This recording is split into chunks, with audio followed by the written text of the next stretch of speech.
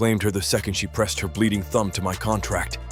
She came to me desperate, offering her lifespan to save her brother from a curse no temple would touch. One signature, one tether. Now her pulse is mine. Every beat pulls me into this mortal realm. Every breath she takes demands I stand closer, touch deeper, own harder.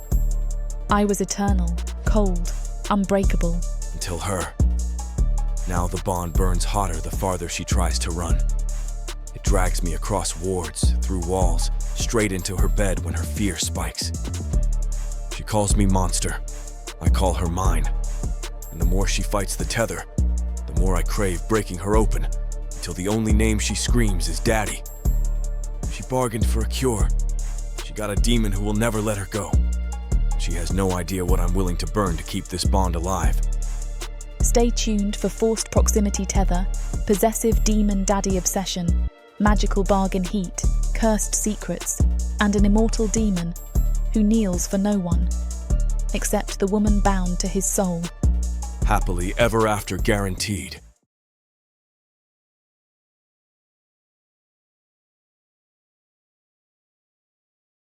Chapter 1. Sable. Breakfast should be the safest part of the day.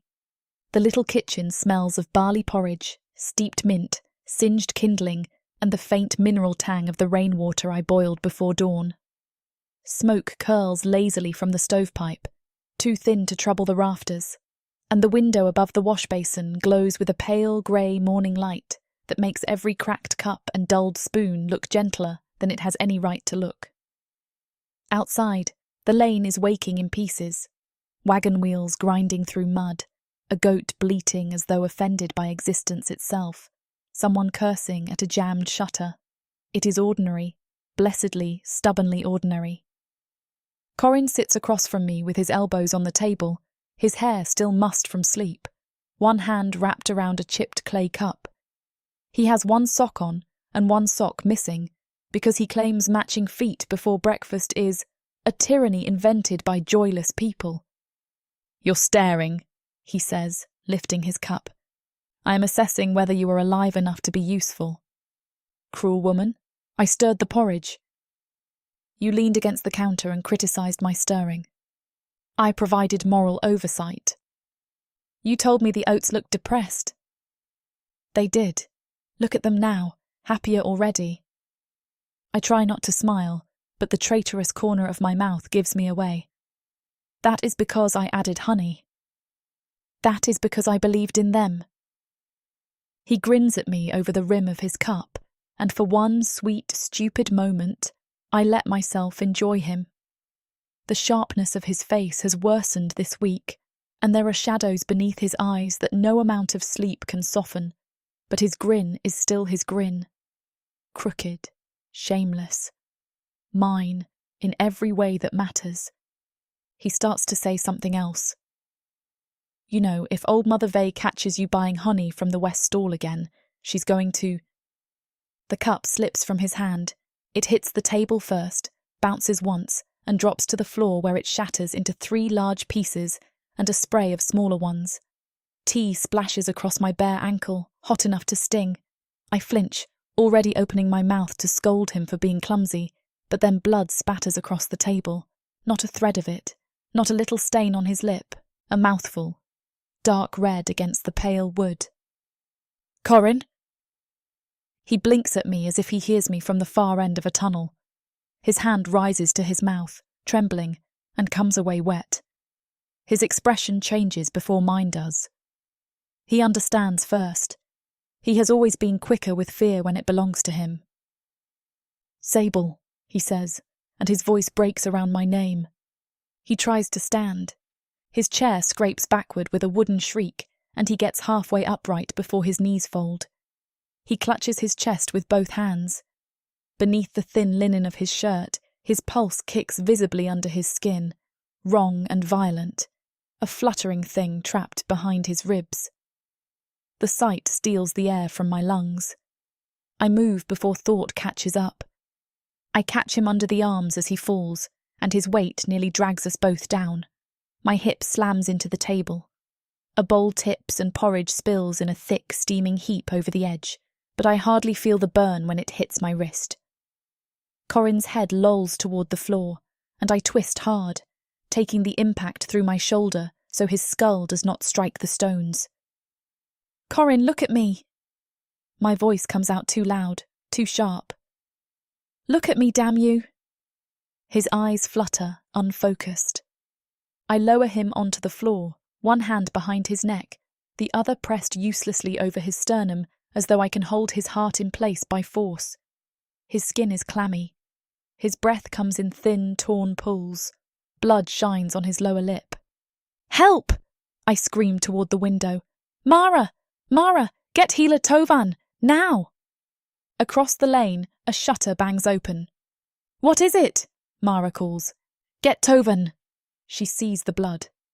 I know the moment she does, because her face drains white and she disappears without another question. Corin coughs again, and this time I turn him sideways before it chokes him. Blood flecks the floor. Blood on my hand. Blood in the grout between the stones. The kitchen, my plain little kitchen with its cracked bowls and crooked shelves, becomes a slaughter room in the space of 5 breaths. No, no, no. I whisper, though I despise myself for wasting words on denial. Stay with me. His fingers curl weakly around my sleeve. If I die before washing dishes, you must admit I won. You are not dying to avoid chores. That sounds exactly like something I would do. His smile is barely there. It trembles at the edges and fails when pain tightens his body. His eyes squeeze shut, and he makes a sound I have never heard from him before, a low animal groan that rips something open in me. By the time healer Tovan arrives, I have blood under my nails and terror in my teeth. He is an old man with a stooped back and sharp eyes, carrying his satchel half-fastened because Mara must have dragged him from his own breakfast. He kneels beside Corin without ceremony and pushes me back with the flat of one hand. "Give me room." I am not leaving him. "I said room, girl, not the next kingdom." I shift just enough for him to work. Mara hovers in the doorway, wringing her apron. I want to snap at her to stop looking so frightened, as though her face has power over the outcome, but I clamp my mouth shut. Tovan draws a brass disc from his satchel, etched with rings of old temple script and healer's notation. He places it over Corin's heart. Then he pricks his own thumb with a needle, smears blood along the disc's outer rim, and mutters a pulse-reading spell under his breath. The air changes. The kitchen sound dulls until the rain outside becomes a hush behind thick walls. A blue-white light seeps from the brass disc, sinking through Corin's shirt and into his skin. For a moment, nothing happens. Then faint black veins flicker across his sternum. They are not natural veins. They branch too sharply, like ink dropped into water and frozen mid-spread. They pulse once, twice, then vanish beneath his flesh. Tovan's jaw hardens. "What is that?" I ask. He does not answer quickly enough. "What is that?" He lifts the disc and wipes it clean with a cloth. Magical wasting. The words are too tidy for what they do to me. Too small. No. Sable. No. Read again. I do not need to read again. You will read again because I am asking you to. His eyes cut to mine. There is pity in them, and I hate him for bringing it into my house. It is curse energy, old, embedded and feeding through the heart muscle. Every contraction worsens the deterioration. Corin opens one eye. "That sounds expensive." I turn on him. "Do not." "What? It does."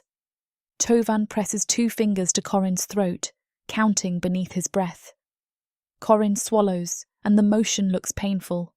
He still tries for a smile, because he is an idiot, because he loves me, because he cannot bear a room where grief has the upper hand. "At least," he murmurs, "I won't have to wash dishes." The joke lands nowhere. His face twists.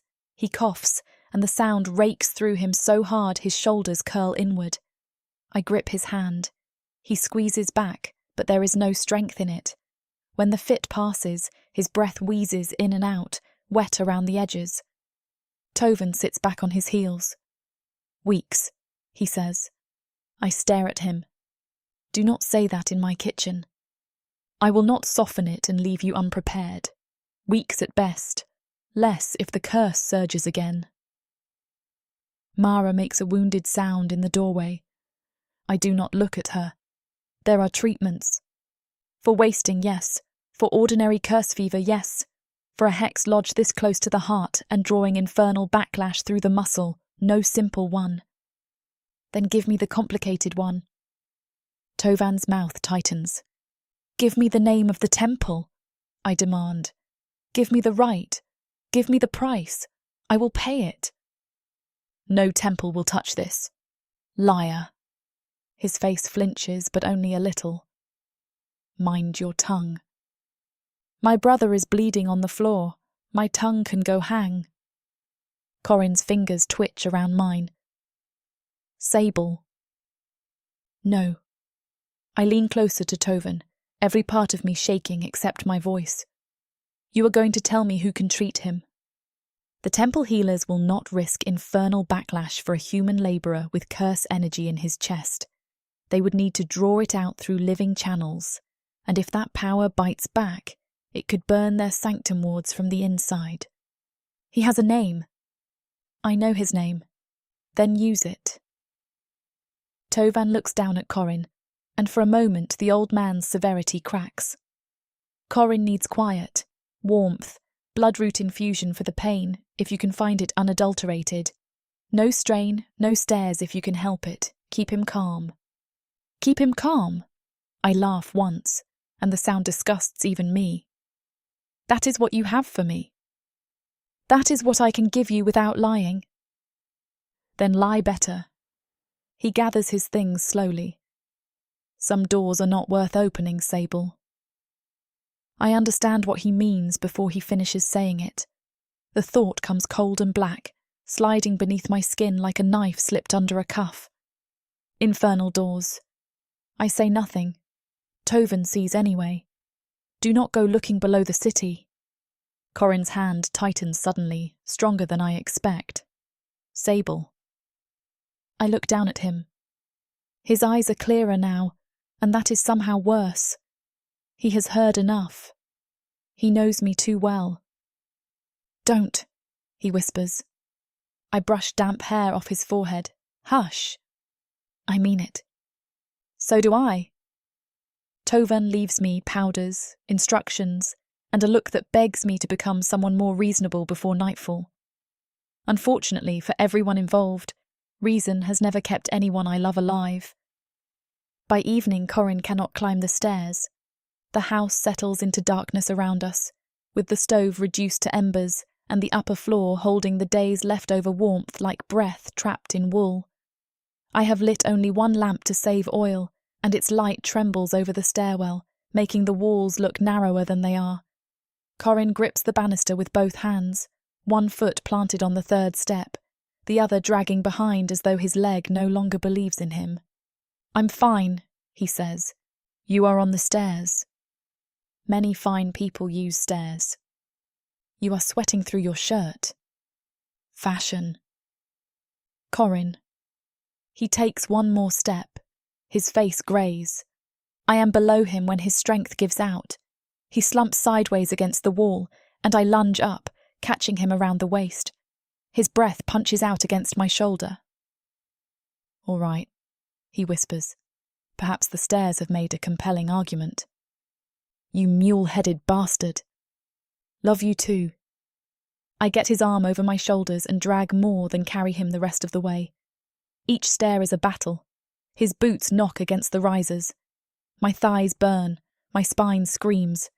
His weight is not what it should be, and that frightens me more than the struggle. He used to be solid, warm, impossible to move when he planted himself in my way and refused to let me storm out into danger.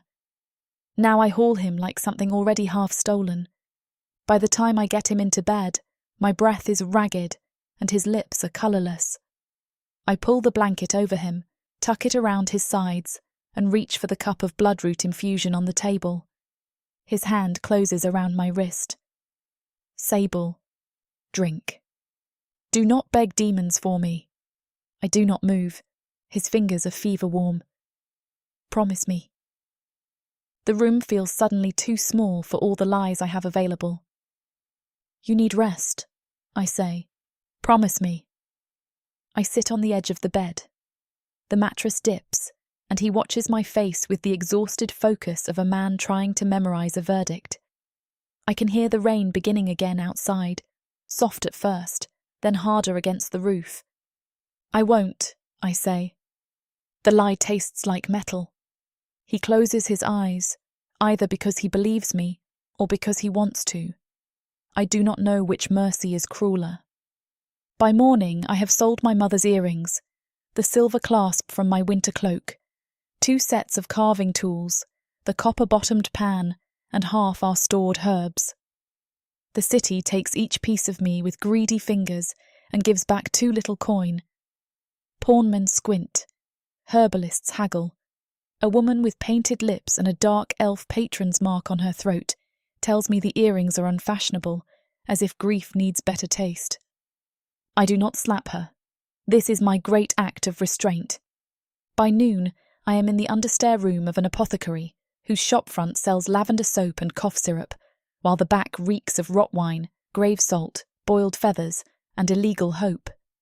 Shelves crowd the walls from floor to ceiling, packed with jars that glow faintly, twitch occasionally, or whisper when I pass. The apothecary herself is a narrow woman with henna'd fingertips and a cataract over one eye. Magical wasting, she says after I pay enough to make her interested. Yes. Heartbound. Yes. Human. Yes. She exhales through her nose. That is ugly business.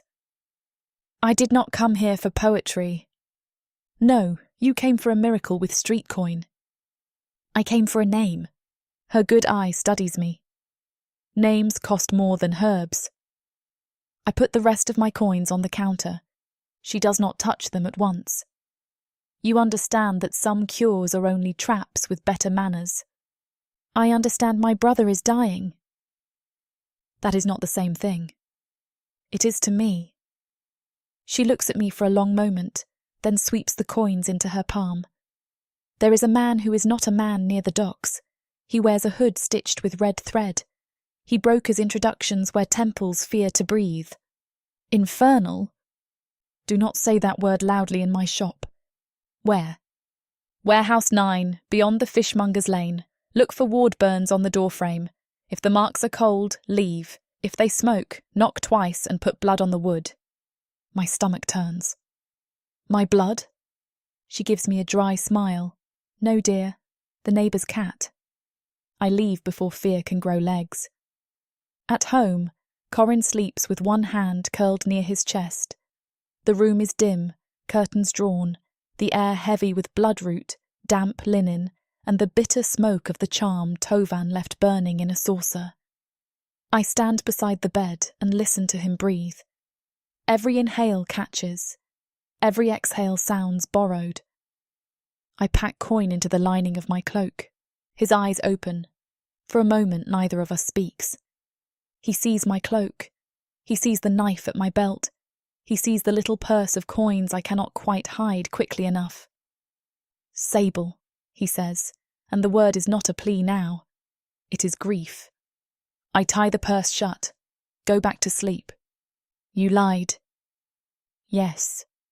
His mouth trembles, but he does not waste strength pretending surprise. Please. I come to the bed because I cannot leave from across the room. I bend and kiss his forehead. His skin is too hot. I am older than you, I whisper, by 11 minutes. Best 11 minutes of my life, very formative. He tries to laugh and winces instead. I press my cheek to his hair. You don't get to ask me to watch you die politely. I am asking you to live. I am. No, he whispers. You're bargaining. I straighten before he can see what that does to me. Then I had better be good at it. He does not stop me when I leave. That is the worst part. The docks are a kingdom of filth and hunger, all black water, tarred ropes, gutted fish, wet planks, and men who know better than to look too closely at a woman walking alone with murder in her posture. Fog crawls low over the harbour, coiling around pilings and licking at the warehouse doors. Somewhere, a bell tolls from a ship hidden in the grey. The sound rolls through my ribs like warning. Warehouse 9 squats at the end of a narrow lane where the stones are slick with brine. The doorframe is scarred with ward burns, each mark blackened into the wood in a language my eyes do not want to hold. They smoke faintly. I prick my thumb with my knife. The blood wells bright. I knock twice and press my thumb to the wood. Locks open inside the door, one after another, though I see no hands. The door swings inward. The warehouse smells of rust, wet ash, and old bargains. Red sigils flicker across the floorboards in a slow circular pulse, not bright enough to illuminate the corners, but strong enough to paint my boots in hellish light. Crates line the walls, chains hang from the rafters. At the centre of the room stands a hooded figure in a long coat stitched at the seams with dark red thread. "You are late," the broker says. His voice is smooth and sexless, polished like a blade kept too clean. "You did not know I was coming." I knew someone desperate would arrive before moonrise. Desperation is punctual, even when people are not. I keep my chin lifted. I need a cure. Everyone who comes here needs something. Cures, vengeance, silence, beauty, murder, absolution. You will have to be more specific. My brother has magical wasting, curse energy in the heart muscle. The temples will not treat him because of infernal backlash. The hood tilts. I cannot see the face within it. And you love him. He is my brother. That was not what I asked.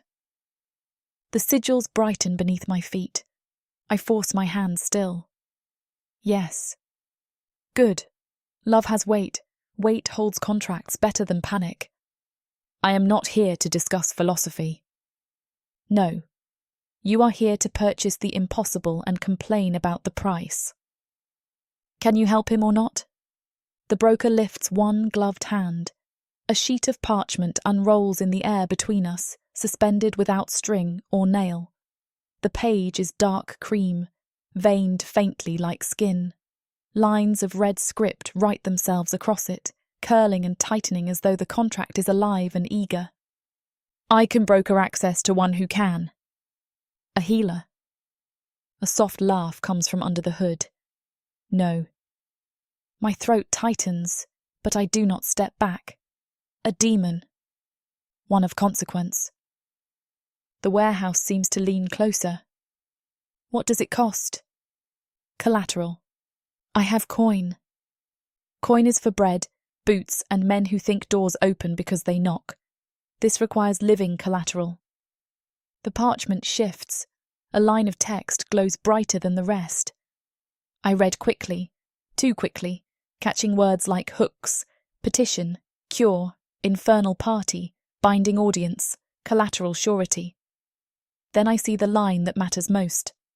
Lifespan pledge. How much? I ask. That depends on what is required. No, that is not an answer. It is the only honest one. Your pledged years secure the petition. Should the infernal party agree to intervene, the final price will be negotiated directly. I look at the deeper script beneath the clause.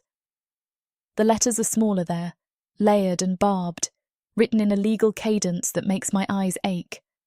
Some of it shifts when I try to focus. I catch fragments. Bond exposure, embodied surety, transferable obligation, appetite acknowledgement. What does this mean? It means the contract recognizes you as collateral. I gathered that. Then you understand enough. I understand plenty of people say that when they hope you won't ask the next question. The broker's hood angles toward me. Ask then. I think of Corin on the floor with blood on his mouth. I think of him on the stairs, trying to joke while his legs give out. I think of him whispering, "You're bargaining," as though love can be clean if it refuses to kneel. The next question dies on my tongue. "Will this get me to someone who can save him?" I ask. "Yes." "Then give me the pen." No pen. A needle rises from the contract's lower edge, thin as a thorn and wet with red light. My body knows enough to recoil. I keep my hand steady by sheer spite. The broker says, "Thumbprint." I press my bleeding thumb to the waiting mark. Pain lances up my arm. The contract drinks. Red sigils flare beneath my boots, up the walls, across the hanging chains, and over the inside of my skin. For an instant, I hear something vast breathe from very far away, or very close beneath me. The sound is not human, not animal, not anything that belongs in a world with morning porridge and mismatched socks. The blood ink seals under my thumbprint.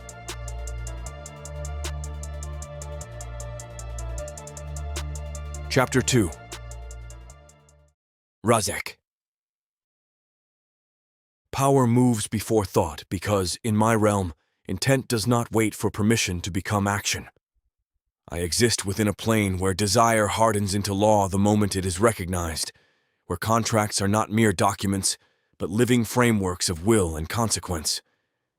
The infernal strata shift beneath me in slow, deliberate tides, with black stone ridges rising and sinking like the ribs of some immense buried creature. Rivers of molten light thread through the fissures, casting a red-gold illumination that reveals everything while offering no warmth. Around me, the murmurs of bound souls layer over one another in a constant textured current of regret, defiance, and failed bargains. I do not hear them as noise. I process them as structure, as order, as a map of obligations fulfilled and broken. Then something cuts through it all with violent precision. The sensation is not sound or sight, but a signature that tears across the infernal plane like a blade dragged through glass. The strata shudders in response, and the ripple of awareness spreads outward, disturbing even the most deeply embedded contracts. Every bound entity recoils in some small way from the disturbance, and I still myself because the nature of the disruption demands focus. The signature resolves into recognizable components: life-bound collateral, mortal origin, brokered contract, infernal authority trigger.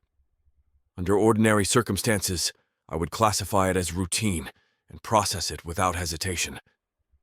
However, the weight attached to it refuses to align with expectation. It does not carry the frantic desperation of a noble clinging to stolen years, nor the brittle panic of a peasant sacrificing their lifespan without comprehension. Instead, the signature feels dense, coherent, and anchored with an unsettling degree of clarity. I reach into the contract stream and draw it into my perception. The parchment manifests within my grasp without true physical form, its script burning in precise lines across its surface. I do not simply read the words. I read the structure beneath them, the pathways they carve through possibility. The petition is standard, the collateral clause properly constructed, and the infernal trigger correctly aligned to my authority. However, the mortal signature embedded within the document commands my attention in a way that is neither expected nor easily dismissed. It burns with clarity. That alone is enough to disrupt expectation, because mortal signatures should fray at the edges under the weight of such agreements.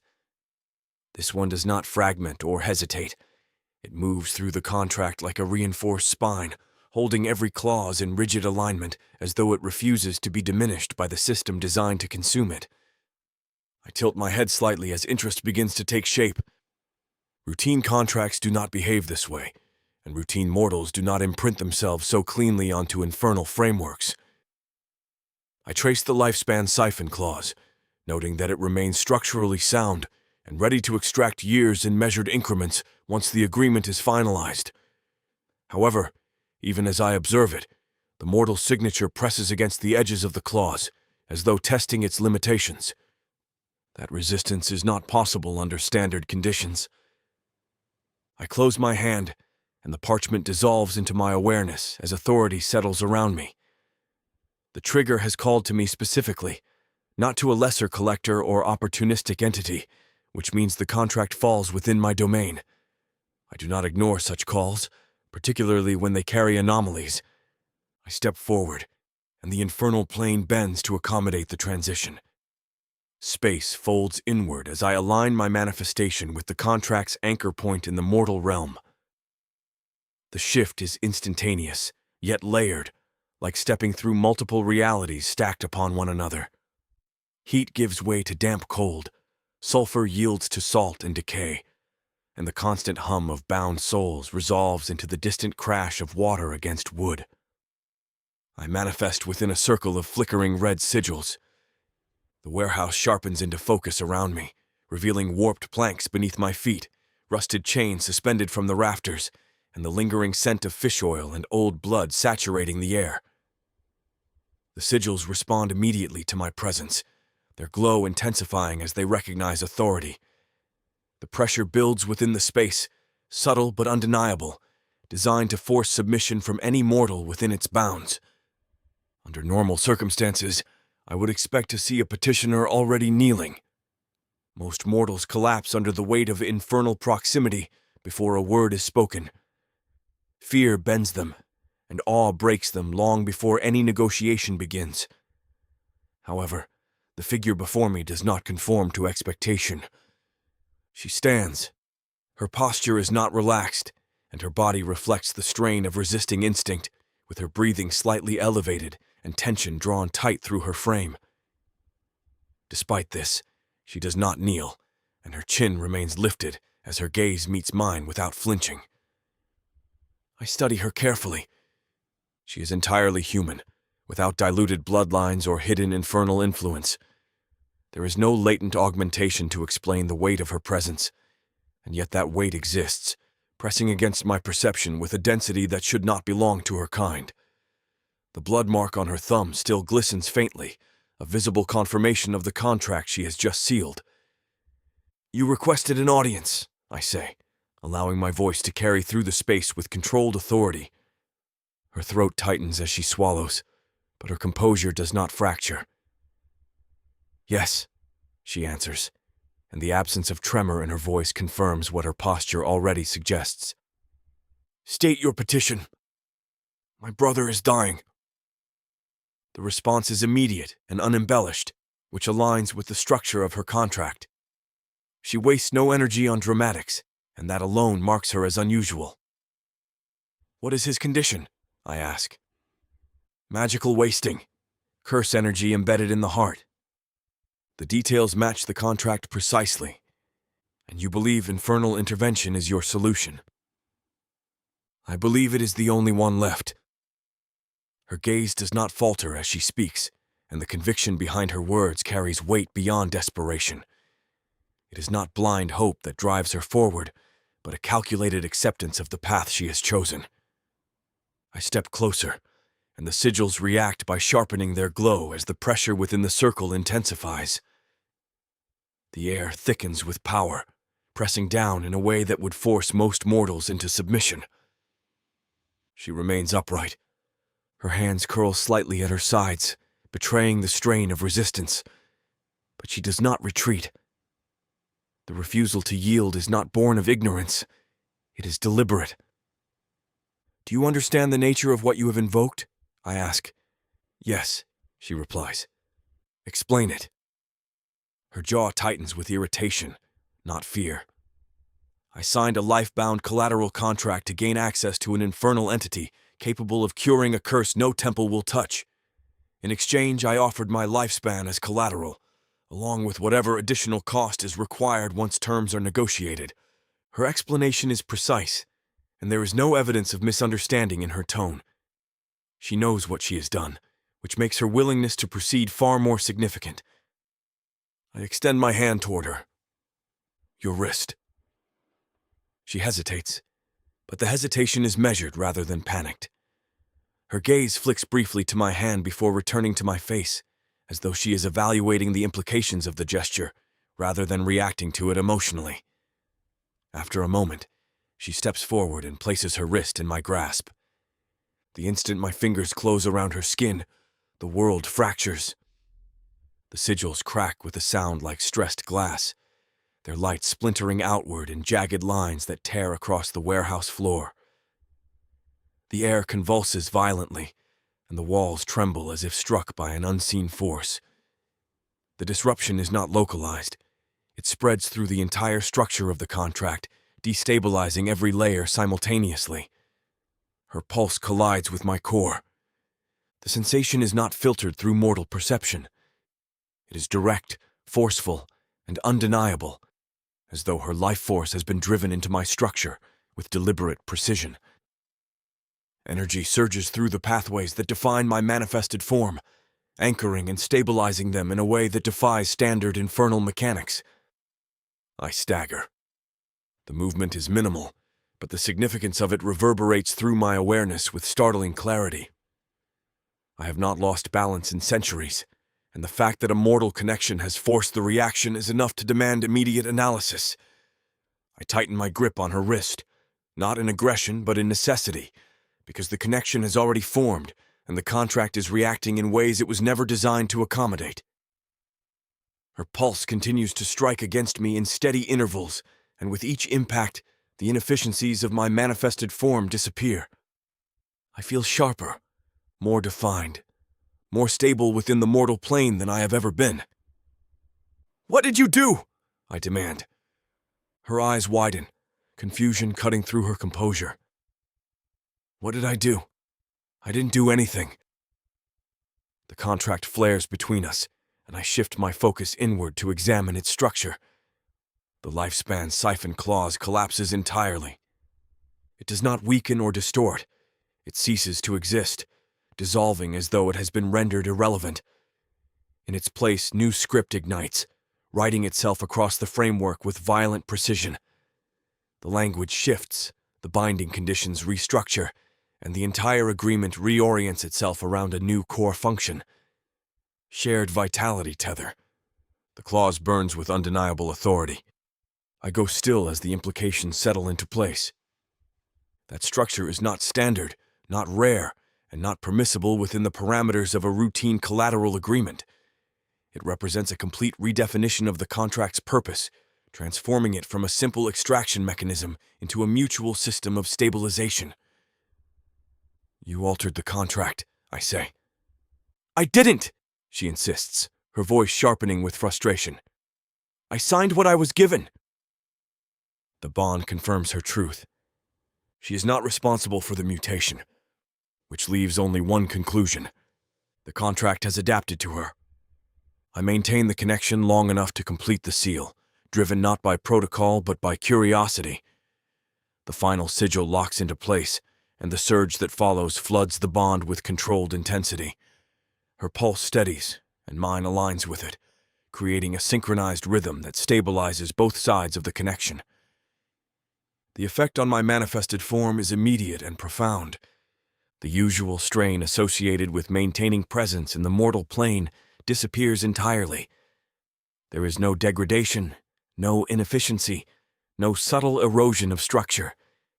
Instead, I am anchored with a precision that exceeds any method I have previously employed. I release her wrist slowly. She steps back, her breathing uneven, her gaze fixed on me with a mixture of shock and dawning comprehension. "What just happened?" she asks. I do not answer immediately, because I am still analyzing the implications of the event. The sequence of interactions, the structural collapse of the original clause, and the emergence of the tether all point toward a conclusion that cannot be ignored. She is not collateral. She is an anchor. I study her again, this time with a different perspective. She is no longer a petitioner or a resource. She is a variable that has fundamentally altered the parameters of the interaction. "You are not what this contract intended," I say. "I'm human," she replies, her tone defensive but steady. "Yes," I acknowledge, and that is precisely the problem. Her expression hardens. "Then explain it." "It means," I say carefully, that this arrangement is no longer simple. It was never simple. My brother is dying. The statement lands with force, cutting through analysis and grounding the situation in its original context. The contract may have changed, but her objective has not. That remains unchanged, I concede. The sigils dim around us as their function concludes, and the warehouse settles into a tense stillness.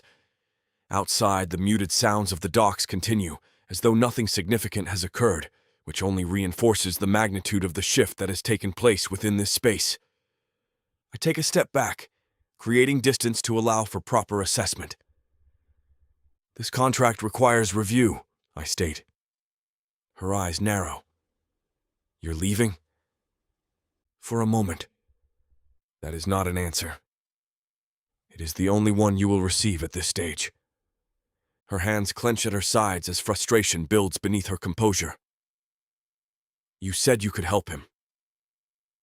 I said I could broker access to someone who can, I correct. And now?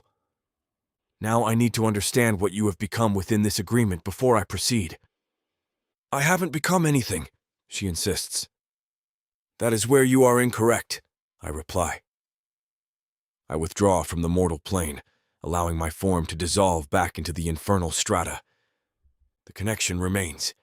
That detail is the most significant of all. Even as I return to my domain, I can still feel her pulse, steady and insistent, threaded through the bond as a constant stabilizing force. The word forms within my awareness with unsettling clarity. Anchor.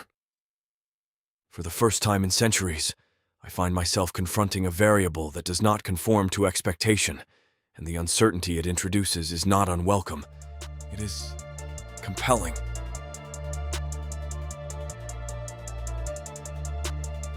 Chapter 3. Sable.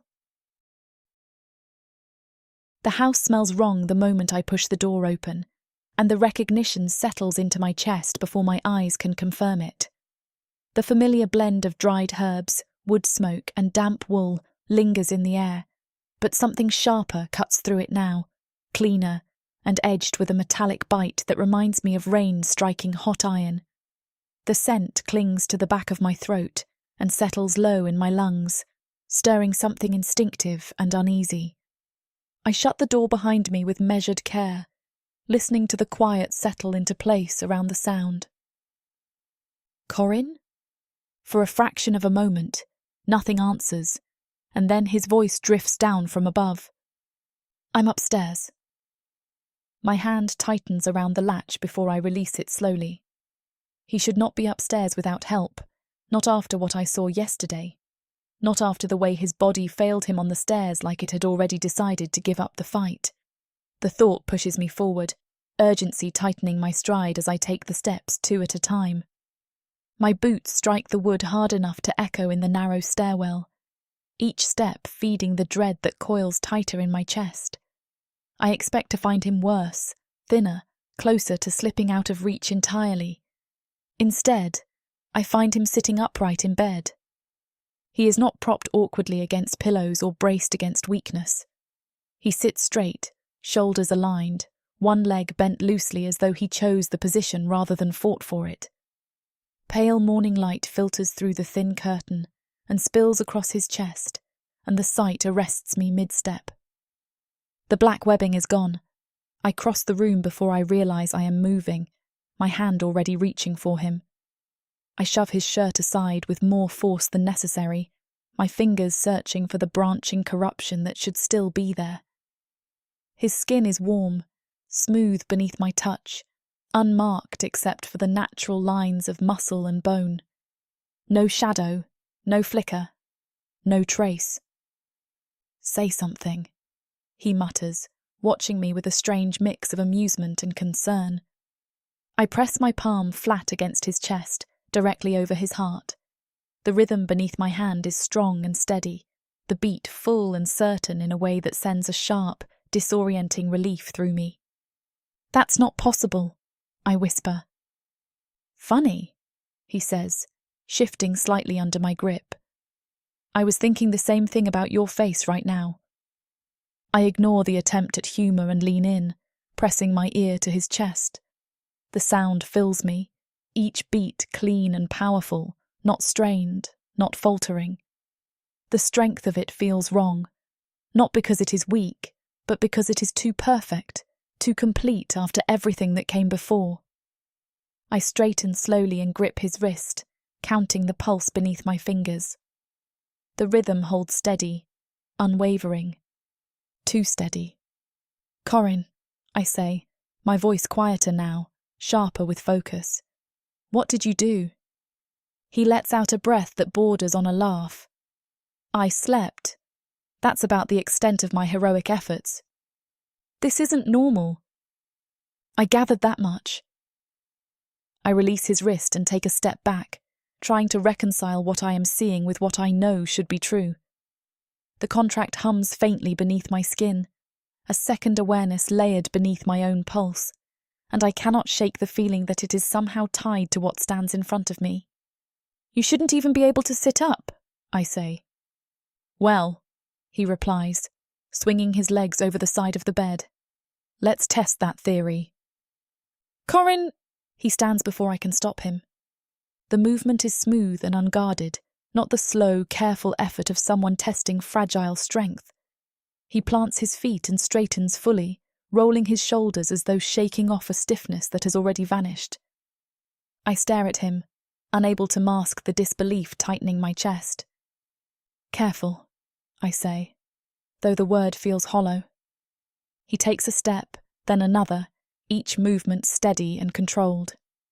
"Gods," he breathes, looking down at his hands. "Sable, I feel." He stops, shaking his head slightly. I don't even know how to explain it. I do not answer because I am watching too closely, tracking every shift in his balance, every breath, every movement of muscle beneath skin.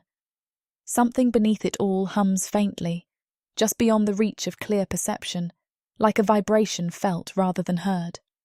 "Wait," he says suddenly, turning toward the corner of the room. "Watch this."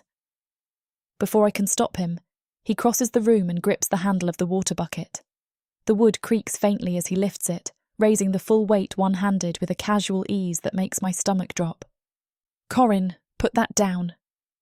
"I couldn't even budge this yesterday," he says, his voice bright with disbelief. "Put it down," I repeat, sharper this time. Something in my tone reaches him, and he lowers it carefully, setting it back against the floorboards. Water spills over the rim, darkening the wood between us. "You're not happy," he says quietly. "I'm thinking." That's worse. I step forward again and take his wrist, repeating the checks despite already knowing the result. His pulse remains steady beneath my fingers, unyielding and strong. "What did you do?" he asks. "I fixed it." His gaze sharpens. "How?" The answer lodges in my throat, heavy with everything I do not yet understand. "I made a deal," I say. "With who?" The air shifts before I can answer. The change is subtle, but unmistakable. The temperature drops just enough to raise the hairs along my arms, and the faint hum beneath my skin sharpens into something immediate. I turn toward the doorway instinctively. He stands there as though he has always occupied that space.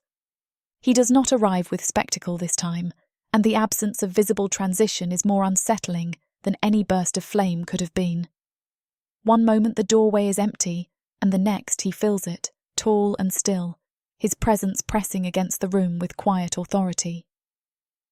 My body reacts before my mind catches up, tension snapping through my limbs as I shift slightly in front of Corin. "What is that?"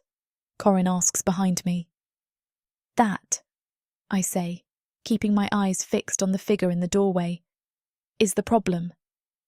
The demon's gaze settles on me first, then moves to Corin with a measured, deliberate focus that makes something tighten low in my chest. "You healed him," I say. "I corrected the condition," he replies. "That's not an answer." "It is a precise one." I step toward him, frustration sharpening every word. What did you do to him? What was required? That is not good enough. His eyes return to mine, steady and unyielding. The contract has shifted. I gathered that much. Then you understand that the original terms no longer apply. I understand that my brother was dying yesterday and is now lifting water buckets like nothing ever touched him. I snap. So start explaining. I will not provide full disclosure at this stage. Anger flares hot and immediate. You think I signed my life away for partial answers? I think you signed without understanding the full scope of what you invoked. That doesn't give you the right to keep me in the dark. It means the situation is more complex than you anticipated. Then make it simple, I demand. No. The refusal lands hard, final. A sharp laugh escapes me before I can stop it. You have got to be kidding me. I do not engage in humour. That's a shame, because this is ridiculous. I turn and push past him, shoving the door open hard enough to rattle the hinges. Cool air strikes my face as I step outside, sharp with salt and damp earth, and I keep moving because staying still feels like surrender. Sable, Corin calls after me. Stay inside, I throw back, not slowing.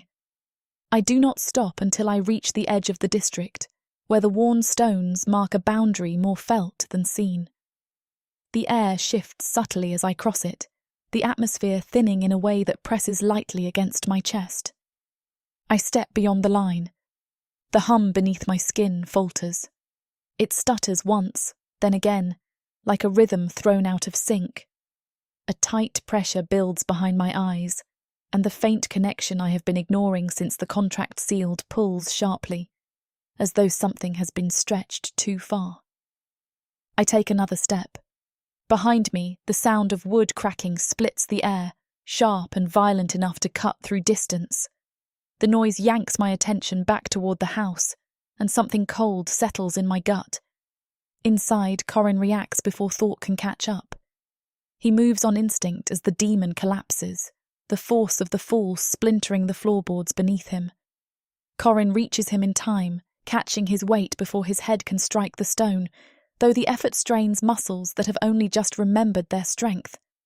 The demon's form flickers, unstable in a way that contradicts the controlled presence he held moments earlier.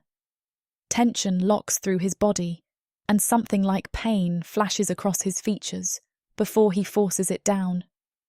"Distance," he says, his voice rougher than before. "What are you talking about?" Corin demands, lowering him carefully. The demon's hand snaps out, gripping Corin's shirt with sudden force. "Where is she?" The answer comes in fire.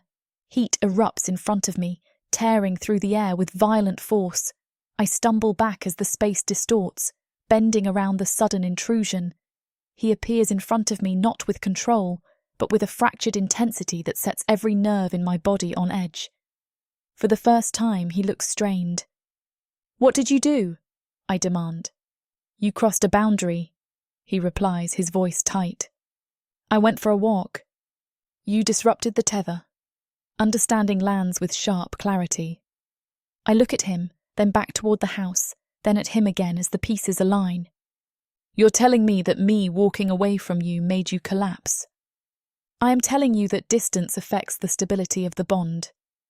And that bond affects you." "Yes." The implication settles heavily. "You're tethered to me," I say. "We are tethered to each other," he corrects. I glance past him and see Corin in the doorway, watching us with an expression that has shifted from confusion to understanding. The realization in his eyes is not subtle, and it sends a sharp, complicated ache through my chest. I turn back to the demon. "I want to see the contract." "No." The refusal comes too quickly. My temper snaps. "You don't get to say no anymore."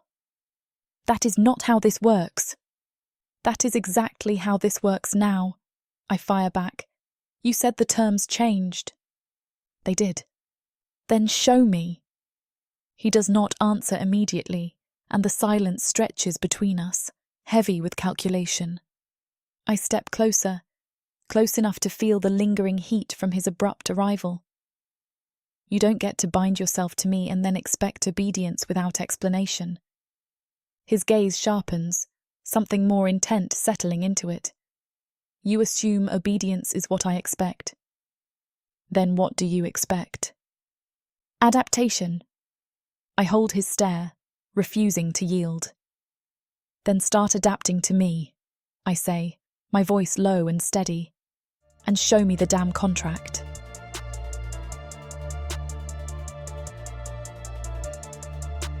Chapter 4.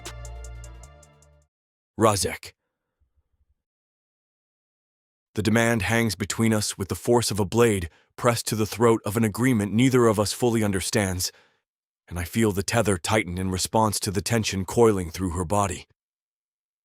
Sable's pulse strikes through the bond in sharp, uneven rhythms, each acceleration pushing against my core with enough force to disrupt the clean stability I had only just begun to map. The district air tastes of salt, soot, damp stone, and human habitation, all layered over the fading heat of my forced manifestation, and none of it distracts from the singular, unavoidable fact that her emotional state is no longer separate from my structural integrity. She lifts her chin, eyes hard. I said, "Show me the damn contract." Corin remains in the doorway behind her, arms folded across his chest, no trace of the failing body I observed the previous cycle. His aura no longer flickers weakly at the edges. Instead, it expands outward in irregular pulses, gathering density at a rate that suggests ongoing transformation rather than simple restoration. He watches me the way one watches a threat that has not yet decided which direction to strike, and that attention does not falter when I meet it. I extend my hand, palm upward. Very well. Sable narrows her eyes. That was too easy. You demanded transparency. I am providing a controlled portion of it. That sounds like fancy phrasing for being slippery. It is precise phrasing for preventing cognitive overload while maintaining contractual integrity. Corin lets out a quiet breath that carries the edge of a laugh. That sounded like fancy phrasing, too. I glance at him without shifting posture. Your commentary continues to lack relevance. Still optimistic about changing that. Sable's mouth almost curves, just barely, and the tether reacts at once. A brief warmth moves through my core, smoothing the minor distortions lingering from earlier instability. The sensation does not belong to me. It is not something I generate or command. It originates with her, passes through the bond, and alters my state with a precision that no infernal construct has ever required. I draw the contract into visible form.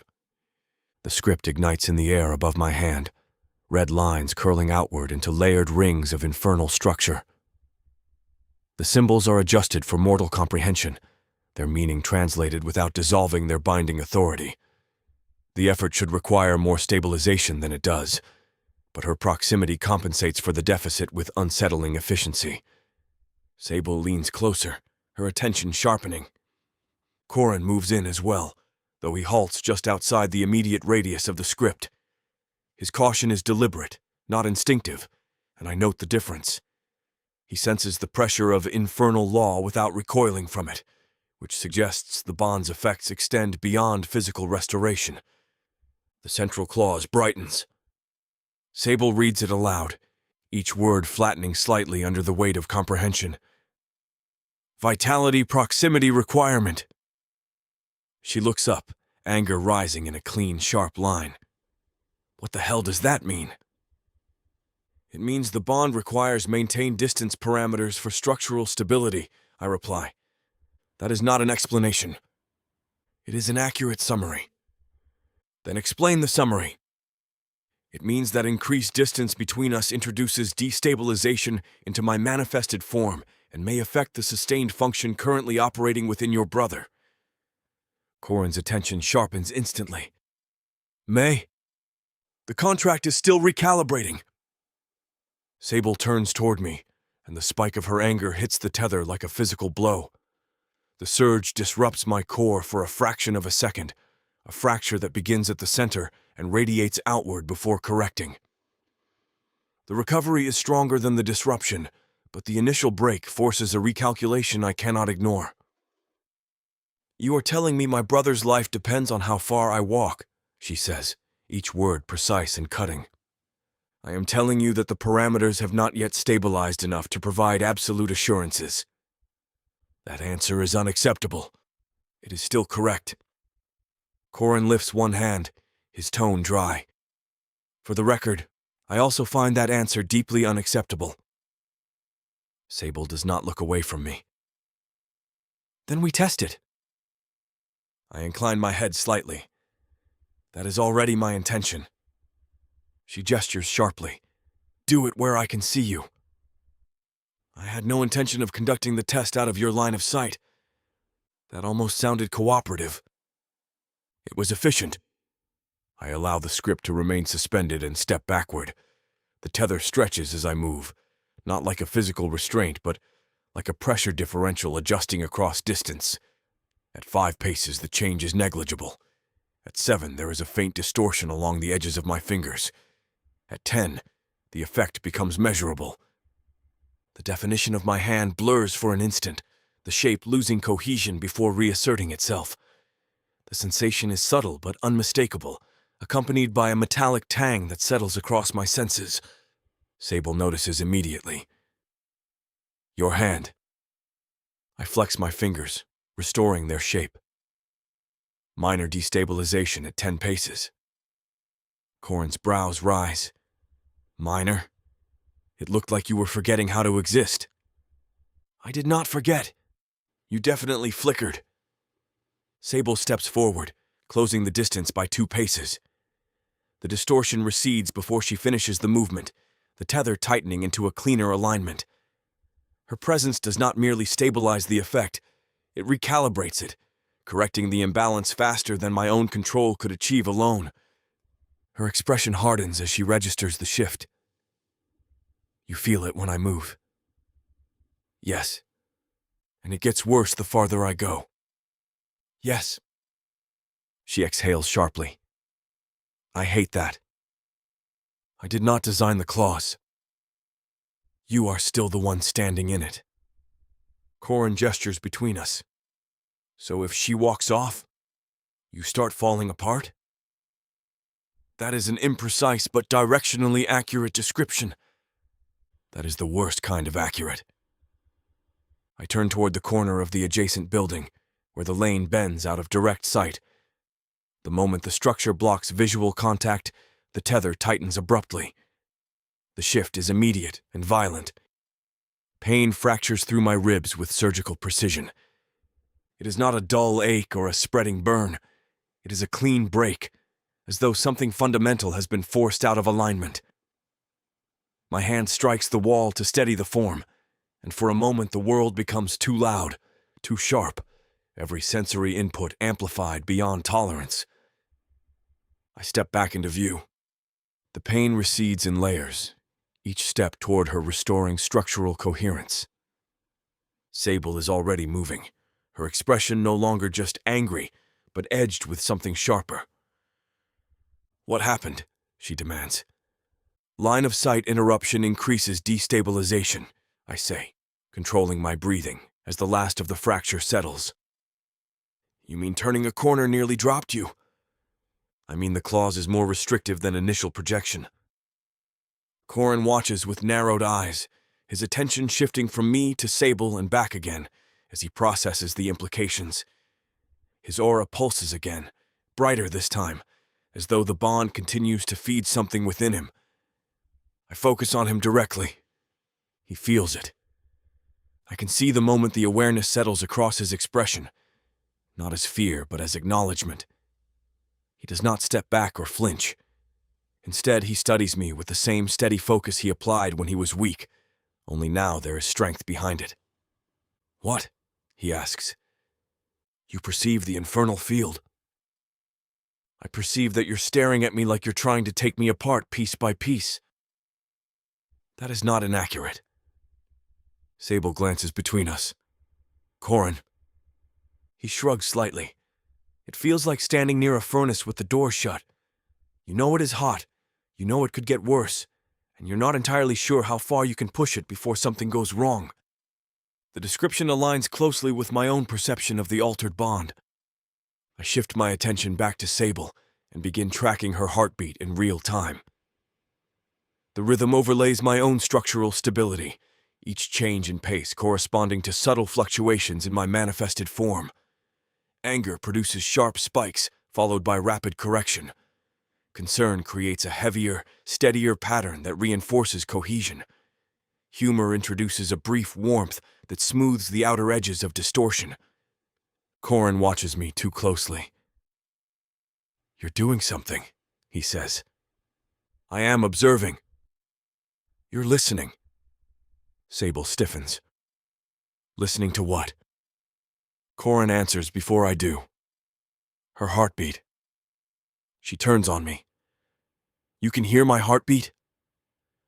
"I can track it through the tether." "That is invasive. It is necessary. Stop doing it." I cannot disengage from a primary stability input without introducing additional risk. She exhales sharply, anger flaring again, and the tether snaps with pressure before correcting. The pattern confirms itself with increasing clarity.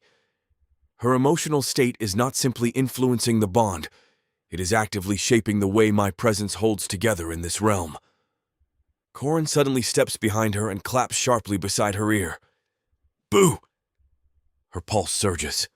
My reaction is immediate and nearly uncontrolled. Heat flares under my skin, the impulse to flash forward igniting before conscious restraint can intercept it.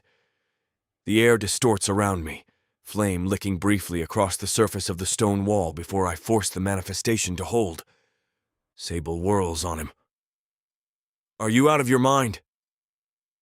Corin lifts both hands, though his expression lacks remorse. "Testing reaction." I close the distance between us faster than intended. "Do not repeat that experiment," I say, my voice colder than before. He glances at the scorched wall, then back at me. "You nearly jumped." "I nearly removed you from the equation entirely." "That sounds unpleasant." "It would have been decisive." Sable steps between us, her presence forcing a recalibration through the tether that steadies the lingering instability. "Enough. Both of you." Corin leans slightly to look around her. "For something with your reputation, you are not as untouchable as people say." "Reputation is often built on incomplete data," I reply. "Good. I prefer complete data." His gaze sharpens, and I recognize the shift. He is not simply observing now. He is testing, measuring, learning. The same impulse that drove Sable to sign the contract drives him to probe its consequences. This family does not retreat from danger. They lean into it. The realization alters my internal calculus. It explains their survival. It explains her willingness to bind herself to an unknown force. It explains why the bond did not fracture under her will when it might have under another. I should withdraw. The thought presents itself with logical clarity, outlining the benefits of retreat and analysis within the infernal plane. However, the tether responds immediately to the idea, tightening just enough to remind me of the consequences. Distance is no longer theoretical. Neither is the pull. Sable looks at me again. "Are you leaving?" "No." The answer arrives without delay. Her eyes narrow. "Why?" "Because the bond remains unstable. Your brother's condition continues to evolve, and your tendency to move without considering the consequences has already demonstrated its effect on my manifested form." That is the official answer. "It is sufficient." Corin exhales softly. That means no. We return to the house together, the three of us moving in a loose formation that reflects necessity more than agreement. The interior greets us with the scent of bloodroot, ash, and damp wood, layered with the faint metallic brightness that still lingers from the contract's alteration. The damaged floorboards mark the site of my earlier collapse. Corin notices my attention. I'm still billing you for that. You lack the authority. I have imagination. Sable gestures toward the table. Sit. I feel fine. You were dying yesterday. Sit. He considers arguing, then decides against it and drops into the chair.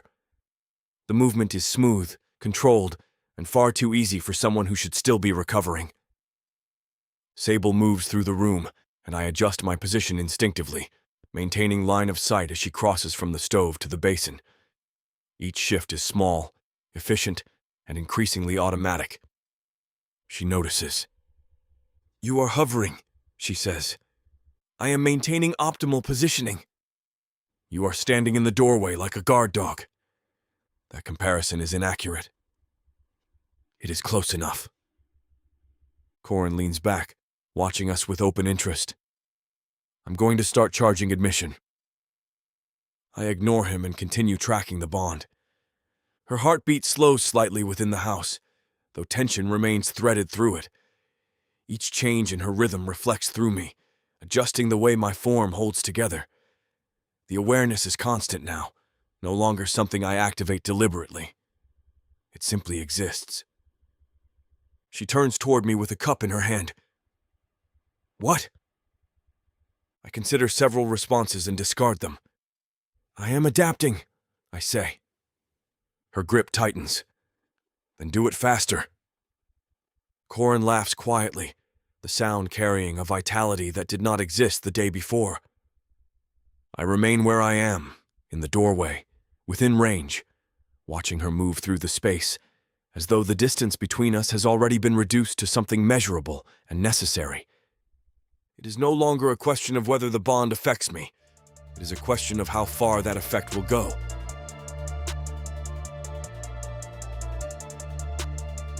Chapter 5. Sable. I am not letting him haunt my house like a decorative nightmare. That decision settles into me somewhere between Corin's third sarcastic comment and the fourth time I catch the demon repositioning himself in a doorway, like he's measuring my breathing patterns for sport.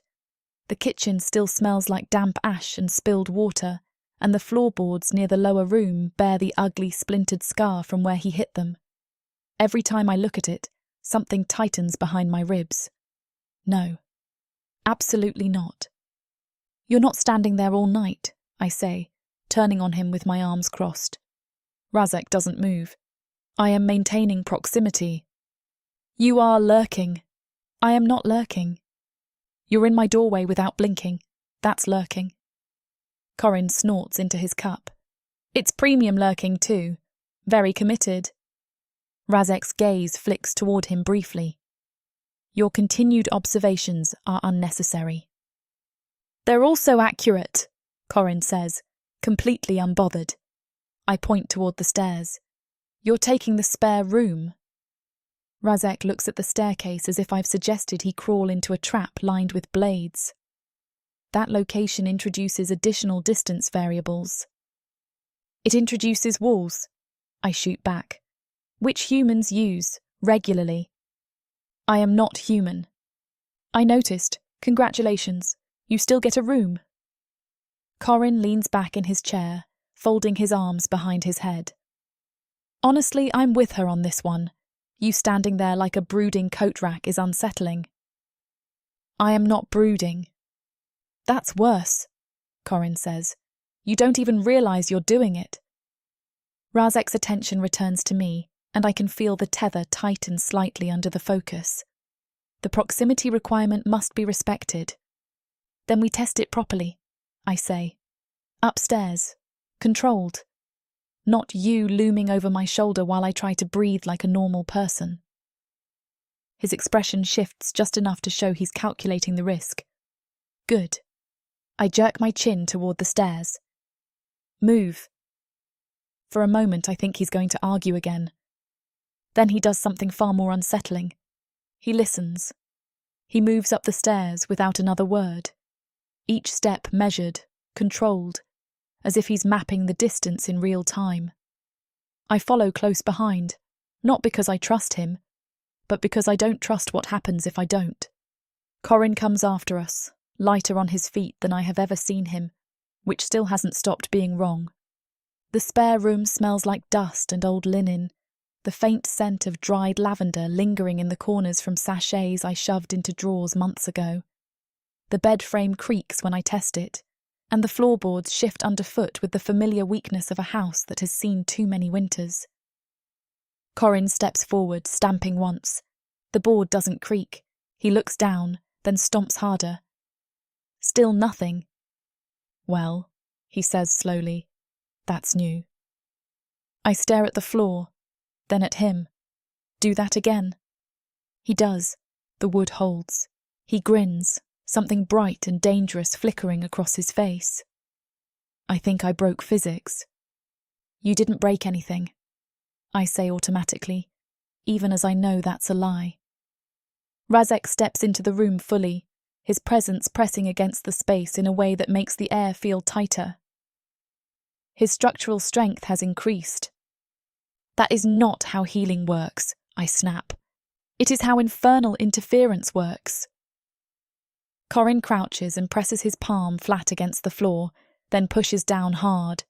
The board doesn't flex. I used to avoid this spot because I thought I'd go through it, he says. Now I could probably jump. You're not jumping through my floor, I say immediately. He looks up at me with a grin. Not even a little? No. Cruel. Razek watches him with an intensity that makes my skin prickle. Your endurance will continue to increase. Corin rises to his feet, brushing his hands together. Good.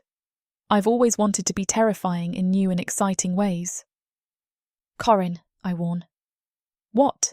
He says. If I'm going to survive being magically rewired, I might as well enjoy the perks. I turn away before I can respond and face Razek instead. Stay here. This room is suboptimal. This room has walls, I say, and a door. You'll live. That outcome is not currently in question. Then stop arguing and stay. He studies me for a moment, and I feel that strange, quiet pressure of his attention settle over me again. The tether hums faintly, steady, but alert, like it's waiting to see which direction I'm going to push next. Very well, he says. I don't thank him. Instead, I turn and head back downstairs. Corin lingers for a second, glancing between us, then follows me with a low whistle. You just assigned a demon to a guest room, he says as we descend. I feel like we should mark the date. I assigned a problem to a contained space, I correct. That is one way to phrase it. We settle back into the kitchen, though settle feels like a generous word for what is happening. The air is still charged, still sharp with everything that has changed, and the normalcy of a table and chairs does nothing to soften it. I shove a bowl toward Corin. Eat. I'm not hungry. Eat anyway. He takes the bowl, eyeing me. You're cooking through a crisis. I'm thinking through a crisis, I correct. There's a difference. Barely. I ladle stew into another bowl, the scent of root vegetables and broth rising with the steam. It should be comforting. It isn't, not anymore. Razek appears in the doorway. I don't hear him come down the stairs. He's just there. Again. I slam the ladle down harder than necessary. We talked about this. I am within acceptable proximity. You're also ignoring instructions. You did not specify a restriction against repositioning once initial placement was achieved. Corin chokes on a laugh. He found a loophole already.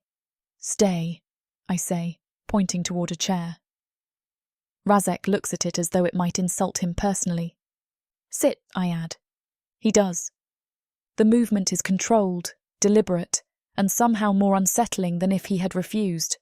He sits like someone who has studied the mechanics of human posture and decided to replicate it with exact precision. We eat. Or rather, Corin eats, I pretend to eat, and Razek watches us like we are an experiment unfolding in real time. Explain it, I say finally.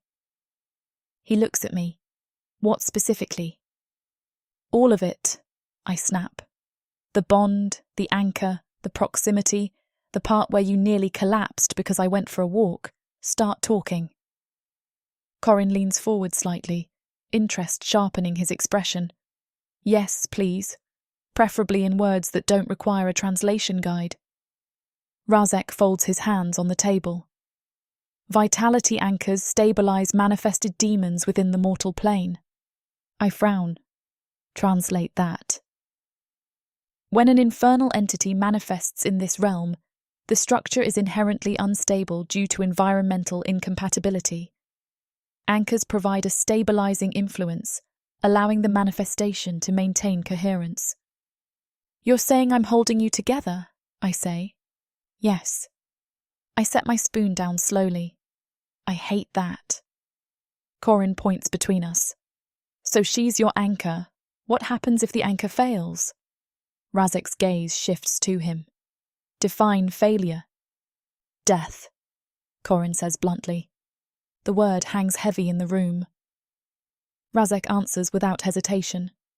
The manifestation would destabilize completely. And you? Corin presses. I would withdraw. That's it? That is sufficient. Corin leans back, frowning slightly. That feels like you're leaving something out. I am providing relevant information. Relevant to you, Corin says. Not necessarily to us. Razek does not respond. I lean forward, irritation sharpening my voice. What about me? You remain the anchor. That's not an answer. It is the current condition. Frustration flares again, sharp and hot, and I feel the tether react instantly. My pulse spikes, my breath quickens, and before I can even process the change, he's gone. The chair is empty. The air shifts violently, heat flaring at the edges of the room. And then he is in the doorway again. Corin chokes on his stew. You've got to be kidding me. I stare at Razek, my chest still tight from the spike in my breathing. You didn't decide to move. No, he says. You reacted. Yes. Corin wipes his mouth, shaking his head. That's not controlled. That's reflex. Razek's jaw tightens slightly. It is adaptive. It is automatic, Corin corrects. I push back from the table and start pacing, my mind racing faster now that I have something concrete to work with. So if I get upset, you move. If your emotional state disrupts the tether, my manifestation compensates. That's not compensation, I mutter. That's chasing stability. Corin grins. You've got him on a leash and you didn't even know it. I do not have him on a leash, I snap. Sure you don't. I ignore him and grab a piece of parchment from the shelf, along with ink and a quill. The contract is still fresh in my mind, the phrasing burned into memory whether I like it or not. I start writing. Vitality proximity requirement, I mutter as I copy the clause. Life continuity, shared stabilization, conditional range. Razek watches me. He doesn't stop me. That alone tells me more than anything he said out loud. Corin leans over my shoulder. What are you looking for? A way out, I say, or a way to bend it. Good plan. I underline a section, frowning. This part. Life continuity remains bound to mutual preservation parameters. Corin tilts his head. That sounds complicated. It sounds vague, I say, which means it's flexible. Razek's voice cuts in, low and precise. Infernal contracts are not designed to be exploited by mortals. Everything is exploitable, I reply without looking up. You just have to find the weak point. Corin straightens, rolling his shoulders. Speaking of weak points, he grabs the edge of the table and lifts. Not just a little. He lifts it clean off the floor. I stare at him. Put that down. He sets it back carefully, clearly pleased with himself. Still getting stronger. Razek watches him closely. Your healing has been accelerated beyond baseline parameters due to infernal exposure. Translation? Corin asks. You are not finished changing. Corin's grin falters slightly. That sounds ominous. It is incomplete. That's not comforting. I keep writing, my mind racing ahead now.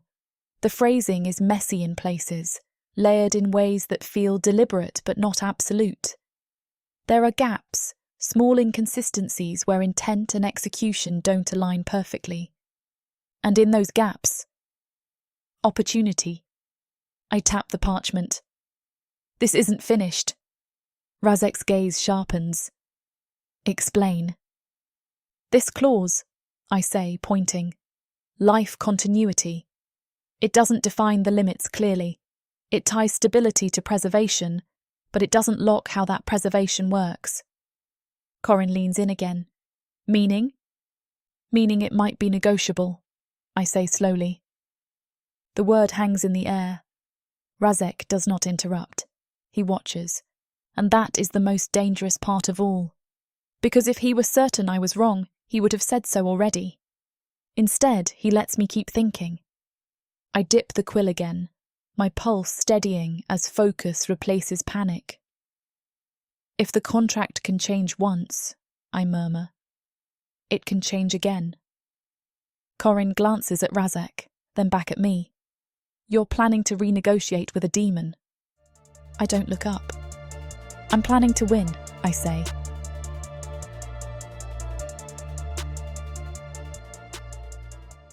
Escape this world and step into one where romance and magic intertwine across realms, with stories that are not just standalone tales, but part of a vast, interconnected universe. Imagine not just one, but 100 stories, where characters, destinies, and legends cross paths in unexpected ways. 100 audiobooks from the Romantasy 100 book bundle. These aren't just isolated stories. They share themes, worlds, and threads that make every journey feel part of something grander. Fated lovers, ancient prophecies, and the delicate balance between power and passion. Get all of these stories today for a mind-blowing 90% off. That's right, 100 audiobooks for the price of 10. 800 hours of audio where these alpha males prove just how puny the human men of Protheka are. 12 complete series where they show their human women what they've been missing and more. One-time purchase, lifetime access to a universe of interconnected magic and romance. Protheka's magic is eternal. With the Romantasy 100 book bundle, your pleasure will be too.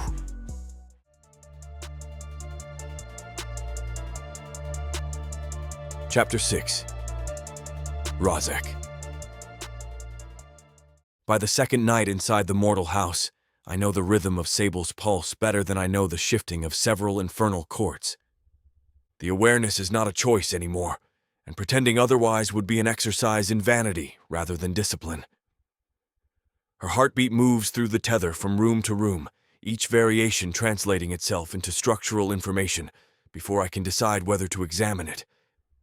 When she works at the kitchen table, her pulse steadies into a focused cadence that sharpens around irritation whenever infernal phrasing refuses to yield to her logic. When she climbs the stairs, it rises just enough to remind me of distance, walls, and the intolerable fragility of a body that can be injured by gravity. When she pauses outside Corin's room, concern deepens the rhythm into something heavier, and my manifested form responds with a stability that feels too much like relief.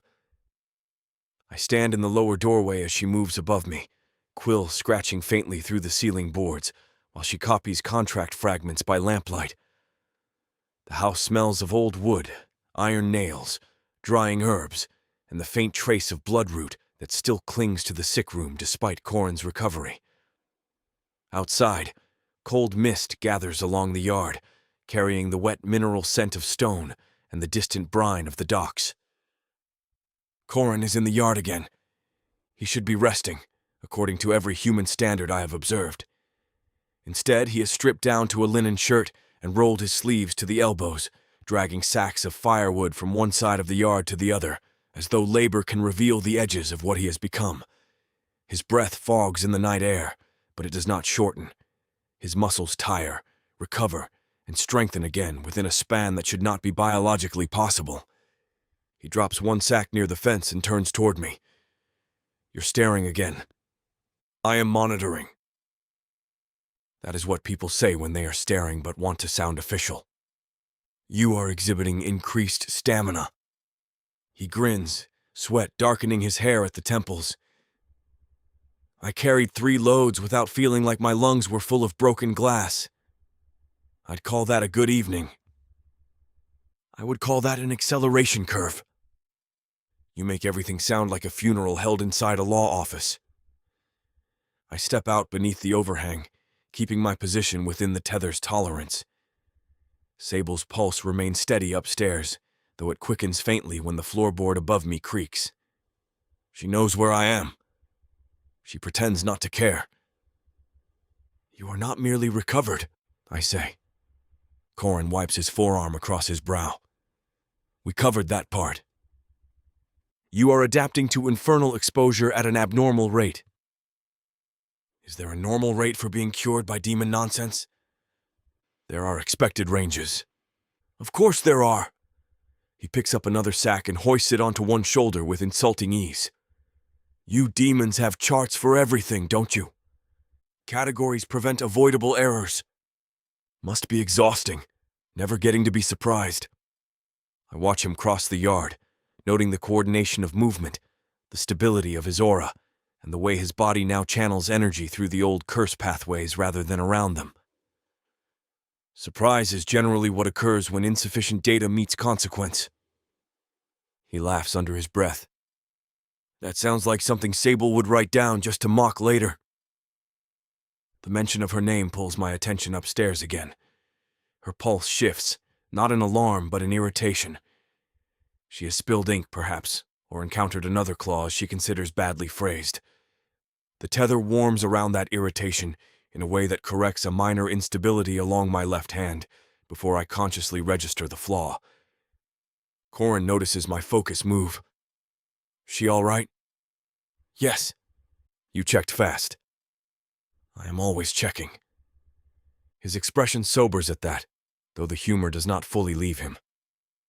That should probably bother me more than it does. It bothers her sufficiently for both of you. True. He drops the sack beside the others and rolls his shoulders. She'll get used to it. No, I say, because the correction arrives before courtesy can interfere. She will understand it. That is not the same as acceptance. Corin studies me through the mist. You're learning. I am observing. Same thing if you're not being a jackass about it. A disturbance moves along the ward line before I can answer. The yard quiets. Not because sound ceases, but because the pattern of sound changes. The insects near the drainage stone stop their thin, repetitive chirping. The mist bends wrong near the lane, pushed inward by a presence that lacks permission to approach. The iron scraps nailed along the fence hum faintly, their crude human warding reacting to infernal pressure. Corin turns his head. What is that? A lesser demon. His posture changes at once. The humor drains out of him, and he steps away from the firewood with surprising control. How close? Too close. The entity crouches beyond the fence where the alley narrows, wrapped in a scavenger's body of jointed limbs, ash-gray hide, and a mouth that opens too wide for the narrow skull. It has enough intelligence to remain outside the existing ward line, but not enough judgment to flee before I move. I'm across the yard before Corin can draw breath. The lesser demon hisses when I appear at the fence, its throat unfolding to reveal wet black teeth. Its eyes are too many and poorly aligned, all of them fixed on the house rather than on me. That is its first and final error. You approach a protected threshold, I say. It scrapes one claw across the stone. Rumor runs, Collector. My hand closes around its throat through the gap in the fence, and its hide sizzles where my fingers make contact. Rumor often arrives ahead of intelligence. Its many eyes roll toward me. Anchored, bound to meet. We came to see. Its body stiffens, and fear finally overtakes curiosity. I tighten my grip. Who listens? Everyone listens. That is not an answer. It is the answer. The creature's claws scrabble against the fence, carving shallow lines into the wood. It smells of carrion smoke, sulfurous saliva, and old bone dust. Somewhere above and behind me, Sable's pulse spikes as the disturbance reaches her awareness. The tether reacts sharply, and my own response becomes immediate. I crush the lesser demon's throat. The body convulses once. Infernal matter does not die like mortal flesh, but it can be unmade efficiently if sufficient authority is applied. I drive power through the point of contact, collapsing the creature's structure from the inside out. Its limbs fold inward, its eyes blacken, and the hiss that escapes it becomes a thin stream of ash. I leave the remains intact enough to be recognized. Corin reaches the fence as I lower the corpse to the ground outside the ward line. He stares at the body, then at me, his jaw tight. That was fast. It was weak. It was still a demon. So am I. Yeah. I noticed the resemblance. There is no resemblance. He looks at the warped corpse. Fine. Family resemblance, then. Sable appears in the open doorway behind us, hair loose over one shoulder, ink on her fingers, and a knife in her hand. The sight of the blade produces an immediate and disproportionate reaction in my core, not because it offers meaningful protection, but because she came armed before she came frightened. What happened? She demands. A lesser observer approached the perimeter, I say. Her gaze drops to the corpse beyond the fence. She goes very still, and her pulse rises in a controlled, furious climb. It came here because of the contract. Yes. And you killed it. Yes. Corin points toward the road. Technically, he squeezed it into a cautionary tale. Sable ignores him. Will more come? Yes. I do not soften the answer, because she would not thank me for it, and because false comfort would insult the acuity she keeps demonstrating despite her terror. Her fingers tighten around the knife. Then we make sure they know what happens when they get curious. Corin steps toward the gate. I'll drag it out to the road. No, Sable says immediately. He looks back at her. I can lift a bucket one-handed and carry enough firewood to heat a barracks. I can drag one dead demon. It could be poisonous. It is, I say. Corin's expression turns dry. Useful detail. The outer hide is caustic to untreated skin. Use iron hooks. He glances at Sable. See? Teamwork. This is not teamwork, she snaps. This is a nightmare with instructions. I retrieve 2 iron hooks from the pile of salvage near the shed and hand them to Corin. He accepts them carefully, his fingers avoiding contact with the corpse as he hooks the remains beneath the shoulders and begins dragging it toward the road. The body leaves a black smear across the stones, and the scent of scorched carrion thickens in the mist. Sable walks beside him despite my clear disapproval. Stay behind the ward line, I say. She does not look at me. I am behind it. Barely. Then barely can mind its own business. Corin laughs, though the sound carries strain now. You hear that, Barely? I regret your recovery, I say. No, you don't. He drags the corpse into the open road and positions it where anything approaching from the lower lane will see it first. Then, with a grunt, he plants one hook through the ruined chest and into the soft ground beneath, pinning the remains like a sign written in flesh and ash. Sable looks at the warning and swallows hard. Her bravery does not erase her disgust. It does not spare her from the smell, the sight, or the knowledge that the world beyond her door has just become narrower and more dangerous. I feel her forcing herself not to look away, and the effort moves through the tether as a hard, bright line of will. Corin wipes his hands on a rag he will need to burn. Message clear enough? For lesser entities, I reply. Sable turns toward me. And for greater ones. The mist thickens at the end of the lane. Something moves beyond the immediate threshold of perception. Not a body. Not yet. A pressure, old and layered, touches the edge of the field surrounding the house. It does not cross the ward line or approach with the clumsy hunger of the lesser creature. It observes from a distance sufficient to imply both patience and power. I know that signature. Maltharion. The name passes through my awareness like a blade drawn slowly from its sheath. Ancient, strategic, hungry in ways lesser demons cannot comprehend. He would not come for curiosity alone, nor would he announce interest without intention. If he has noticed the bond, then the anomaly has already become more than rumor. Sable watches my face too closely.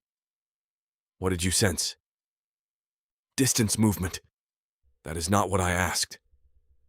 It is what I am answering. Her eyes narrow. Razek. The use of my name shifts through the tether with a force I do not expect. It is not the first time she has said it, but in this moment, with mist around her ankles and demon ash staining the road, it lands differently. It makes concealment feel less like strategy and more like betrayal, which is a categorization I reject even as I recognize its shape. There may be additional observers, I say. Maybe? Yes. She steps closer. You know something. I know many things. That was slippery. Intentionally. Corin looks between us. If you two are finished flirting through evasion, should we maybe reinforce the house? Sable rounds on him. We are not flirting. You keep saying that. I move toward the yard, allowing the subject to shift because Corin's practical suggestion is useful, and because I have no intention of naming Maltharion until I understand why his attention has turned here. Fear would alter Sable's pulse, destabilize the bond, and perhaps drive her into another reckless attempt at control. More importantly, knowledge without actionable defense would only burden her. That is the official rationale. It is not the only one. I begin reinforcing the ward sigils around the house. The existing protections are crude, but not useless. Human warding relies heavily on material memory, thresholds, iron, salt, and repetition. Infernal warding uses authority, intent, and consequence. Combining the two requires careful calibration. Too much infernal force will burn through the human structure. Too little will leave gaps. Sable stands near the porch, arms crossed, watching every motion. Explain what you're doing. I am strengthening the perimeter. With what? Layered deterrent sigils bound to iron anchors. Again, but like I'm not a demon. I am making it difficult for hostile entities to cross the yard without being burned, trapped, or rendered into something decorative. Corin appears with a hammer over one shoulder and a sack of iron spikes in his other hand. See, that explanation had charm. It had imprecision. It had personality. Sable points toward the foundation stones. Where do the anchors go? I mark the first placement with a line of red heat along the stone. Here. Drive it until the head sits flush. Corin kneels and sets the iron spike. The hammer falls with a clean, heavy ring that vibrates through the yard. He strikes again, harder this time, driving the anchor into stone with strength no mortal should possess. Sable hears the difference too. Her gaze flicks to his arms, then to his face. Corin. I'm fine, he says without looking up. You're hitting iron into stone like it owes you money. It probably does. The hammer falls again, and the spike sinks flush. I crouch and trace the sigil around it, sealing the iron into the ward structure. Red light threads through the carved line and disappears beneath the stone. Corin shifts to the next mark. How many? 12. He grins. Good, I was bored. Sable mutters something under her breath that includes the words reckless mule and demon infection, though not in a formal sequence. Her pulse remains elevated, but there is something steadier beneath it now. Purpose, perhaps. Anger directed into work. We continue until the yard is ringed in anchors. The night deepens around us, carrying the wet chill of the sea and the distant murmur of voices from neighboring houses, pretending not to notice the demon corpse in the road. Sable's hands are ink-stained and cold when she hands Corin another spike. Corin's endurance remains high, though I detect a faint tremor beginning in his shoulders after the 10th anchor. He hides it poorly from me, and moderately well from her. When the final sigil seals, the house exhales. Not literally, but the ward field settles into place with a low, satisfying pressure that presses outward from the foundation. Anything lesser that crosses it will regret existence for the remaining moments it retains form. Sable rubs her arms against the cold. Will it hold? Against lesser demons, yes. And against the things you're not telling me about? I look at her. Her hair has come loose from its tie, and mist purls along the dark strands near her cheek. Exhaustion bruises the skin beneath her eyes, but her stare remains sharp enough to cut. She knows I am withholding information. Worse, she knows I know she knows. It will buy time, I say. She gives a humorless laugh. That means no. It means time is often the difference between survival and failure. That sounded almost comforting until I listened to the actual words. Corin drops onto the porch step, breathing harder now. I vote we accept terrifying demon time as a win for tonight. Sable looks at him immediately. You overdid it. I did not. You're sweating. I have always been talented at sweating. Go inside. He starts to argue, but the look she gives him has ended stronger men than he currently is. He rises with a sigh and heads for the door. Fine. But if I wake up with more weird strength, I'm blaming both of you. Reasonable, I say. He points at me. That was not an invitation to agree. Sable follows him inside after one final glance at the road. I remain outside. The guard position forms naturally. I stand beneath the porch roof, within range of the tether, with the reinforced wards at my back and the corpse warning visible beyond the gate. Sable moves upstairs, and I track the shift in her heartbeat as she checks on Corin, then crosses to her own room. Corin's aura pulses unevenly before settling, his body still adjusting to the accelerated restoration. Beyond the ward line, the mist moves. No lesser creature approaches. The deeper presence does not return in full, but the memory of Maltherian's signature remains at the edge of my awareness. His attention has touched this place, and that alone changes the nature of the threat. I do not inform Sable. Not yet. Her pulse finally slows above me, though it does not become peaceful. Even in rest, she carries tension like a hidden blade. The tether holds steady between us, warming faintly whenever her breathing shifts in sleep. I position myself facing the road. The posture is practical, but it is no longer only practical. The house behind me contains the anchor who stabilizes my manifestation and the brother whose restoration has drawn infernal attention. It contains a woman who studies contracts like weapons, and a man who drags demon corpses into roads to make a point. I remain outside through the night. By dawn, I understand that the guard position is no longer temporary.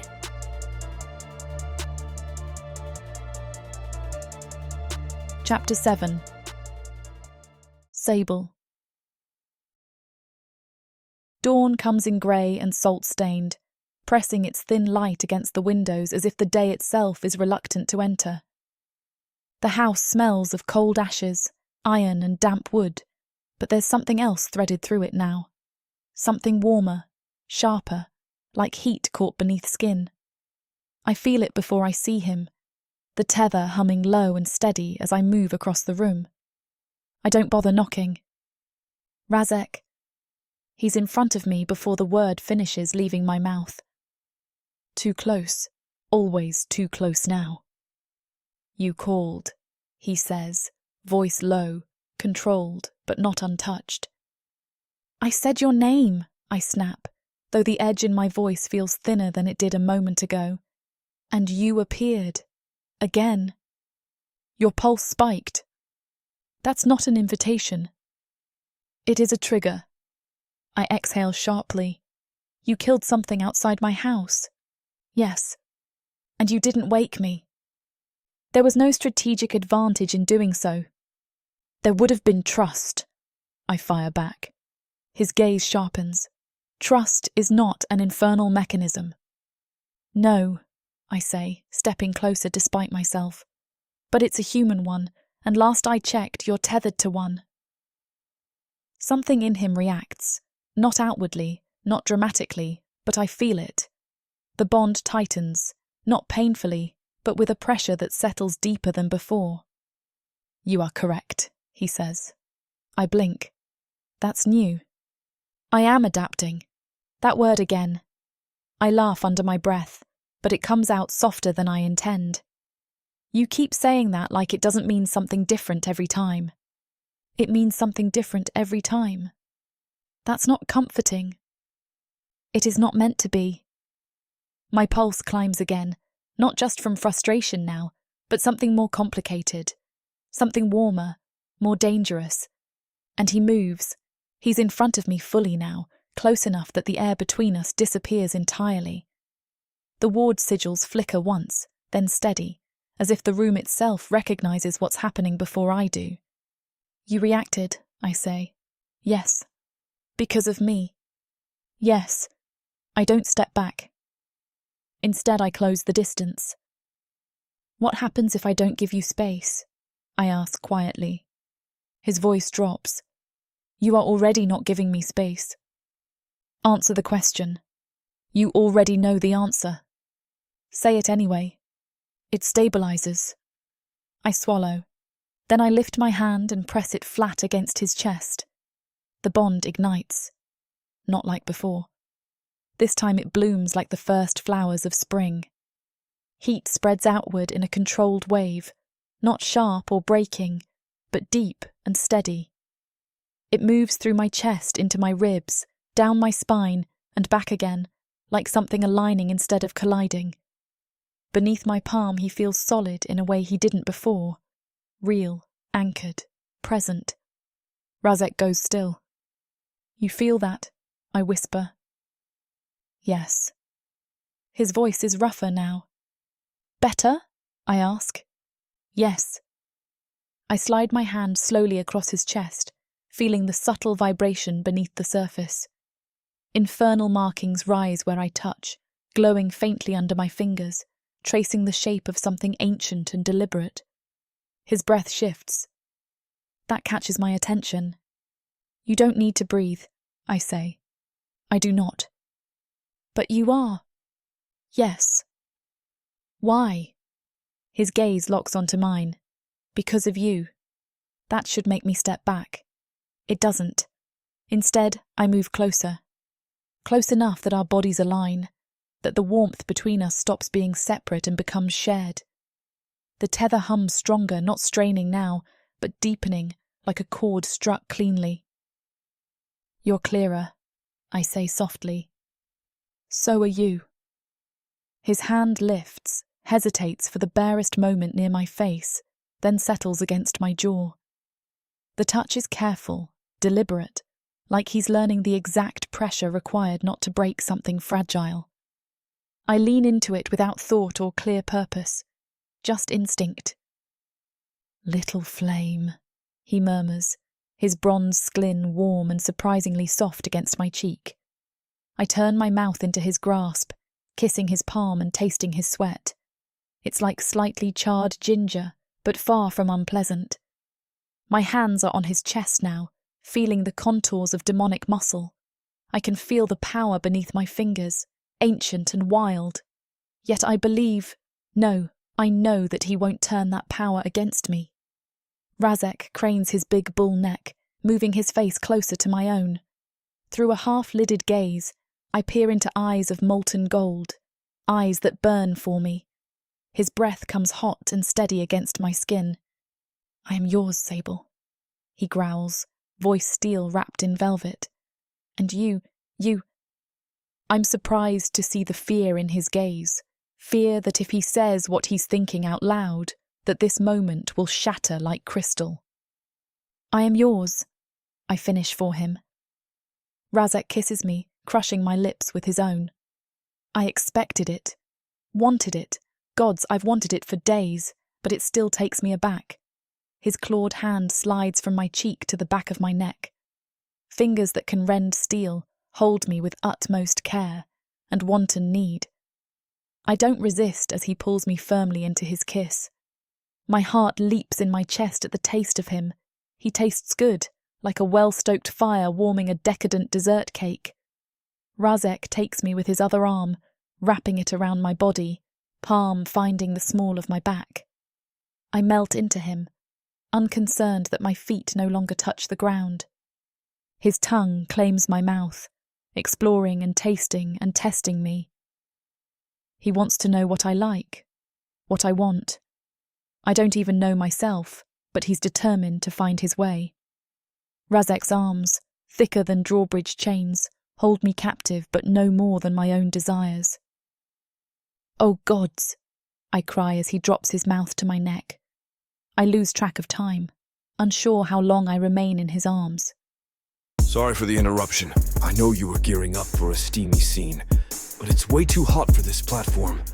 If we want to keep sharing our stories for free, we have to abide by this platform's guidelines. To get the full unabridged audiobook, go to worldsofprotheka.com. Browse through unabridged audiobooks, countless ebooks and bundles offered at a discount. If the thought of me whispering all the dirty details into your ear isn't enticing enough, use discount code YouTube30 to get 30% off of all digital products. Story after story, audiobook after audiobook, the worlds of Protheka are waiting for you. Protheka's magic is eternal. But unabridged, it's unforgettable. Downstairs, Corin makes an exaggerated noise with a chair. "Still alive up there?" he calls. I close my eyes briefly, then laugh under my breath. Unfortunately, yes. Good. I was starting to worry the house collapsed. Razek's expression shifts, something almost like amusement touching it. "That one," he says, glancing toward the floor, "is going to be a problem." He already is. I step back slowly this time, but the distance feels different. The tether stretches, but it doesn't strain. It holds, stronger, clearer. I look at him, really look this time. "You're more stable," I say. "Yes." "And not just because I'm close." "No." "Because of that," I add, gesturing between us. "Yes." I nod once, filing it away. Physical closeness strengthens the bond. Not just proximity, connection. That changes things. A lot. "We should go downstairs," I say. "Yes." Neither of us moves immediately. Then Corin calls, louder this time. "If you two are done conducting extremely suspicious research, there is tea." I cover my face with one hand. "I'm going to kill him." "He is currently difficult to kill," Razek replies. "Don't encourage him." We head downstairs together, the air in the house feeling different around us. Not lighter, not safer, stronger. Corin looks up when we enter, eyes flicking between us with entirely too much understanding. "Morning," he says, far too casually. "Not a word," I warn. "Very well, I will not comment on the moaning, growling, or rhythmic thumping." I glare at him and grab a cup. Behind me, Razek takes his place. not in the shadows this time, not hovering like a distant threat, but within the room, within reach. And for the first time since I signed that contract, the bond doesn't feel like a chain. It feels like something I might actually learn to wield.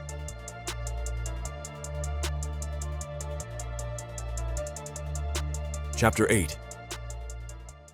Razek. The stabilization does not fade. That is the first anomaly I confirm when the house settles into mourning and the mortal world resumes its predictable, fragile rhythm. I remain stationed near the entrance, not because I lack the ability to move, but because movement is no longer required to maintain coherence. The strain that once accompanied manifestation, the subtle erosion at the edges of form, the constant need to recalibrate against environmental resistance, has diminished to a faint memory. I feel it in my core, not as borrowed strength, not as a temporary reinforcement, as a residual alignment. The echo of her touch remains embedded in the tether, a structural correction that persists beyond the moment that created it. My form holds without effort, without the constant, low-grade distortion that has defined every manifestation I have undertaken in the mortal plane for centuries. This is new, this is dangerous, and I do not retreat from it. Outside, Corin moves through the yard with a wooden practice blade, his movements faster than they were the previous night. He pivots, strikes, recovers, and adjusts with a fluidity that suggests not only increased strength, but accelerated learning. The blade whistles faintly through the air, cutting arcs that would have been beyond him, even in peak health before the wasting took hold. I watch. He notices. "You're doing it again," he calls without breaking his stance. "Observing," I reply. "That word is getting worn thin. It remains accurate." He spins the blade once in his hand, testing balance, then lunges forward in a controlled strike against an imaginary opponent. His footwork is cleaner now, less hesitant, and his recovery is immediate. "I'm faster," he says. "Yes." I don't get tired the same way. "Yes." He lowers the blade and looks at me directly. "Say it like it matters. You are no longer operating within human limitations." "That's better," he says, though the humor in his tone is edged with something else now. Awareness, perhaps, or the beginning of unease. Sable moves above us. I feel it before I hear it. Her pulse shifts across the floorboards, steady but alert, the rhythm sharper than it was the night before. She is awake, focused, already turning over the contract in her mind like a blade she intends to sharpen until it cuts both ways. I adjust my position slightly. Closer to the doorway. Closer to her. The motion is subtle, but Corin notices. His gaze flicks to me, then to the house. "You moved." I adjusted. Toward her. "Yes." He studies me for a moment, then smirks. "You're getting territorial." I am ensuring optimal positioning. That's not what that looks like from here. What does it look like from there? It looks like you're making sure nothing gets between you and my sister. That is an acceptable interpretation. He laughs under his breath. You didn't even try to deny it. There is no strategic value in denial when the observation is correct. Good to know, he says. Makes conversations easier. A pressure brushes the outer edge of the ward lattice. It is not the crude, fumbling intrusion of a lesser demon testing boundaries. It is precise, measured, deliberate. I go still. The yard quiets again, but this time the silence is different. It is not the absence of sound. It is the suppression of it, as though something beyond the perimeter has decided that noise is unnecessary. Corin notices the shift in my posture immediately. What is it? I do not answer at once. Instead, I extend the ward lattice outward. The existing anchors hum as I draw power through them, reinforcing the sigils etched into stone and iron. The structure responds, expanding in layered increments, pushing the perimeter beyond the yard, beyond the immediate road, outward into the surrounding blocks. 1 street, 2, 3. The expansion settles with a low, resonant pressure that vibrates through the ground beneath us. Corin exhales slowly. That didn't feel small. It was not. He glances toward the road, where the remains of the lesser demon still mark the threshold. Something else out there? Yes. Bigger? Yes. He nods once, the motion tight but controlled. Good. I was starting to think things were getting boring. You are adapting to risk at an accelerated rate. I nearly died, he says. Everything after that feels like a bonus round. That attitude will produce unnecessary casualties. Or it'll keep me from freezing when it matters. He has a point. I do not acknowledge it.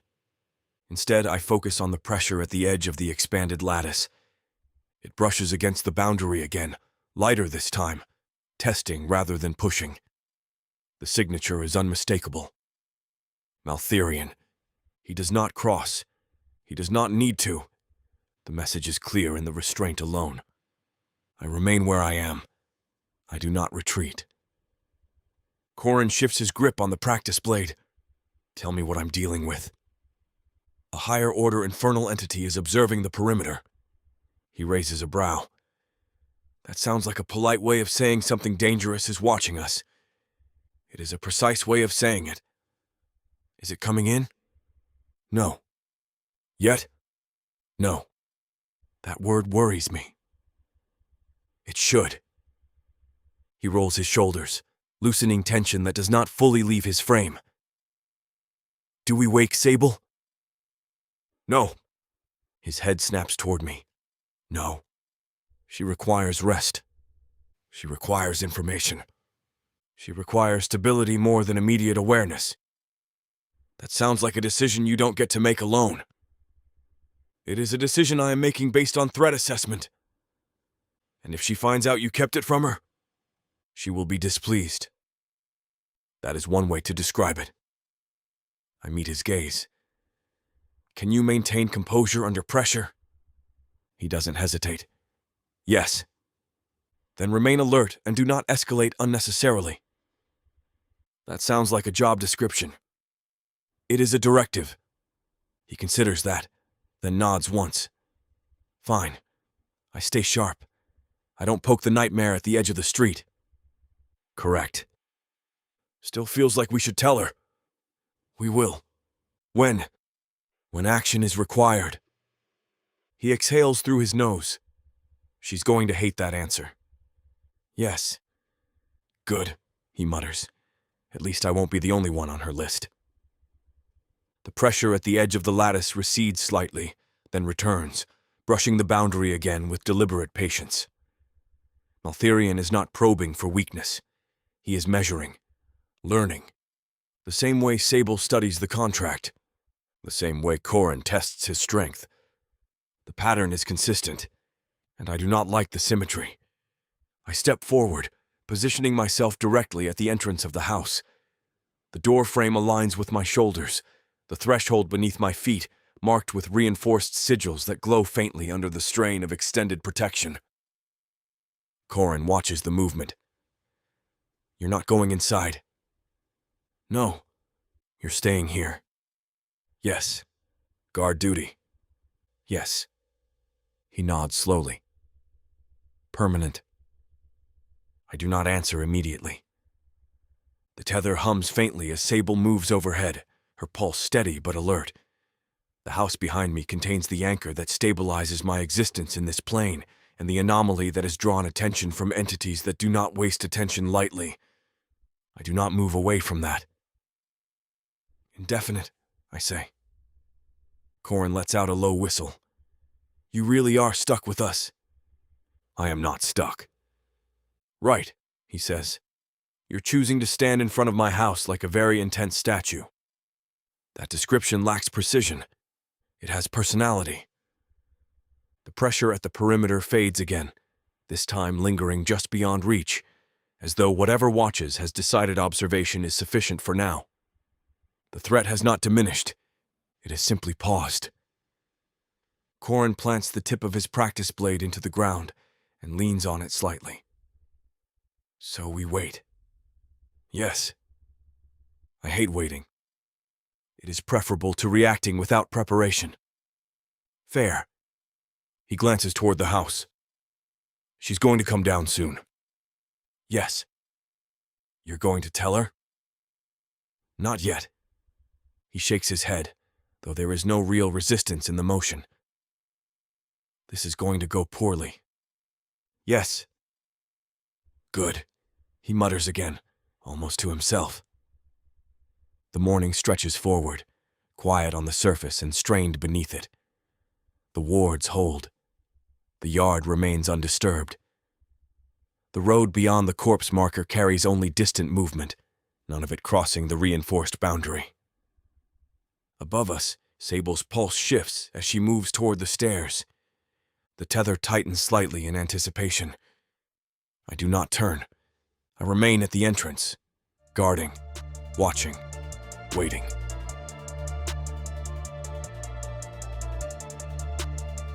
Chapter 9. Sable. The market district looks almost normal if I don't let myself look too long. Morning crowds press through the narrow lanes in the usual restless churn of elbows, baskets, damp cloaks, and muttered complaints. Fishmongers shout prices over the slap of wet scales against cutting boards. A baker fans steam from trays of dark rye loaves, and the scent of hot crust briefly wins against the stink of gutter water, horse sweat, and the bitter smoke that coils from the charcoal braziers. Somewhere, a child laughs too loudly, the sound bright and careless enough to make my chest ache. Then the shadows bend wrong beneath the awning of a spice stall. I stop so abruptly that Corin nearly runs into me. "What?" he asks, already scanning the crowd. I nod toward the stall. "Look at the ground." He follows my gaze, and the humour leaves his face. The awning above the spice merchant hangs still, but the shadow beneath it twists as if wind is moving through it from underneath. It stretches toward the lane, thins to a hooked shape, then snaps back into place when a woman steps through it with a sack of onions on her hip. Corin shifts closer to me. That's new. That's bad. Those two things do like travelling together. I should tell him to go home, but the words die before they reach my tongue.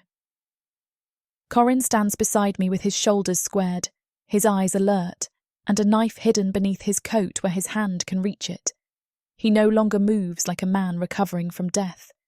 He moves like something death tried to claim and failed to keep. It frightens me more than the shadows. "Stay close," I say. He gives me a sidelong look. "You say that like I'm the one who wanders off to test demon mechanics." I had a theory. "You nearly dropped Razek like a sack of flour."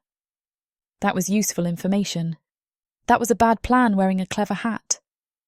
I glare at him, but my mouth wants to smile despite everything. You're getting mouthy now that you can lift furniture. I was mouthy before. The furniture is just new. We move deeper into the market with the crowd folding around us, though people make room for Corin in a way they never used to. They notice the difference even if they don't understand it. A woman who once shoved past him without apology now steps aside with her eyes lowered. A dockhand twice his size glances at Corin's face, then at his hands, and decides to find interest in a crate of turnips. Corin notices too. His jaw tightens. They're staring. "You look less breakable." I look the same. "No, you don't."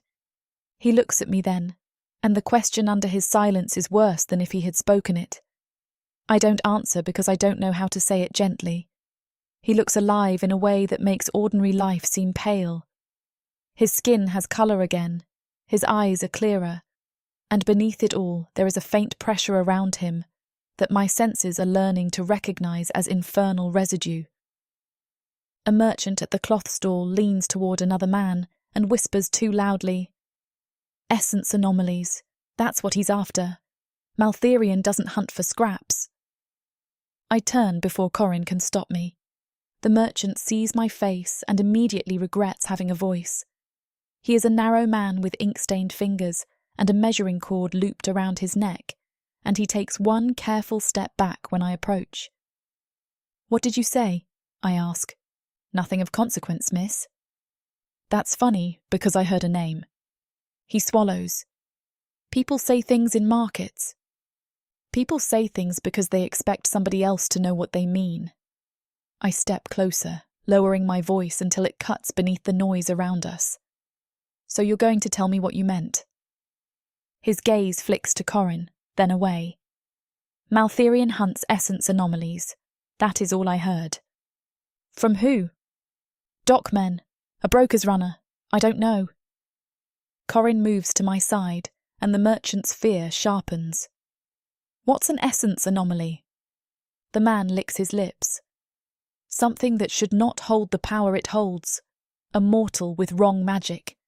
A demon with a strange binding. A soul that doesn't drain right.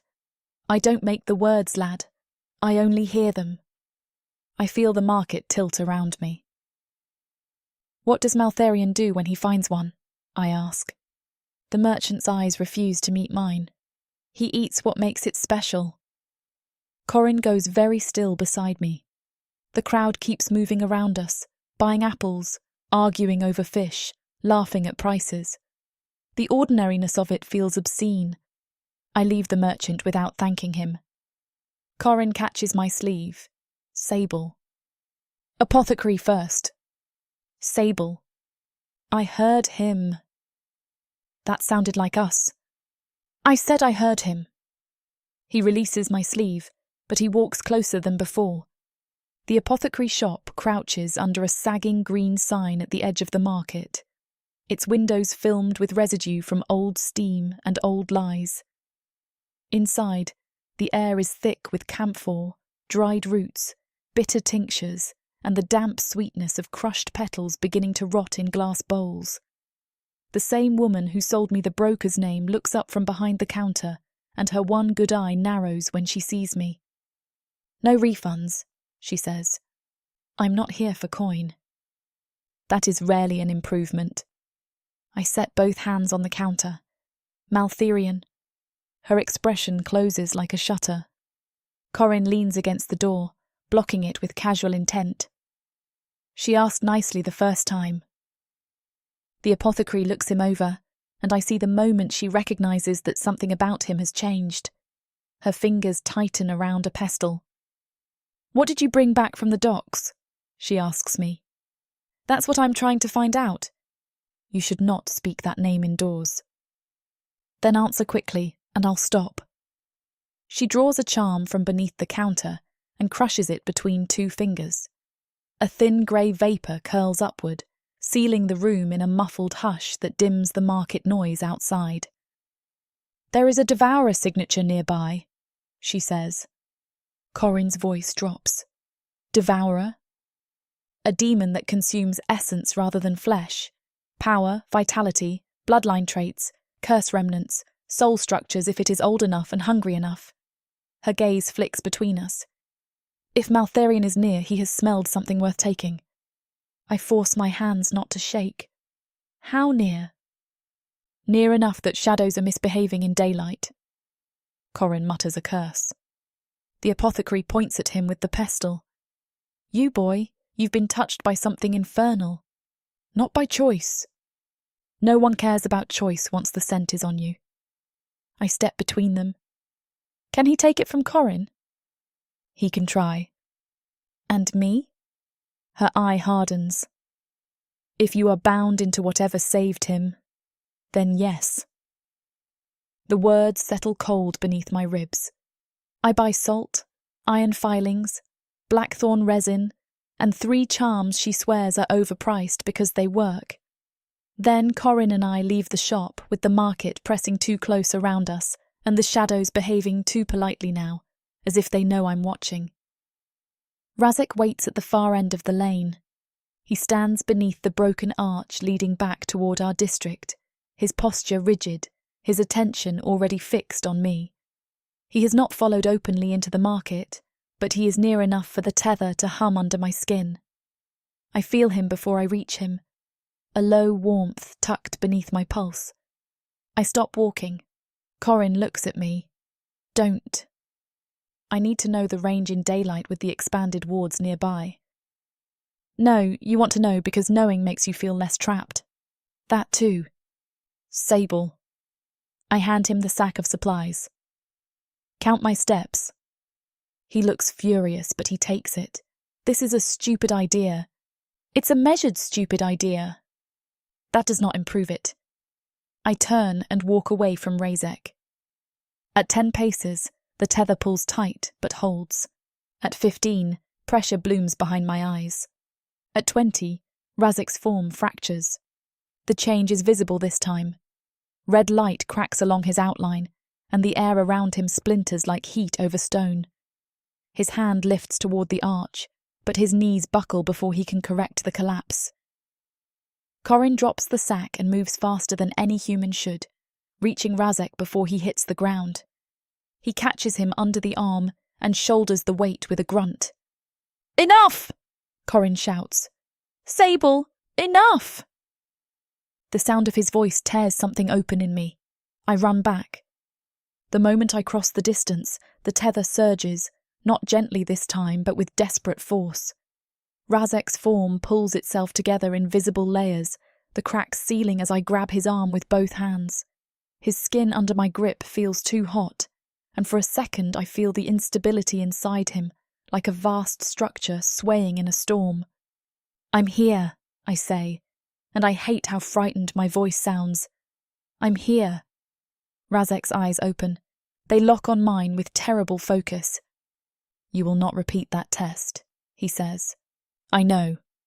I am not making a request. I said I know." Corin still has one hand braced against Razek's back, and his face is pale with anger. "You should have stopped at 10. I thought he could hold longer."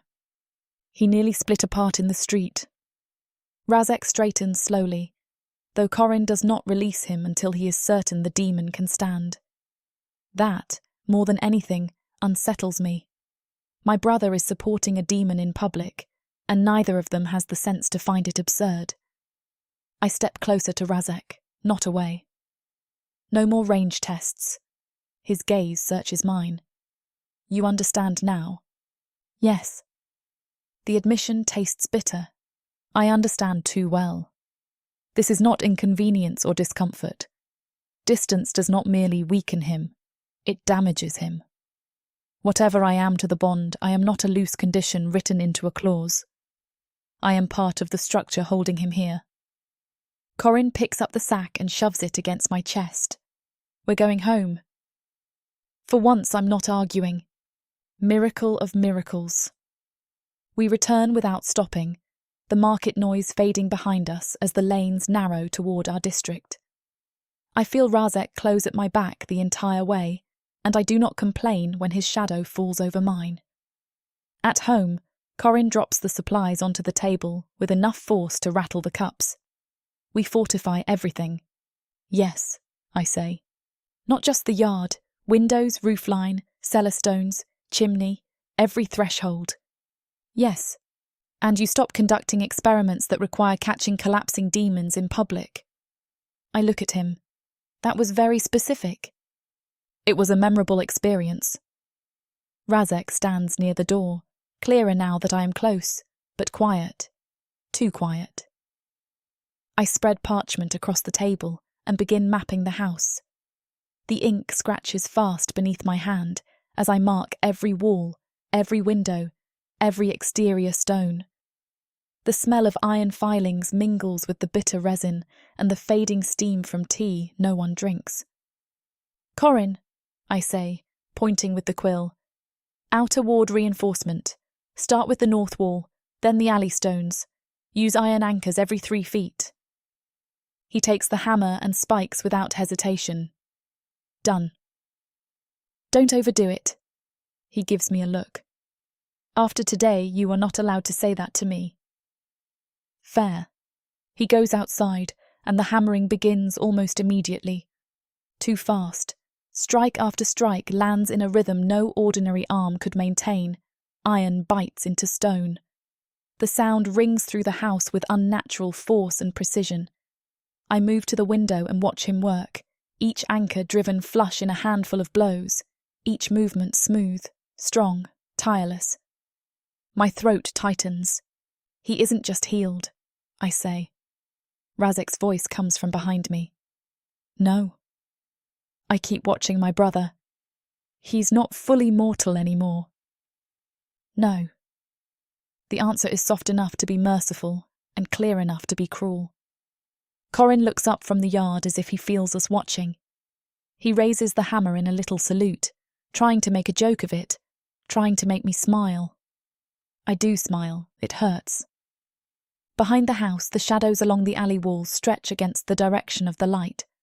Razek steps closer before I tell him to, and the tether steadies. I look down at the parchment map, then back at the yard, then toward the street where every dark corner suddenly feels like a mouth. The predator is circling.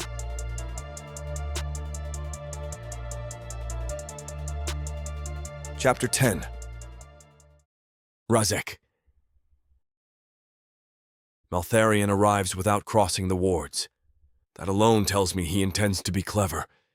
The night over the house has thickened into a deep, wet black, heavy with salt from the distant docks and the sour smoke of banked hearths from neighboring roofs. The reinforced sigils around the property burn low and red beneath stone, iron, and threshold, steady enough to hold back lesser creatures, but not enough to blind the sky. Mist clings to the street in torn strips, and every shadow near the alley wall has begun leaning toward the house, as if drawn by hunger.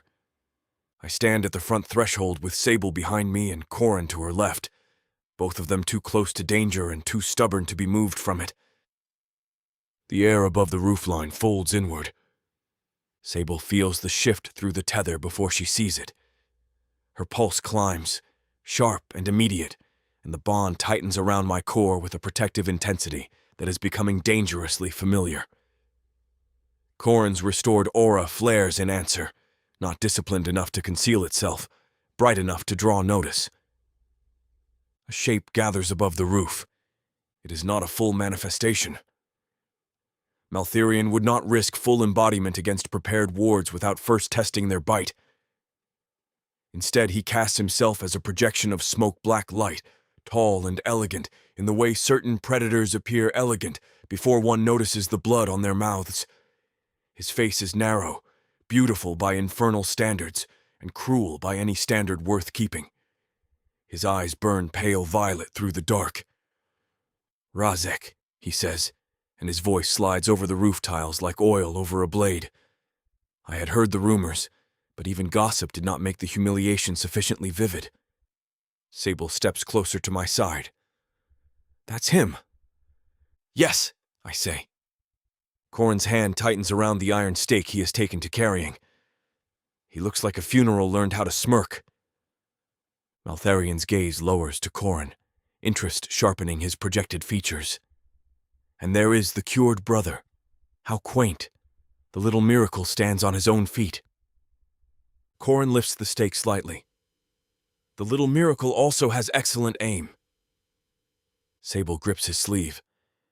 "Do not volunteer yourself as bait." "I'm not volunteering. I'm being charming." "You're being suicidal with cheekbones." Maltharion laughs softly, the sound brushing the ward line and making the sigils flare in irritated response. Mortals do become lively when improperly exposed. It is one of the few entertaining side effects. I step forward until the threshold sigils glow beneath my boots. "You are outside permitted range." "I am outside your reach," Maltharion replies. "Let us not confuse the two." "You are projecting because the wards concern you." "I am projecting because I enjoy watching caged things pretend at sovereignty." Sable's pulse spikes again, and the tether draws tighter. I keep my expression still, though every instinct in my manifested form wants to place myself more fully between her and the projection. The impulse is primitive, immediate, and unbecoming. I do it anyway, because strategy and instinct have aligned too cleanly to ignore. Maltharion notices. His smile widens. Ah, there it is. The collector, fitted with a mortal leash. Sable bristles beside me. Call me a leash again and I'll find a way to make you swallow your own projection. Corin glances at her. That was very specific. I'm inspired. Maltharion's attention settles on her, and the air around the roofline darkens. You are the anchor. I do not move. I do not react. I let silence answer first, because anything I say too quickly gives him shape to cut. Sable, however, has never believed in silence when a fight will do. And you are the devourer sniffing around my house like a starving dog. Corin winces faintly. Bold. Accurate, she says. Maltharion tilts his head. Razek, your mortal speaks as though she has not yet understood the difference between courage and expiration. She understands more than you would prefer, I say. Does she? His gaze drops to her chest, not with desire but with calculation. Following the pulse, I know he can sense even through the wards. Then perhaps she understands that anchor bonds rely upon continuity. Interrupt the heart, and the tether loses its rhythm. Force cardiac arrest, and even a beautifully mutated contract can be severed before it remembers how to defend itself. Sable goes still. Corin moves half a step in front of her. The action is immediate and useless, but not meaningless. His restored aura flares again, brighter than before, and I feel the old curse pathways inside him harden around infernal residue like wire pulled tight. He is afraid, but the fear does not send him backward. It clarifies him. I refuse visible reaction. Inside, my calculations detonate. Forced cardiac arrest. Severance window. Anchor collapse. Manifestation destabilization. Secondary consequence to Corin's restoration unknown. Sable's mortality becomes the attack vector, not because Maltharion cannot breach the wards, but because he need only stop her heart long enough to break the contract's living rhythm. I memorize every implication while keeping my face empty. You assume access, I say. Maltharion's smile thins. I prepare access. Corin steps forward before Sable can catch his sleeve again. Then prepare harder. Sable hisses, Corin. He does not look away from the projection. No, I'm tired of everyone talking around us like we're meat with opinions. He raises the iron stake toward Maltharion, and his voice steadies in a way that makes even the ward line answer with a faint hum. If you want her heart, you come through me first. Maltharion's eyes brighten. Fascinating, he murmurs. The brother believes himself a barrier. I believe you heard me. I did. That is why I am amused. Corin's jaw tightens. Come closer and laugh. Sable grabs his arm this time, but she does not pull him back. Her fingers dig into his sleeve, and her pulse is a storm through the tether, fear and fury braided so tightly that my core strains against both. Maltharion looks between them, then at me. You have been softened. I have been informed, I reply. You are standing before mortals as though they are worth shielding. They are worth denying you. Such discipline, such austerity, such romantic deterioration. His expression shifts, and the mockery sharpens into intent. I am preparing ritual severance. You may enjoy your anchor while her heart remains obedient, but every rhythm can be interrupted. Sable's voice cuts through the night. Try it, and I'll make sure whatever is left of you regrets learning my name. Maltharion smiles at her with genuine pleasure. There she is. The projection begins to thin, smoke peeling away from the edges of his form. I step forward. Maltharion. His gaze returns to mine. If you cross the lattice, I will unmake you. No, he says softly. You will try while wondering whether she is still breathing. The projection dissipates. The night rushes back in around the house, sound returning in layers. Distant rainwater dripping from gutters. Corin's controlled breathing. Sable's pulse hammering through the tether, and the wards humming like iron insects beneath the foundation. I move before either mortal speaks. Power drives through the lattice. The sigils double in strength instantly, red light flaring beneath the yardstones, along the window seams, across the roof line, and through the iron anchors Corin hammered into place. The house groans under the sudden reinforcement, not from damage, but from saturation.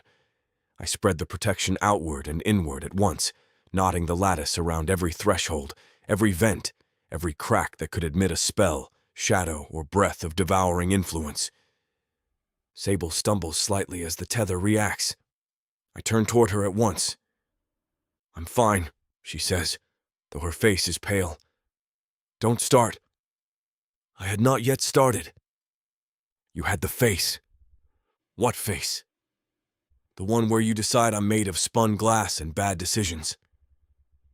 Corin lowers his stake. "To be fair, you are at least half bad decisions." "Not the moment, Corin." He gives her arm a squeeze before releasing it. "No, it is exactly the moment.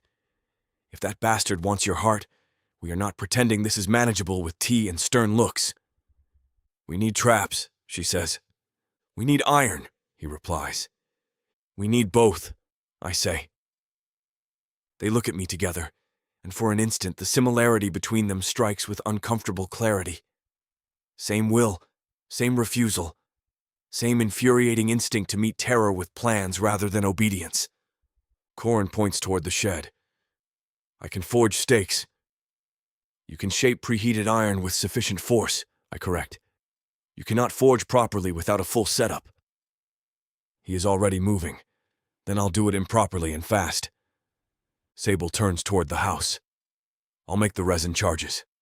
Blackthorn, salt, iron filings, and a binding oil if I have enough." "No cardiac stimulants," I say.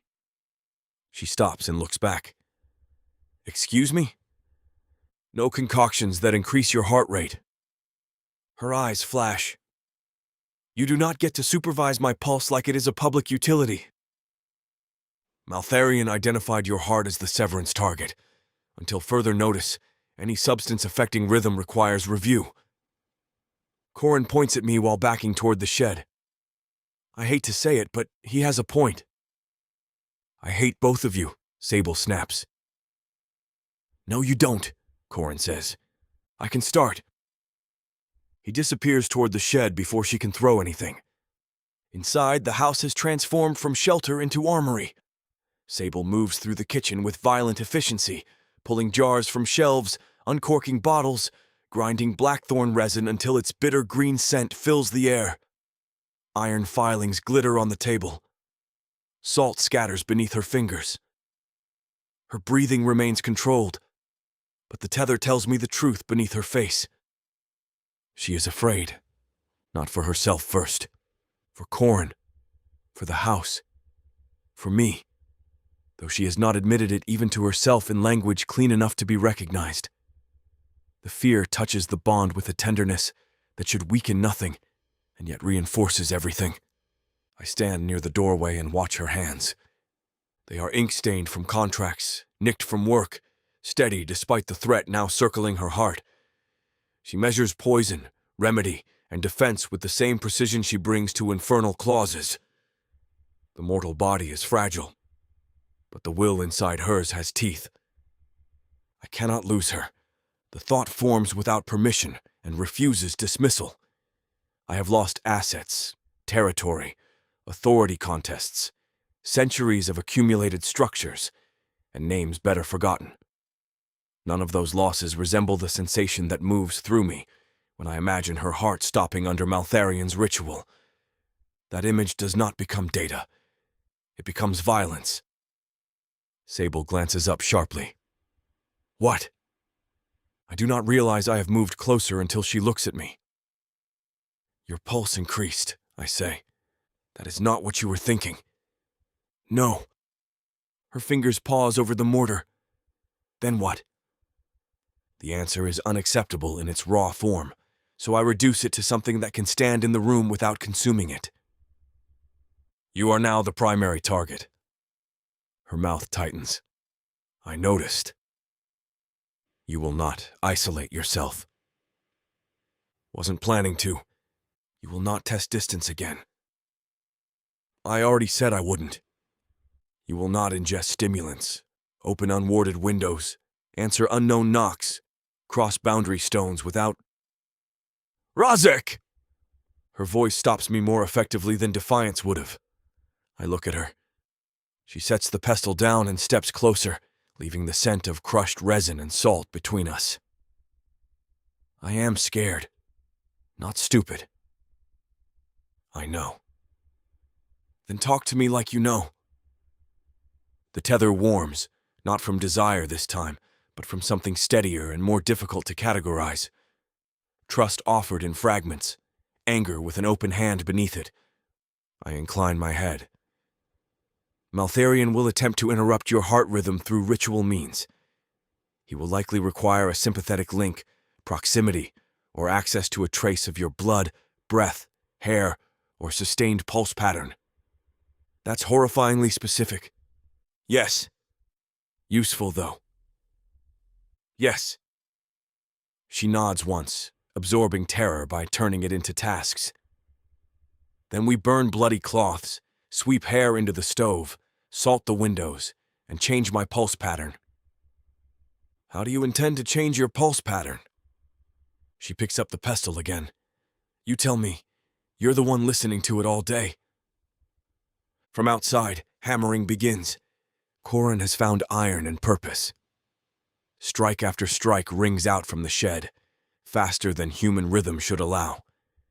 The sound carries through the walls, raw and bright, accompanied by the scrape of metal, the hiss of water, and occasional muttered profanity.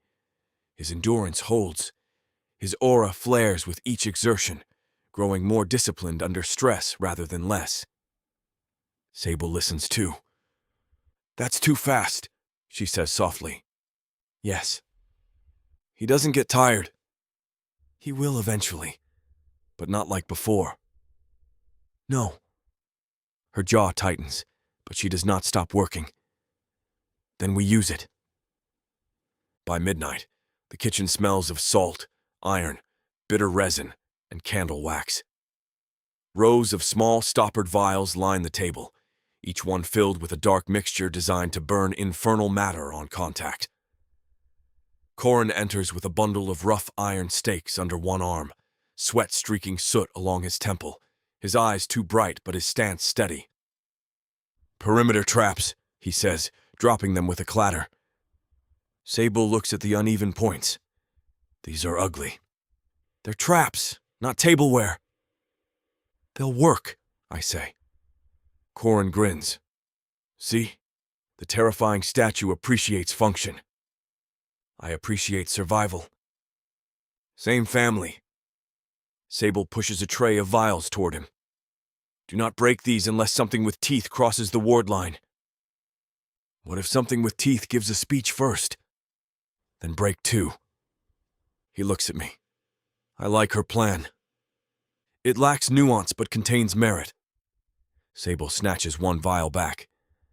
That means yes in demon. The night continues without attack, which does not ease the pressure. Silence after a threat is not peace. It is preparation wearing soft shoes. When Sable finally climbs the stairs, she carries a knife, 2 resin charges, and a face that dares either of us to comment. Corin takes position by the upstairs window, with an iron stake and a cup of tea he has forgotten to drink. I follow Sable into her room, because distance is unacceptable, and because Maltharion named her heart. She turns when she reaches the bed. You are not standing over me like a nightmare while I sleep. I will stand beside the bed. That is not better. It is closer to the door. It is also creepy. Creepiness is not currently a strategic concern. Corin calls from the window. I regret to inform you he's right. Traitor, she says. A live traitor, he replies. Sable glares at me, then at the corner beside her bed. Fine. There. But if you hover, I will stab you on principle. Noted. She lies down without undressing further, knife within reach, her hair loose across the pillow. The ward sigils in the room glow faintly, steady now beneath the doubled lattice. Corin keeps watch at the window, his silhouette outlined by moonless dark. I station myself beside her bed. Her pulse slows by increments, stubbornly resisting rest until exhaustion drags it downward. I monitor every change, every hitch of breath, every distant shift in the ward field. Outside, the night presses close, and beyond the 3-block radius, something old, patient, and hungry waits for opportunity. The hunt has officially begun.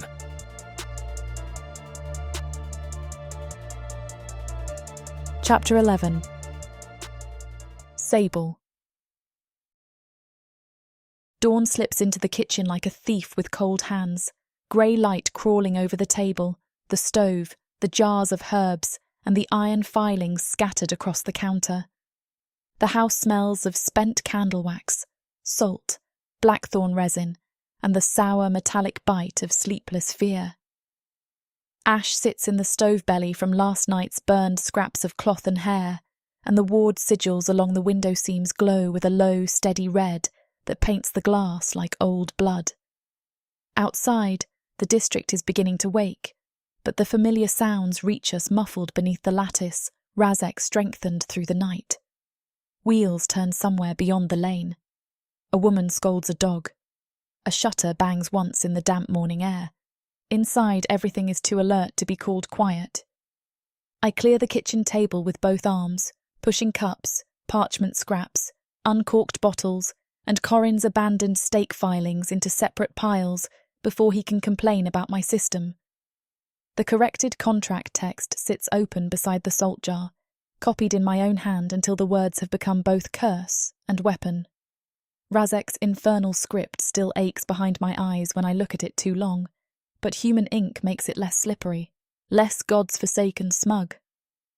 Corin stands in the doorway with his arms crossed, watching me drag a chair out of the way.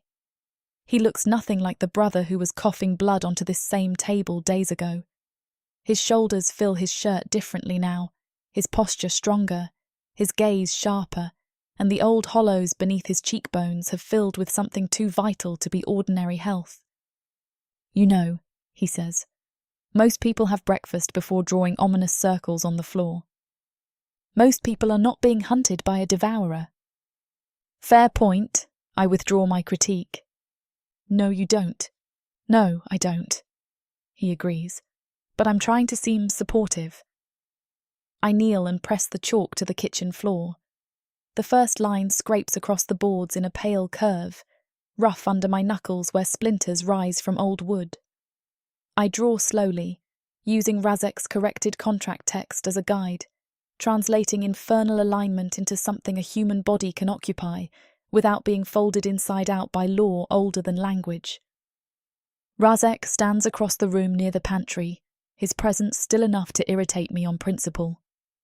He watches the circle take shape with the focused intensity of a blade studying a whetstone. "That lower arc is too narrow," he says. I pause, chalk dust on my fingertips. "Good morning to you too." "Widen it by 2 finger widths, or the breath pattern will misalign with the containment boundary." Corin glances at him. "That was nearly helpful." "It was helpful." "It was helpful with the personality of a locked coffin." I smudge the chalk with my thumb and redraw the lower arc. "Both of you are making me miss silence." "Silence misses you too," Corin says. "It told me so privately." Razek's gaze shifts toward him. "You become more talkative under stress." "I was talkative before stress. Stress just gave me better material." The circle closes beneath my hand. I sit back on my heels, studying the design, then add the small countermarks Razek insisted represent rhythm, continuity, and resistance to external interruption. The chalk dust clings to the creases in my palm, dry and faintly gritty. Now, I ask. Razek's eyes trace the circle. Acceptable. Careful, keep praising me like that and I'll swoon. Corin snorts. Please don't. He'll classify it as a cardiac event. I would, Razek says. I look up at him. That was not a challenge. His expression does not change, but the tether gives the faintest warmth, as though some hidden part of him has learned the shape of humour and resents it. I step into the chalk circle. The moment both feet cross the boundary, the air changes. It tightens around my skin, not painfully, but with a close, attentive pressure.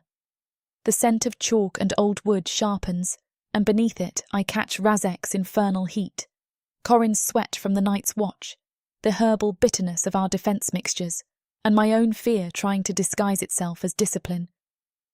Corin reaches into his pocket and pulls out a short strip of charcoal. I'll count. I know how to breathe.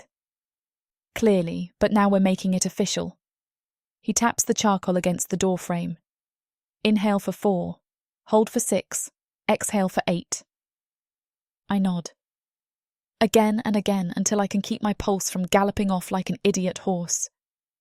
No actual horses, Corin says. I glare at him. He grins. Sorry, I sensed a rodeo joke opportunity and chose poorly. Razek looks between us. I do not understand. Good, I say. Stay pure. I close my eyes.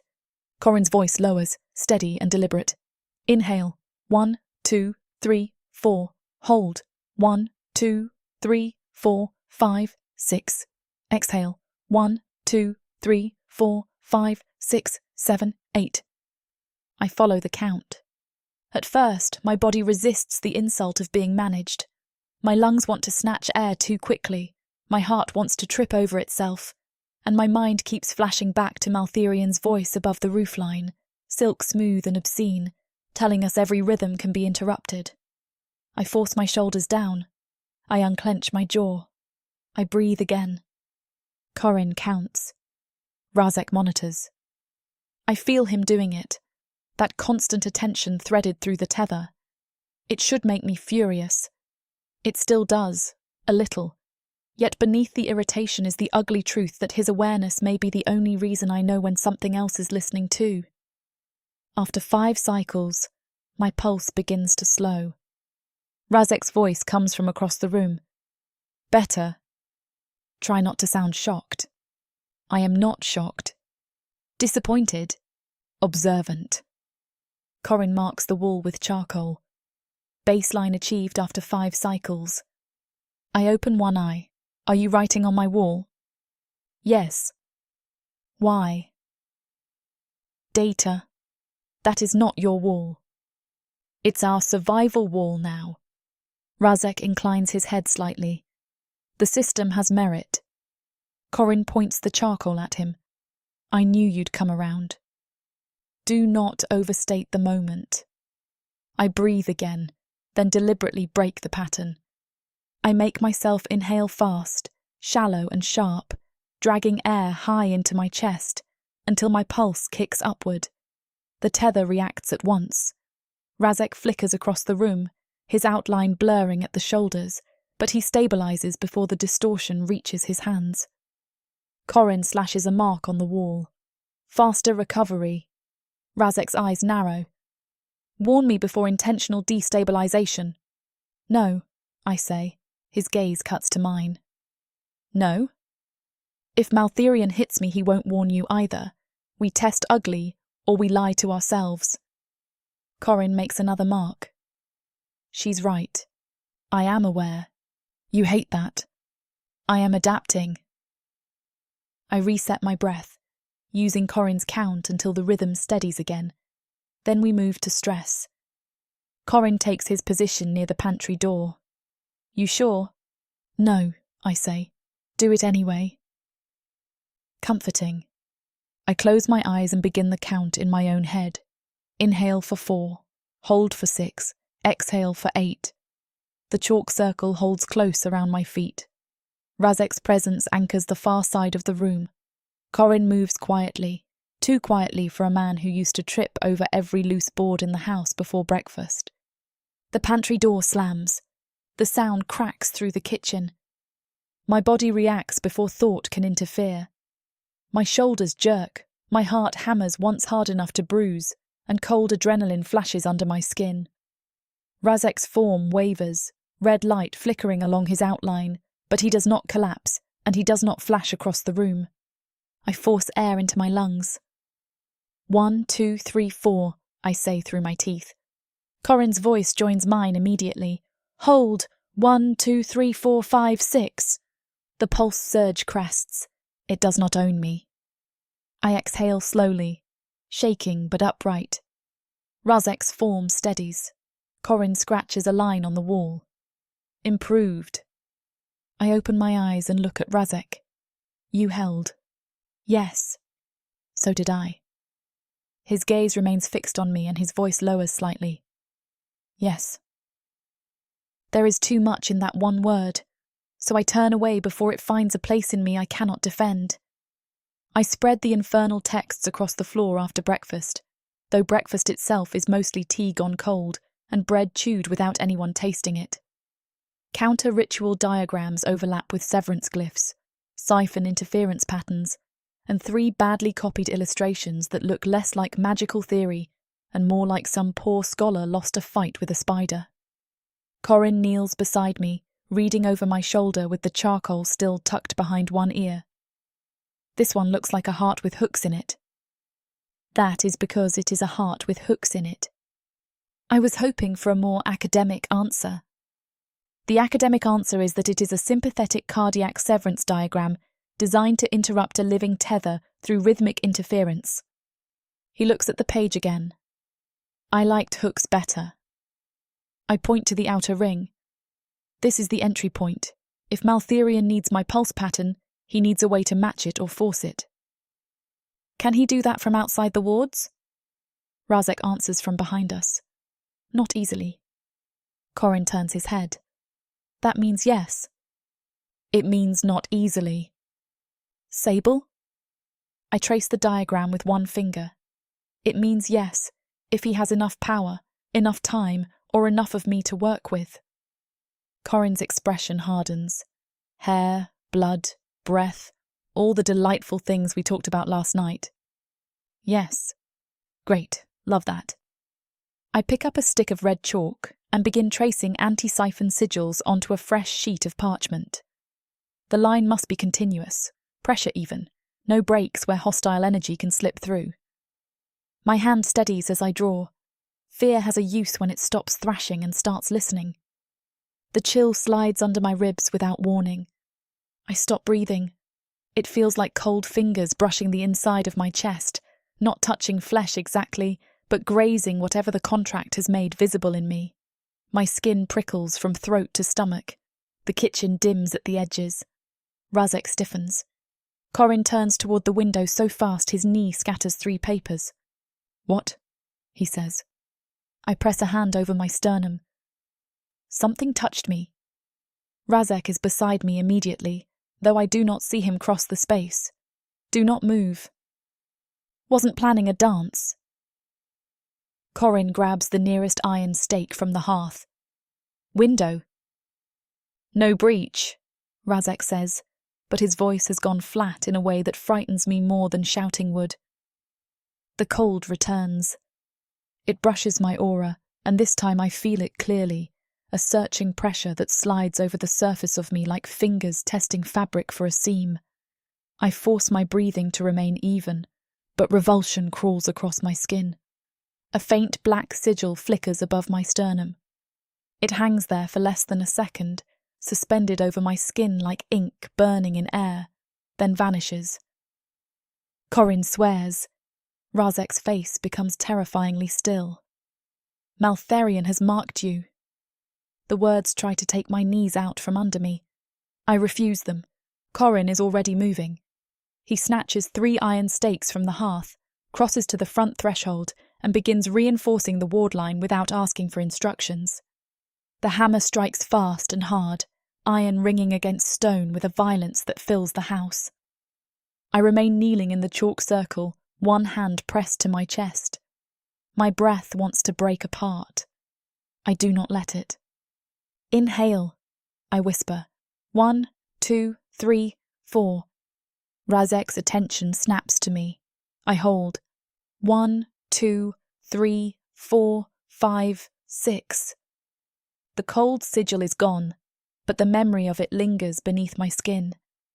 I exhale slowly, forcing my pulse down, refusing to give the fear more rhythm than it has earned. Corin's hammering continues.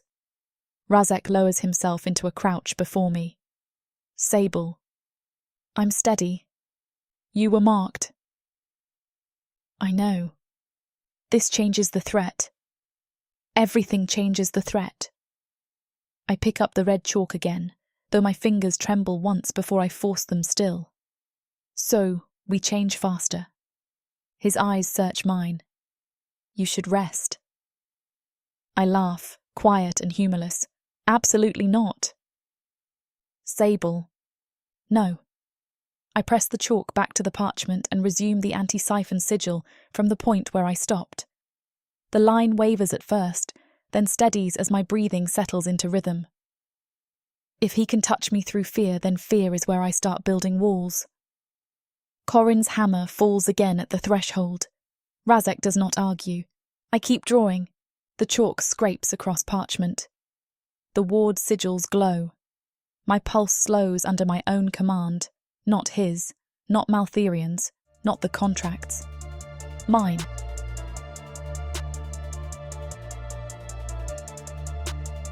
Chapter 12. Razek.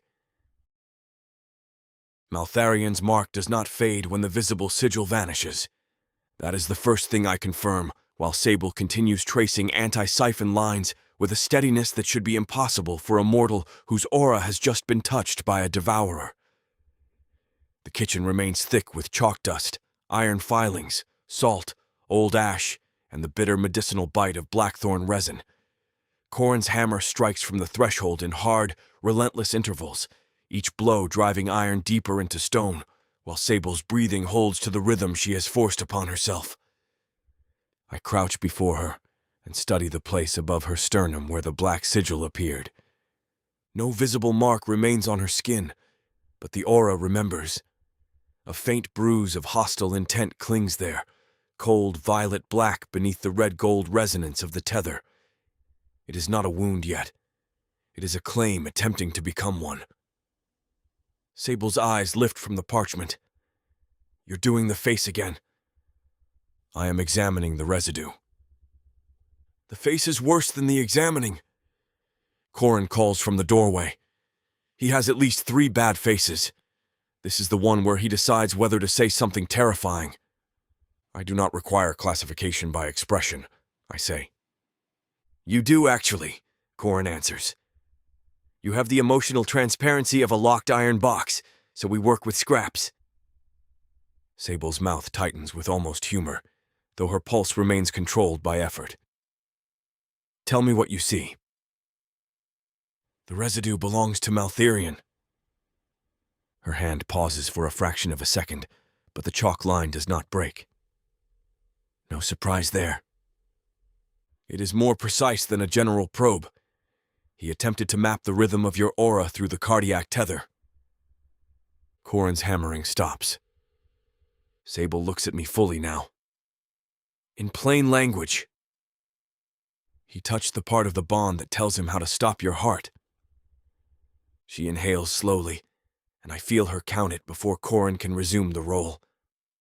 4 counts in, 6 held, 8 released.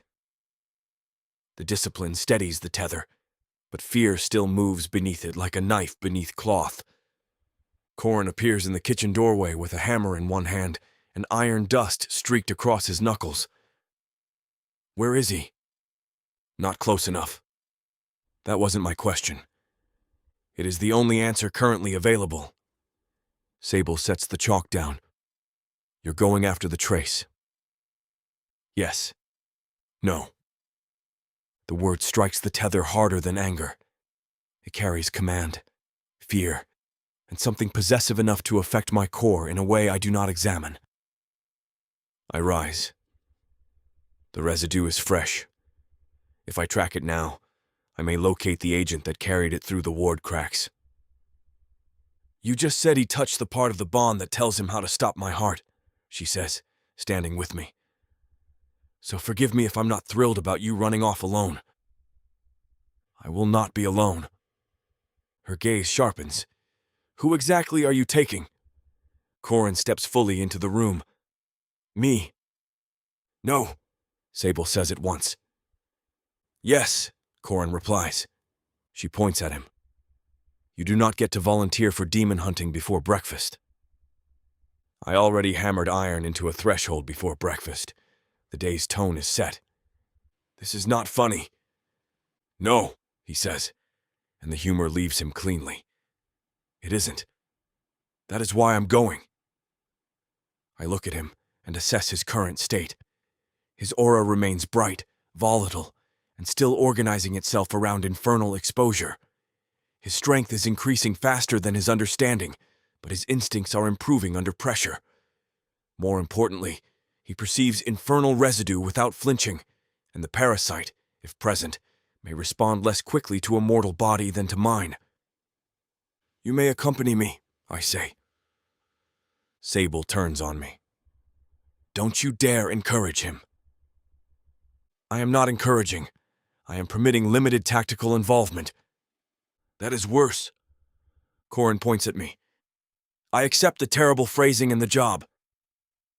Sable looks between us, as if deciding which of us to strangle first. If either of you comes back bleeding, smoking, cursed, possessed, or smug, I am going to lose my temper in a way that becomes everybody's problem. Corin lifts the hammer. I'm already smug. Then come back less so.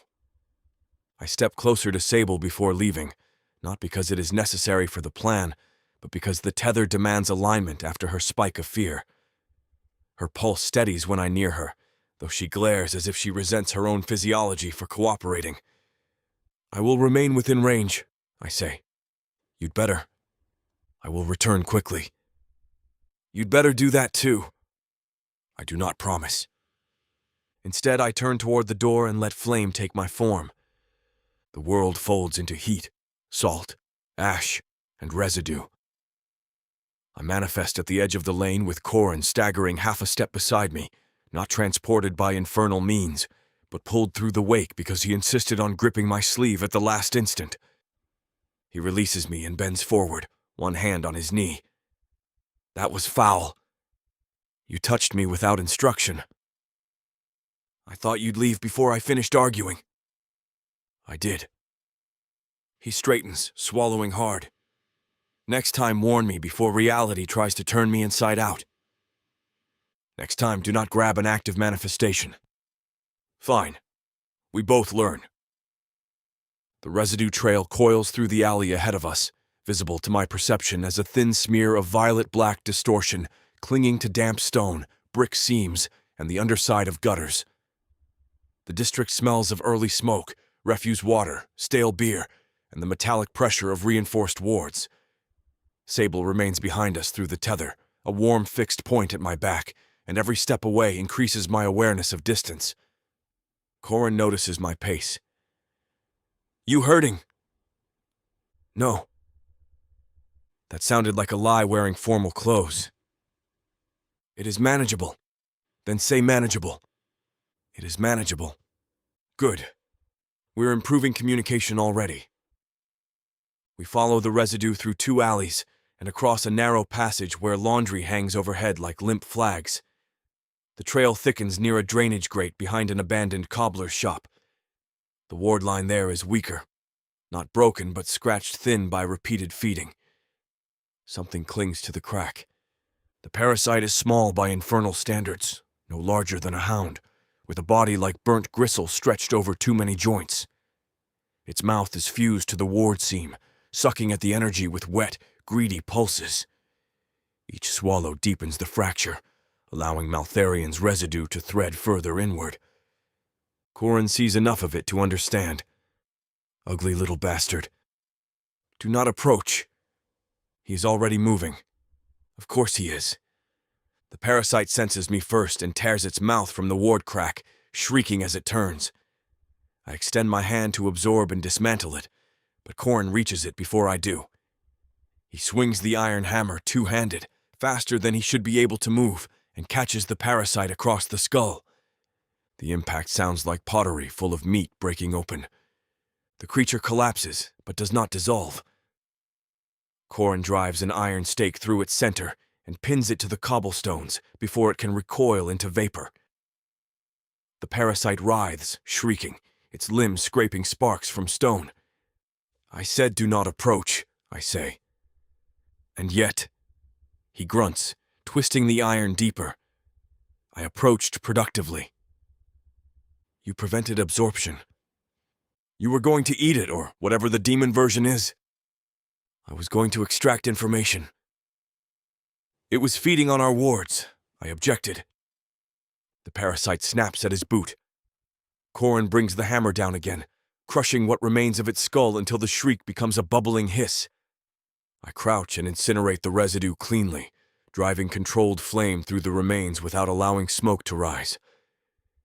If any trace of this creature returns to Maltherion, it will carry nothing useful. Corin watches the fire eat the body. Did I ruin your interrogation? Yes. Am I sorry? No. Good talk. I examine the ward crack. It was not alone in weakening the perimeter. His expression hardens. More? Likely. The residue trail continues toward the district boundary, thinning but still present. We follow it past shuttered houses, a boarded shrine, and a row of cobblestones slick with morning damp. At the boundary, the air tightens around me. I stop. Carved into the cobblestone is a sigil so shallow that mortal eyes would miss it unless searching. It is not meant to activate yet. It is a marker, one piece of a larger structure. Corin crouches beside it. This bad? Yes. How bad? Abduction preparation. His face goes still. For Sable. Yes. He stands too quickly, anger flaring through his altered aura. Explain. The sigil weakens manifestation stability inside its radius and creates a momentary gap in defensive response. If placed in sufficient number, such markers could define a path through which an anchor may be extracted before the tether compensates. He looks down the street as if seeing every cobblestone as an enemy. How many? I do not know. That's an ugly sentence. Yes. Corin steps into the radius before I can stop him. The effect strikes instantly. My manifestation flickers, the edges of my form blurring as pressure clamps around my core. Distance from Sable worsens the impact, and the sigil converts that distance into instability with vicious efficiency. Corin sees the reaction and steps back at once. Damn it, he says. It works. You used yourself as a trigger. I confirm the trap. You are developing Sable's most aggravating habits. She raised me well. I destroy the sigil with a downward sweep of flame and authority, burning the mark out of the stone until the cobble cracks through its center. The relief is immediate, but incomplete. The discovery expands outward through my calculations, one hidden mark becoming many, one boundary point becoming a mapped path waiting for completion. There are likely dozens, I say. Corin tightens his grip on the hammer. Then we break dozens. We return first. He looks ready to argue until he glances at my hand and sees the faint distortion along my fingers. You're at your limit. I am within operational tolerance. That means limit. It means we return. He nods once. Fine. But we start breaking them after. We move faster on the way back. The tether pulls harder with each step, not because Sable is farther, but because she is aware of our absence now. Her pulse has risen despite her breathing discipline. She is angry, afraid, counting. When we reach the house, she is waiting in the doorway. Her eyes go immediately to Corin, then to me, checking for blood, smoke, curses, possession, and smugness in that order. "Well?" she demands. Corin lifts the hammer. "We found a ward parasite, smashed it, burned it, and then found kidnapping road scribbles." Her face pales. "Kidnapping what?" "Abduction preparation markers," I say, stepping past the threshold. "Maltherian is constructing a route." Sable's fear hits the tether, but she clamps down on it so fast that the pulse barely spikes. "How many?" "Unknown." That is my least favorite number. I double the ward density before answering further. The house flares red. Every sigil tightens. Every iron anchor deepens its hold, and the lattice compresses inward before pushing outward with doubled resistance. Sable grips the doorframe as the force moves through the structure. Corin does not wait for instruction. He takes the remaining iron anchors and moves to the outer perimeter, hammer already swinging before he reaches the north wall. Strike after strike rings through the district. Sable watches him from the doorway, her mouth tight. He's faster again. "Yes, we are going to discuss that." "Yes, we are also going to discuss you taking him with you." "Yes, and you not telling me abduction was on the table." "I did not know until I found the markers." She looks at me sharply, searching for evasion. She finds none, because this time there is none to find. Her shoulders lower by a fraction. "Fine. That one passes." I step closer and take her hand. Her fingers tense in mine, but she does not pull away. The tether stabilizes immediately. The effect is stronger than proximity alone, cleaner than line of sight, and more controlled than emotional resonance. Physical contact locks the bond into alignment, smoothing the distortion still clinging to my manifested form from the abduction sigil's radius. My outline sharpens. The pressure in my core settles. Even the ward lattice responds, its glow evening along the threshold. Sable looks down at our linked fingers. "That helps?" "Yes." "How much?" "Significantly." She exhales through her nose. "Of course it does." I hold her hand more securely. "I will not leave your side." Her gaze lifts to mine. "That bad?" "Yes." Corin's hammering continues outside, hard and furious. I look toward the road, toward the hidden boundary markers, toward the places Maltherian's agents have already touched. "Abduction is imminent," I say. Sable's fingers tighten around mine. This time her pulse does not break rhythm. It steadies.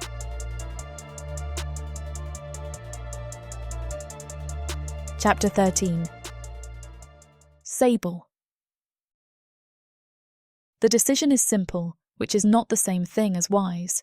The kitchen smells of iron filings, resin smoke, damp wool, and the sharp bitterness of tea left too long on the stove. Morning light presses against the windows in pale strips, catching on the ward sigils until they shine like red scratches beneath the glass.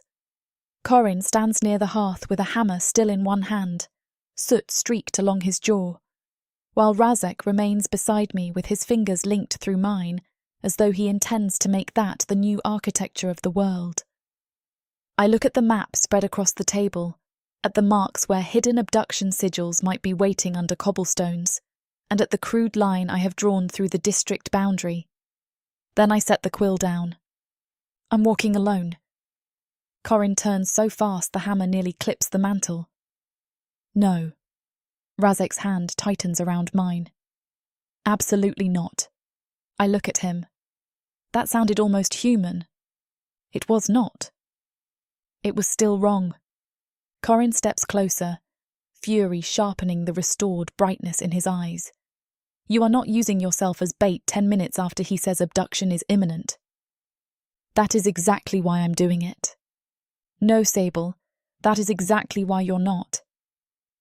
I pull my hand free from Razek's, though the moment our fingers separate, the tether gives a faint, unhappy pull beneath my ribs. Maltherian is setting a path. If we wait until he finishes, he chooses the hour, the place, and the method. I would rather know where the teeth are before they close. Razek's expression hardens into something older than anger. I forbid it. Corin actually pauses long enough to stare at him. Bold choice. I give Razek a slow look. You forbid it? Yes. That is adorable. It is not meant to be adorable. No, it is meant to be controlling, which is why it fails. His eyes darken. You are the target. I am aware. You cannot defend against a net designed specifically to separate you from me. Then follow me. That contradicts the word alone. Not if you follow at a distance. Corin points between us. That is not how alone works, and I say that as the least demonic person in this argument. I look at him. You take the rooftops. Oh, good. I have a stupid job too. You're fast now. Use it. His anger flickers because he hears the truth in it, and for one moment I see the cost of asking him. He is stronger than he was, faster than he should be, and every useful thing about that terrifies us both. Still he straightens. Razek steps in front of the door. No. I walk toward him anyway. The tether tightens with each step, responding to proximity, resistance, anger, and the terrible awareness that both of us are already calculating losses. He does not move. Neither do I. The air between us grows dense with infernal heat and human stubbornness. Move, I say. No. Razek. If you cross that threshold, Maltherian may trigger the marked path. That is what I am counting on. His face goes still. You would risk cardiac severance to gain information. I would risk ignorance to avoid becoming a corpse in my own house. Corin swears under his breath. God save me from clever people with death wishes. I reach past Razek and set my hand on the door latch. His body remains between me and the world, but he does not touch me. That restraint costs him. I feel it through the bond, a controlled violence turned inward because he knows force would break something no ward can mend. I am not passive collateral, I say quietly. You both know that by now. Corin's face tightens. Razek looks at me for a long moment, and whatever answer he finds in my expression does not please him. At last, he steps aside. The door opens into a morning too bright for what we are about to do. Cold air brushes my face, carrying the scent of wet stone, chimney soot, and the faint rot of whatever remains of the demon corpse in the road. I step over the threshold deliberately. The wards hum beneath my feet, recognizing me, holding me for one last instant before letting me pass. Razek follows, not close enough to touch, but close enough for the tether to remain warm and taut between us. I do not look back at him, because if I see the way he watches me, I may lose the hard edge of courage that is keeping me upright. Above us, roof tiles shift faintly as Corin climbs, moving with a speed that would have frightened me yesterday, and still frightens me today. Left, Corin calls softly from above. I know, I answer. Just making sure. You are terrible at rooftop stealth. I'm new to it. Razek's voice comes from behind me. Your footfalls are too heavy. Corin mutters something unflattering about demons and unsolicited advice, but his next steps are quieter. We move through the district in a formation that no one has named because naming it would make the absurdity harder to ignore. I walk the lane alone in appearance, skirts brushing damp stones, knife at my thigh, breath counted beneath my tongue. Razek follows at a measured distance, his presence a steady heat at my back. Corin shadows from above, a lean shape passing over chimneys and low roof lines, keeping pace with the ease of something remade. The first two streets do nothing. No shadows twist. No sigils flare. No unseen hand reaches for my heart. That almost makes it worse. At the third corner, the air changes. The narrow alley ahead is the one we marked earlier on the map, not because we had found a sigil there, but because the stonework looked too clean after rain. It runs between a shuttered tannery and an old storage house, both walls high enough to cut the morning light into a thin grey ribbon overhead. The alley smells of wet leather, mildew, old urine, and cold iron. I turn into it. "Sable," Razek says behind me. "I see it." "You do not see enough." "Then watch harder." The first anti-manifestation sigil ignites under my boot. Red-black light erupts across the cobblestones in a net of jagged lines, spreading faster than fire through oil. The alley walls answer with hidden marks of their own, each carved line flaring awake in sequence. The air slams cold around me. Razek vanishes mid-step. Not retreats, not flickers. Vanishes. The tether jerks so violently that I cry out before I can stop myself. It feels as though a hook has caught beneath my breastbone and yanked backward with enough force to tear me open from the inside.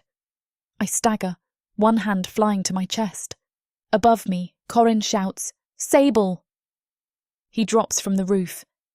For an instant, relief surges hot and stupid through me because he is already moving, already coming down like a blade thrown from the sky. Then the barrier flares between us. Blue-white light slams upward from the alley stones, catching him mid-descent and hurling him sideways into the opposite wall. He hits hard, but he lands on his feet with an inhuman twist of balance that would have broken the old Corin. "Corin!" "I'm up," he snarls, and he drives an iron stake into the barrier with both hands. The impact rings like a bell struck underwater. The barrier holds. My breathing spikes. The world narrows at once. The cold under my ribs, the missing heat of Razek's presence, Corin's iron ringing against magic, the rotten leather smell thickening in the alley, and my own heart trying to run wild inside the cage Maltherion built for it. No. I clamp down, inhale for 4. The sigils pulse under my feet. Hold for 6. The tether strains, thin and screaming. Exhale for 8. The shadow on the tannery wall opens its eyes.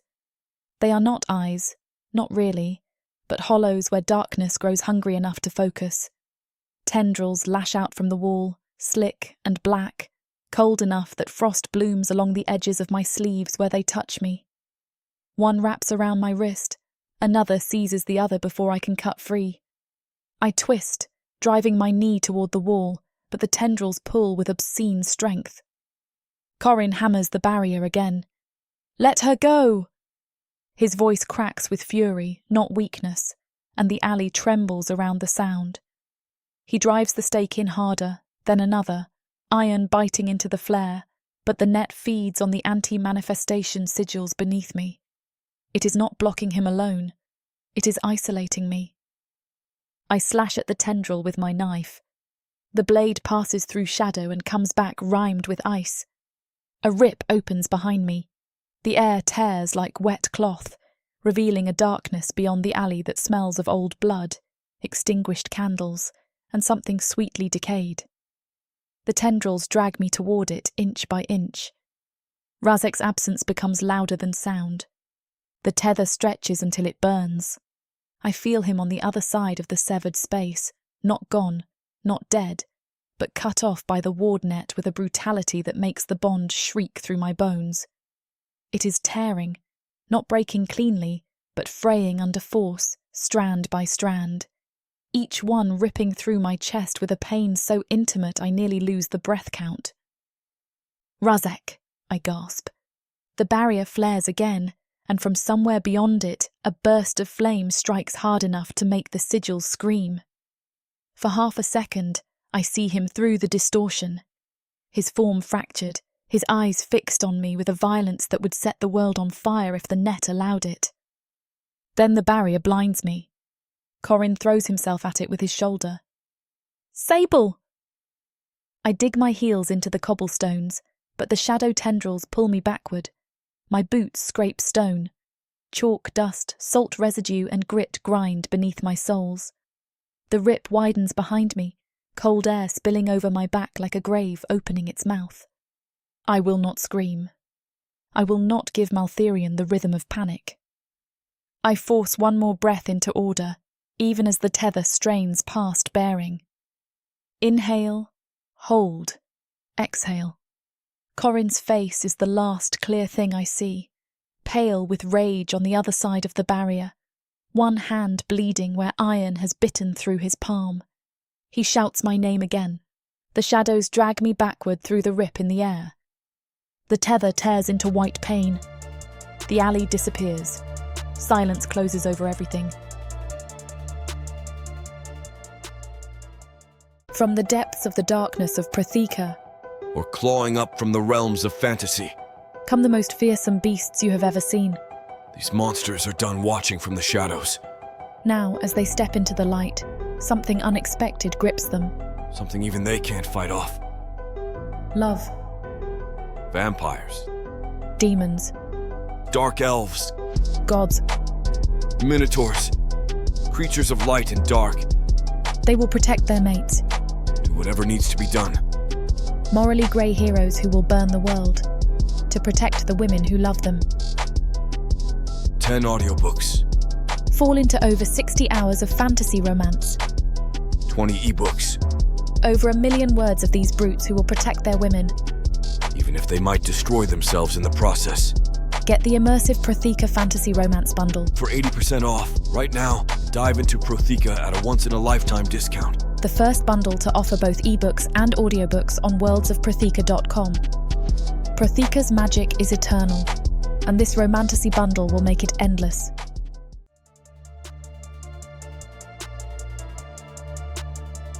Chapter 14. Razek. The bond turns into a blade inside my chest. One instant, Sable's pulse is there, strained but intact, burning through the tether with furious discipline as she forces her fear into counted breath. The next instant, the anti-manifestation ward closes around her, and the connection twists hard enough to tear coherence from the center of my form. Pain floods through me in a brutal white line, and the mortal house lurches sideways around my perception. I collapse. The floorboards crack beneath one knee as my hand strikes the wall, claws forming through my fingers before I can contain them. The air in the room blackens at the edges. Every ward sigil in the house screams with red light, responding to my destabilization and to the violence gathering under my skin. The tether is not gone. It is worse than gone. It is stretched through a wound in the world. Sable, I force out, and her name does not sound like language. It sounds like a threat. I push myself upright, even though the anti-manifestation net still gnaws at the link from a distance. My ribs feel as though they have been split open and packed with burning iron. Her pulse flutters through the bond, erratic and far too faint, but it still exists. That is enough. The front door crashes inward before Corin reaches it properly. He bursts through the opening, breathing hard, one hand bleeding around an iron stake, his aura lit from within by terror and rage. "Alley off the tannery," he says. Marked stones. Barrier flare. Shadow portal dragged her through. I know. "No, you don't know enough," he snaps, crossing the room with blood dripping from his palm. "It cut you off. It threw me back. She kept counting her breath while it pulled her in." The image lands with surgical cruelty. She was afraid, and she disciplined it. She was taken, and she fought for rhythm. Maltherion has made an error. I turn toward the front of the house. Corin grabs my arm. "Where?" "Through." "Through what?" "The door." I do not open it. I tear through it. Wood, iron latch, threshold seal, and air rupture outward as I manifest fully, no longer calibrating for human structures or neighborhood concealment. Flame takes shape around me, not as ornament, but as consequence. The ward lattice roars in answer, bending around my authority rather than resisting it. Behind me, Corin curses. subtle as a cathedral falling down. Stay back. No. I do not slow. We reach the alley in less time than mortal streets should allow. The tannery walls loom narrow and damp, the air fouled by old leather, mildew, and the cold residue of severance magic. The anti-manifestation sigils still smoke under the cobblestones, though several have cracked from the force I drove against them when she was taken. Corin stops at the alley mouth, jaw clenched. There. I see the rupture immediately. It hangs where the shadow rip closed, invisible to most eyes but not to mine. The veil remains weakened, its edges stained with Maltharian signature, and Sable's panic held ruthlessly under control. Her pulse flickers through it, distant and uneven. I place both hands into the air. The veil resists. I rip it open anyway. Reality does not tear cleanly. It screams in layers, first as pressure, then as sound, then as a taste of blood and extinguished stars. Black flame pours between my fingers as I force the gap wider, using brute, infernal authority where precision would take too long. The alley stones crack beneath me. The walls sweat frost. Corin steps closer. Back, I order. He grips his iron stake. No. You will be killed. Then move faster. You are not trained for this. No, but I'm angry, strong and already here. This is not courage. Good, he says, eyes bright with fury. I'm fresh out of polite virtues. I should force him back. I do not. Sable's pulse stutters. I step through the rupture, and Corin follows close enough that the closing edge nearly takes his shoulder. We emerge into a fractured pocket realm layered beneath the city. The space is not underground in any physical sense, though it carries the suffocating pressure of buried places. Broken versions of streets overlap at impossible angles, cobblestones climbing walls, doorways opening into black air, roof lines hanging upside down above canals of shadow. The air smells of wet stone, old blood, rotted violets, and the bitter ash of used rituals. Light exists here only as a sickly violet seep from glyphs carved into floating fragments of masonry. Corin steadies himself beside me. This place is awful. It is a transitional holding realm. It's awful with a title, then. A sound moves through the broken street ahead, soft at first, then multiplying. Shadows detach from walls and assemble into bodies. Ward keepers. Constructs, not demons, made from shadow, bone memory, and stolen threshold law. Their faces are blank except for vertical slits of pale light where mouths should be. They turn toward us. Corin raises the stake. Friends of yours? No. Good. The first wave comes fast. I meet them without hesitation. There is no strategy in the first strike beyond annihilation. My arm sweeps outward, and black-red flame cuts through 3 constructs at once, unmaking the law that holds them together. They collapse into ash and wet darkness before reaching the ground. The next 2 leap from opposite walls, their limbs extending into hooked blades. I seize one by the throat and drive it through the other, then burn both from the inside until their shapes forget how to exist. Corin moves behind me. A construct slips past my left side, too low for my first sweep. Corin catches it with the iron stake through the chest and slams it into the cobblestones with a strength that sends cracks through the street. The creature shrieks, its shadow body writhing around the iron. Stay down, he snarls, then drives his heel into the stake until it punches deeper. The second wave forms before the first has finished dissolving. These are faster. They come from the broken windows, from the underside of an inverted roof, from a drain that opens into nothing. I extend my perception towards Sable and find her pulse deeper inside the realm, weak and irregular, too irregular. The bond answers with a convulsive pulse that nearly drives me to my knees. It is not simply pain now. It is fear translated into structure. Her heart is under pressure. Maltherion is beginning. I stop conserving power. The next flame I summon does not stay shaped like flame. It becomes judgment, raw and expansive, tearing through the street in a widening arc that obliterates every construct it touches. The realm buckles. Floating stones crash downward. Violet glyphs flare and burst. Corin ducks behind a broken wall as heat rolls past him. Warning would be nice. Move faster. I am beginning to hate that advice.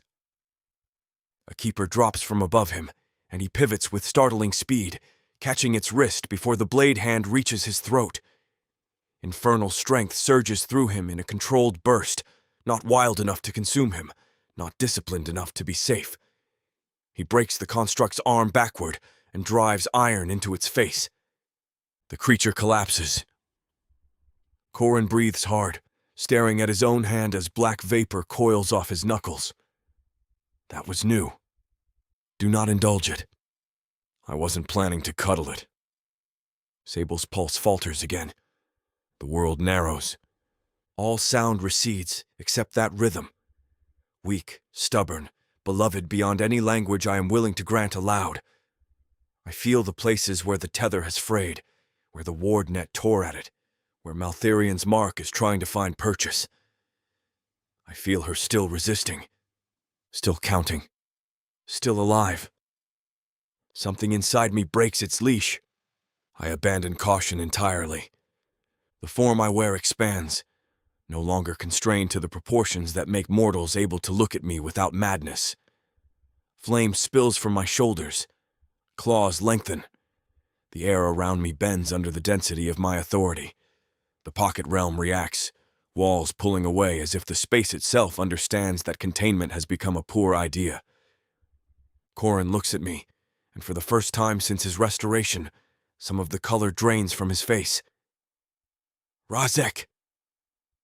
I barely hear him. Another wave of ward keepers gathers at the far end of the broken street. I move. I do not fight them. I slaughter them. Every strike is final. Every construct that reaches for me loses shape, name, and function.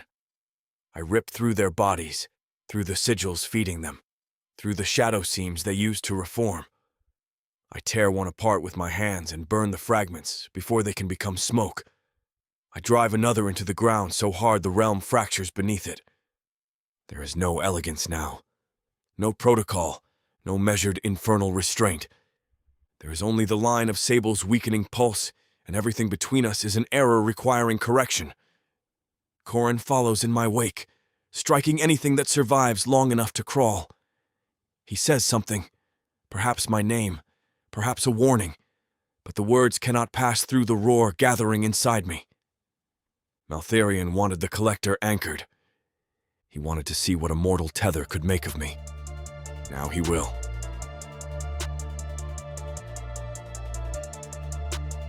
Chapter 15. Sable. I wake on stone. Cold comes first, not as a simple chill against my skin, but as a deep, invasive cruelty that presses through my back, my shoulders, my wrists, and the base of my skull. The slab beneath me is not smooth. It is carved with channels that bite shallowly into my skin wherever I shift. Thin grooves arranged in spirals and branching lines that slope toward the center of my chest. The air tastes of extinguished candles, old blood, and flowers left to rot in a sealed room, sweet enough to turn my stomach and bitter enough to cling to my tongue. I do not move at once. That is the first victory. My wrists are bound above my head with bands of shadow that feel like soaked silk over iron. My ankles are fixed the same way, drawn apart just far enough to make leverage difficult. The ceiling overhead is not really a ceiling, but a black vault of layered stone and darkness, threaded with violet sigils that pulse slowly, each flash sinking into the grooves beneath me like a second heartbeat. I inhale before panic can seize the breath from me. 1, 2, 3, 4. I hold. 1, 2, 3, 4, 5, 6. I exhale until my ribs ache.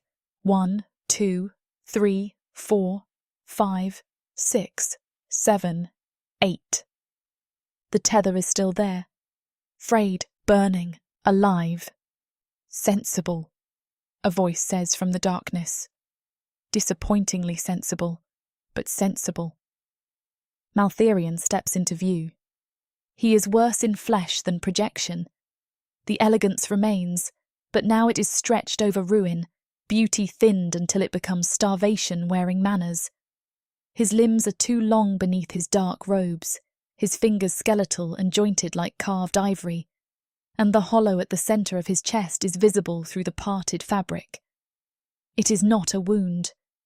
It is an emptiness with edges, a cavity full of dim violet light and whispering shadows that coil inward as if everything near him is being slowly invited to vanish. I turn my head enough to look at him properly. You look terrible in person. His mouth curves, and you look remarkably composed for a woman tied to a table. I've had a difficult week. Standards have shifted. He laughs, soft and dry. Razek's anchor has a tongue.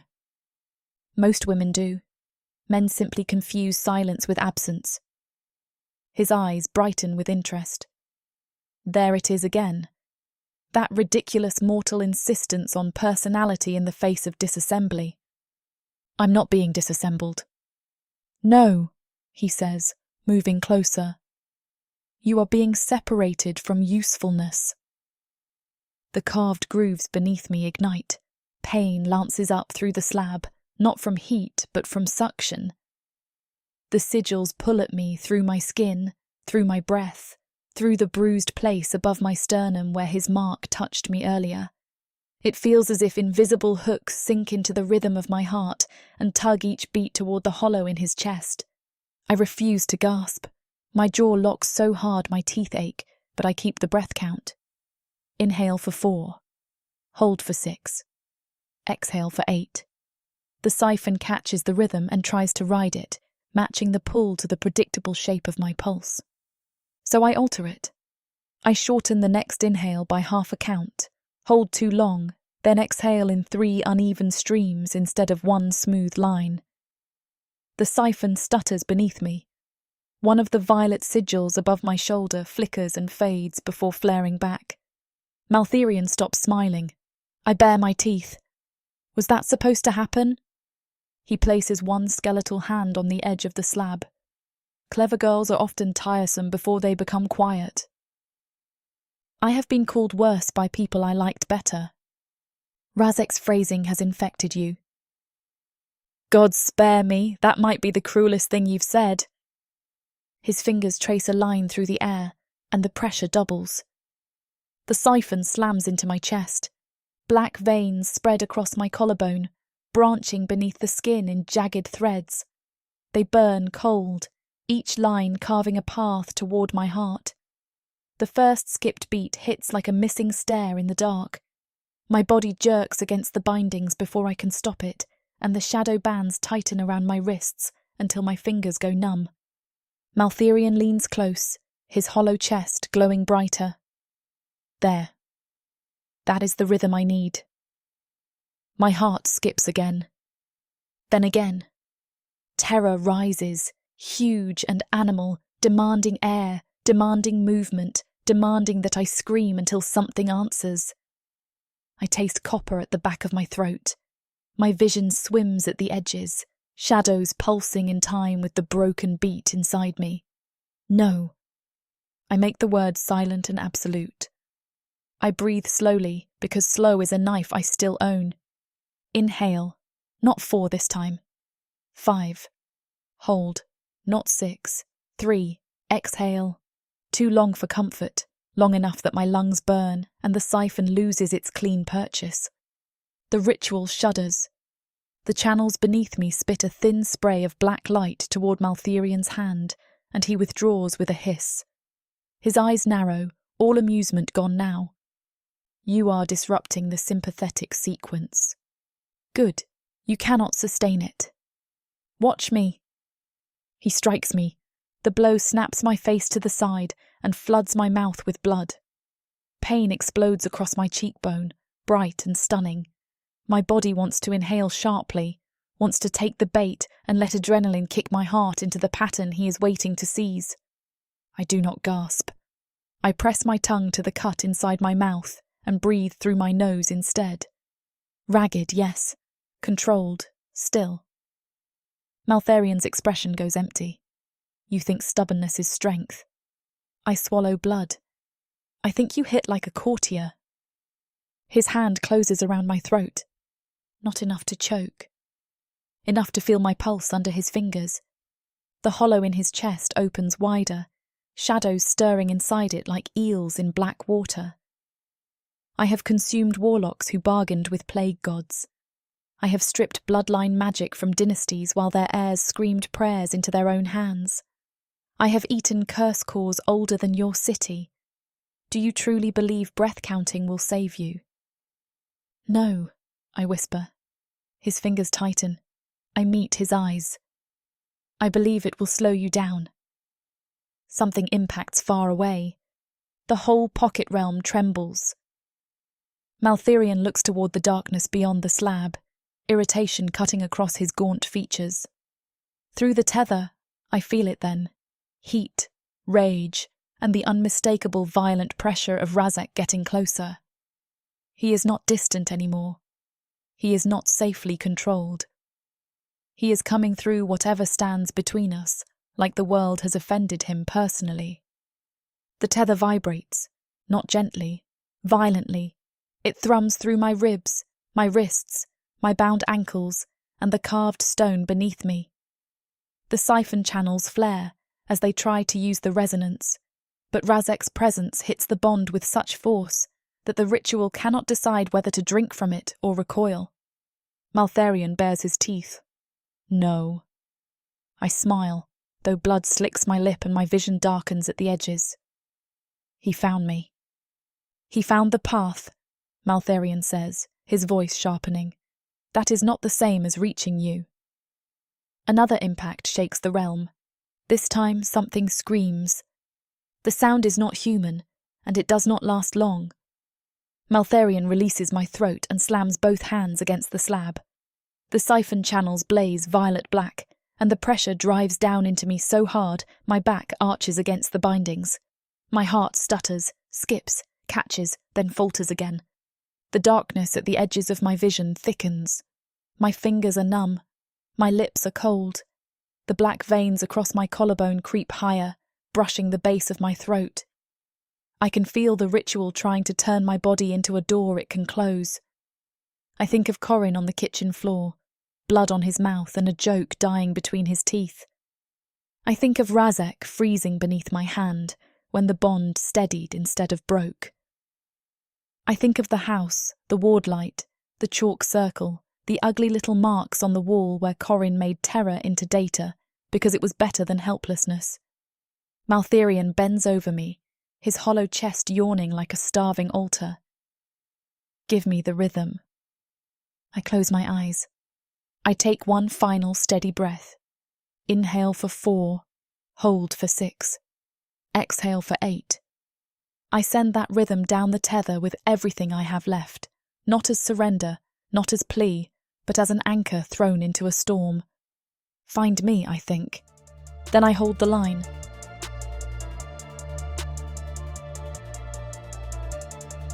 Chapter 16. Razek. Sable's final breath reaches me through the tether like a hand thrust through flame.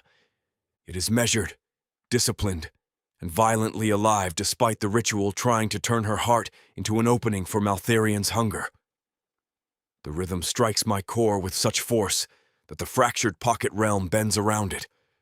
4 counts of will, 6 counts of refusal, 8 counts of defiance dragged through pain, fear, and failing blood. I follow it. The ceiling of the ritual chamber hangs above me as a black, veined membrane of stone, shadow, and stolen threshold law.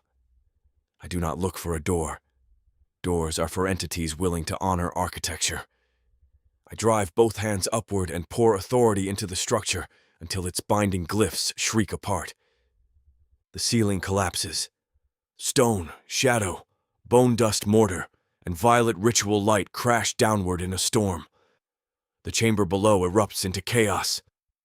Maltharion looks up from the slab, skeletal face twisting with fury as fragments of his protected sanctum fall around him. Wardkeepers spring from the walls like knives given bodies, their blank faces opening into vertical slits of light. Corin drops beside me through the breach with no permission and no hesitation. A construct launches upward toward him, all hook limbs and smoke-black sinew. Corin meets it mid-air, tackling the thing with a roar that belongs to neither the sick man he was, nor any mortal I have previously catalogued. They hit the floor together hard enough to crack the stone, and he drives an iron stake through its throat before it can reform. "Get her!" he shouts. I already am. The chamber reeks of burned magic, old blood, rotten flowers, and Sable's fear sharpened into discipline. Siphon channels glow beneath her body, feeding into the hollow in Maltharion's chest. Black veins branch across her collarbone. Her lips are stained red. Her wrists are bound in shadow. I cross the chamber in a single step. Maltharion raises one hand. Too late, Collector. I seize him by the throat before the final syllable leaves his mouth. His physical form is stronger than the projection, dense with stolen essence and ancient protections. But he has made the mistake of touching what is mine while I am close enough to answer. Raw, infernal flame erupts from my hand and pours into him, not shaped into clean destruction, not tempered by law. His hollow chest flares violet as he tries to devour the fire, and for an instant, hunger meets hunger. Mine is greater. I tear him apart, his ribs split under my grip. His limbs distort, smoke and bone separating from infernal essence as I burn through every stolen layer. He screams, and the sound shakes the ritual apparatus until the violet sigils stutter. I drive him backward into the central column of the chamber and rip the binding core from his body in a burst of black gold flame. Maltharion's physical form comes undone. The siphon channels shatter. For one impossible instant, I expect relief through the tether. Instead, Sable's pulse stops. The absence is total. No flutter. No weak thread. No rhythm. The world loses proportion. Corin's voice cuts through the chamber from somewhere behind me. Razek. I turn to the slab. Sable lies too still, her skin pale beneath the black veins, her mouth parted around no breath at all. The ritual's broken light flickers over her face, making her look carved from moonlit ash. The tether hangs between us like a severed cord, burning at both ends. No, I say. The word does not sound like denial. It sounds like law. I tear the shadow bindings from her wrists and ankles, then lift her from the slab. Her body folds against me without resistance. Too light, too cold, too silent. I press one hand over her sternum, exactly where Maltharion marked her, exactly where her heart has gone still. Corin stumbles closer, bleeding from his temple, iron stake still clenched in one fist. Do something. I am. My essence is immortal. It is not healing magic. It is not mortal vitality. It is the structural fire that allows an infernal entity to persist through destruction, reform through rupture, and remain itself across realms that would grind lesser beings into ash. It is not meant to be given directly to a human heart. I give it anyway. Power pours from my core into my hand, and from my hand into Sable's chest.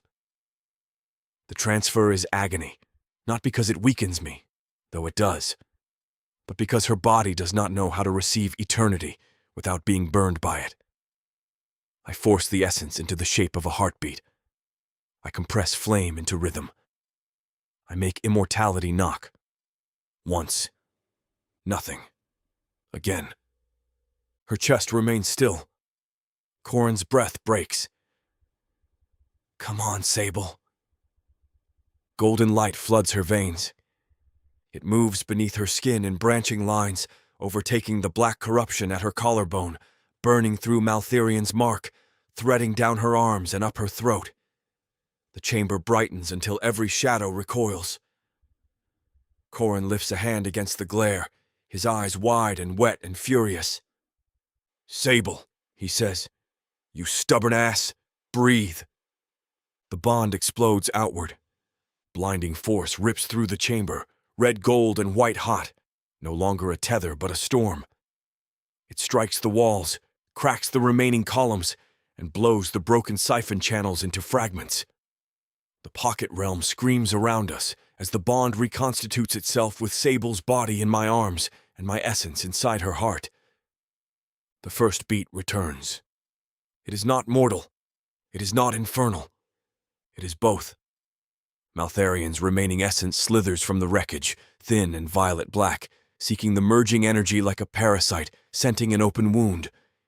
It lunges toward the bond, trying to latch on to the moment before the new rhythm stabilizes. I turn my head. No. I pull it into myself. The fragment fights, all teeth, hunger, and ancient spite.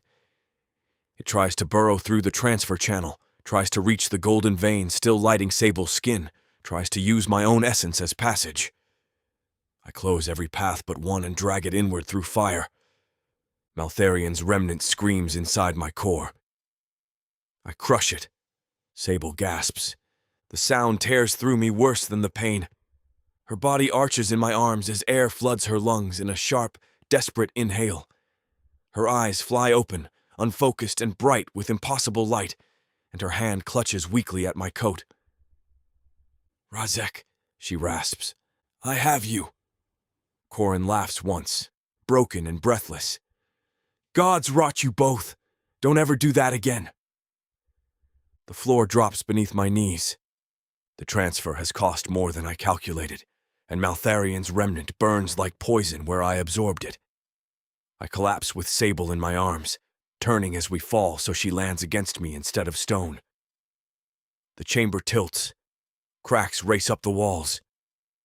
The pocket realm begins to fold inward now that its master's physical form and ritual core are destroyed. Corin reaches us before the next rupture opens. "Up," he snarls, grabbing the back of my coat. "Both of you. We are not dying in this rancid hole." My manifestation is compromised, I say, though the words drag through my teeth. Lovely. Be compromised while moving. Sable tries to lift her head. "Corin." "I'm here," he says, voice shaking despite the grip he has on us. "You are not allowed to scare me until I'm old and boring, remember?" She makes a faint sound that might be a laugh if the world were kinder. The ceiling collapses further. Corin hooks one arm under Sable and the other into my coat, then hauls with strength no mortal body should contain. He drags us across the cracking floor as the chamber comes apart behind us. Shadow constructs dissolve into ash. Violet glyphs burst overhead. The air rips open ahead, showing the broken street of the pocket realm beyond. I hold Sable against me with what strength remains.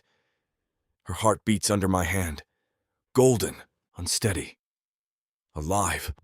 Corin drags us through the breach as the ritual chamber collapses into darkness behind us.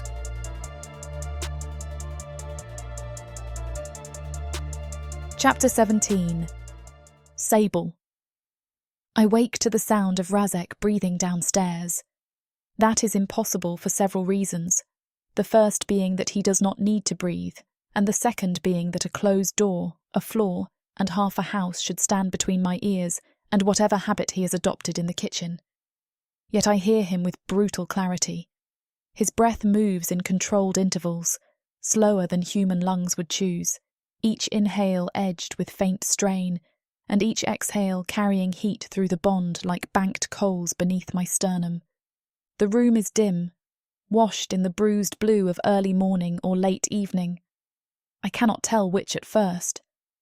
The air smells of linen, iron, smoke, salt, and the bitter residue of healing tinctures someone has spilled near the bedside.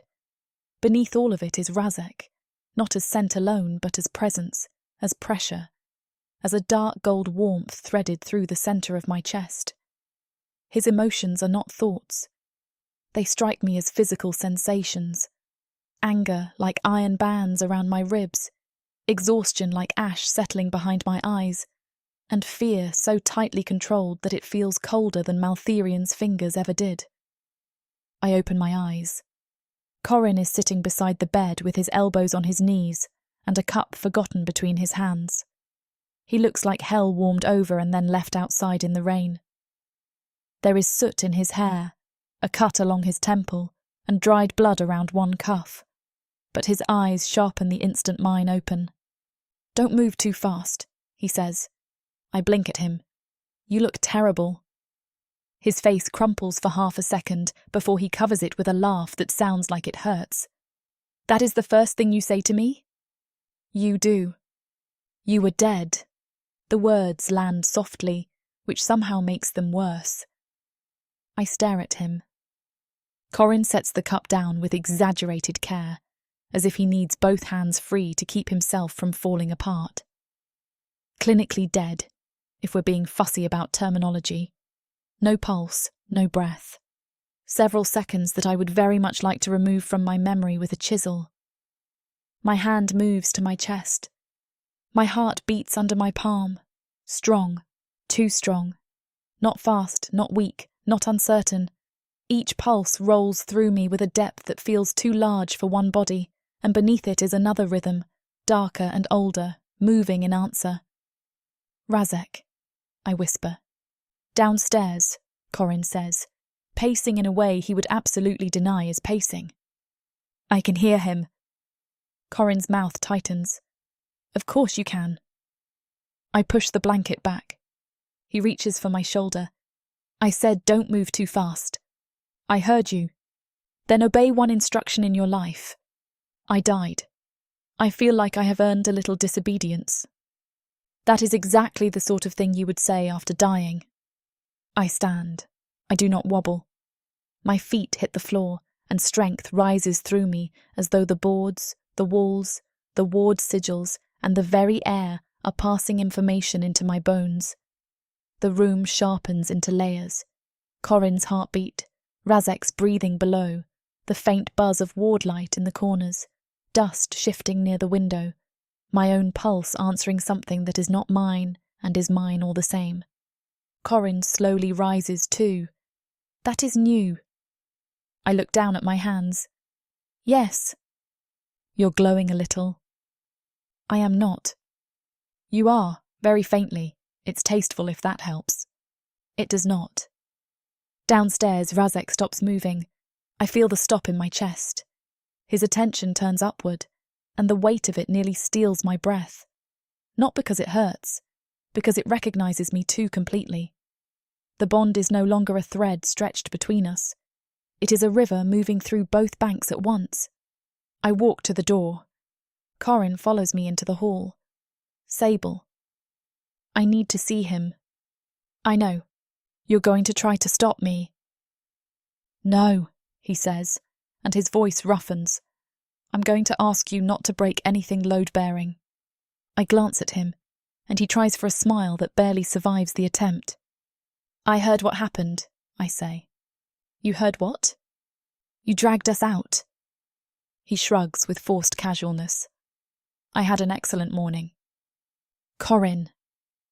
His face tightens. "Go yell at your demon. I'll accept gratitude later, preferably with bread."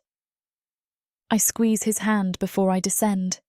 His fingers close around mine hard, and for a second neither of us says anything, because words cannot be trusted with what sits between us. Then I go downstairs. Razek stands in the kitchen with one hand braced against the table, and the other curled at his side. The room is scarred from the last day's war, chalk lines half smeared on the floor, resin stains on the table, iron filings glittering near the hearth, and 3 burned rings where ward charges must have been prepared in haste. He looks more solid than I have ever seen him, and less untouchable. His aura is clearer, yes, but it is also threaded with gold now, the same gold I feel pulsing beneath my skin. He turns. The moment our eyes meet, the bond flares. Not violently, not like a trap, like a door thrown open. You tied your immortality to my survival, I say. Razek's face does not change enough for anyone else to read it, but I feel the impact of my words strike him from the inside. Yes. You made that decision while I was unconscious. You were dead. That is not a loophole. It was the only available correction.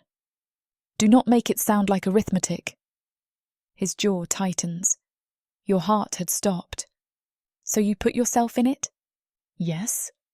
Without asking me. His eyes burn darker. You were not available for consultation. That is not funny. I did not intend humour. No, you intended control, I say, stepping closer as heat rises through my chest. You intended to decide that because you could not bear losing me, you were allowed to make me into something else. His voice lowers. I intended you to live. The bond flares harder. The room brightens around us, ward sigils answering the surge in steady gold-red light. My anger rushes into him, and his fear rushes into me, not as confession but as force. It is immense. It is ruthless. It is the kind of fear that would tear down a realm rather than speak its own name. I stop 2 steps from him. You cannot keep doing this. Saving you? Choosing for me. His control cracks just enough to let the truth show through. I watched your pulse vanish. I feel the memory in him as he says it. The slab, the black veins, my body limp in his arms, silence where the bond should have been. His pain hits me so hard my eyes sting. I grab his collar. He goes still. You should have asked, I whisper. Yes. The admission breaks something in me far more effectively than argument would have. I pull him down and kiss him. There is nothing gentle in the first contact. It is fierce, furious, possessive, and deliberate. A collision of anger and relief that neither of us bothers disguising as restraint. His hands close around my waist, not careful now in the distant way he used to be, but certain. He holds me as if the world has already tried to take me once, and he has decided the world can bleed for trying again. I kiss him harder because I understand that feeling too well. The bond surges between us, pulse answering pulse, until my heartbeat and his immortal rhythm fall into alignment. Heat rolls through my veins, gold and red, not consuming me, but expanding the space inside my own skin. His fear steadies when I touch him. My anger steadies when he holds me. Every synchronized pulse makes him more solid, and me more awake. Corin clears his throat from the stairs. I break the kiss just enough to glare. Do not. He lifts both hands, already backing away. I am stepping outside with dignity and a profound commitment to denial. Good. Also, the wards just changed colour, so whatever you are doing is probably working. Razek does not look away from me. Leave. Gladly, Corin says. Nobody die while I'm in the yard. The door opens and shuts. Silence folds around us, but it is not empty. It is full of breath, heat, ward light, and the pounding truth that I am alive, because Razek put part of forever into my heart. I slide my hands from his collar to his chest, feeling the marking stir beneath his clothing, brighter beneath my touch. You don't own me, I say. No, you don't get to make me your saved thing. No, if this is going to exist, it goes both ways. His hands flex at my waist. It already does. I feel it then, fully. Power does not flow from me to him alone anymore, and it does not flow from him to me as rescue. It moves in both directions, equal and terrifying, a shared current that neither of us commands alone. The realization should frighten me, and it does. I kiss him again anyway, slower this time, letting the fury melt into something deeper and no less dangerous. His hand rises to the back of my neck, and I lean into him. When we finally separate, my pulse is steady. So is his. Razek rests his forehead against mine. You are altered. So are you. Yes. Good, I whisper. Then we both have something to be angry about. His mouth almost curves. You are impossible. I was dead this morning. Impossible is an improvement. Outside, Corin shouts through the door, still denying everything out here.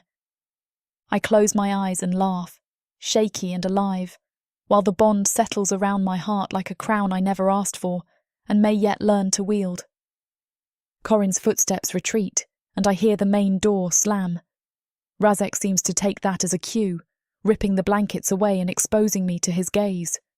As much as Samara and I want to finish what these two characters have started, it looks like this chapter is about to get too hot for this platform to handle. Unfortunately, we have to pause here because their guidelines won't allow us to reveal the spiciest details. They keep bringing you these free audiobooks.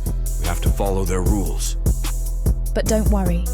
You can experience the full, unabridged version over at worldsofprotheka.com, where the boundaries of passion and fantasy collide. Use code YouTube30 for 30% off any of our unabridged audiobooks set in the rich and immersive worlds of Protheka. Protheka's magic is eternal.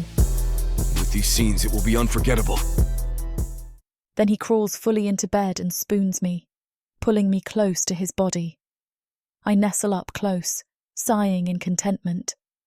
Maybe tomorrow will bring more tragedy my way, but for now, this is paradise.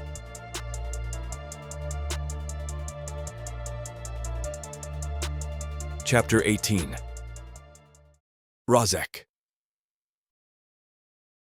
The corridor beyond the chamber smells of iron, old smoke, and Corin's theatrical disgust. I'm not hearing a god's damn thing, he calls through the door, his voice muffled by the thick wood and the dignity he has been trying, unsuccessfully, to preserve since the moment Sable decided my lap was a strategic position rather than an inappropriate one. For the record, I am several feet away, spiritually, emotionally, morally. Sable's forehead is still resting against my shoulder, her breath warm where it slips through the ruined opening of my shirt. Her fingers are tangled in the torn fabric at my ribs, and every time she inhales, the bond answers as though her lungs are inside my chest, too. Not metaphorically, not poetically. Literally enough that I can feel the soft expansion of her body as a pressure in my own, as though she has become another chamber of my heart. I have known many forms of possession. I have endured bindings, blood oaths, name chains, slaughter pacts, conquest rites, and the old volcanic vows that do not break unless one party is reduced to ash and the ash is salted. This is not any of those. This is worse. This is gentler. This is Sable lodged in every savage mechanism of me, making the ruin feel inhabited, making the monstrous architecture of my soul turn toward her light as if it has been waiting centuries to learn the shape of sunrise. And beneath that light, something black moves. At first, I think it is merely the aftertaste of Maltherian's power, some psychic soot clinging to the inner walls of me after his attempted intrusion. My core is not a place most beings can perceive without going mad or dying impolitely. But I know its temperature, its color, its music. It should burn deep crimson at the center, edged in gold where Sable's anchor has altered the old infernal flame. It should feel like pressure contained in obsidian, like magma beneath a mountain that has not decided whether to sleep or kill a city. Instead, when I look inward, I see flecks, not ash. Ash is honest. Ash has the decency to be dead. These specks writhe. They cling to the seams where Sable and I merged the bond, crawling like ink through hairline cracks. Tiny, vicious fragments of Maltherian's essence, each one too small to be a full consciousness and too malignant to be harmless. They snap toward any pulse of tenderness that passes between Sable and me, recoiling when my fire notices them, then flattening themselves thin as stains. My arms tighten around her before I can stop them. Sable lifts her head. Her cheeks are still flushed, her mouth swollen from mine, her eyes bright with that dangerous post-battle softness that always makes me want to kneel and devour an empire on her behalf. "What?" she asks. Nothing in me wants to answer. Every instinct I possess roars in a language older than mercy. Keep her close. Keep her warm. Keep her under your hands where no blade, god, law, or ancient parasite can touch her. But the flecks shift again, and one crawls along the bond toward the place where her energy braids through mine. I release her as though my touch has become a weapon. She blinks when I slide her from my lap and stand, not abruptly enough to throw her, but fast enough that the air between us turns cold. The absence of her weight is immediate and obscene. The chair creaks behind me. My skin chills where she had been pressed against me. The bond, that newly fused miracle, pulls tight in protest. "Razek!" Her voice drops, no longer teasing, no longer amused. "What are you doing?" I step back. It is one pace. One cursed, necessary pace. The bond thins like a flame deprived of air. From the other side of the door, Corin goes silent. Of course he notices. Corin notices everything inconvenient. He can miss a thrown dagger if the thrower is pretty enough, but a fluctuation in contract magic? Suddenly the man develops the focus of a saint-facing execution. "Why did it dip?" he demands through the door.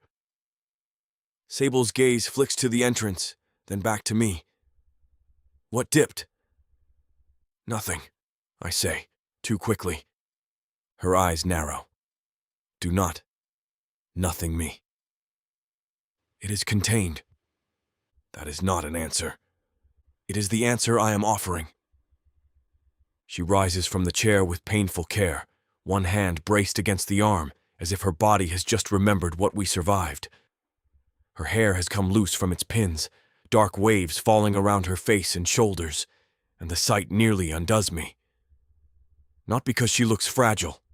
She does not. She looks like a woman who has crawled out of a grave and is considering whether to make the grave apologize. "Razek," she says, "you moved away from me." "Yes." "Why?"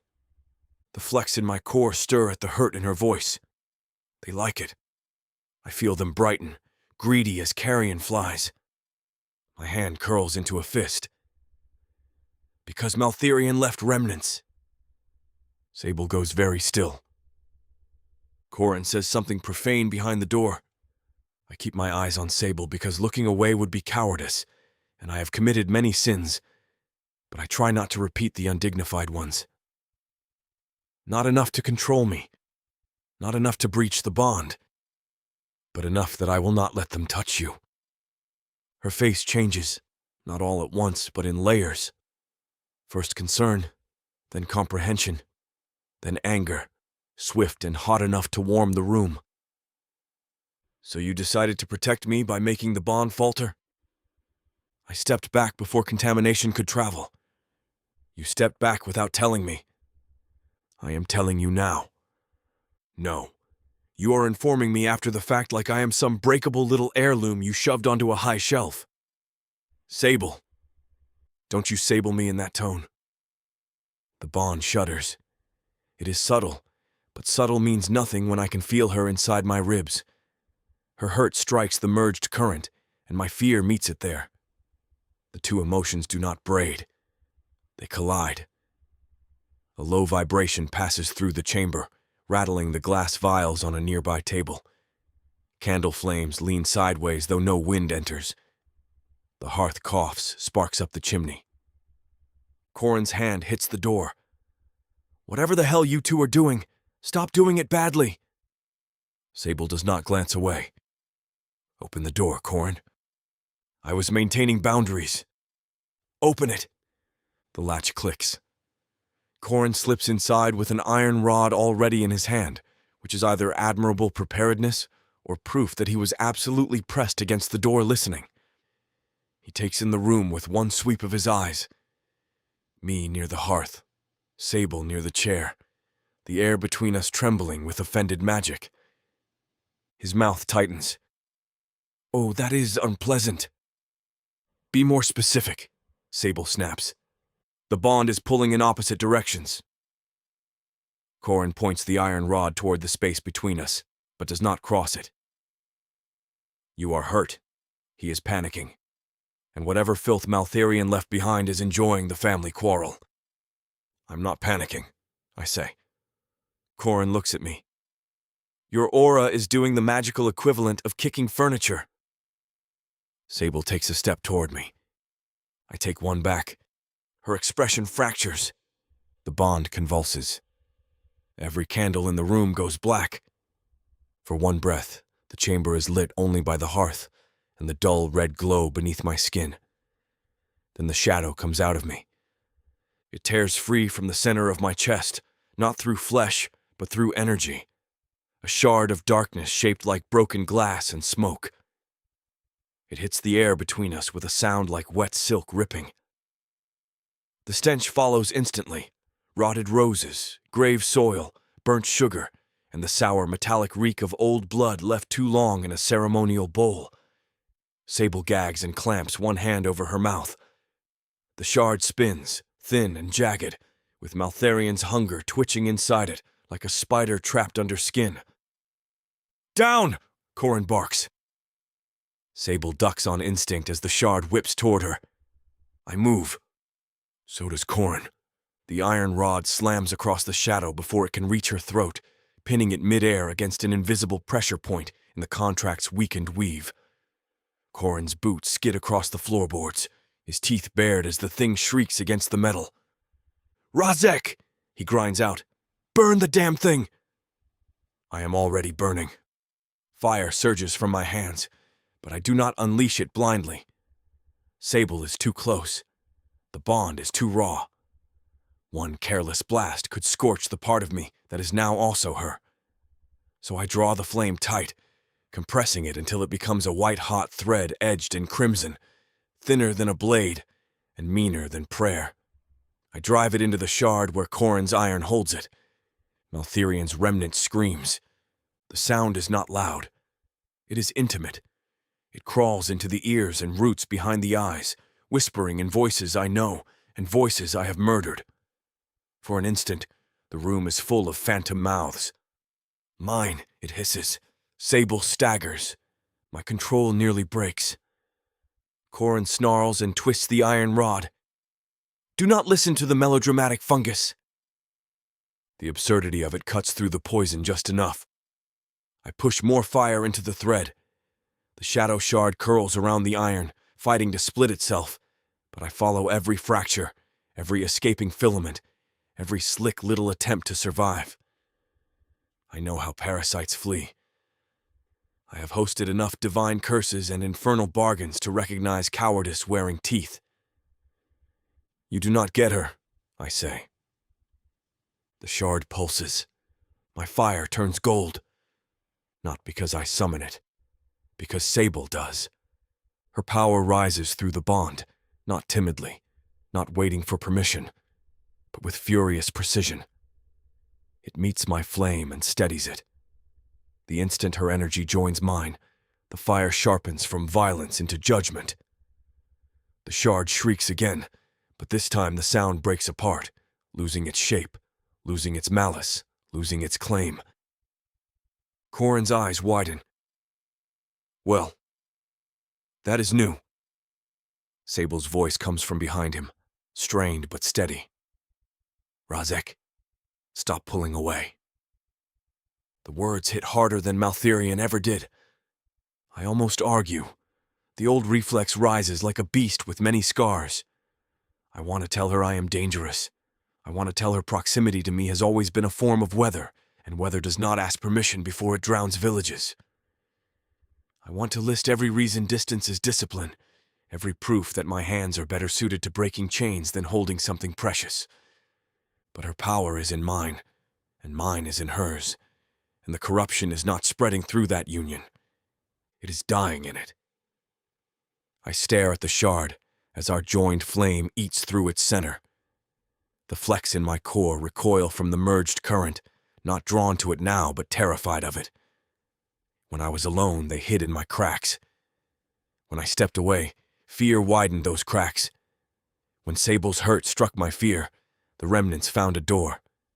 But when she reaches for me, when I stop resisting the place she has carved into my being, the bond does not weaken. It becomes a furnace with two hearts.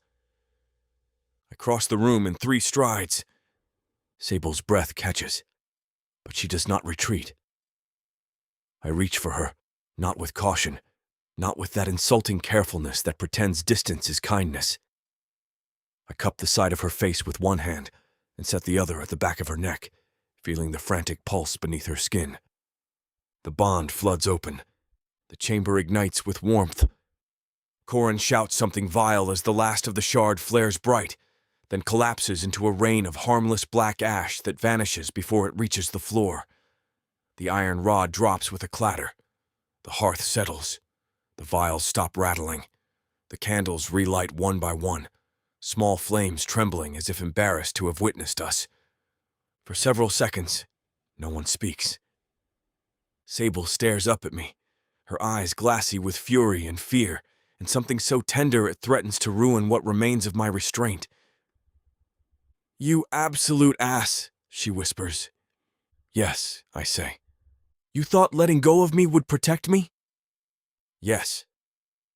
"You were wrong." "Yes." Corin bends to retrieve his iron rod, muttering, "Miracles do happen. He can learn." I ignore him. My thumb brushes Sable's cheek, and the bond answers with a deep, resonant warmth that rolls through my chest and settles the last snarling edges of panic. I look inward again. The flecks are fewer now. Not gone entirely, but diminished, cornered, afraid of the golden seam where Sable's magic runs through mine. Not contaminated. Strengthened.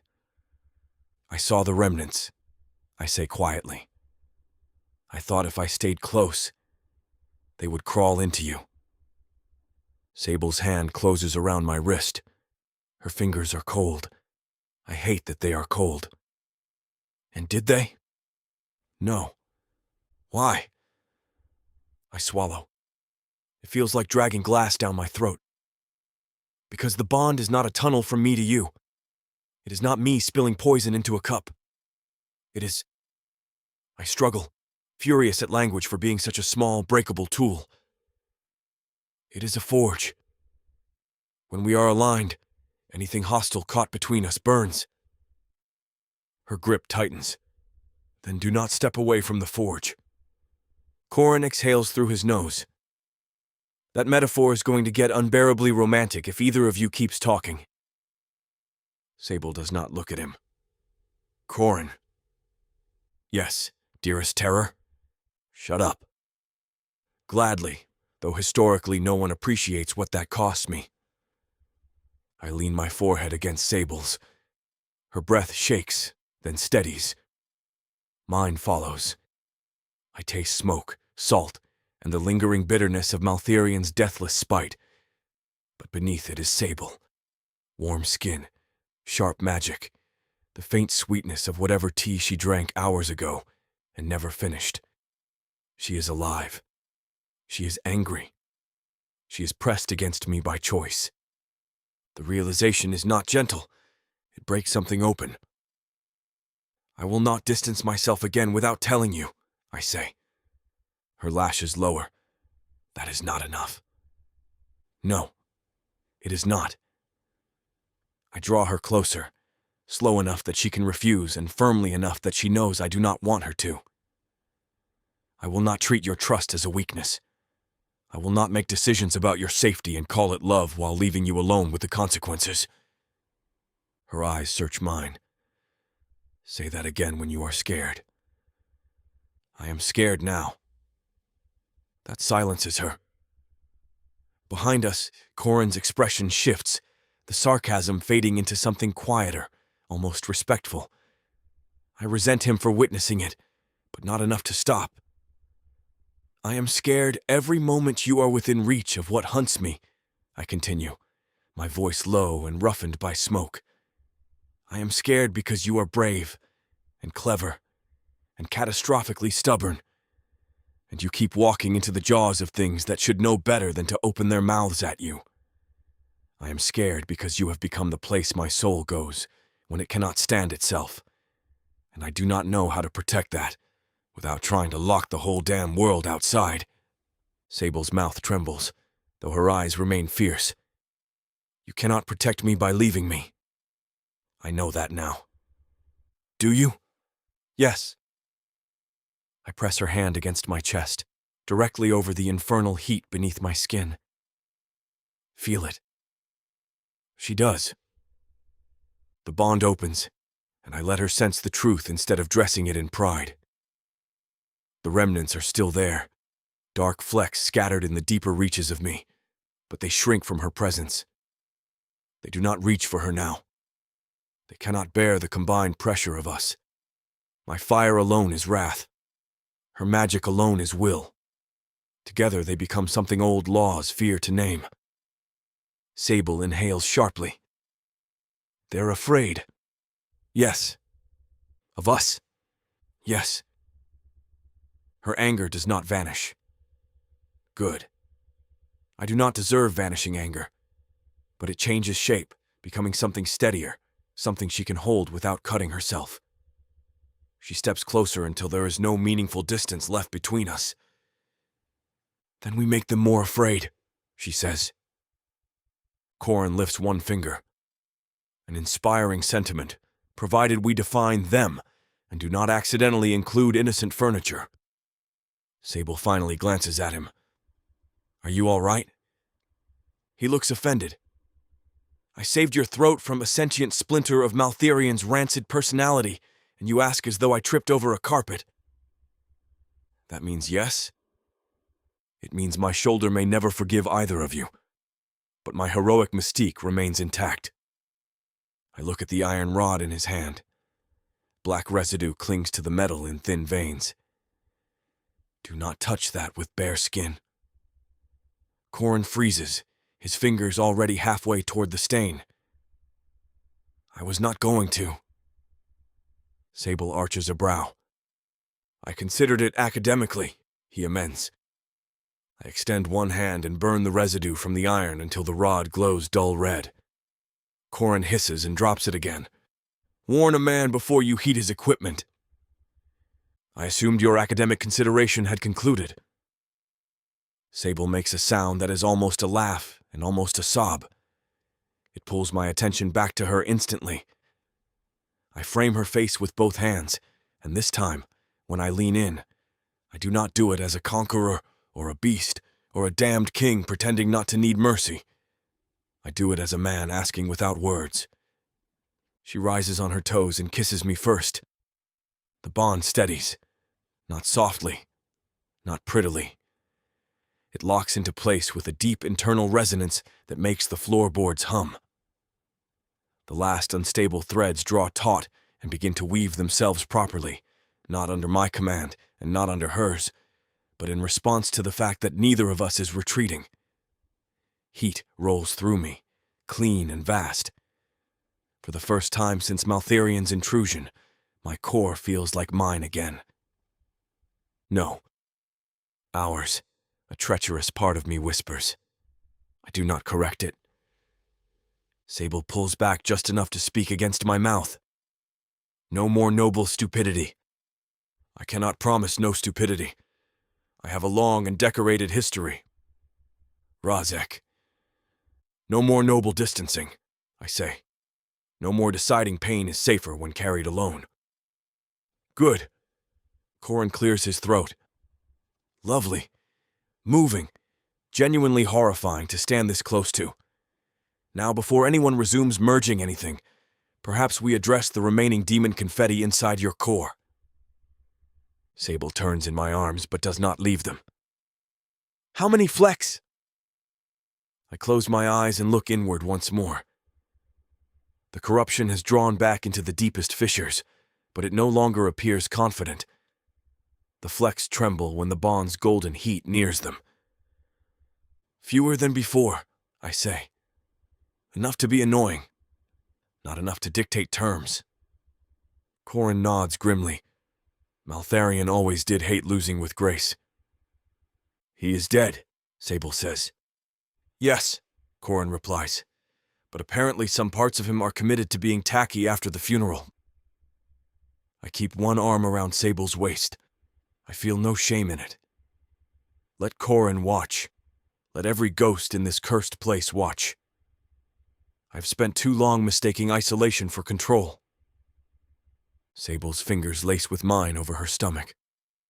The gesture is small, domestic even, and therefore more devastating than any battle cry. Then we burn the rest carefully. Together, I say. She looks up at me. Together. The word moves through the bond like a key turning. Deep within me, the remaining flecks retreat farther into darkness, and for the first time, I feel their fear as clearly as I once felt their hunger. Good. Let them learn the shape of the mistake they made. Let them understand that Maltharion did not leave poison in a wounded demon king. He left kindling between two fires.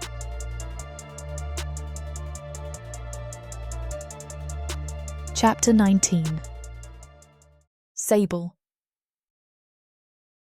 The ash from Maltharion's remnant disappears before it reaches the floor, and somehow that makes it worse. I want something to sweep up. Something ugly and physical. Something I can grind beneath my heel until the room believes me when I say he is gone. Instead, the last of him vanishes into the warm air between Razek and me, leaving only the scorched tang of old evil, hot iron, and the faint, bitter sweetness of magic, burned too cleanly to rot. Razek's arm remains around my waist. Possessive, yes, because apparently he is biologically incapable of touching me like a normal person, but not restraining. Not anymore. His palm is open against my ribs, his fingers spread as though he is trying to memorize the living machinery beneath my skin. I feel each place his body meets mine through the bond as a current of infernal heat threaded with gold. Steady now, no longer jerking away from me like a wounded animal that thinks teeth are the same thing as tenderness. Corin stands near the hearth with his iron rod in hand, his face pale beneath the usual veneer of irritation. A lock of silver-blonde hair has slipped over his brow, and soot marks one cheekbone in a dramatic streak he would absolutely weaponize if he had seen it in a mirror. He watches the air where the shard died, then flicks his gaze to Razek. "Well," he says too lightly. That was a delightful little reminder that none of us get to enjoy a private crisis without an audience. I do not answer him. My attention is on Razek's chest. Not the torn shirt, not the bare, smoke-warm skin beneath it, not the faint glow that moves under his flesh like banked embers behind volcanic glass. I am watching the bond, or rather the place in me that has learned to see it without eyes. There are still dark flecks hidden in him. Fewer now, yes, and afraid of us, yes, but fear does not make a snake less venomous. It only makes it coil tighter. And Razek still has not told me everything.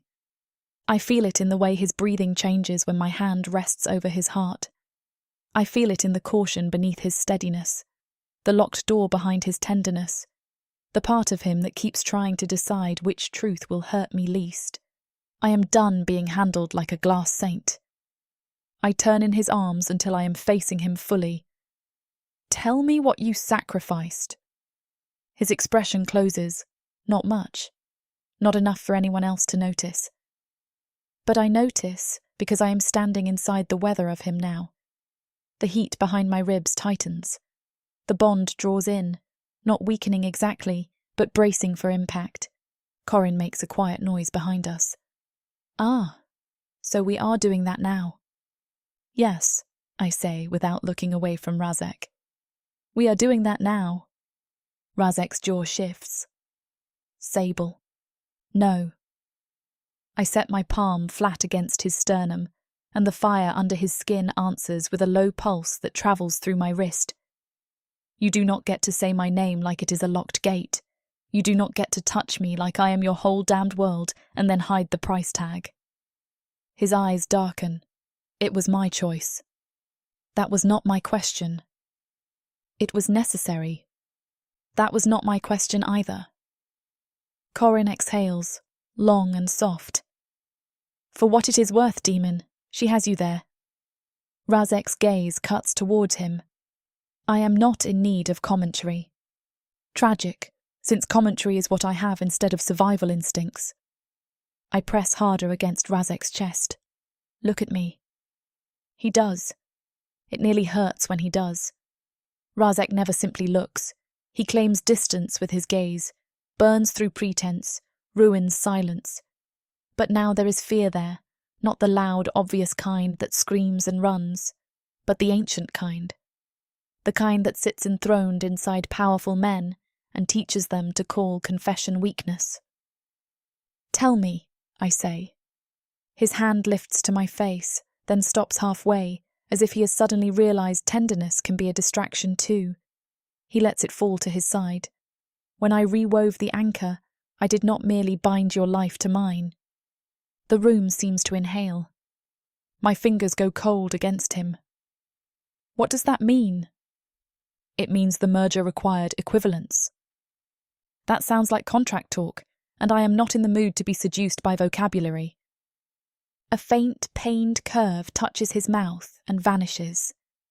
It means the bond would not stabilize if only you remained mortal, and I remained untouched by the shape of your life. Corin goes utterly still. I hear it before I understand it. The change in the chamber, the small creak of wood as the walls settle, the restless lick of flame in the hearth, the tiny metallic hum of Corin's iron rod, responding to stress in the magic. My own pulse becomes enormous in my ears. Say it plainly, I whisper. Razek's throat works. If you die naturally, I die with you. For an instant, the world loses all edges. Not darkness, not faintness, something sharper. The room remains visible, the cracked stone, the soot-stained mantle, the candles trembling in their holders, Corin's horrified face. But everything seems too far away, as if I am viewing it through deep water. Razek stands inches from me, warm and real and impossible, and his words move through my body after the sound of them is gone. If you die naturally, I die with you. My hand flies off his chest. The bond detonates. A shockwave rips outward from us so violently that the windows crack in a jagged chorus.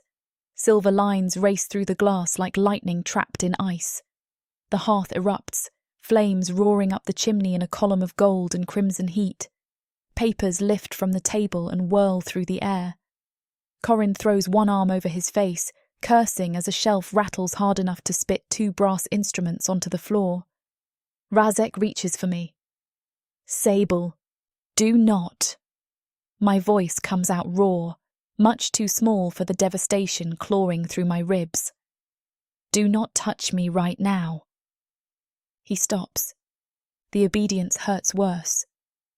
Corin steps between us halfway, not blocking Razek, not quite shielding me yet, but ready. His eyes move quickly, measuring the cracked windows, the hearth, the dark shiver crawling along the ceiling beam. Sable, he says carefully. Breathe.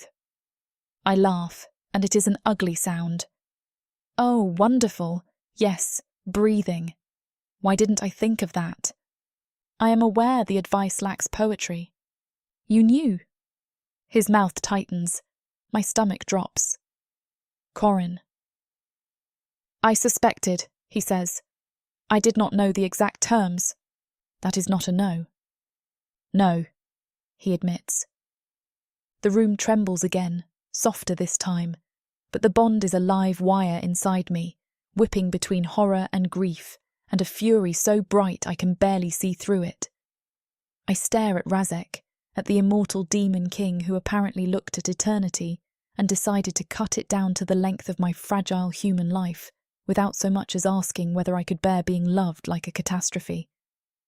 You tied your death to mine. I say. Yes. You absolute lunatic. Yes. You do not get to agree with me like that makes this better.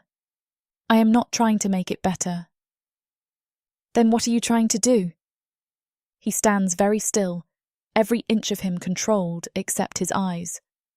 Not lie to you. Another crack splits the nearest window. The sound slices across my nerves and something black drops from the ceiling. Corin moves first. He slams into me from the side, shoving me behind him as the remnant shard lashes down with a wet, snapping hiss. His arm comes up, iron rod horizontal, and the shadow strikes it hard enough to make sparks spit across the floorboards. The impact drives him back into me, and I grab his coat to keep us both upright. For hell's sake, Corin grits out. Could we have one emotional revelation without a murder garnish? The shard thrashes against the iron, longer than the last one, thinner, with a hooked end that claws toward my face. It smells worse up close, like old blood steeped in lilies. I choke on it, eyes watering, while the bond inside me flares in alarm. Razek's fire erupts, but this time it does not blast the room apart. It curves around Corin and me with terrifying precision, a crescent of white gold flame that catches the shard mid-lash. The thing shrieks, splitting into 3 writhing strands. Left! Corin barks. Razek's hand snaps left. Flame follows. The first strand burns to nothing. One above, I shout, seeing the second coil toward the beam. Razek does not hesitate. Fire threads upward and skewers it against the cracked plaster. The strand blackens, curls, and vanishes with a sour pop that makes my teeth ache. The third strand dives low, slipping under Corin's guard toward my ankle. I feel its cold before it touches me, a slick, grave-cold kiss against the air over my skin. Panic clenches my throat. Corin drops to one knee and pins it with the iron rod. Now would be grand, he snarls. Razek steps forward, and his shadow swallows the firelight. His eyes burn like twin furnaces. You are finished, he says. The flame that leaves his hand is not a blast, but a verdict. It pours over the pinned remnant in a clean, merciless ribbon, and through the bond, I feel him deliberately open to me rather than shield me away. His magic meets mine. My anger, my terror, my love, God's help me, my love, rushes into the fire with such force that the shard collapses instantly. No scream this time, no whisper, just annihilation. Corin remains crouched for another moment, breathing hard. Then he looks at the empty floor. I despise this house, he says. We are not in a house, I manage. I despise whatever structure currently has the misfortune of containing us. My hands shake. I hate that they shake. I curl them into fists until my nails bite my palms and give the fury somewhere honest to go. Razek takes one cautious step toward me. Sable. I look at him, and something in his face nearly breaks me open. He is not sorry in the cheap way, not in the way men are sorry when consequences finally bother them. He looks ready to be condemned and willing to stand still for the blade. I do not want him condemned. I want him alive. That is the problem. You should have told me, I say. Yes, before. Yes, before you made me the clock on your life. His eyes close for a moment. When they open, the red in them is dimmer, banked behind grief. I thought it was the only way to keep you alive. And what am I supposed to do with that? My voice climbs, thick and shaking. Thank you? Kiss you? Smile sweetly because you found a romantic way to turn my death into a double funeral? Corin makes a pained sound. Sable. No, don't soften it. Don't anybody soften it. I step away from Corin's shelter, though my knees feel unreliable. He does not get to make that sacrifice alone and then stand there looking tragic and gorgeous and doomed like that settles the matter. Razek's mouth tightens at gorgeous, which is infuriatingly inappropriate. I point at him. Do not enjoy any portion of this. I assure you I am suffering comprehensively. Good. Corin, because he has no self-preservation where language is concerned, mutters, They flirt in threats. It is deeply unfortunate for the rest of us. Something catches in my mind then. Not a thought exactly, but a tug. The contract, the bond, the way the remnants flare when fear divides us and die when choice brings us together.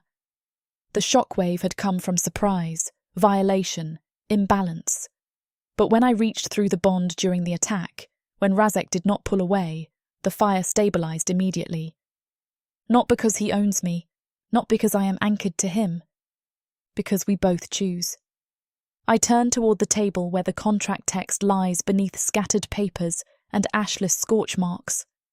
My body moves before anyone asks what I am doing. I shove aside a brass instrument, a cracked ink pot, 2 loose sheets of Corin's notes, and the corner of the cursed parchment appears beneath them, its letters shifting faintly as though pretending innocence. Sable? Corin rises behind me. There's another clause. Razek goes still. What clause? I don't know yet. I drag the parchment closer.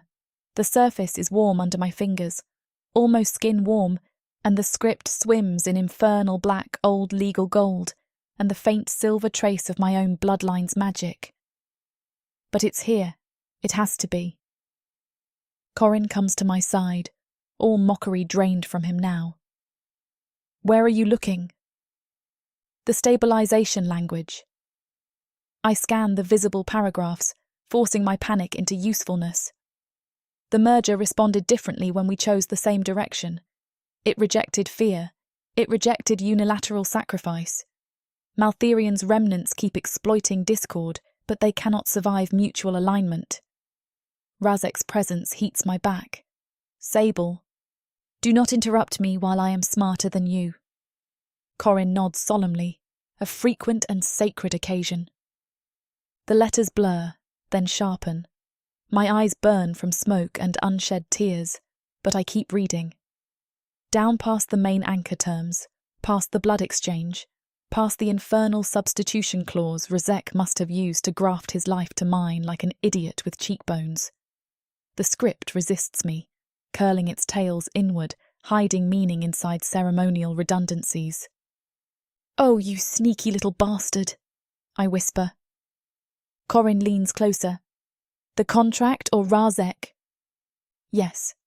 My finger stops near the bottom margin, where a line of script is nearly swallowed by decorative binding marks. It is not written like the others. It is embedded beneath them, a foundation stone under a palace built by liars. I read it once, then again. The room seems to steady around the words. Permanent stabilization, I say slowly, requires conscious consent from both bound parties after merger. Razek says nothing. Corin's eyes flick quickly across the line. That was buried deep. It was hidden because it matters. My pulse pounds, but now there is shape to the pounding, a drumbeat rather than a collapse.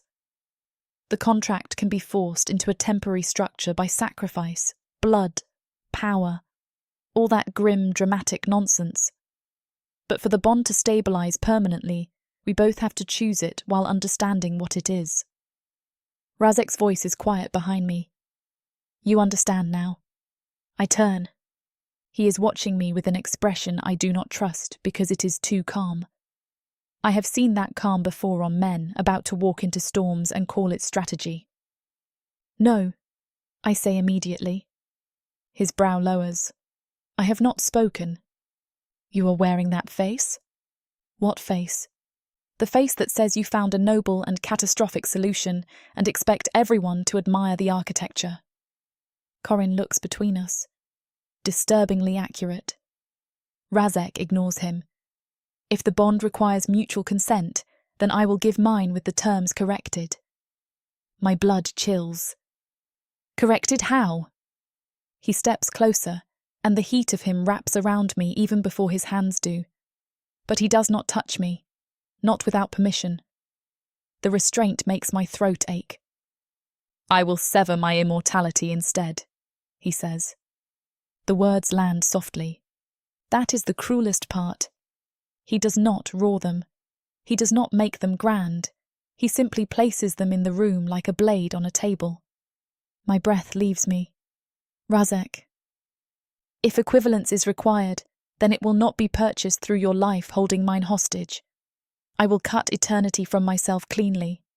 I will meet you as you are. No. His eyes flare. Sable.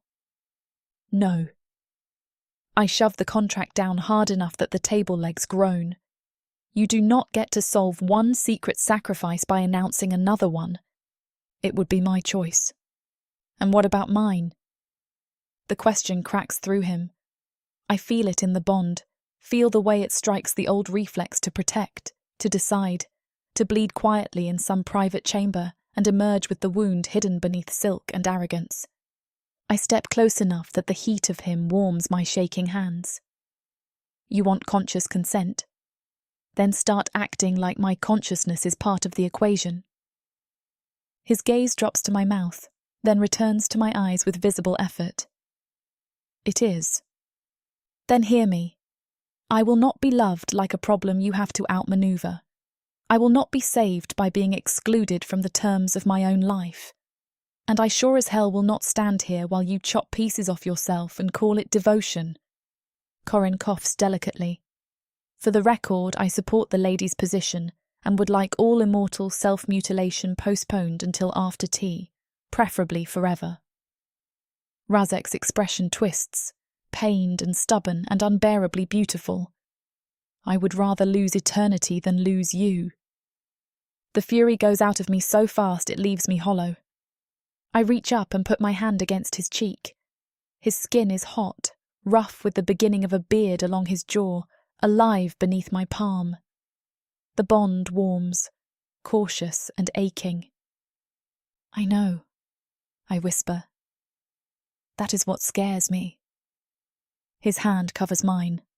The cracked windows glitter around us.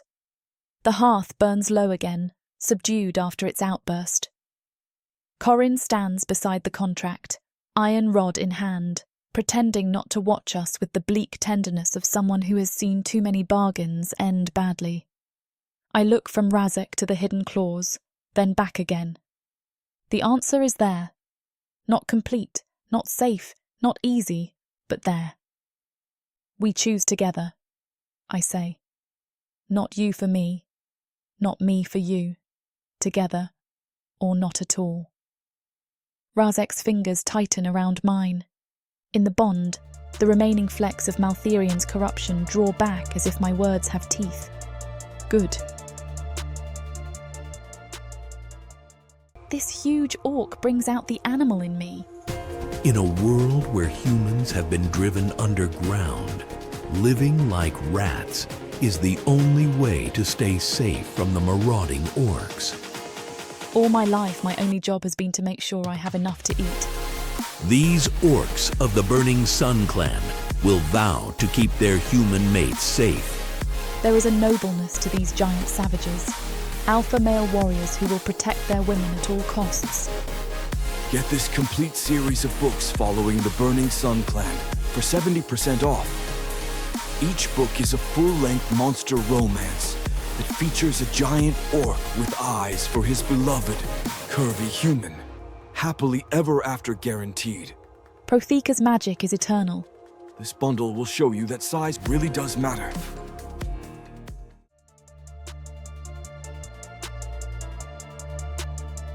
Chapter 20. Razek. The yard outside the ruined house is cold enough to make the grass glitter silver under the moon, but the frost melts wherever my shadow falls. Sable stands on the threshold behind me, wrapped in fury instead of a cloak, and I refuse to turn around because one look at her will make hesitation feel righteous. Corin follows me down the steps, his boots crunching over gravel and frozen weeds, his irritation sharp enough to cut through the night air. For the official record, he says, this is a catastrophically stupid idea. Noted. I would like the record to include that I said catastrophically. Not merely dramatically. There is a hierarchy of idiocy, and you have sprinted to the top wearing a crown. Stand guard. Ah, yes. Excellent. I do love being assigned perimeter duty at a suicide ritual. It is not suicide. No, of course not. It is self-mutilation with romantic branding. I stop in the center of the yard where the earth is bare, black and hard beneath the frost. The house looms behind me with its cracked windows and exhausted chimney smoke, while beyond the yard the trees stand shoulder to shoulder in the dark, their bare branches clawing at a bruised purple sky. The air smells of iron-rich soil, old rain, and the scorched residue of Maltharion's remnants clinging to my skin like a curse too arrogant to die cleanly. Sable's footsteps halt at the edge of the porch. Razek. My name in her mouth is a command, a plea, and a blade. I kneel, and the ground hisses when my palm touches it. Heat pours from my hand, sinking through frost, roots, stones, and the old bones of buried things that never learned to stay dead. I draw the severance circle with fire first, then blood, carving a ring of molten red into the yard as runes flower along its edge in the old infernal script. Each character arrives sharp enough to cut the eye. The language resists the purpose, twisting beneath my will, offended by renunciation when it was bred for conquest, ownership, and permanence. I force it into obedience. Behind me, Sable comes off the porch. Do not do this. Corin shifts at the circle's perimeter, iron rod in one hand, his other hand extended toward her without quite touching. Sable, stay back. Do not tell me to stay back while he stands there preparing to rip eternity out of his chest. I am not telling you because I approve. I am telling you because that circle will skin the magic off your bones if it decides you are an interruption. It can get in line. Despite myself, my mouth nearly moves. The urge dies when the first strand of immortality stirs in my core. Mortals imagine immortality as endless time, a road that refuses to stop. But mine is a structure built from infernal inheritance, conquest rites, volcanic blood oaths, and names taken from things older than language. Wounds taught themselves to close because death grew weary of being refused. Ancient vows braided themselves through my marrow until survival became less a gift than a commandment. Those strands coil through me now like molten cables, each one anchored to a memory that should have ended me. I place both hands inside the circle, and the runes ignite. My body locks. Corin curses softly. Razek, you stubborn bastard. Hold the perimeter, I say, though my voice sounds dragged through stone. Sable is closer now. I feel her through the bond more than I hear her footsteps. Panic beating inside her like wings inside a cage. Anger burns around it. Love presses against my ribs with violent, terrified force, and the circle flares in response, as though it understands she is the one power here capable of unmaking my resolve. Look at me, she demands. I close my eyes because cowardice, in this precise circumstance, is the only discipline I have left. I reach inward and seize the first immortal strand. Pain opens inside me with a white, merciless brilliance, blank as a nerve exposed to winter. The strand resists, fused deep into my core and braided through centuries of bloodshed and survival. I pull anyway. It tears loose by a finger's width, and the sound that comes out of me is raw, animal, wet with smoke. Sable cries my name. The bond screams under the strain, a soundless agony that rips through my chest and echoes in my teeth. The merged current convulses between us as the circle's barrier rises, a translucent wall of red fire and black gold script. Sable slams both palms against it from the outside. Sparks scatter around her fingers, bright and furious. Stop, she shouts. Razek, stop right now. I can fix it. No, you can't. You can only break yourself in a prettier direction. I drag another strand upward. The skin across my chest splits with infernal light, and cracks appear beneath my flesh, glowing red gold at first, then white where the heat is too severe for color. They branch from my sternum down my ribs, over my shoulders, along my throat. I smell my own burning ancient magic and infernal marrow exposed to air, sulphurous and sweet as a temple set aflame. Corin's voice snaps across the yard. The circle is overloading. "Hold it," I growl. "I am holding it, you miserable royal furnace." Sable pounds the barrier again. "Corin, let me in." "Absolutely not." "Corin." His jaw flexes as he looks from her to me. For once, his mouth has nothing clever ready, and that silence frightens me more than the pain. I pull harder. The strand tears another inch free, and my knees hit the ground before I register falling. The circle digs heat into my palms. The runes crawl up my wrists like brands. Through the bond, Sable staggers as if struck, and her cry ruins whatever remains of my control. I look at her. Her face is wet with tears, her hair whipping around her cheeks in the magic wind, her eyes blazing as though she could put the world on trial and win. She is terrified for me, not for herself, and the knowledge finds some hidden weakness no blade has ever discovered. "Stay back," I rasp. "Go to hell." "I have been. It lacked charm." "Then stop trying to redecorate it with yourself." The laugh that leaves Corin is strangled and appalled. "God spare me," she is still arguing. The second immortal strand coils around my heart like a serpent refusing capture. I seize it, and it bites back. My vision fractures into pieces of moonlight, Sable's face, red script, and black sky. When I yank, the crack down my chest widens. Heat pours from me in punishing waves, blackening the grass inside the circle and filling my mouth with the taste of copper and lightning. Sable presses both hands to the barrier again, and this time the barrier bends toward her. Corin sees it. "Sable, no. I am not standing here watching him die. He is not dying yet. That is not comforting, you ass." I was reaching for accuracy, regrettably not comfort. The circle gives a warning pulse sharp enough to rattle the cracked windows in their frames. Sable steps closer instead of away, stubborn as sin and twice as dangerous. I bare my teeth. "Do not enter." She stares at me through the burning wall. "Then stop me." I cannot. I can command armies, break curses, burn remnants of dead gods from the air, and tear immortality from my own core. Yet I cannot command Sable when she has decided love is a battlefield, and I am the idiot bleeding in the middle of it. She drives her shoulder into the barrier. The circle flares, rejecting her with a snap of power that throws sparks across her coat. She gasps, but she does not fall.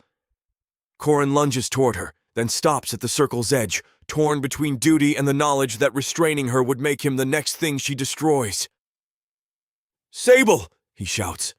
"It will take skin if you force it. Then it can have mine too." The words cut deeper than the severance. "No!" I snarl. She pushes again, and the barrier bows inward. The runes scramble, confused by her blood in the bond, by her refusal, by the merger refusing to classify her as outsider. The circle was designed to isolate the immortal body from its anchoring conditions. It has no answer for a mortal woman who has become part of the anchor by sheer, magnificent defiance. Corin's face changes as he realizes it. "Oh, hell!" Sable slips through. The barrier tears around her like burning silk. Sparks catch in her hair and die as she stumbles once, then runs straight for me. I try to rise and fail. "Sable, get out. Make me. I will hurt you." "You already are." She crashes into me mid-severance, arms locking around my neck, body pressed to mine with no caution at all. Her warmth hits the cracks in my flesh, and the bond roars. Her magic floods the circle, furious and alive, smelling of rain on hot stone, ink, and the faint sweetness of her skin. My immortal strands, half torn from my core, lash in every direction like severed cables seeking a storm. "Sable!" I choke, trying to hold myself away from her and failing because she is everywhere. "Let go." No. The circle can choke. It will collapse. "Good!" Corin shouts from the perimeter, but the circle's shriek swallows his words. The runes spin out of alignment. The barrier fractures into jagged panes of red light. The immortal strands in my core recoil from the severance and slam back toward their anchors with brutal force. Pain crushes me flat, vast and absolute. My arms close around Sable by instinct, shielding her head against my chest even as light splits me open. The first strand snaps back into place, and I roar against the night. The second follows, burning a path through me so violently my back arches from the ground. Sable holds tighter, sobbing against my throat, her fingers dug into my hair and shoulder, as though sheer stubbornness can keep my soul from leaving. Perhaps, gods help us all, it can. The circle explodes downward. All its gathered force plunges into the earth beneath us, cracking the frozen yard in a perfect ring. Dirt bursts up around the perimeter. Corin throws himself aside as red light races through the ground and vanishes beneath the roots of the trees. The barrier drops, and the runes gutter out one by one, hissing like snakes in rain. Sable and I collapse together onto the blackened grass, tangled in smoke, frost, and the ruin of my good intentions. Her breath is hot against my neck. Mine comes broken, caught somewhere between a growl and a prayer.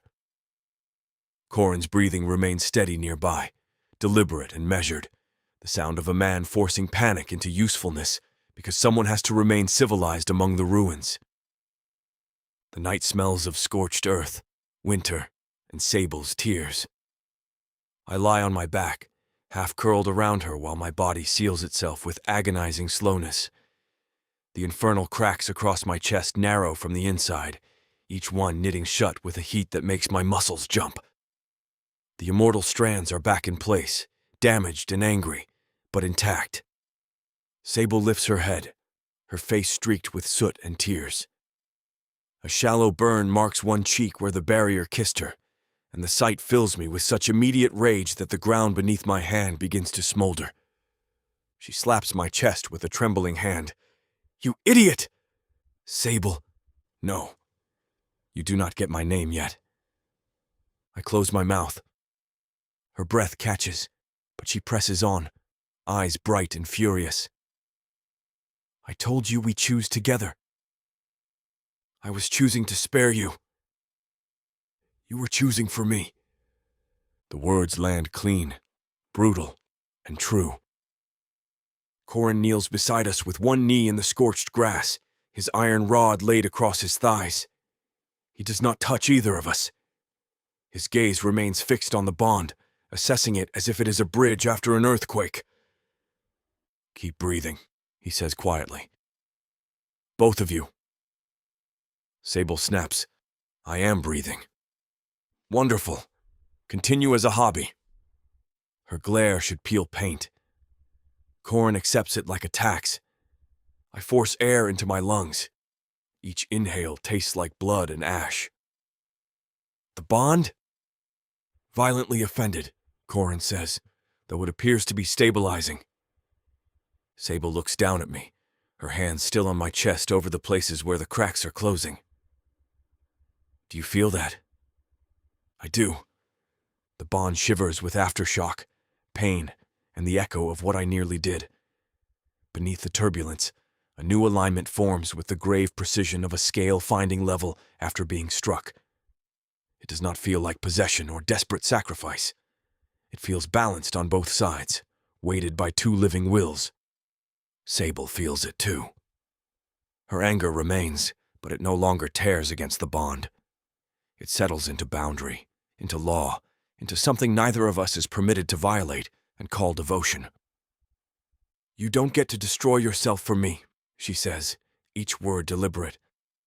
"Not secretly, not nobly. Not because you think your life is a better bargaining chip than mine. I am older than empires, I say, voice roughened by pain. I have survived things that should have ended the world. And somehow you still need the obvious explained. Corin murmurs, a common affliction among powerful men. Sable points at him without looking away from me. Do not make me like you right now. I shall endeavor to remain mildly intolerable. I lift one hand with difficulty and hover my thumb near the burn on her cheek. I do not touch the injury. I cannot bear to cause even accidental pain. I hurt you, I say. Her expression softens in a way that frightens me more than fury. You would have hurt me worse by succeeding. The truth opens a hollow beneath my ribs. I see it with sick clarity. Sable in some future room, alive because I cut myself down, carrying the knowledge that I carved eternity from my own body without her consent. Sable aging under the weight of my choice. Sable loving me with resentment braided into grief because I mistook sacrifice for partnership. I thought if I became mortal enough, the contract would stop taking from you, I admit. She lowers herself against me again, forehead near mine, her hair falling around us like a dark curtain that smells faintly of smoke, and her. Then we find another way. And if there is none, then we face that together too. The stubbornness in her voice has teeth. It has counted costs and refused to kneel to them. I let it move through the bond, let it press against the old, ugly places where I have always believed love is safest when one person suffers first and explains later. Corin rests his wrist on the iron rod and studies us with narrowed eyes. The energy is leveling out. How much? Sable asks. Enough that we are less likely to shatter windows or summon leftover Maltharian dandruff in the next few seconds. That's your technical assessment? My technical assessment involves several dead languages and a migraine. You may have the charming version for free. I almost laugh, but pain turns it into a low exhale. Sable feels it and frowns. Are you? If you ask whether I am all right, I may have to lie, and I am attempting reform. Good. She shifts carefully, keeping one hand on my chest, as if monitoring whether I intend to do anything else unforgivably noble. Then tell the truth. I am in considerable pain. Serves you right. Yes. And I'm still angry. Also deserved. And if you ever draw another circle like that without me, I will personally ruin your entire reputation as a terrifying demon king. Corin lifts his brows. That threat has merit. Fearsome monarch undone by small woman with righteous temper. Ballads would adore it. I keep my gaze on Sable. I will not draw another circle without you. Her eyes narrow. That phrasing is suspicious. I will not attempt to sever, alter, diminish, relocate, barter, cauterize, exchange, or otherwise perform anything creative upon my immortality, soul, bond, core, or cursed anatomy without your informed consent and immediate presence. Corin whistles softly.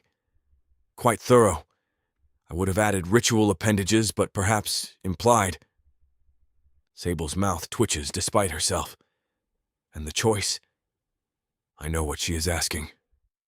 The ritual matters, as do the hidden clause and the question of immortality. But beneath all of that waits the living center of it. Us. The bond quiets around the question, listening. I take her hand and press it over the center of my chest, where the last crack seals beneath her palm. My skin is hot. Hers is cold. Between us, the bond warms without devouring either source. Together, I say, or it does not happen. Her fingers curl against me. Say it like you mean it when I am not crying on top of you in a burned yard. I mean it because you are crying on top of me in a burned yard. That is less romantic than you think. It is more romantic than the severance circle. Corin coughs. A low bar, but progress. Sable lets out a shaky breath that might become a laugh if the night were kinder. She lays her head against my chest, careful of the places still tender with receding heat. I wrap both arms around her and finally hold her without planning the next loss. Above us, the cracked windows catch the moonlight. The dead circle smokes in the grass around our bodies, ruined and useless, its runes broken by the one force it had not been written to withstand. Sable's refusal to let me become an offering. Corin kneels beside us, steady as a witness, watching the last tremors drain from the bond while the night holds its breath around our scorched little patch of earth. The bond rests between our joined hearts like a living thing, learning the shape of two wills leaning together. And for the first time since I touched the severance circle, I let that be enough.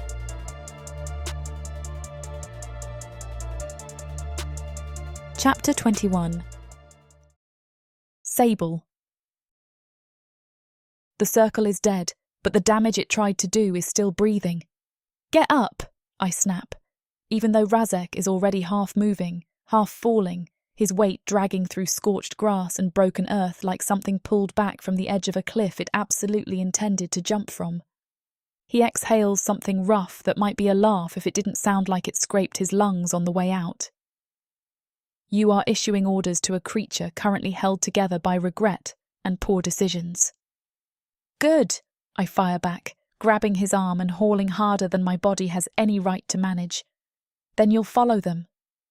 His skin is still too hot under my hands, heat bleeding through torn fabric and into my palms.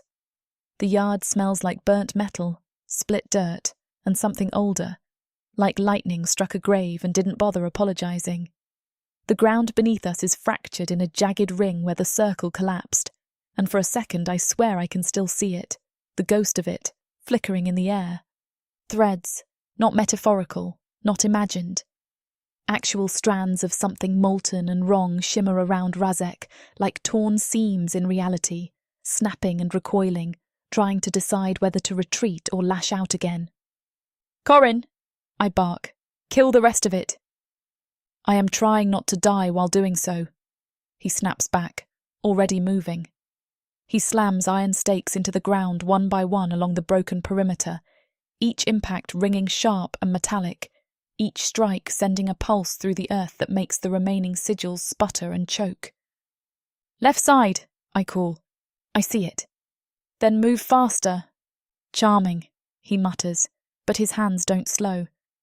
Razek stumbles again, and this time I feel it through the bond before I see it, his strength dipping hard, his control fraying at the edges. One of those flickering strands lashes out behind him, snapping through the air like a whip before recoiling. My stomach turns. Inside, I say, more quietly now, my grip tightening. Now. He leans into me more than he would ever admit, his arm heavy over my shoulders, his breath uneven against my temple. You are smaller than ideal for this task, and you are heavier than necessary. Keep moving. Corin drives the last stake down with a sharp curse, and the remaining glow in the yard gutters out like a candle choked by its own smoke. That should hold, he says, straightening. Then he looks at Razek, and for once there's no sarcasm there. Get him inside. If those strands decide to snap again, I'd rather they do it somewhere with walls. Working on it, I mutter. Between the two of us, we drag Razek toward the house. His boots scrape against the ground, catching on broken roots and uneven stone, but he doesn't fight me. That, more than anything, scares me. Inside, the air still carries the aftermath of everything we've done. Burnt magic, cracked wood, the faint metallic tang of stress in the structure itself. The door slams shut behind us, and Corin moves immediately, setting fresh wards along the frame with quick, practiced motions. I don't stop moving. I shove Razek toward the nearest chair. He catches himself on the armrest, straightening just enough to glare at me. I am not finished. Oh, you are absolutely finished, I say, and then I physically shove him down. The chair groans under his weight. He grabs the edge like he's about to stand again. Don't, I warn. I can stabilize the severance. No. My voice cracks like a whip. You don't get to say that word again tonight. Corin glances between us, then moves to the door. I am locking this down. If the house starts collapsing, I will intervene.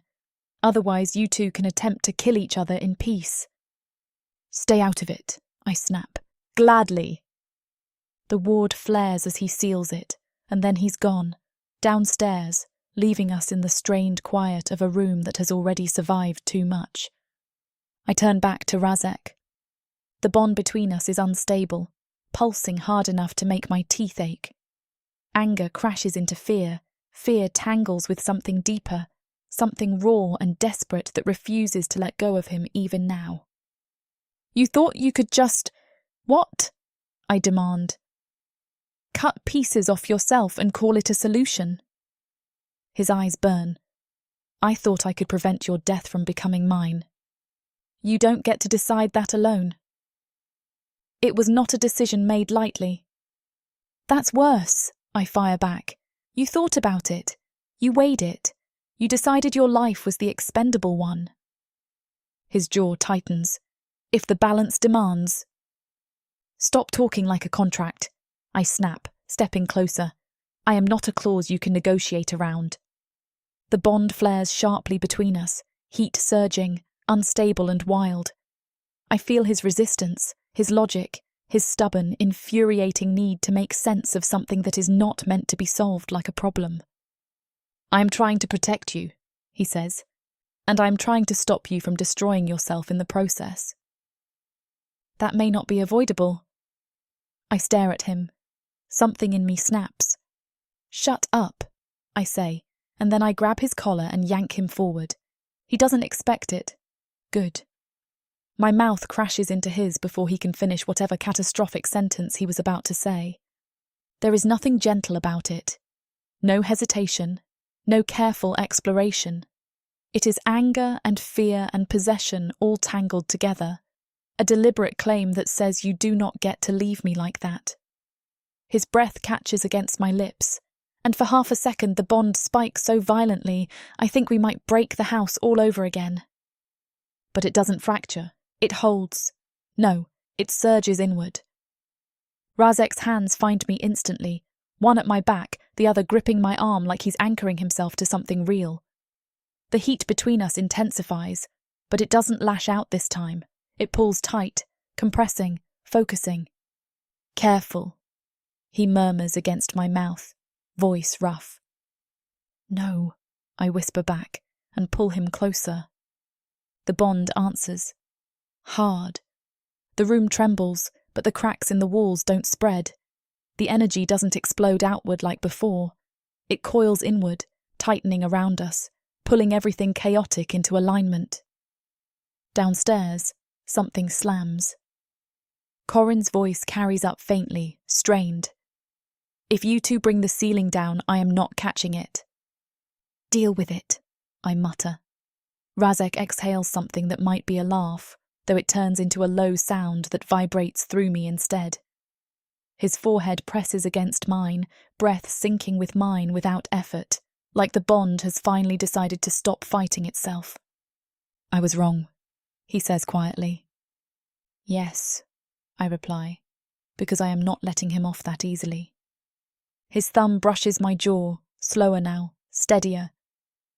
I thought separation would protect you. And I told you it wouldn't. I understand that now. Good. The heat between us steadies further, no longer spiking, no longer tearing. The flickering strands I saw outside, those broken, unravelling pieces of him, shift in the edge of my awareness. They're retreating, not violently, not forced. They fold back into him like something recognising where it belongs. I feel it happen, every inch of it. The bond tightens, not painfully this time, but with a deep, grounded weight. The kind that settles instead of snaps. Razek exhales slowly. The strands. They're stabilising. I know. You're doing that. We're doing that, I correct. His gaze sharpens on mine. The last of the tension breaks, not outward, inward. The room stills, the cracked walls stop creeping, the air loses that brittle, overcharged edge. Even the faint hum of the wards settles into something quieter, steadier. For the first time since the circle, nothing feels like it's about to tear itself apart. Razek leans back slightly, pulling me with him until I end up half in his lap, neither of us pretending this is accidental. His voice is softer now. You should not have entered the circle. And you should not have tried to rip your soul apart. I shoot back. That was a calculated... I glare. He stops. Fine, he mutters. A poorly calculated decision. Better. His hand moves along my back, slower now, grounding instead of grasping. You could have been hurt. I was already hurt, I say, watching you do that. Something shifts in his expression. Not pride, not deflection. Understanding. Slow, hard-earned, real. Downstairs, footsteps approach. Corin reappears in the doorway a moment later, looking like he just wrestled the foundation of the house into submission and is not happy about it. Well, he says, scanning the room. We are still standing. That is encouraging. Everything stable? I ask. For now. His gaze flicks to Razek, then back to me. No structural collapse. No rogue magic trying to peel the walls apart. I would call that a victory. Razek exhales, tension finally draining from his shoulders. The severance thread has restored. Corin nods once. I can feel it. Whatever insanity you attempted out there has been undone. Corrected, I say. Temporarily corrected, Corin replies. Let us not tempt fate by calling anything permanent tonight. I lean back slightly, still close enough to feel Razek's steady warmth against me. The bond hums quietly now, no longer screaming, no longer tearing, just there, alive, balanced, for now. I look at Razek. You don't get to make that choice without me, I say again, quieter this time but no less firm. His hand closes over mine. I understand. Good. Corin sighs, rubbing a hand over his face. If we are done nearly destroying ourselves for the evening, I would like to sit down and pretend I am not reconsidering all my life decisions. You chose to be here, I remind him. Yes, he mutters. A mistake I am now deeply committed to. Despite everything, a small, exhausted laugh escapes me.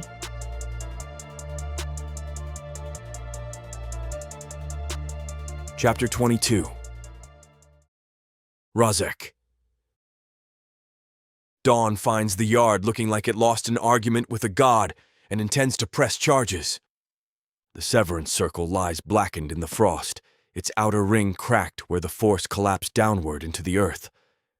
Thin streams of steam curl from the broken grooves, pale against the cold blue light spilling over the trees.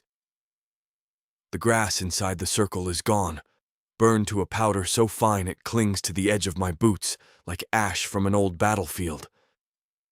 The glyphs should have shattered when Sable broke the barrier and dragged me out of my own stupidity, yet they remain carved into the soil, scorched, warped, and stubbornly intact.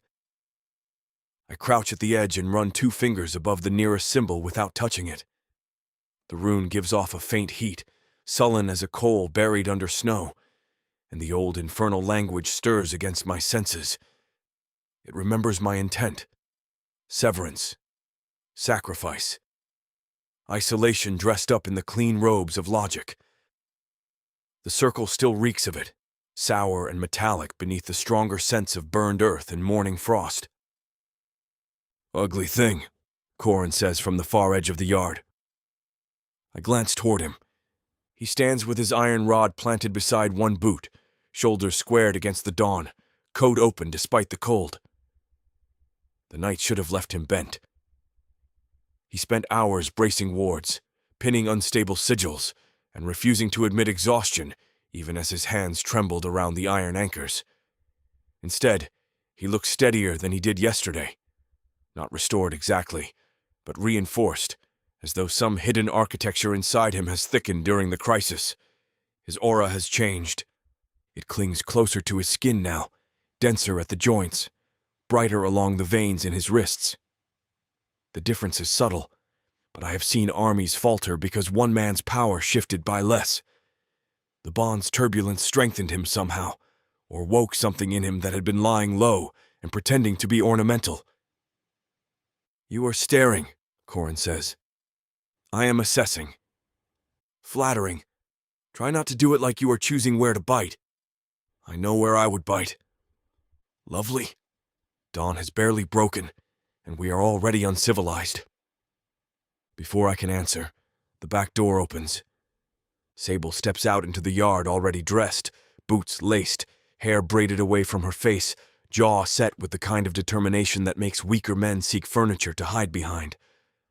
The morning light catches on the shallow burn along her cheek, a thin red mark left by the severance barrier. My body reacts before thought can stop it. Heat rises beneath my skin. The circle gives a faint answering hiss, as if it remembers hurting her and has developed a taste for consequences. Sable notices my gaze and lifts one brow. "Don't start. I have said nothing." "You were thinking loudly." Corin snorts. He does that, brooding at full volume.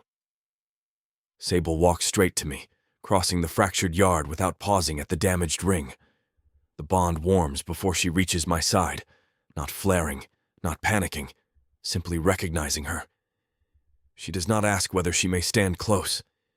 She plants herself beside me, shoulder nearly brushing mine, and studies the scorched circle with narrowed eyes. I inhale and catch the familiar scent of her beneath the cold. Soap, smoke, ink, skin, and the faint herbaceous bite of the salve Corin forced onto her burn. The need to touch her hits with embarrassing force. I keep my hands at my sides because I am learning, apparently, that restraint is not the same as retreat. She looks at the glyphs. "We're using it." "No." The word leaves me before she finishes breathing. Her head turns slowly. "Try again." "No," with greater respect. Corin murmurs from the perimeter. "A bold improvement." Sable's eyes remain on mine. "We are not performing severance. We are performing a shared ritual." The cold seems to sharpen around us. I stare at her, and the bond tightens, wary but attentive. Shared ritual. Yes. Define shared. Not you carving yourself apart while I scream outside a wall of fire. Not me being dragged along by a contract written in 3 languages of manipulation. We go in together, conscious, equal, and very much alive. We merge by choice. The word choice moves through the bond like a hand smoothing a wrinkle from cloth. I look back at the circle. Its damaged runes pulse faintly beneath the soot, remnants of my failed attempt still lodged in the ground. This place is contaminated by severance. Then we rewrite it. It will resist. So will I. That is precisely what concerns me. She steps closer, and her sleeve brushes my arm. "Razek, if the hidden clause requires conscious consent after merger, then we need a ritual that lets both of us give it, without the contract twisting the terms." I drag my gaze over the circle again, measuring angles, fractures, residual heat. A shared stabilization rite would require symmetrical inscription, equal lines, equal offerings, no dominant caster. "Good. You say that as if it is easy." "No, I say that as if it is necessary." Corin shifts his weight and watches us with the alert stillness he uses when pretending he is not worried. Theoretically, she is correct. I turn on him. "Do not encourage her." "I am not encouraging anyone. I am stating that a consensual equalization rite is less catastrophically deranged than whatever flaming self-sacrifice pageant you attempted last night. Sable folds her arms. See? Corin agrees with me. That should alarm you. It does, a little, but I'll take what I can get. I close my eyes for a moment. The dawn wind moves over my face, carrying cold into the torn places last night left behind. Inside my core, the immortal strands sit restored, but sore, like muscles after a brutal fight. Beneath them, Maltharian's remnants lurk in their corners, quiet enough to be mistaken for harmlessness by someone optimistic or recently dead. A shared ritual will draw them out. A shared ritual will require me to stop holding the bond like a sword hilt. A shared ritual will place Sable beside me, inside a circle that has already tasted her blood, fear, and defiance. I open my eyes. If we do this, you follow the structure exactly. Sable's mouth tightens. If by structure you mean the ritual architecture, fine. If by structure you mean your orders, absolutely not. You are impossible. And yet you keep up. Corin sighs. The romance is unbearable before breakfast. I look at Sable's cheek again, at the burn I caused by forcing her to break through my barrier. The old instinct rises in me, urging distance, control, unilateral action dressed in protective language. The bond reacts at once, not with panic, but with a warning pressure, as if Sable's will has learned to knock from the inside. I breathe through it. Equal lines, I say. Her expression softens by a fraction. Equal lines. No severance. No severance. No heroic improvisation. She gives me a look. That rule applies to you more than me. Corin raises a hand. As the appointed witness and reluctant structural support, I second that with enthusiasm. I extend my hand towards Sable. Then we redraw it. She takes my hand without hesitation. The bond steadies. Together we step into the ruined circle. The earth is warm beneath my boots, though frost still clings beyond the outer ring. I burn away the remaining severance script with a controlled sweep of my hand, stripping the old runes down to their foundational grooves. Sable kneels beside me and opens the small blade she carries with too much competence for my comfort. I catch her wrist. How much? She gives me a flat look. A line, not a tragedy. I have learned to ask. That is irritatingly attractive growth. Corin makes a strangled noise. Please remember I am armed and nearby. Sable cuts her palm cleanly. No hesitation, no drama. The scent of her blood strikes the air, copper bright and human, and my teeth ache with a predator's old reflex before the bond corrects me sharply enough to make my jaw clench. She notices. Of course she notices. Her thumb brushes my knuckles with maddening gentleness. Easy, she murmurs. I despise that you can feel that. No, you don't. I do not answer because lying at dawn feels inelegant. She presses her bleeding palm to the first groove. Her blood moves into the earth in a deep red line, not spreading randomly, but following the shape of a new sigil. I carve beside it with my essence, drawing a thread of infernal fire from my core and laying it into the adjacent groove. Her line smells of iron and winter roses. Mine smells of sulfur, smoke, and ancient stone split by heat. The two lines do not touch, but they mirror each other with perfect, unnerving precision. Corin moves around the perimeter while we work, driving iron anchors into the ground at measured intervals.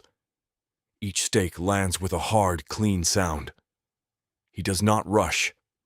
His improved strength shows in the way the iron bites deep without requiring a second strike, in the way his shoulders remain level, in the quiet density of his aura pressing against the circle's outer edge. Sable glances at him. You're stronger. Corin pauses with one hand on an anchor. How rude of you to notice. She's right, I say. Even ruder. What changed? He drives the next stake into the soil. Perhaps nearly being flattened by your romantic disasters has inspired personal growth. Sable narrows her eyes. Corin. He looks up, and for once the humor in his face does not quite reach his eyes. Later. Finish the circle before the yard decides to have opinions. I dislike the deflection. I dislike more that he is right. We complete the final pair of sigils as the sun crests the trees, spilling pale gold across the damaged yard. The new circle does not resemble my severance rite. It is not a cage with one body at the center.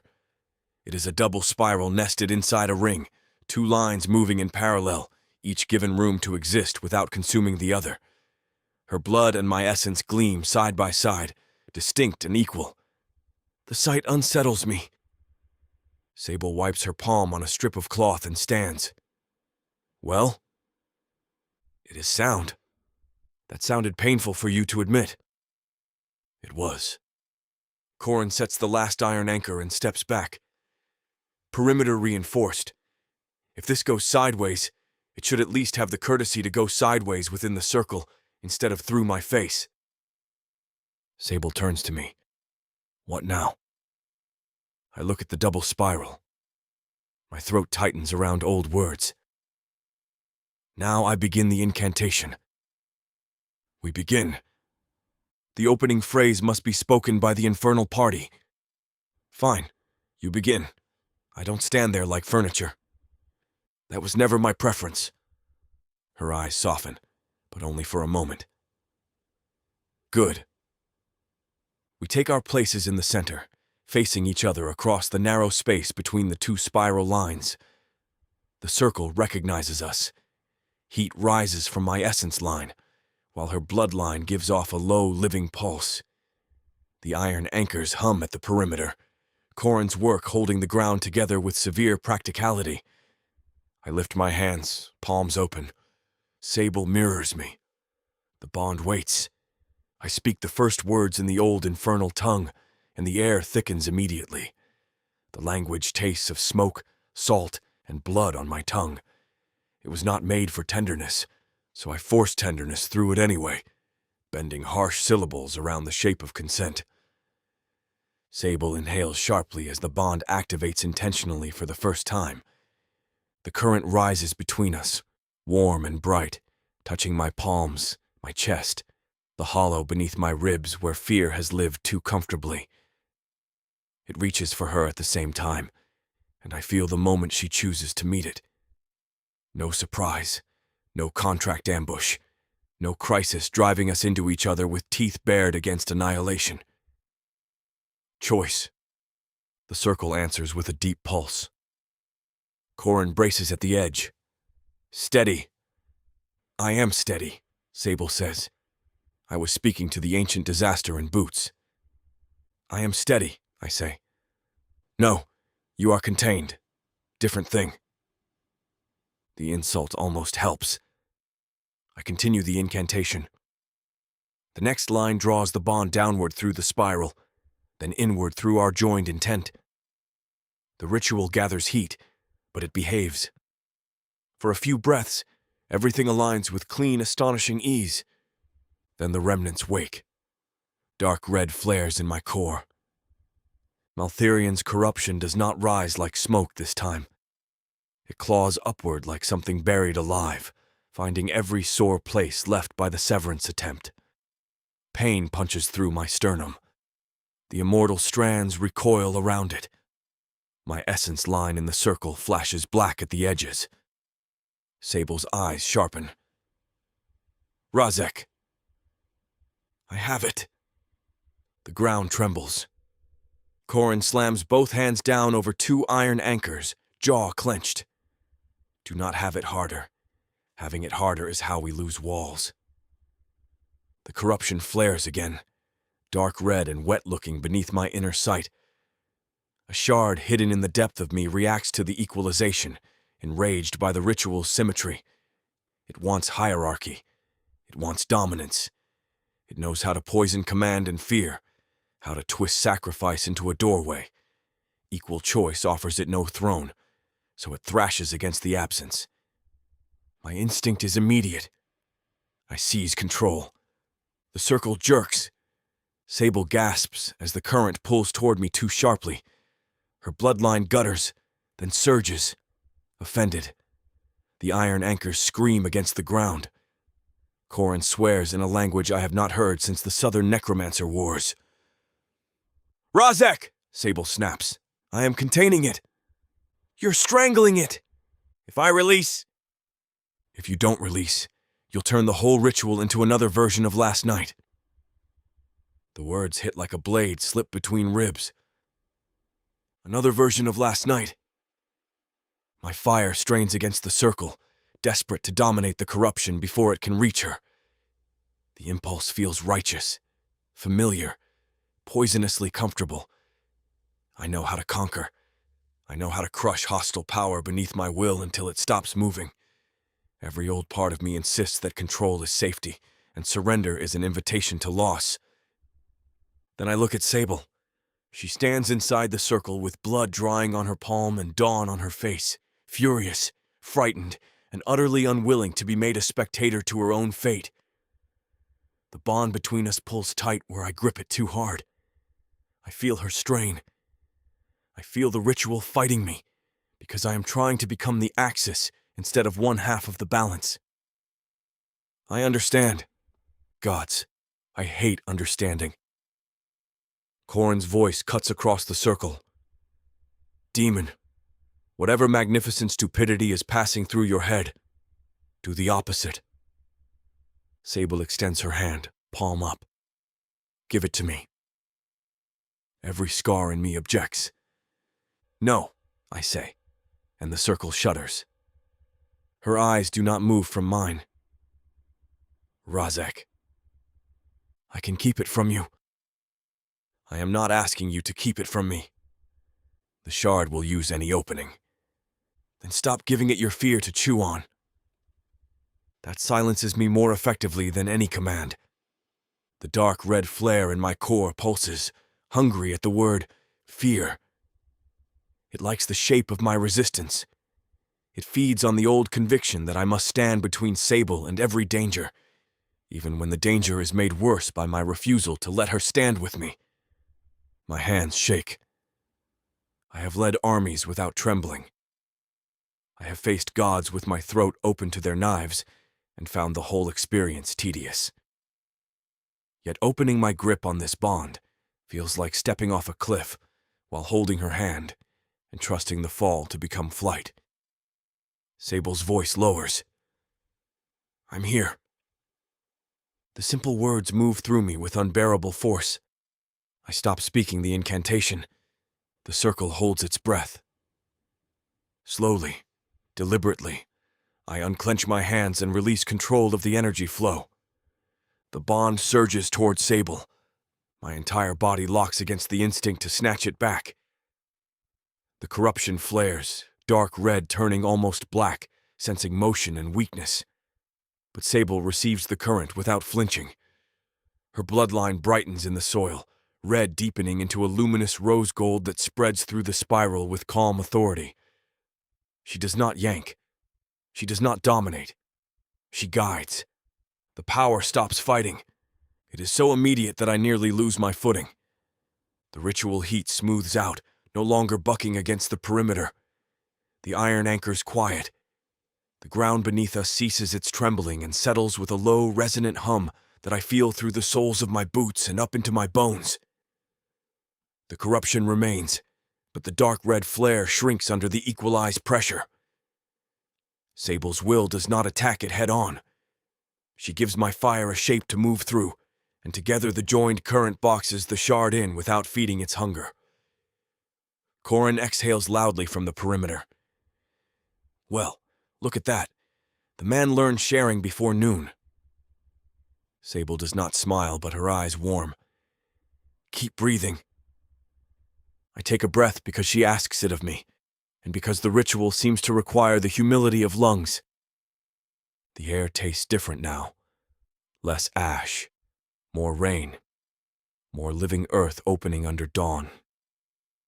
Sable lifts her other hand, and I place mine above it, not touching yet. The current gathers between our palms, a sphere of gold-threaded crimson with a single dark red shard trapped at its center. The remnant twists, furious and small, striking the inside of the sphere again and again. Each impact sends a faint vibration through my teeth. "It's resisting," she says. "Yes." "Can we burn it?" "Not yet. If we destroy it during equalization, it may fracture into smaller pieces." Corin makes a disgusted sound. "Of course it may. Why would evil ever have the manners to die in one piece?" Sable's gaze remains on the trapped shard. "Then we hold it." "We hold it," I agree. The words settle into the circle as the next phase begins. The outer ring brightens, her blood and my essence rising from the earth in twin threads. They weave upward around us, not binding our bodies, but measuring our consent. I feel the ritual ask without language. Continue or withdraw. Bind or break. Equalize or return to the unstable mercy of survival by accident. Sable looks at me across the glow. No command passes between us. No plea. The bond rests open, waiting for a decision neither of us can make alone. I lower my hand the final inch until my palm meets hers. The stabilization phase takes hold. Power folds inward with exquisite precision, drawing the bond into a deeper pattern.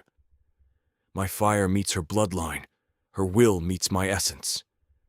The immortal strands in my core tremble, then ease, settling back into place without the frantic recoil of last night. The dark red shard remains trapped, but it no longer drives the ritual. It is contained within a structure it cannot understand, because there is no throne inside it, no single master to corrupt. Sable's fingers lace through mine. "You let go," she says quietly. The words should sting. They do, a little. They also feel like sunrise touching a battlefield after the dead have finally been counted. "I did. Was it awful?" "Yes." Her mouth softens. "Good job." Corin groans from the perimeter. "Gods above and below, do not praise him. He will become impossible." "I was already impossible," I say. "See? It's begun." Sable's thumb moves against my hand, and the bond answers with a steady pulse. No shriek, no fracture, no desperate flare through the walls of the world. The circle glows around us, equal lines holding firm beneath the dawn, and for once I do not stand at the center of power as its ruler. I stand inside it with her. The difference should terrify me. Instead, as the stabilization phase deepens and the morning light spreads across the scorched yard, I feel the first clean edge of peace.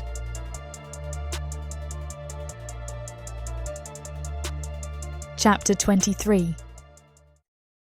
Sable. The circle asks for hesitation, so I give it none.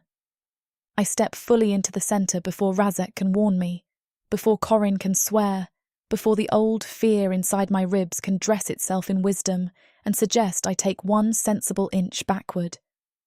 The double spiral brightens beneath my boots, one line fed by my blood, the other by Razek's essence, and the space between them hums with a pressure so intimate it feels like someone has pressed a hand against the inside of my sternum. Razek's fingers are still laced with mine, his palm burning against my skin. "Sable." "I'm here," I say. "That is precisely my concern." "Then be concerned quietly." Corin makes a strained sound from the perimeter. As the only person here attempting to keep the yard from becoming a crater, I would like to register that I, too, am concerned, though apparently my concerns have been demoted to decorative. The ward post beside him gives a sharp, metallic groan. He grips it with both hands, boots planted wide in the scorched grass, his stronger aura flaring around his shoulders like a cloak made of winter light. The iron anchors hammered into the earth vibrate in sequence, one after another, ringing through the morning air, Frost steams off the broken ground. The trees beyond the yard shiver though no wind touches them. The stabilization phase tightens. Razek's power rises first because of course it does. Huge and ancient and infernal, a molten pressure with teeth. It wants to surge around me, over me, past me, not from malice but from habit. Everything in him has learned to arrive like a storm and solve danger by becoming the largest violence in the room. I do not let it. I pull. The infernal current snaps toward me. Razek inhales sharply, his hand tightening around mine for a fraction of a second before he forces his grip to loosen. I feel the effort. It travels through the bond like a muscle unclenching after centuries of being braced for impact. "Do not take too much," he says, voice low. "I'm not taking," I answer, keeping my gaze locked on his. "I'm drawing." That distinction is not comforting. It isn't meant to be. The current hits my veins like liquid fire. My back arches, but I do not step away. Heat races through my palms, wrists, elbows, shoulders and chest, filling every hidden channel the bond has carved through me. It should burn. It does burn, but not like injury. It burns like the first lungful of air after nearly drowning, like blood returning to a numb hand, vicious and bright and alive enough to hurt. I taste smoke and iron. I smell scorched frost, Razek's skin, the copper of my blood dried in the grooves beneath us. My hearing narrows until the whole world is breath, pulse, iron, flame. Corin curses. "Steady!" "I am," I grit out. "You are glowing!" I gathered. "No, Sable, you are very much glowing." Razek's eyes burn red gold as he studies me, and the terror on his face is worse than the heat. He is letting me do this, but every ancient instinct in him is clawing at the inside of its cage. His shoulders are rigid. The tendons in his throat stand out. His power moves through me because I invited it, because I reached for it, because this time the ritual recognizes my choice before it recognizes his fear. The trapped corruption shard reacts. Above the circle, the air folds. Darkness gathers into a shape with too many edges and no honest body. It descends from nothing. A shadow forms suspended over our joined hands, long and thin, its centre pulsing dark red like a diseased heart. It is not Maltherian whole. It is not even a mind. But it remembers appetite. It remembers command. It remembers how to turn love into leverage. The stink of it spills down over us, rotted roses and wet ash, and my stomach clenches. Razek's free hand lifts, flame already forming around his fingers. "No," I snap. His gaze cuts to me. "Sable, do not strike it. It is manifest. I can see that. It is attempting to breach. And if you hit it, it fractures." His jaw locks so hard I feel the echo of it in my own teeth. The shadow writhes overhead, stretching toward the place where our hands meet. Its edges drip darkness that evaporates before touching us, hissing when it hits the circle's light. Razek's flame grows brighter. "I can burn it cleanly."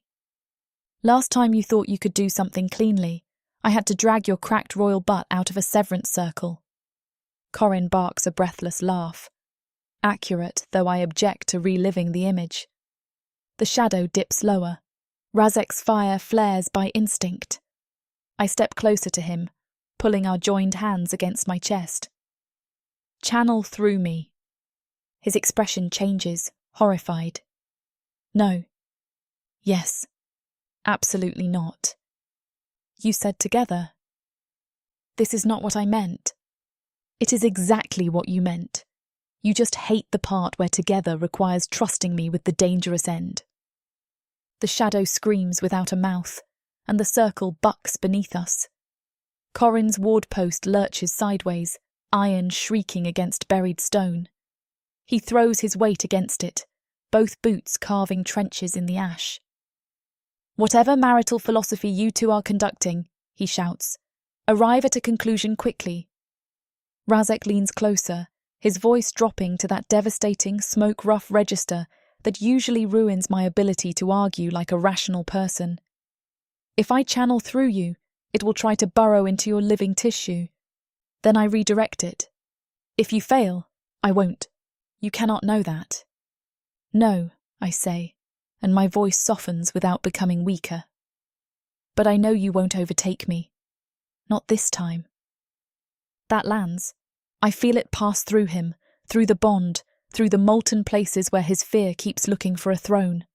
His fire gutters, then steadies, still gathered but no longer lunging. The shadow above us twists impatiently, sensing the shift. Razek swallows. Tell me how. I lift our joined hands higher. Send it into the bond pathway. Not around me, not over me, through me, because I'm the channel the ritual is accepting. His eyes search mine. And you will steer it. We will steer it. I'll aim. You amplify. Corin slams one iron stake deeper into the ground with the heel of his hand, then snatches up his hammer from beside the perimeter. For the love of every dead scholar who ever warned against improvisational rites, do it now. The shadow drops. It strikes my chest like winter swallowing a star. Cold punches through the infernal heat, so brutal that my lungs seize.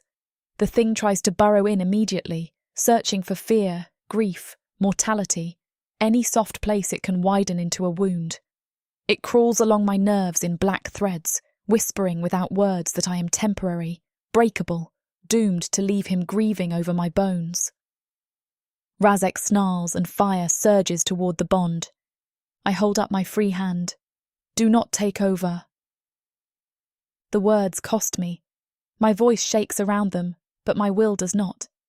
The shadow digs deeper, scraping at the place where the contract first marked me, where mortality meets infernal permanence and still refuses to apologize for existing. Razek trembles. Actually trembles. The sight would undo me if I weren't too busy being invaded by the world's most persistent dead bastard. Sable, he says, gutted. I've got it. You are freezing. I said I've got it. The shadow tries to spread toward my heart.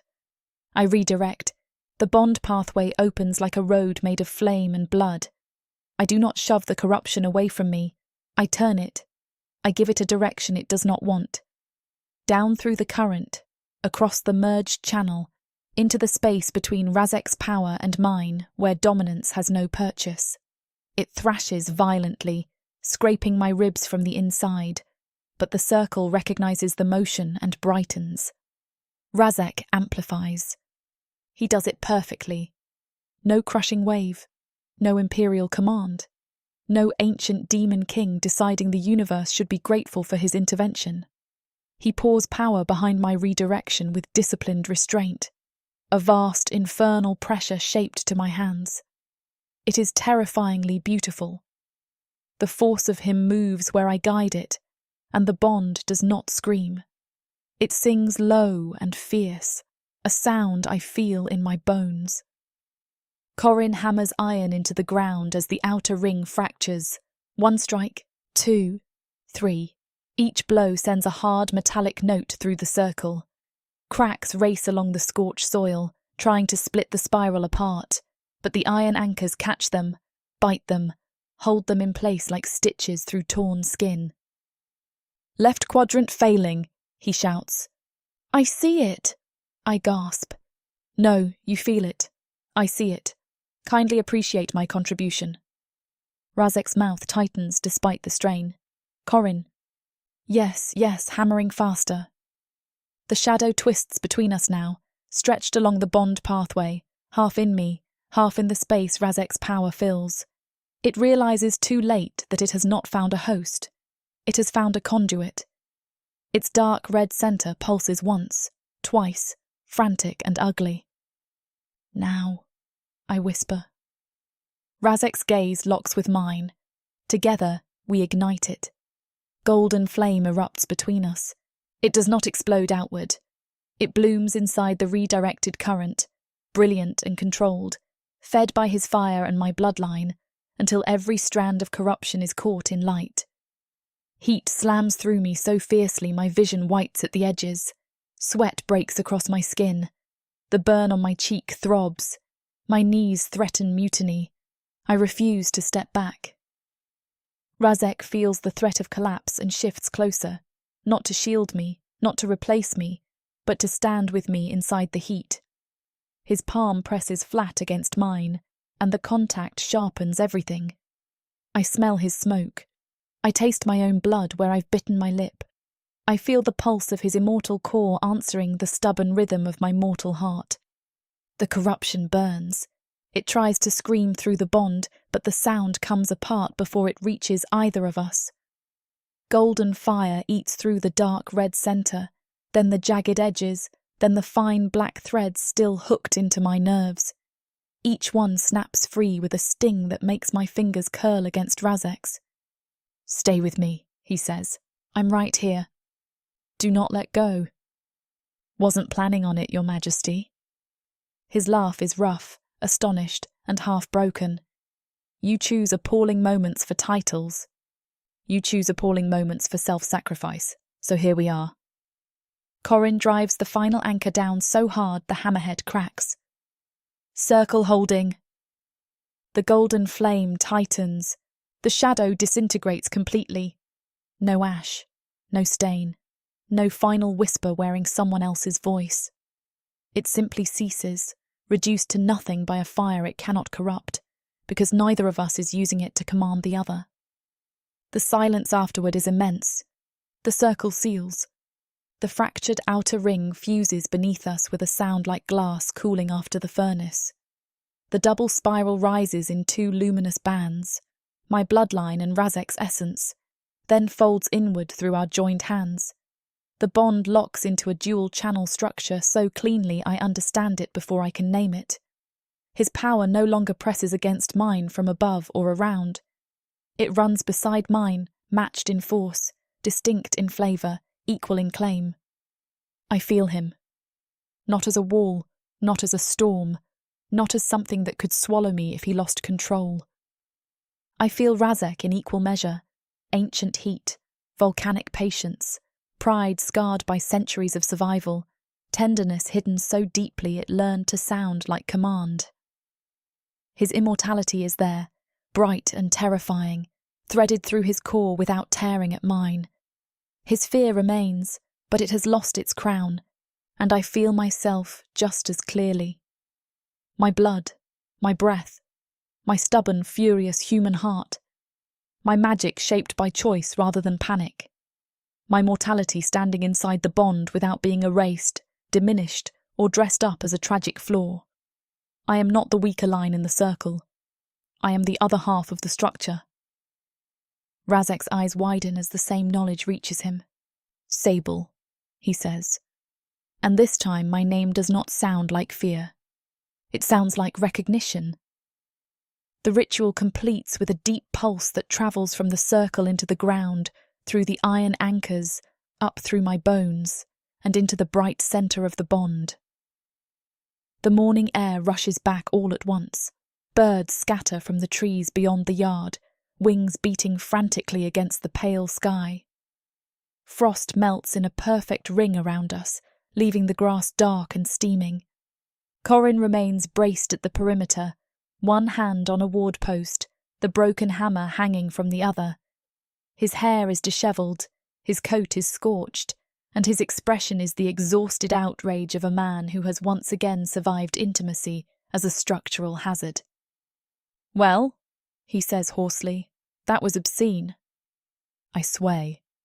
Razek catches me immediately, one arm around my waist, the other hand still locked with mine. His touch is hot, solid, careful without being distant. The bond hums between us in two steady channels, one carrying his infernal fire, the other carrying my living will. They move together without collapsing into one another. "I'm fine," I say automatically. "You are shaking." I can be fine in shaking. Women contain multitudes. Corin points the broken hammer at me. That may be the first sensible thing anyone has said in this cursed yard. Razek lowers his forehead to mine. His breath is warm against my mouth, smoke-scented and uneven. You took the shard into yourself. I redirected it. It touched you. And then it died, regretting that decision. His hand tightens at my waist. I felt it trying to burrow. So did I. The words come out steadier than I feel.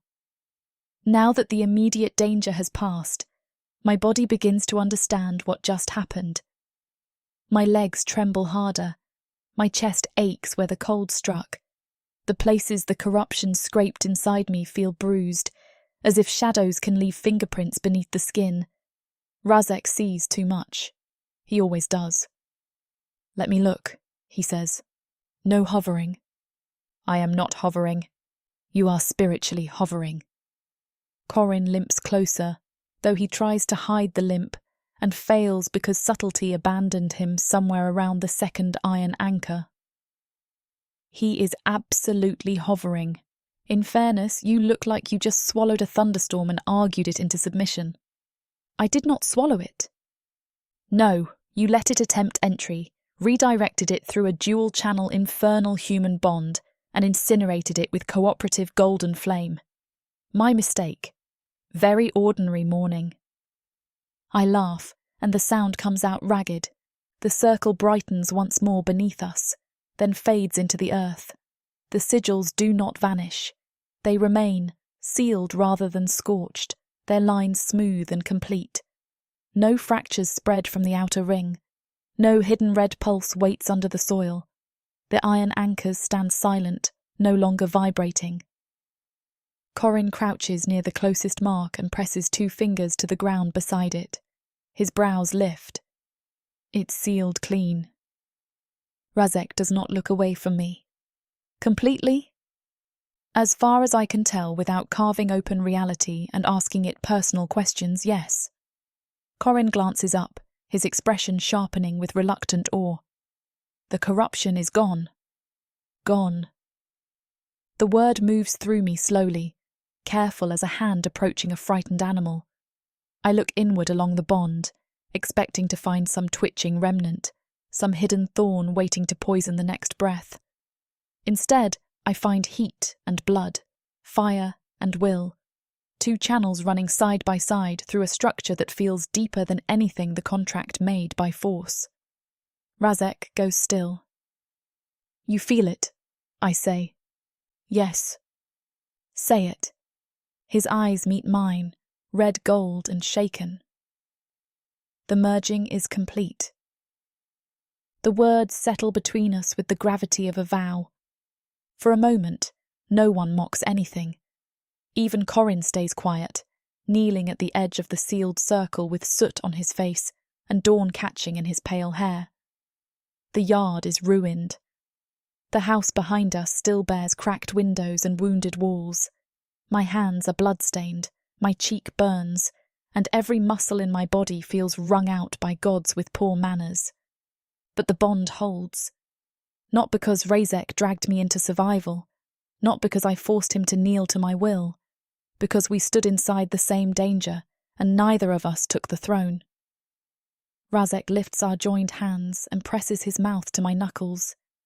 The gesture is reverent enough to make my throat hurt, but his eyes remain on mine, asking rather than claiming. You are not diminished, he says. I know what he means.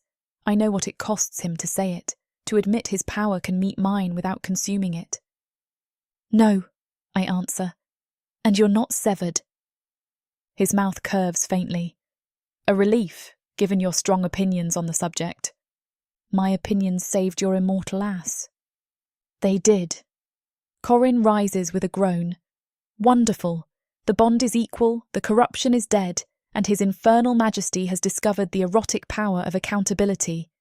Can we please go inside before one of you decides to stabilize the moon?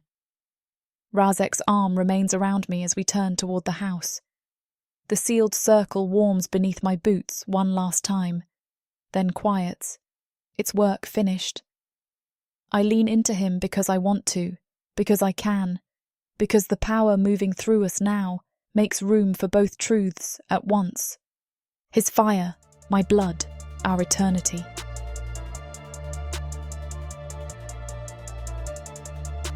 Chapter 24. Razek. I rise as though the earth may object. It does not.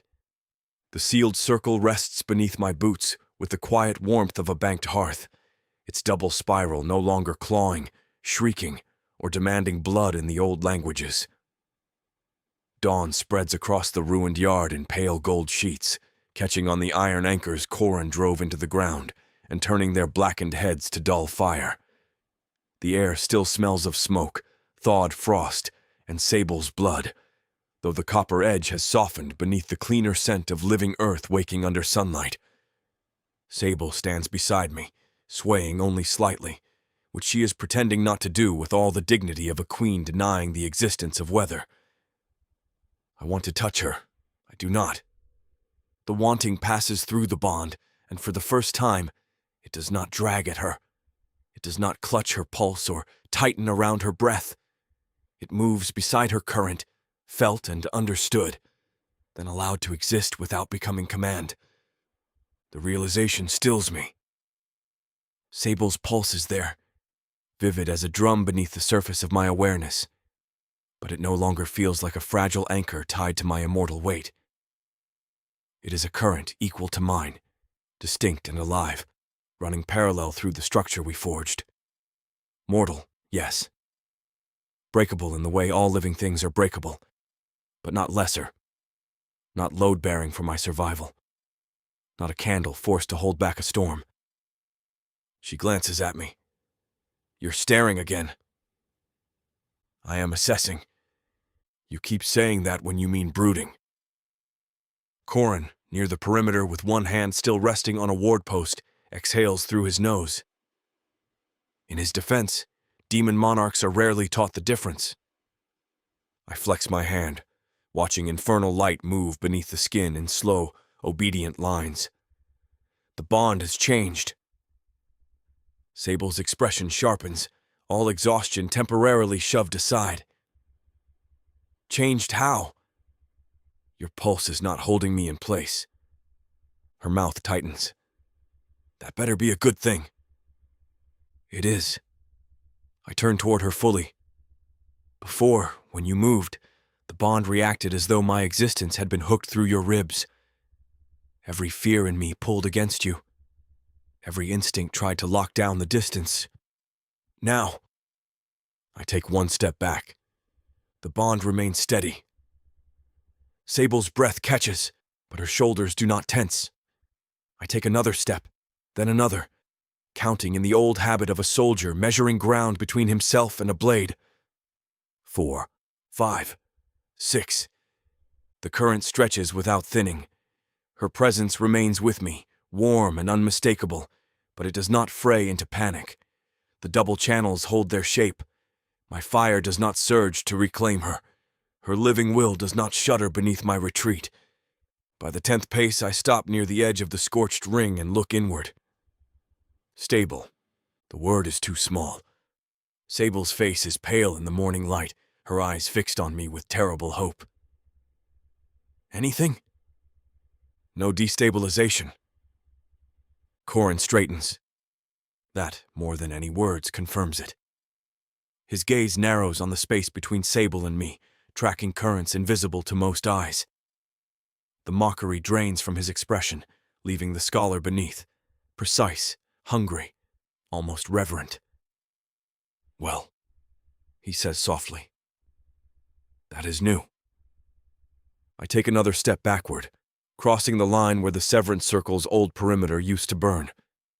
Nothing falters. Sable folds her arms, but I can feel the tremor of emotion beneath the gesture. Don't look so surprised.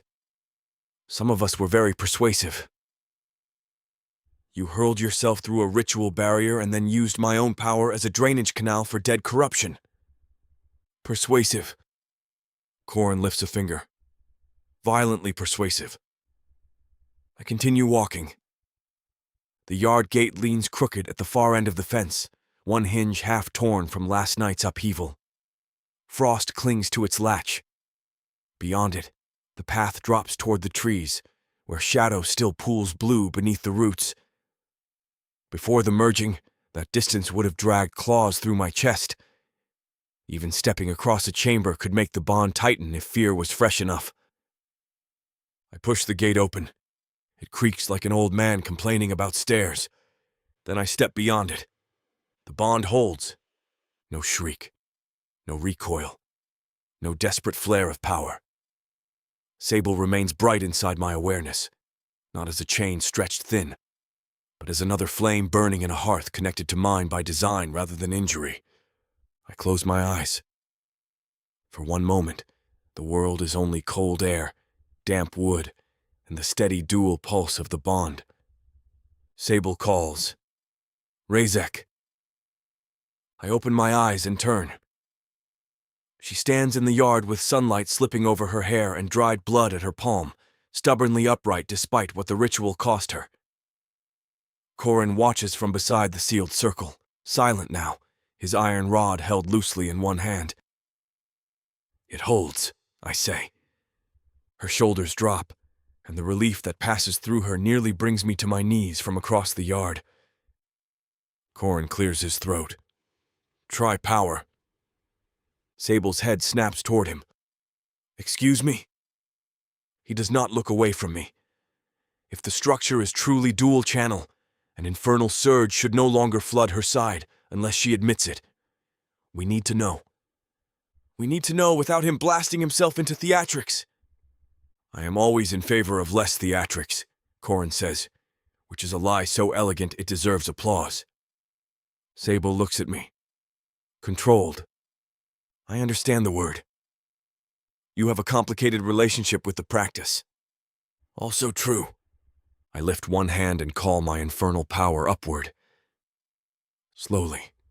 At first, fire gathers beneath my skin, gold-veined crimson, the old heat that has bent battlefields and made lesser spirits remember appointments elsewhere. I keep my eyes on Sable while the power rises through my core, filling my shoulders, spine, hands. The air around me distorts. Frost vanishes from the gate in a circle. The trees beyond me groan as warmth presses outward. Before the merging, Sable would have felt the weight of it like a wave striking the chest. Now she lifts her chin. Unaffected, not untouched. I can feel her awareness of the surge. She senses its shape, its temperature, its direction. But it does not invade. It does not force itself into her body because my power has finally learned the courtesy of a door. Corin's eyes widen by a fraction. Again. Sharper. Sable points at him. Do not encourage him to be sharper. He has to test the edges. Everyone keeps wanting to test edges around here, and somehow I'm the one covered in soot. I spike the power. The ground beneath my boots blackens. Flame snaps up around my forearms, roaring bright enough to turn the morning briefly red. Birds scatter from the trees in a furious burst of wings. The gate hinge melts, dripping onto the path with a hiss. Sable remains standing exactly where she is. Then she smiles. It is not gentle. Energy pushes back toward me through the bond, clean and deliberate. Her current meets mine with the force of a hand planted squarely against my chest, not rejecting me, not receiving passively, but answering. The feedback loop forms in an instant. My fire travels the channel toward her and stops at the boundary of her consent. Her will returns through the second channel and meets my core without being swallowed. Symmetrical, balanced. Power moves between us like breath shared by two bodies that still remember their own lungs. The surge forces me to steady my stance. Sable arches a brow. Problem. My mouth curves despite myself. No. Liar. Corin gives a soft, stunned laugh. She pushed him back. I did not fall. That is not the standard, Your Majesty. Sable's energy presses again. Less forceful this time, curious. It carries her temper, her exhaustion, the lingering ache from the ritual, and beneath all of it a fierce, bright joy she is trying very hard not to display, because she has an image to maintain among fools and demon kings. I lower my power. The feedback loop settles with me. It does not collapse. It does not snap. Her current remains beside mine, equal in measure, waiting rather than clinging. Something opens in my chest that no blade put there.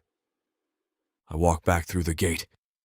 Each step toward her feels different from every approach I have ever made in my life. I'm accustomed to closing distance as conquest, command, protection, threat. I have crossed throne rooms, battlefields, enemy temples, wedding altars, and execution pits with the world adjusting itself around my will. This time, the ground does not feel claimed. It feels shared. Sable watches me come, wary and soft in equal measure. What are you doing? I stop in front of her. Then I kneel. The movement is slow because my body still aches from the ritual and last night's failed severance. But the choice is clean. One knee touches the scorched earth inside the sealed circle, then the other. I lower myself before her without reaching for her hand, without turning the act into a performance for either of us. Sable freezes. Corin says nothing. Even the wind seems to draw back into the trees. I look up at her. The morning sun sits behind her shoulder, gilding the loose strands of hair escaping her braid. Her face bears soot, dried tears, and the burn I still despise myself for causing. She has never looked less like an ornament, less like an anchor, less like anything that could be possessed. She looks like a choice with blood on its hands. Razek, she says carefully, this is not submission. I didn't ask. This is not dominance reversed either. Her lips part, but no sharp answer comes. I rest my hands on my thighs, palms open. This is acknowledgement. Corin remains silent at the perimeter. That silence is rare enough to feel ceremonial. He understands. I can sense it in the stillness of his aura, in the way he does not soften the moment with wit. Hierarchy has shifted, and not in the crude manner of who commands whom. The old structure has failed. The demon king above, the mortal woman anchored below, the clever witness shoring up disasters at the edge. That arrangement is finished. Sable steps closer until the toes of her boots nearly touch my knees. Acknowledgement of what? That I do not want eternity without you choosing it. Her breath leaves her in a quiet rush. I keep my gaze on hers because the truth deserves no hiding place.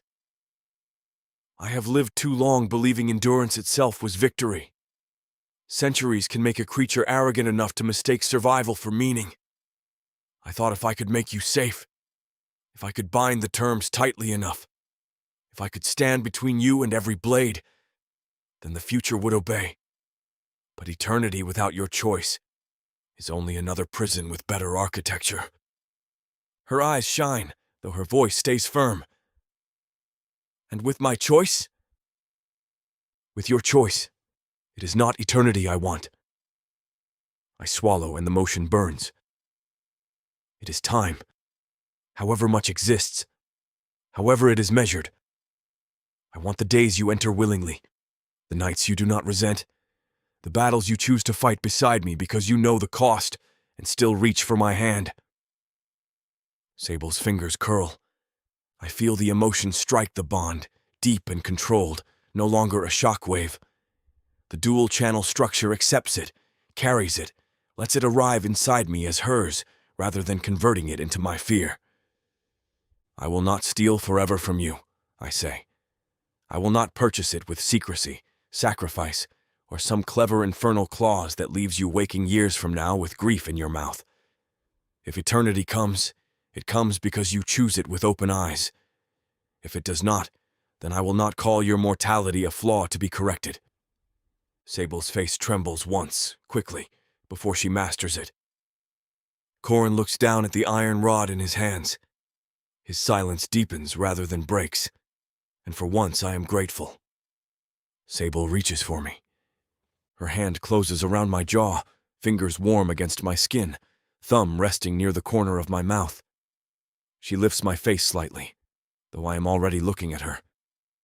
The gesture is not gentle enough to be pity, and not forceful enough to be command. It is insistence. It is equality shaped into touch.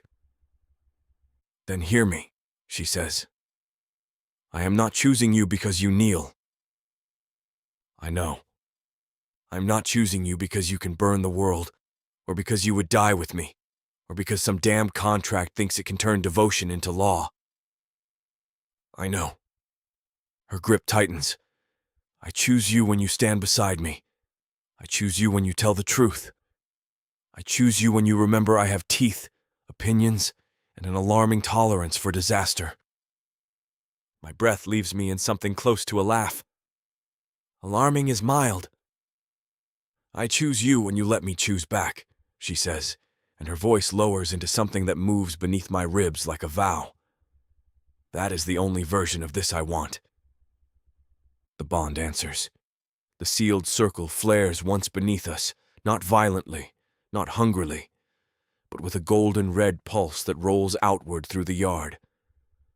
The fractured earth knits along its deepest cracks. The scorched grass does not regrow, but the ash settles into the soil instead of drifting like a wound still open. The iron anchors stop humming. The cracked gate steadies on its ruined hinge. Behind Sable, the house gives one long wooden sigh as if the beams have finally decided to remain standing. Corin looks around slowly. The yard stabilized. Sable does not look away from me. "Good." His voice is quieter when he adds, "Completely, I think. I feel it too." The ritual ground no longer holds the tension of an unfinished demand. The circle remains in the earth as a seal rather than a threat. Its power has no hunger in it now, no old severance logic waiting to be reused. The place where I tried to destroy myself has become the place where the bond learned a truer shape. Sable's hand is still on my jaw. I turn my face enough to press a kiss into her palm. She closes her eyes for the length of one breath, then opens them again, fierce and wet and alive. "Stand up." I obey. Not because she commands me, because I want to meet her at eye level. Rising hurts. My bones remember too much of last night. My core aches where the immortal strands were torn and restored, and the new dual channels hum with the unfamiliar grace of balanced weight. When I stand, Sable does not step back. She remains close enough that her breath warms my chest through the torn fabric of my shirt. The bond does not tighten out of desperation. It expands.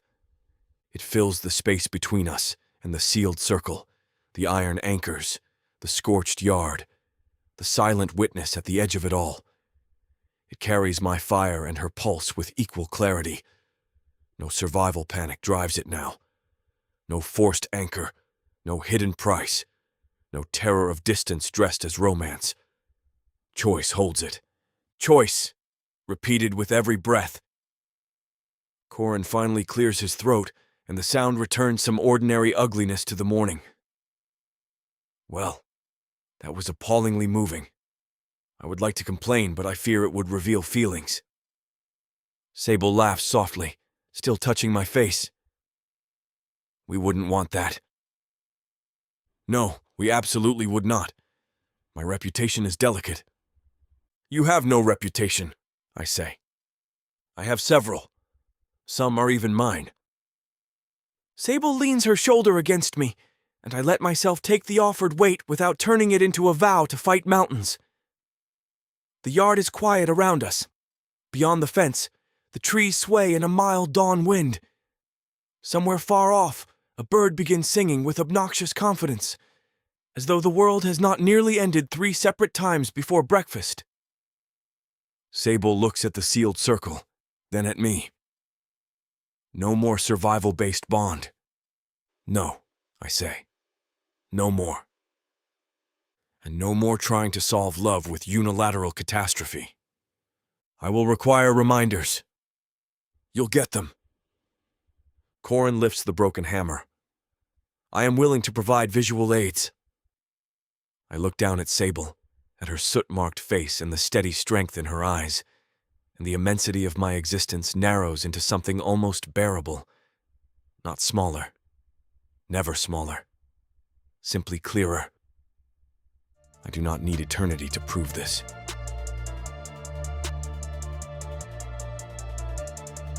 Chapter 25. Sable.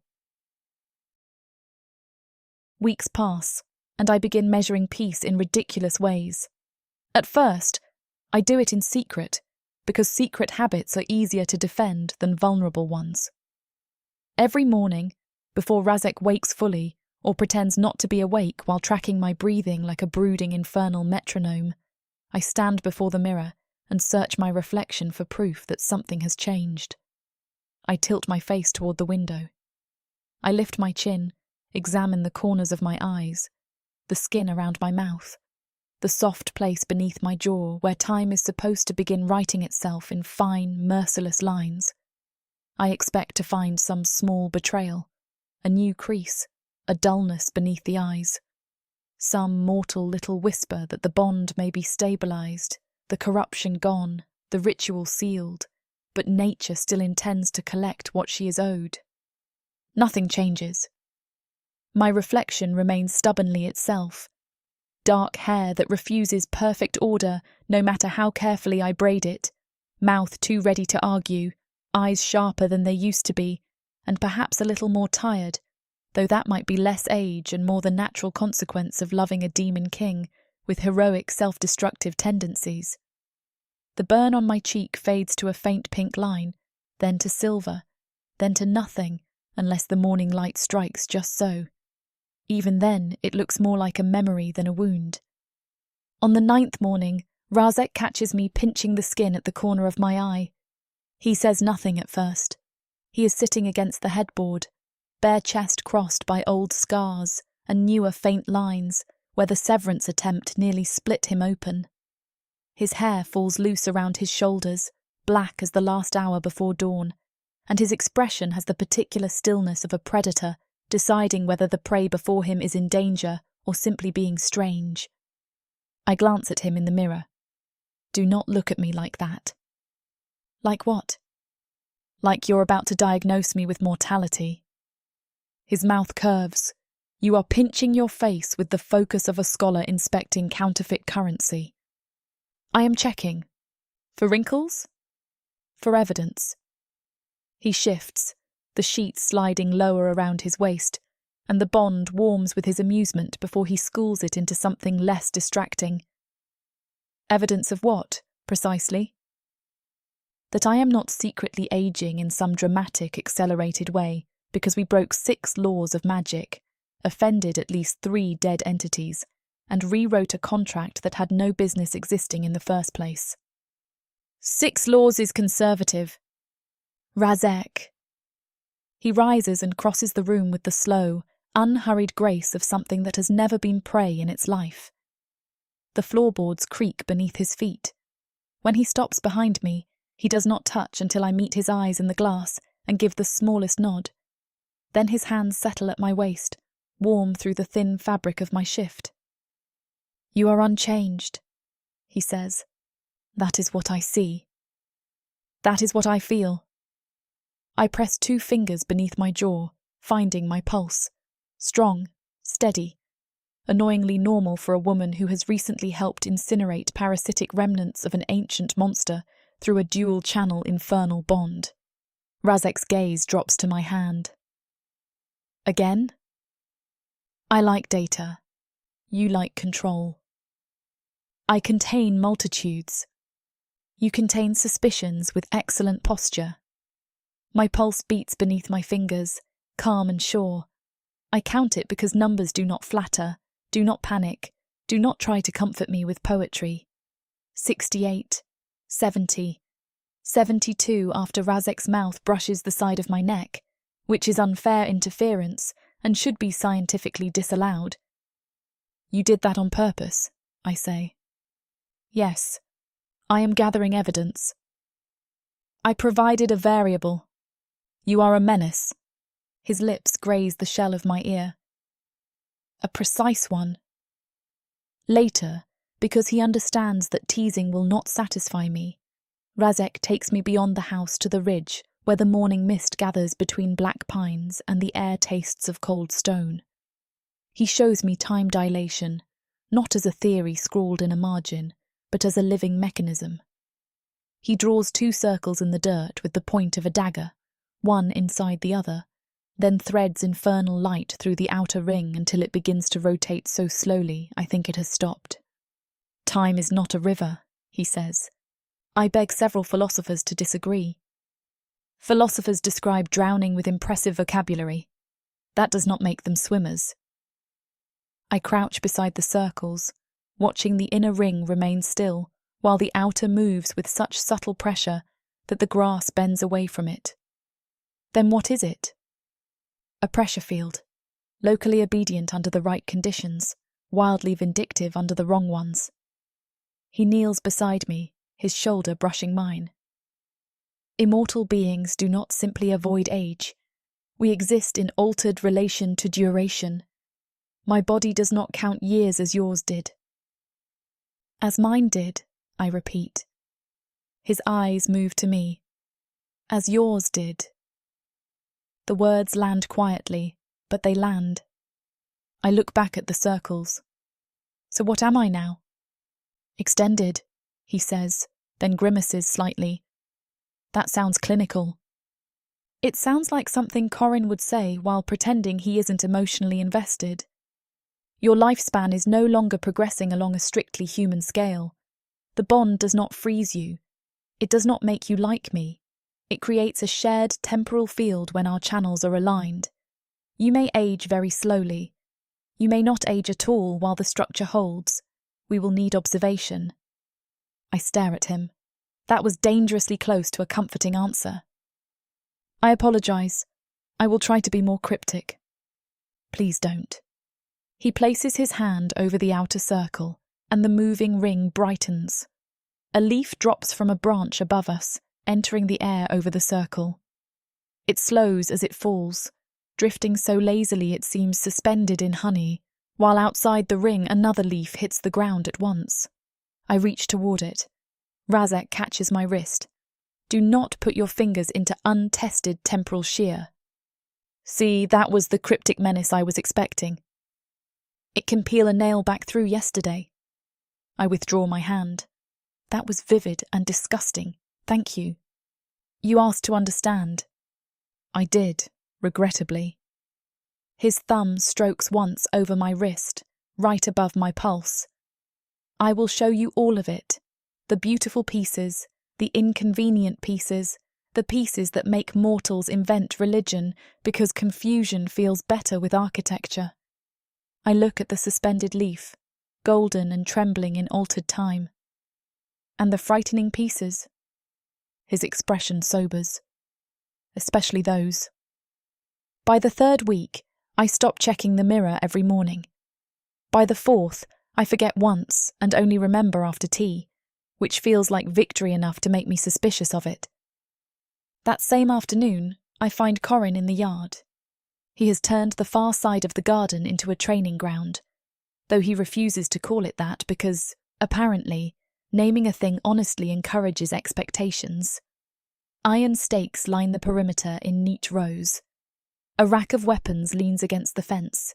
Short blades, rods, hooked implements, throwing spikes, a slender spear that looks too elegant to be friendly. The air smells of oiled metal, churned dirt, and crushed mint from a poor herb bed that has suffered beneath everyone's boots. Corin moves through the space with a short iron blade in each hand, too quickly. I stop near the porch steps and watch. He pivots, strikes, reverses, ducks under an imagined blow, then comes up with one blade angled toward throat height and the other guarding his ribs. His coat hangs on the fence, sleeves rolled to his elbows, pale hair tied back with a strip of black cloth. Sweat shines along his temples. His breathing is controlled. His posture has changed in a way I cannot stop noticing. Less decorative languor, more coiled readiness. Razek stands across from him with his arms folded. "Again," Razek says. Corin lowers the blades. "I'm beginning to suspect you enjoy saying that." "I enjoy improvement. You enjoy being insufferable near weapons." "Again." Corin lunges. Razek moves to counter, and for a moment the yard becomes sound. Iron cutting air, boots biting dirt, the hard crack of blade against infernal forearm guard. Corin should not hold ground against him. Not like this. Razek is restraining himself, obviously, but restraint from Razek still ought to flatten most men into regret and medical theory. Corin lasts 37 seconds before Razek disarms him. I count because numbers are still useful little traitors. The first time I watched them spar, Corin lasted 12. He bends, picks up one of the blades, and sees me watching. "If you have come to admire me, please form an orderly queue." I walk into the yard. It would be a very short queue. Cruel woman. "Fast man." His smile flickers. Razek looks from me to Corin, and I feel the bond sharpen with his attention. He has noticed too. Of course he has. Razek notices disturbances in power the way other people notice weather. Corin twirls one blade. Good diet. I look pointedly at the churned earth where his boots carved a trench from a dodge no human should have completed. Must be a hell of a breakfast. Porridge, very empowering. Razek reaches for a practice rod from the rack. Again. Corin groans. Do demons ever learn the phrase, "well done"? Yes. Have you used it? No. Splendid. Personal growth remains elusive. They square off again, and this time Corin does better. He meets Razek's first strike instead of evading, his iron blade ringing against the guard with enough force to jar his arm, but not break his stance. Razek's eyes narrow. Corin notices and grins, which is either courage or an advanced death wish wearing charm. "Careful," Razek says. "How tender. I'm moved." "I was speaking to your right foot." Corin glances down half a second too late. His heel slips in loose dirt. Razek pulls back immediately, but Corin twists to recover and scrapes his forearm along the edge of his own iron blade. The cut opens red, small, clean, ordinary. Then it seals. Seconds, maybe less. Skin knits from both sides as if pulled by invisible thread. Blood beads once, dark against his pale arm, then the wound closes beneath it, leaving only a faint pink line that fades while I am still staring. Corin lowers his arm. Razek says nothing. I say nothing too, which costs more than either man deserves. Corin looks at the sealed place, then at us, and laughs with easy, polished carelessness. Well, good diet. I tilt my head. Porridge again? Miracle grain. Razek's expression is unreadable, which means he is reading everything. You should clean the blade. Yes, father. I am not old enough to be your father. Corin's eyes flick over him. Debatable in spirit. The banter moves on because Corin shoves it forward with both hands, all elegant deflection and irritating sparkle. I let him. For now. Some truths are wild animals. If you lunge, they bolt. Later, when the sun begins to drop and the house windows turn amber, I find him inside near the hall mirror. He does not know I am there at first. He stands with one hand braced against the side table, head bowed, breathing slower than a man who has only been walking from the yard. His reflection watches itself with naked suspicion. Then his eyes flicker gold, faint, quick, almost nothing. The mirror catches it better than the room does.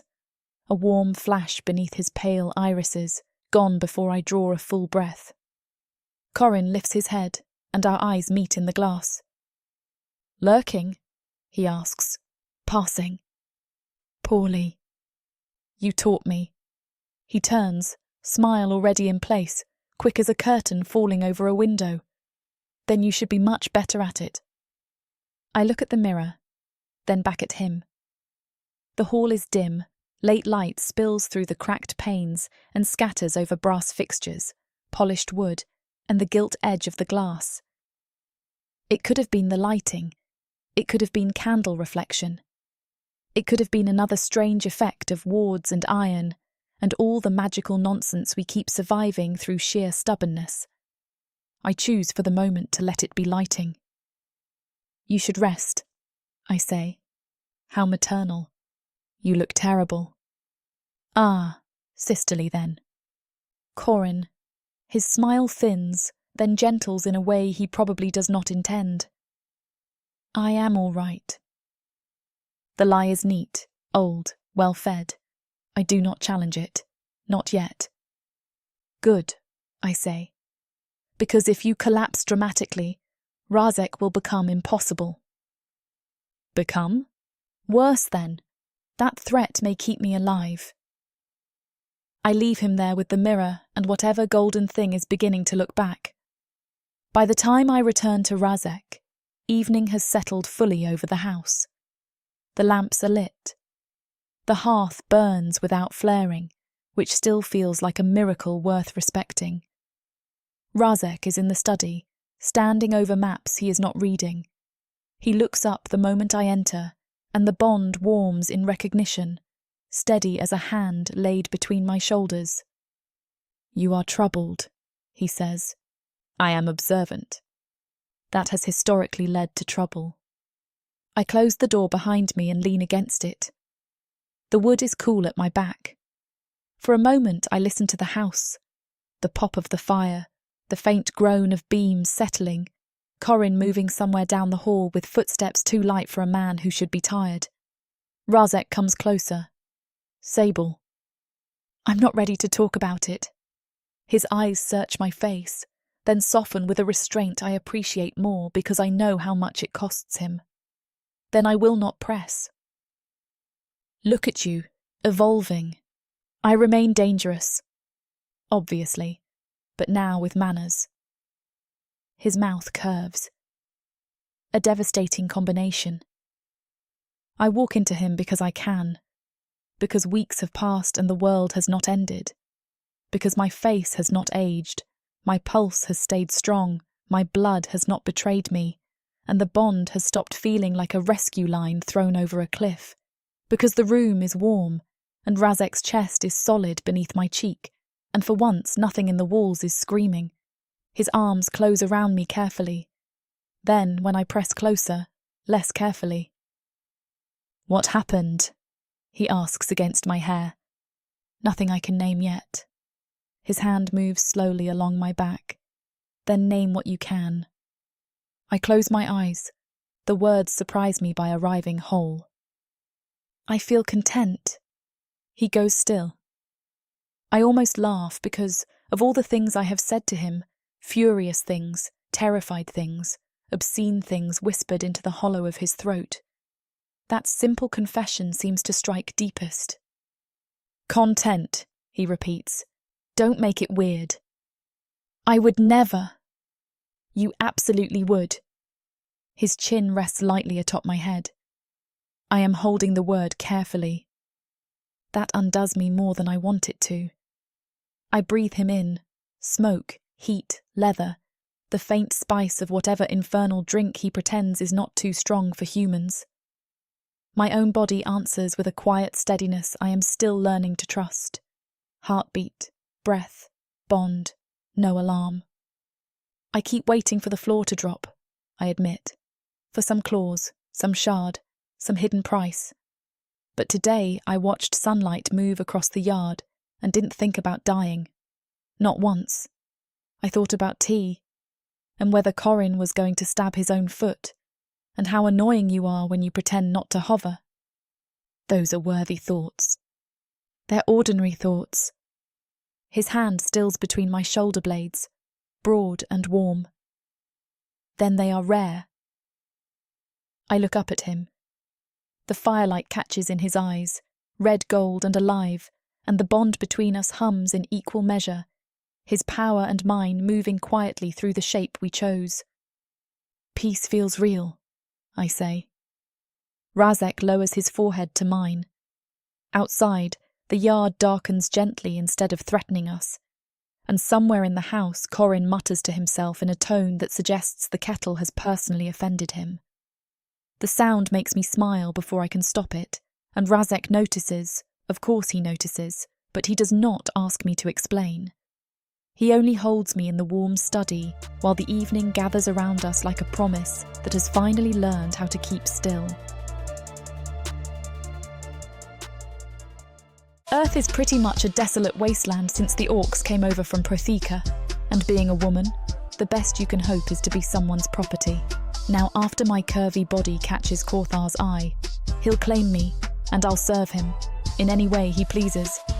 You're mine now.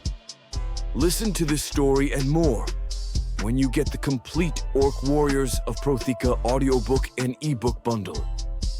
40 books, 19 audiobooks, 19 ebooks. You even get 1 free novella and 1 free audiobook. All for a shocking 90% off. Protheka's magic is eternal, and the complete Orc Warriors of Protheka bundle will bring over 100 hours of that magic to you.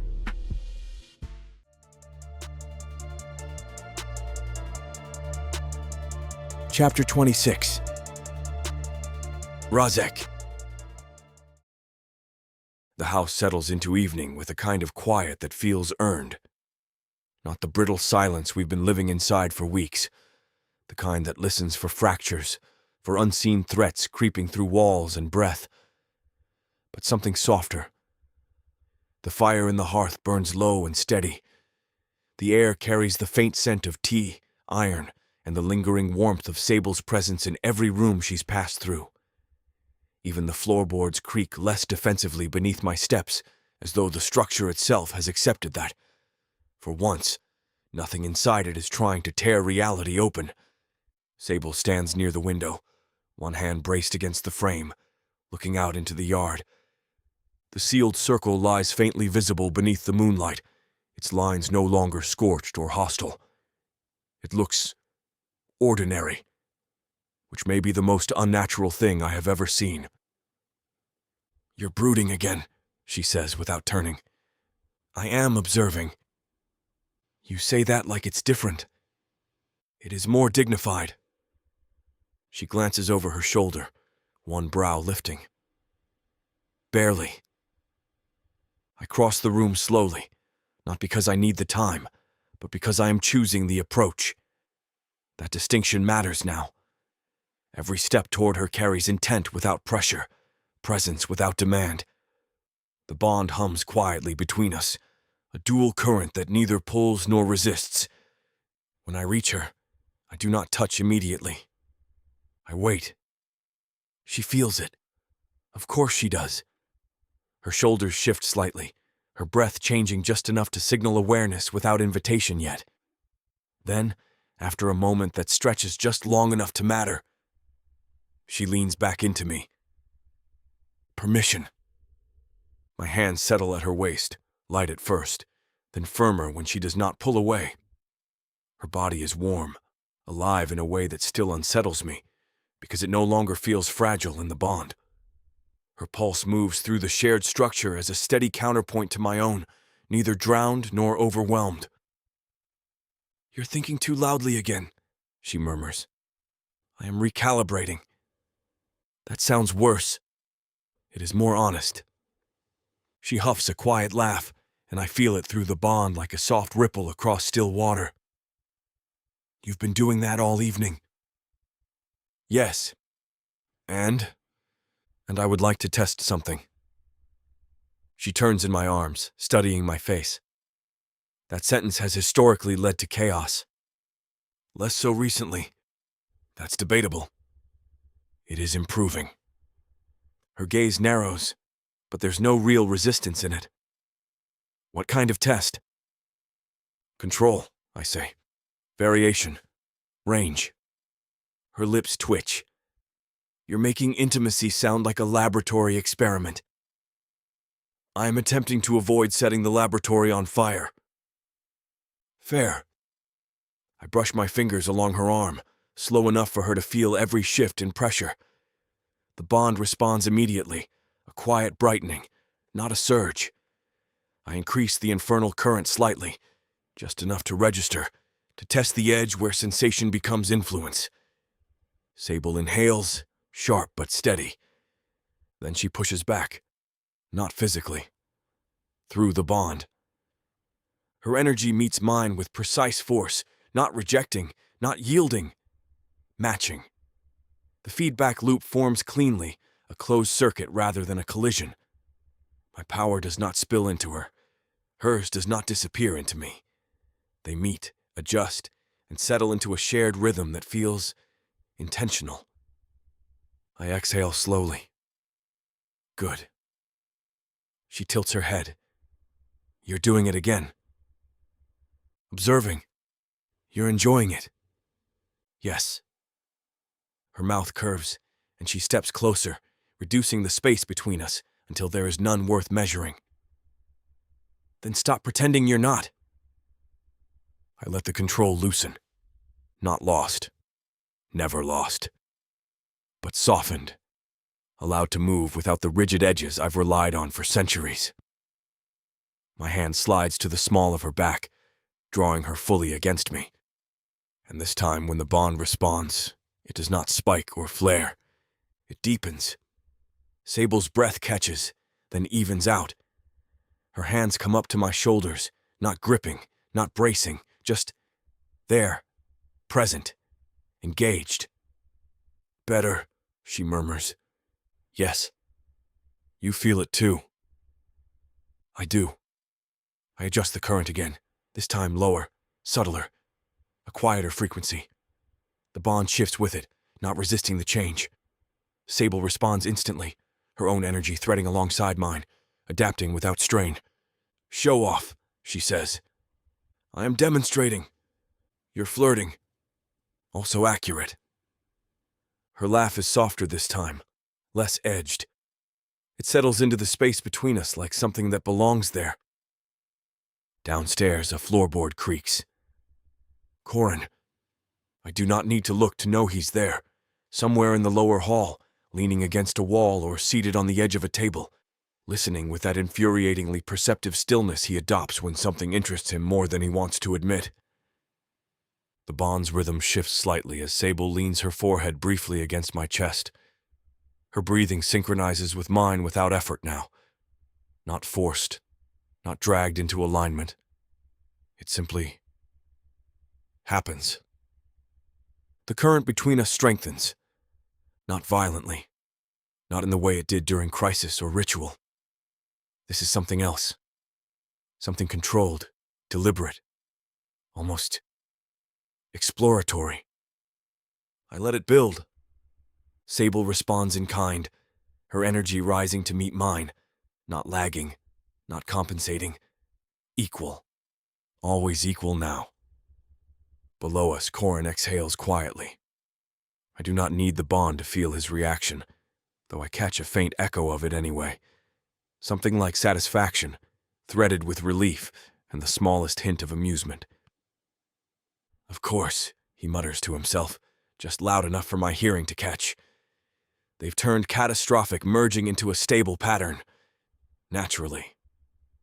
Sable lifts her head slightly. He's listening. Yes. Should we be offended? He would be disappointed if we were not aware. Fair. Her fingers trace along my collarbone, and the simple contact sends another controlled pulse through the bond. I adjust again, testing a higher threshold. She meets it. No hesitation. The current strengthens further, the shared structure accommodating the increase without strain. It flows between us, contained, responsive, alive. I pull back just enough to look at her fully. Her eyes are bright, not overwhelmed, not strained, engaged, present, powerful. Again, I say quietly. She smirks. You're really enjoying that word tonight. Again, She pushes energy through the bond deliberately this time, sharper, more focused. It hits my core cleanly, not as intrusion, but as contribution. I respond in kind, and the feedback loop locks into a rhythm that feels less like testing and more like conversation. Not verbal. Something deeper. When it settles, the room feels warmer. Not from fire. From us. Sable exhales, shoulders relaxing slightly. Okay. Okay. That felt different. It was. She studies me. Stronger. More precise. Less chaotic. Considerably. She nods slowly, absorbing it. Then she leans into me again, this time without prompting, her weight fully committed. The bond steadies into a calm, sustained current. Downstairs, Corin shifts again. Then his footsteps retreat, deliberate and unhurried. He has heard enough. Afterward, the house feels even quieter. Sable sits on the edge of the bed while I stand across from her, examining the subtle changes in her aura. It is no longer the fragile, flickering thing it once was. It holds shape now, defined, luminous, in a way that carries faint infernal resonance without losing its human core. It glows, not visibly to mortal sight perhaps, but to mine, it is unmistakable. Her essence has integrated fully. The bond did not overwrite her, it expanded her. "Stop staring," she says. "I am assessing." She throws a pillow at me. I catch it without looking away. "Your aura has stabilized completely." That sounds reassuring. It is. How reassuring? Structurally permanent, I say. There is no residual instability. No lingering fragmentation from the ritual. She considers that, then places a hand over her chest. I can feel it. The bond? No. She shakes her head slightly. Myself. And it's like there's something else layered under it. Not separate. Just another rhythm. A second heartbeat. Her eyes flick up to mine. Yes. I nod once. That is the dual-channel structure. Your natural pulse and the infernal current operating in parallel. It doesn't feel invasive. It should not. It feels... She searches for the word. Grounded. That word settles into me with surprising weight. Yes, I say quietly. That is correct. She exhales, some lingering tension leaving her shoulders. Then her expression shifts. Subtle. But I catch it. What? I ask. She hesitates. Sable. It's probably nothing. I do not entertain probably nothing. She rolls her eyes.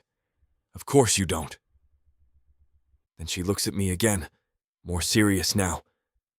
Earlier, in the yard, when Corin cut himself. I go still. Yes. It healed fast. Yes. She tilts her head. Too fast. I do not answer immediately. Her gaze sharpens. You noticed. I notice many things. Razek. Yes. She shifts slightly, restless. And just now, I felt something. In the bond. No. She frowns. Not exactly. Just when he was downstairs earlier, there was this faint echo. Not like ours. Not connected. Just similar. The word lands harder than it should. Similar. I keep my expression neutral. Define similar. She presses her lips together, thinking. Like the same kind of energy, but quieter. Not structured. Not stable like ours. Just there. I watch her carefully. You are certain? I ask. No. She shakes her head. It could have been nothing. The house, the wards, lighting. I don't know. Your perception has been reliable. That doesn't mean it's infallible. No. She studies my face. You think something's off. I think something has changed. In him? Possibly. She exhales slowly. I saw something too. What? In the mirror earlier. She hesitates. His eyes. Just for a second. My focus sharpens. Describe it. Gold, she says quietly. Faint. Gone almost immediately. The room feels smaller. Not in space. In certainty. I move to the window, looking out into the yard where the iron stakes still stand in their careful lines. The night has settled fully now, shadows deep between the trees, the sealed circle barely visible beneath the dark. Corin is not in sight. Of course he isn't. He rarely remains where he can be easily observed when something is shifting. Behind me, Sable speaks again. It might be nothing. It might. You're going to look into it anyway. Yes. She stands, coming to my side. Don't go full terrifying Demon King about it. I am always a terrifying Demon King. You know what I mean. I will be discreet. She snorts. That's new. I am evolving. That's deeply unsettling. I glance at her, and despite the tension threading through my thoughts, something in me eases at the sight of her. Steady, grounded, alive in a way that no longer feels precarious. I will handle it carefully, I say. Good. And you will tell me if you feel anything else. I will. We stand there a moment longer, looking out into the quiet yard. The peace is still there. Real. But now it has edges again. Not sharp, not immediate, just present. And I begin quietly to analyze.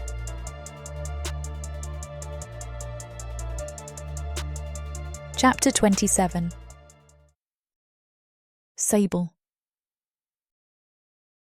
The first time it happens in front of me, there's no ritual, no warning, no dramatic flare of power. Just wood. Just a blade. Just a mistake. Corin stands in the yard near the split log pile, sleeves rolled up, hair tied back again, with that same strip of black cloth that's beginning to look like a permanent fixture. The morning air smells like damp bark and cold iron, sharp enough to sting when I breathe too deeply. The ground is still uneven from everything we did weeks ago, though grass has begun reclaiming the edges like it's stubborn enough to forgive us. He brings the blade down too fast. Not sloppy, too fast. The edge bites through the wood cleanly, then skids, just slightly, because the grain shifts at the last second. The motion carries through, and before he can correct, the blade kisses his palm. It's not deep. It's not catastrophic. It's enough. Blood spills instantly, bright against pale skin, running along the curve of his hand and dripping onto the log beneath. The smell hits me sharp and metallic, cutting through the morning air like a warning bell. Damn it, Corin mutters. I'm already moving. Hold still, I snap, grabbing his wrist before he can even think about brushing it off. He blinks at me. It's a scratch. It's bleeding.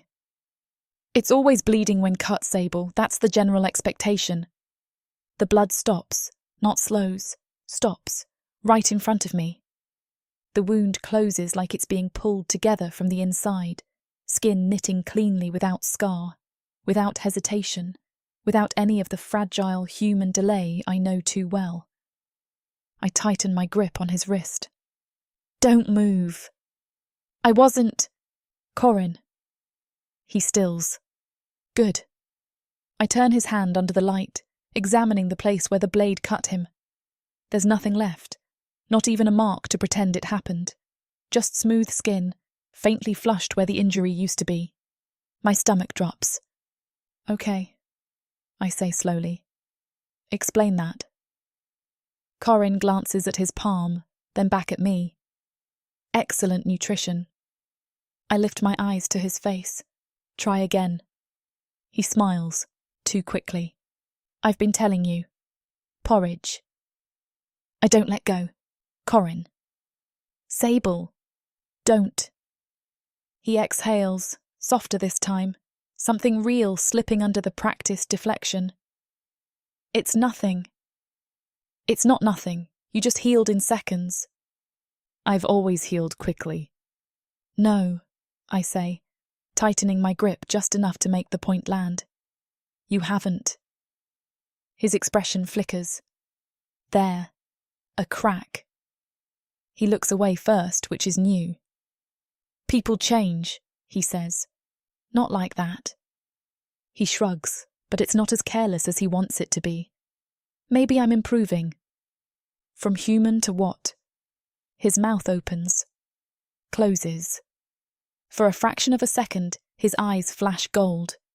I freeze. It's faint. Quick. Gone almost before I can process it, but I know what I saw. Not reflection, not light, not imagination. Gold.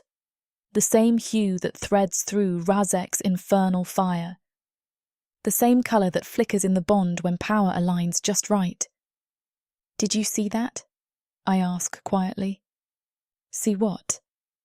That. He frowns. You're going to have to be less cryptic. Your eyes. My eyes are perfectly functional, thank you. They just... I stop, recalibrate, try again. They changed. He stares at me, then laughs. Not the sharp, deflective laugh he uses when dodging something dangerous. This one is lighter, too light.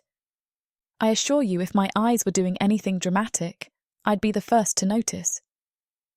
I noticed. You also think I'm secretly a culinary miracle because of porridge. That's not... I exhale sharply. Corin. Sable. I step closer, narrowing the distance until there's no space for easy escape. Something is happening. Something is always happening. Not like this. He tilts his head, studying me now instead of dodging. You're serious. Yes. His expression shifts again, softer this time, more thoughtful. Then he glances down at his hand, flexes his fingers once as if testing something invisible. I didn't feel anything, he says. That doesn't mean it isn't there. It usually does. Not with this. He looks back at me, and for a moment, the humour fades completely. You think I'm... what? Infected? Changed? Secretly turning into something with terrible manners? I think you just healed like Razek. That lands hard. Corin's posture straightens slightly, not defensive, not aggressive, alert. That's a bold comparison. It's an accurate one. He considers that, gaze drifting briefly toward the house where Razek is undoubtedly aware of this conversation, whether he's physically present or not. Then his mouth curves again, softer now. Well, he says, if I'm becoming infernally enhanced, I do hope I get the wardrobe upgrade. I stare at him. He sighs. Too soon. Yes. He lifts his hand, turning it under the light again. It doesn't feel different. That's not comforting. It's not alarming either. It should be. He shrugs again, but there's tension in it now. I'll keep an eye on it. I will keep an eye on it, I correct. That sounds ominous. It's meant to. Something flickers behind him. I shift my gaze past his shoulder. His shadow. It moves. Not dramatically. Not enough to scream danger. Just slightly off. The edges ripple for a fraction of a second, like heat distortion over stone, then settle back into place. My grip tightens again. Don't move, I say. He freezes.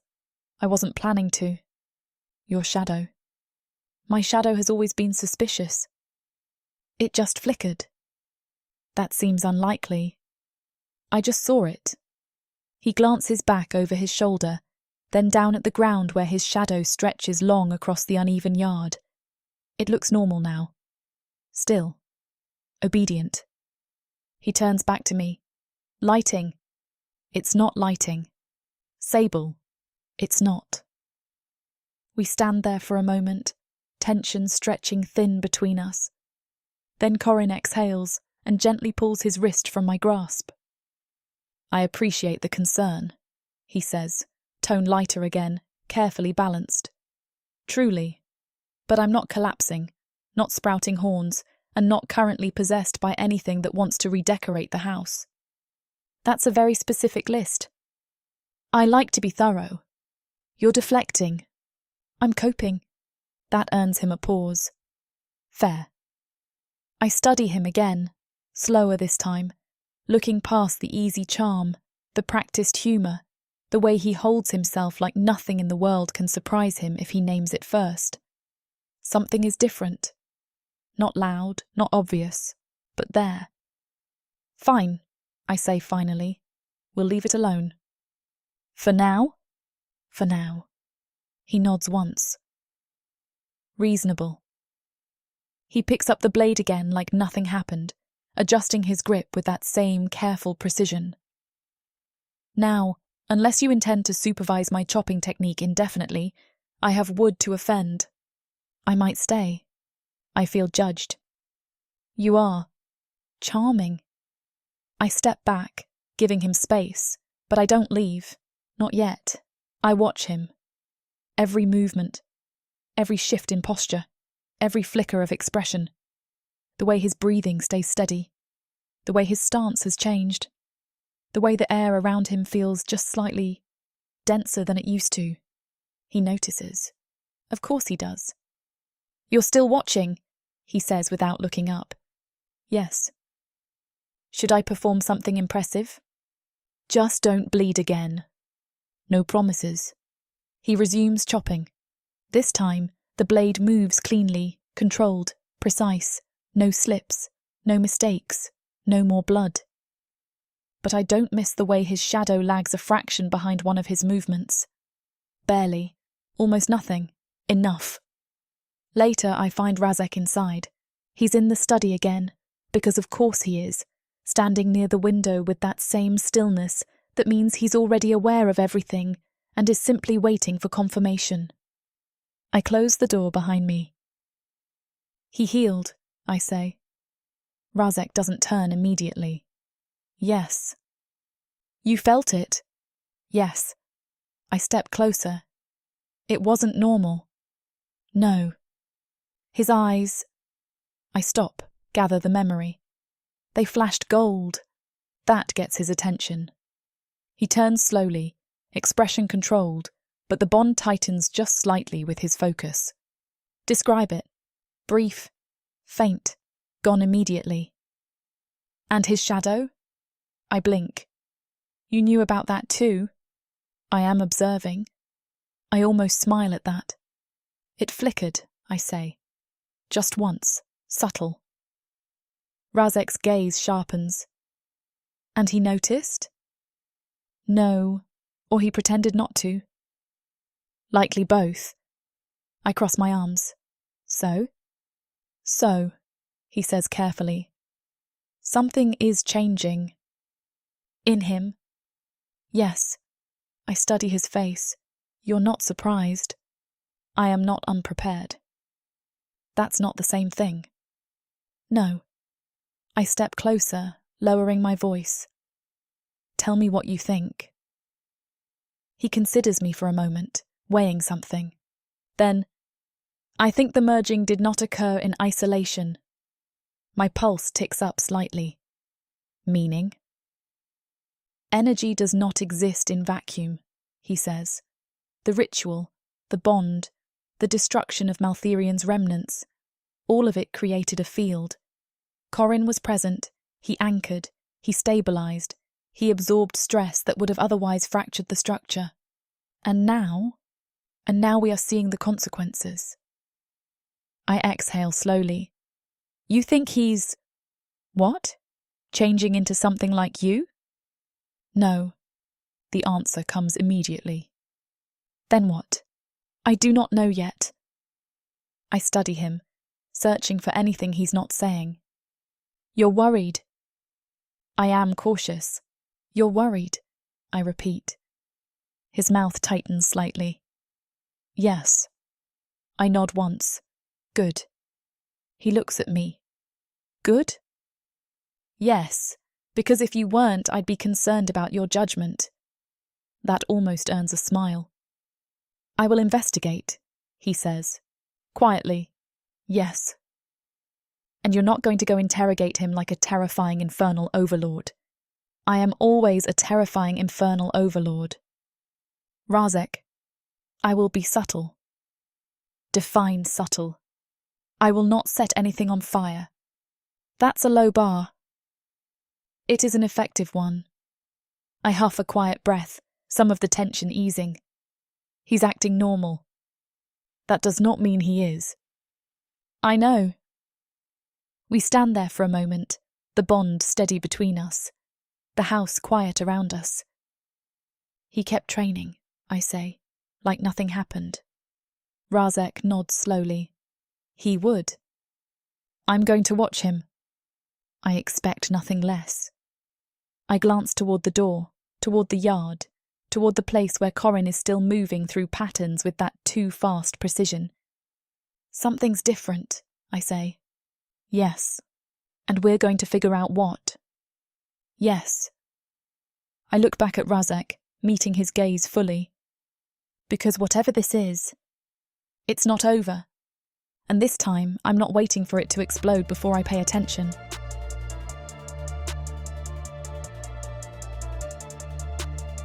Chapter 28. Razek. Corin trains like a man attempting to murder an invisible insult. He has arranged 3 practice targets along the far edge of the yard, each one built from bundled reeds, old canvas, and a stubborn quantity of spite.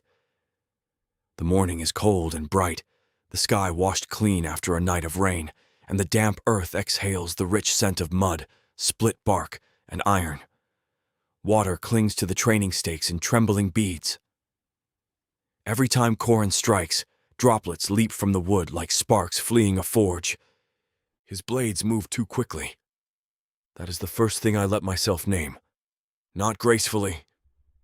Corin has always been graceful, infuriatingly so, as if his bones were assembled by someone with a theatrical weakness for elegance. This is different. His movements have gained a second rhythm under the visible one, a sharper acceleration just beneath human capacity. He pivots before the weight of a strike should allow it. He recovers from imbalance without the small, ordinary corrections a mortal body requires. His wrist snaps, the iron edge flashes, the target splits. Again, again, again. I stand near the porch with my arms folded, watching without pretending not to. Corin knows. Of course he knows. He keeps his back to me for the first several passes, which is his way of announcing that he has noticed my attention and chosen to make me work for the conversation. His hair is tied at his nape, pale against the dark collar of his shirt, and his sleeves are rolled to the elbow. The scrape from yesterday is gone entirely. Not healed poorly, not scarred. Gone, as if the wound was a rumor his skin found impolite. Sable is inside, cataloging old contract notes with the kind of focus that convinces furniture to behave. I told myself this is why I choose this moment. Practicality. Privacy. A controlled examination before alarming her. That is not the whole truth. The whole truth smells of cowardice, and I do not care for it. Corin turns and throws one blade. It crosses the yard in a silver blur and sinks into the center target exactly where a heart would sit. Subtle staring, he calls. Very refined. Did they teach that in demon finishing school? I was not sent to finishing school. Tragic, it shows. I descend the porch steps. The damp grass blackens faintly beneath the heat of my boots, then steams. Continue. How generous of you. That was not a request. Even better, I do love being commanded before breakfast. He retrieves a longer iron rod from the rack and resumes the sequence. The weapon hums as it cuts air. His shoulders remain loose, breath controlled, heartbeat steady enough that a lesser observer might believe nothing unusual is happening. I open Essence sight. The world alters.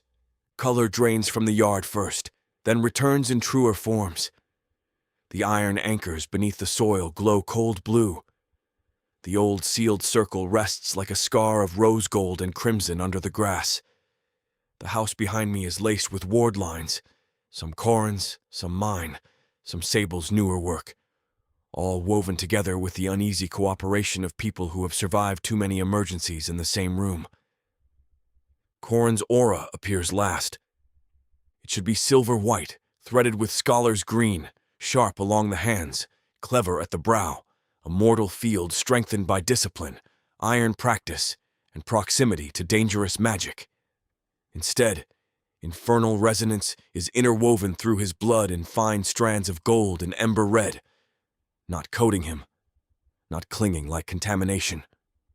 Integrated at capillary depth, pulsing with every beat of his heart. My jaw tightens. Corin strikes the target again. His pulse emits a faint demonic echo. It is quiet but unmistakable. A second note beneath the mortal rhythm, like a distant drum answering from underground. Each heartbeat sends it outward through his veins. Not enough to transform him. Not enough to make him demon. Enough to mark him as altered. I probe gently through Essence sight. Gently, because I am not a fool, despite recent evidence. My awareness touches the edge of his aura, no deeper than a hand hovering over flame. The resonance recoils for a fraction of a second, then settles. It recognizes me. That is the part I do not like. The infernal strands respond to my essence as kin-adjacent, a borrowed frequency seeded during intense exposure to my healing fire, Sable's bloodline, and the destruction of Maltherian's corruption. The healing. That is where it happened. When Corin anchored the ward posts and absorbed the ritual's structural backlash, the merged field must have used him as a grounding point. His body took in infernal residue at the exact moment the bond stabilized. The later cut did not create the change. It revealed it. Corin's next strike falters by half an inch. He felt the probe. He turns his head and meets my gaze over his shoulder. His eyes are human in the visible spectrum, pale and amused and far too clever. In Essence sight, gold flickers behind them, faint as fire seen through old glass. He does not look surprised. He does not ask what I am doing. He knows. The realization lands cold. Corin has known longer than Sable believes. Perhaps not the full mechanics. Perhaps not the name of what is happening inside him. But he knows enough to hide it with jokes, posture, and that infuriating habit of making honesty sound gauche. I let Essence sight fade. The yard returns to ordinary morning. Mud, targets, wet wood, frost clinging under the fence, Corin standing with an iron rod in hand, and his expression arranged into mild boredom. "Well?" he asks.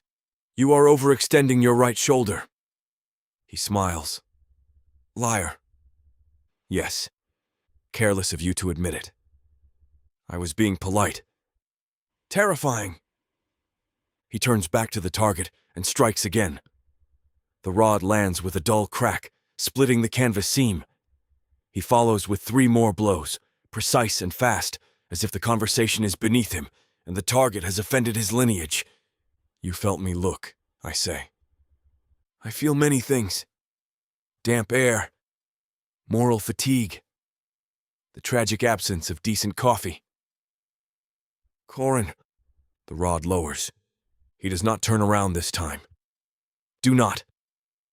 The word is soft, but it carries. I study the line of his back. "You know something is changing." I know enough to dislike being discussed like a specimen. "You are not a specimen." "How generous." You are altered. He exhales, slow and controlled. That does sound better than infected, I suppose. Slightly more flattering. More room for accessories. This is serious.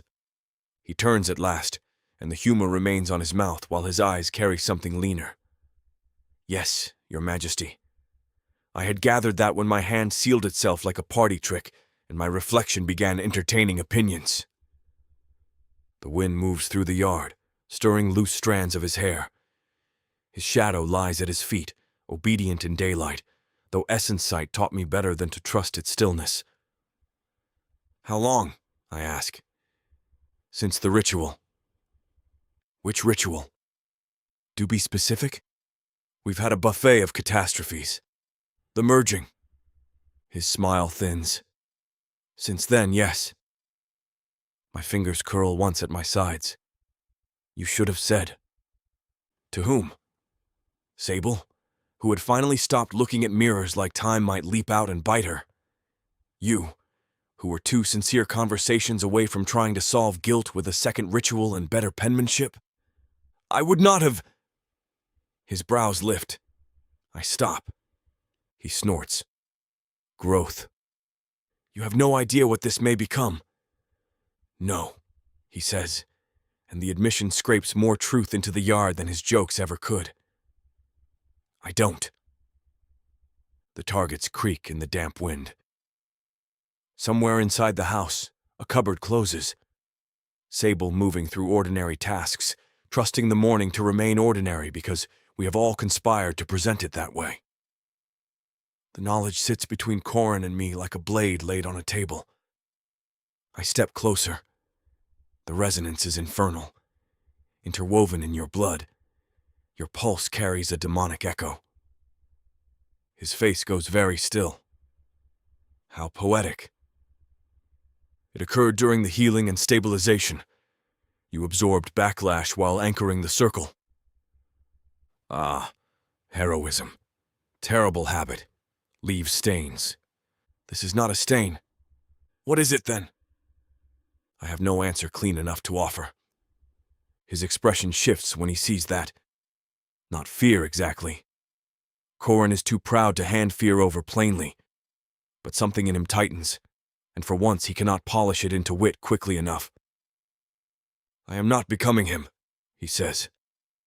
I understand immediately who he means. Maltherian. No, I say. Say that again without the royal diplomacy. You are not becoming Maltherian. His breath leaves him through his nose, controlled but audible. I continue, because he needs the truth, even if he resents its teeth. There is no trace of his corruption in the resonance I saw. What is inside you resembles the stabilized infernal current from the bond, altered by your own essence. It is not parasitic. Comforting. It may still be dangerous. There we are. It may change your strength, healing, senses, and longevity. It may also affect appetite, temper, shadow response, and susceptibility to infernal law. His mouth quirks despite the tension. Appetite? Should I worry about raw goats? I will know to worry when goats begin lodging complaints. That would require you to listen to goats. I listen when useful. Poor goats. I let the smallest edge of a smile show, because the alternative is acknowledging that I am frightened for him. Corin would rather chew glass than accept that plainly before noon. He twirls the iron rod once, though the motion is slower now. Are you going to tell her? The question strikes where I do not want it to. Sable. Her hand on my jaw in the yard. Her voice insisting that choice must be shared. Her fury when I withheld the terms of my sacrifice. Her trust rebuilding itself with deliberate care, stone by stone, after I gave it reasons to crack. I should tell her. The thought arrives cleanly, annoyingly righteous. Then the fear follows. If I tell her, she will hear more than Corin has changed. She will hear that the ritual we chose together may have stolen something from her brother without consent. She will see another life altered because of our bond, our power, our desperate attempts to survive. She will think of his mortality as something taken in the blast radius of loving me. Perhaps she will be right. Corin sees the answer before I give it. His smile returns, but it has no warmth. Ah, do not. Very well. I won't say the obvious thing about secrets, demon. You seem fond of learning lessons the hard way. I am not hiding this to control her. Intentions are lovely little cushions. They do not soften the fall as much as people hope. My temper stirs. You hid it. Yes, he says, because it is mine. That distinction will not comfort her. No, but it is real. He looks toward the house, and for the first time, the affection in his face is naked enough to be painful. She has had enough stolen from her. I wanted to understand what I was before I gave her something new to mourn. The anger drains out of me, leaving something heavier. You should have told me, I say. I just did. No, you waited until I found it. And you waited until she was not in the yard to look. We stand there with the accusation shared fairly between us. Corin turns back to the target and raises the iron rod. For the moment, I will continue training. You will continue lurking like a decorative threat. We will both pretend this is strategy rather than cowardice. I am not fond of being called cowardly. That explains your expression. He strikes the target again.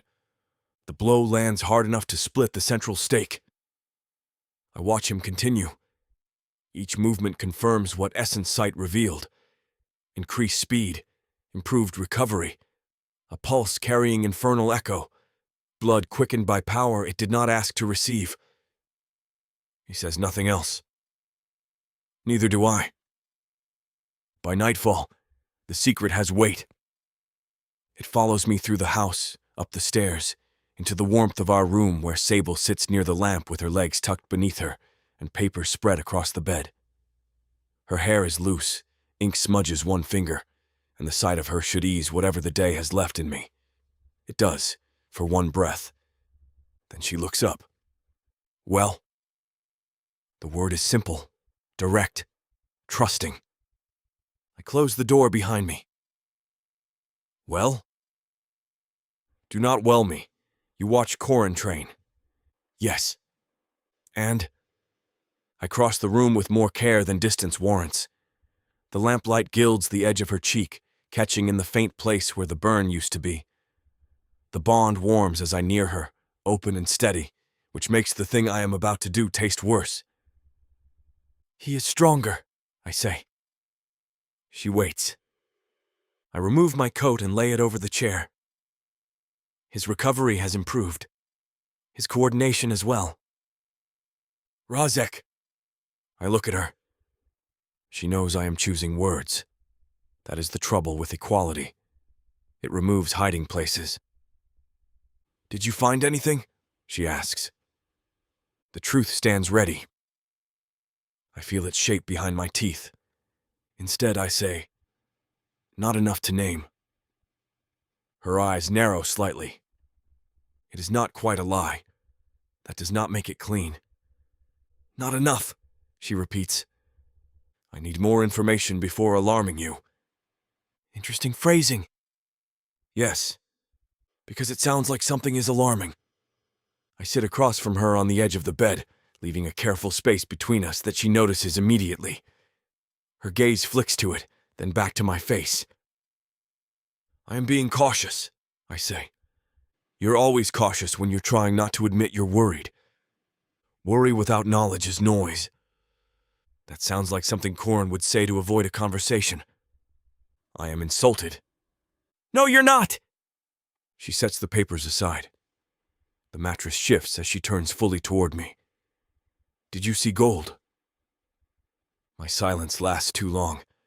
Her expression changes. Damn me. I saw traces, I say. Traces of what? Resonance. What kind? Sable. What kind? The bond tightens, not unstable, not angry yet, but alert. She deserves the full answer. I know that. Every lesson of the past weeks has been carved into me with fire, blood, and her hands dragging me out of self-destruction. Yet I see the path too clearly. Her face when she realizes Corin's mortality may have been altered by proximity to us. The guilt she will swallow because she will believe she should have prevented it. The old fear returning to her eyes just when peace began to look possible. So I choose a smaller truth. Infernal adjacent, I say. She draws in a slow breath. That sounds like a name. It is a category. Razek. I will investigate further. She studies me for a long moment. The lamp flame trembles slightly, though no draft enters the room. Her power brushes mine through the bond, not probing exactly, but listening. I let her feel concern. I do not let her feel the full shape of my fear. The omission sits between us, quiet and poisonous. Finally, she nods once. Fine. The word has sharp edges. Sable. No. You said you need more information. Get it. I will. And when you have it, you tell me. Yes. Her eyes remain on mine. All of it. The promise catches in my throat before I force it out. All of it. She looks away first, gathering the papers with more care than necessary. I watch her hands move, the ink on her finger, the pulse at her wrist steady beneath skin that no longer ages by ordinary rules. My chest aches with the cowardice I dressed as caution. Outside the window, the yard lies silver under moonlight. Somewhere below, Corin continues his evening drills, iron cutting the air in measured strokes, as if nothing has happened. The sound rises faintly through the floorboards, steady, disciplined, and wrong enough that I cannot stop hearing the second rhythm underneath it. Sable sits beside me, close enough to touch, and far enough to feel the space I have made. The secret hangs in that space, breathing softly.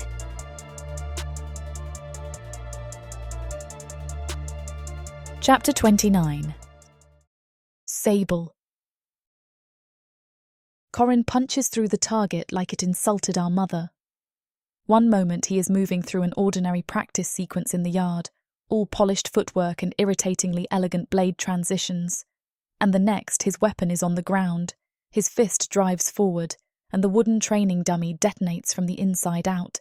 Splinters explode across the grass in a violent fan, striking the fence, the iron stakes, the old stone path.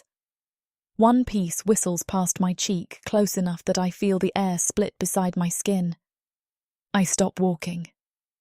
Corin stands with his arms still extended through the ruined centre of the target, pale knuckles buried in a hole no human fist should have made. Sunlight falls cleanly over him, bright afternoon gold, and his shadow stretches behind him in the wrong direction. The sun is overhead. His shadow should be short. Instead, it runs long across the yard, thin and dark, crawling over the grass like spilled ink looking for a drain. Corin, I say. He lowers his arm. Bits of canvas and wood slide off his sleeve. His breathing is steady, but the air around him has changed, gone dense and warm at the edges. Beneath the skin of his forearm, faint sigils flicker once, barely visible before they vanish, thin gold lines surfacing under stress like embers seen beneath ash. He looks at the destroyed target, then at me. Well, he says, that one was poorly constructed. I walk straight toward him. His expression shifts into something lighter, automatic, the usual charming curtain sweeping into place. Before you begin, I would like it noted that the target attacked my pride first. Show me your arm. Sable. Now. The word lands with enough force that even he stops pretending not to hear the command inside it. He extends his arm slowly, palm up. There are no cuts, no bruises, no swelling where bone should have shattered against dense wood. His skin looks flawless, except for the faint afterglow beneath it, a pattern that disappears the moment I focus too hard. I grab his wrist. He lets me. That frightens me more than resistance would have. What was that? I ask. Enthusiasm. Corin. Poor emotional regulation. I tighten my grip. I saw the sigils. His mouth closes. Behind me, the house door opens. I do not turn. I already feel Razek before his boots touch the porch, that infernal heat threading through the bond with careful restraint. Too careful. Carefully means guilty. Carefully means he has known exactly enough to make decisions without me. Oh, excellent. We are doing this again. I release Corin's wrist and turn. Razek stands at the top of the steps, black hair loose around his shoulders, eyes fixed on the shattered target with the calm expression of a man watching a cliff crumble and calculating how long before the village below notices. Tell me, I say. Razek's gaze moves to mine. Sable. No. I point toward Corin without looking away. You do not get to use my name as a delay tactic. Tell me what is happening. Corin sighs. In fairness, no one enjoys being the subject of a yard interrogation. You punched through a training dummy. It was more of a firm disagreement. Your shadow stretched the wrong way. Shadows are dramatic by nature. Your skin had sigils under it. He glances at Razek. That one is harder to dismiss, I admit. Razek descends the porch steps, slow and controlled. Infernal infusion occurred. The words hit the yard like a dropped blade. I brace myself, though I am not sure against what. Anger, perhaps. Fear. The sudden, awful image of Corin altered by the blast radius of my bond, his mortality rewritten because he stood too close while saving us from collapse. My stomach tightens, but I keep my feet planted. Say more, I demand. Razek stops a few paces away. During the stabilization ritual, Corin anchored the perimeter and absorbed structural backlash. Some of the merged infernal current interwove with his blood. It is not Maltherian's corruption. That is supposed to comfort me? It is supposed to be precise. I am not in love with precision right now. Noted? My laugh comes out sharp and humorless. You knew. I suspected, then confirmed. When? His jaw tightens. Yesterday. The air leaves me slowly. Yesterday. Not weeks. Not months. Not since the first flicker. I cling to that because I need something that does not feel like betrayal. Still, the hurt burns. He had held the truth in his mouth and given me a smaller version of it, polished and incomplete. I look at Corin. And you? He steps forward. The movement is deliberate. No swagger now, no theatrical laziness. Sunlight catches in his pale hair and lays a faint sheen of gold across his eyes before it vanishes. His shadow retracts a little, not fully, but enough to look almost obedient. I knew something was changing, he says.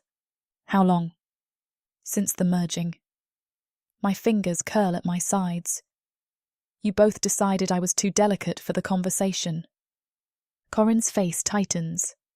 No. Do not insult me by making that sound noble. I wasn't protecting your delicacy, he says, and for once there is no polish on the words. I was protecting your peace. That lands somewhere tender enough to make me angrier. My peace is not a glass ornament, I snap. It does not need to be set on a high shelf while the menfolk go have dangerous little secrets in the yard. Razek winces faintly. Good. Corin exhales. Fair. Damn right fair. He looks down at his hand, flexes it once, then lifts his palm between us. I didn't know what I was, Sable. I still don't. Not fully. I knew I was healing faster, moving faster. I knew my shadow had become a pretentious little bastard. I didn't want to hand you a nightmare without knowing whether it had teeth. And does it? Corin meets my eyes. Then he opens his hand. Flame blooms in his palm. Small, gold, stable. It curls upward no higher than his fingers, delicate as a candle flame and impossibly alive. It does not spit or lurch. It does not smoke. It simply burns, clean and controlled, casting warm light over the lines of his hand. The world narrows around that little flame. I hear the wind moving through the fence slats. I hear Razek's breath stop. I hear my own pulse, steady but loud, pounding at the base of my throat. The air smells faintly of iron and sun-warmed wood, with a new trace beneath it. Smoke, yes, but softer than Razek's, less volcanic, more like banked embers under white ash. Corin watches me watch the flame. "I didn't borrow that from a lantern," he says lightly. "Don't joke." His mouth flinches. "Sorry." The apology frightens me almost as much as the fire. I step closer. Razek's energy shifts behind me, a protective instinct beginning to rise. Through the bond, I feel him catch it before it becomes action. He does not stop me. He does not pull me back. He only stands there with his fear held in both hands, like something sharp he has finally learned not to throw. The flame trembles when I near it. Corin's eyes flick to my face. "It won't hurt you. Are you sure?" "Yes." "Are you lying to make me feel better?" "Probably a little." That sounds more like him, and somehow it helps. I look at the flame again. "Does it hurt you?" "No." "Does it feel foreign?" He considers. The flame bends with his breath, then steadies. "At first, yes. Now it feels like discovering a room in a house I've lived in all my life and somehow missed, which is irritating because I pride myself on noticing doors." My throat tightens. I do not recoil. I choose that consciously. I feel the old fear rise, ugly and immediate, whispering that something has been taken, that my brother's humanity has been marked by infernal power because he stood beside me when disaster came calling. But Corin is standing in front of me, alive, aware, frightened beneath his wit, and still himself enough to be unbearable. I will not make my fear the first thing he has to survive. I reach through the warmth and grip his shoulders. The flame gutters, then steadies. Corin goes very still under my hands. "Do you feel stable?" I ask. His eyes search mine, and for a moment I see the boy he must have been before charm became armour, before survival taught him to make jokes faster than people could aim pity. "Yes," he says. "Truth." He nods firmly. "Truth." I hold his gaze a moment longer, then nod back. "Good." His shoulders drop, barely, but I feel it under my palms. Razek steps closer. "Sable."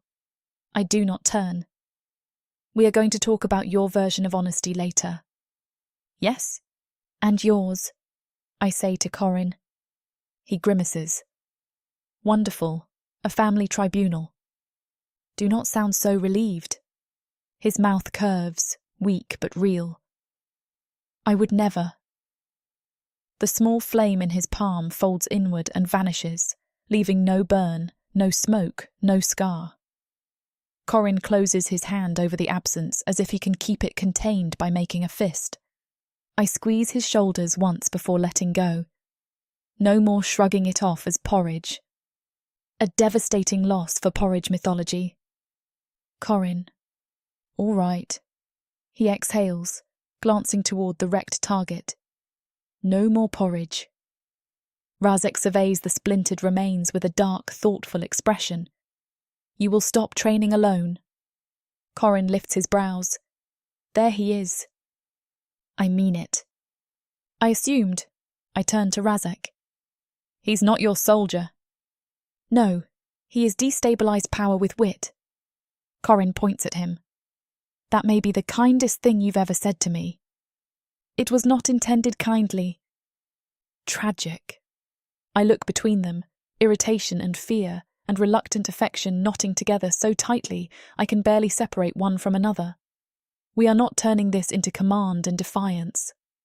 Razek's gaze returns to me, Then what do you suggest? We figure out what he can do, what triggers it, and whether it is still changing. Together. Corin's expression flickers at the last word. Razek notices, so do I. Together. I repeat, harder this time. Since apparently the concept requires frequent maintenance in this household. Razek inclines his head. Together. Corin sighs. I hate when lessons become recurring themes. Then stop providing material. He glances at the target again. In my defense, that was impressive.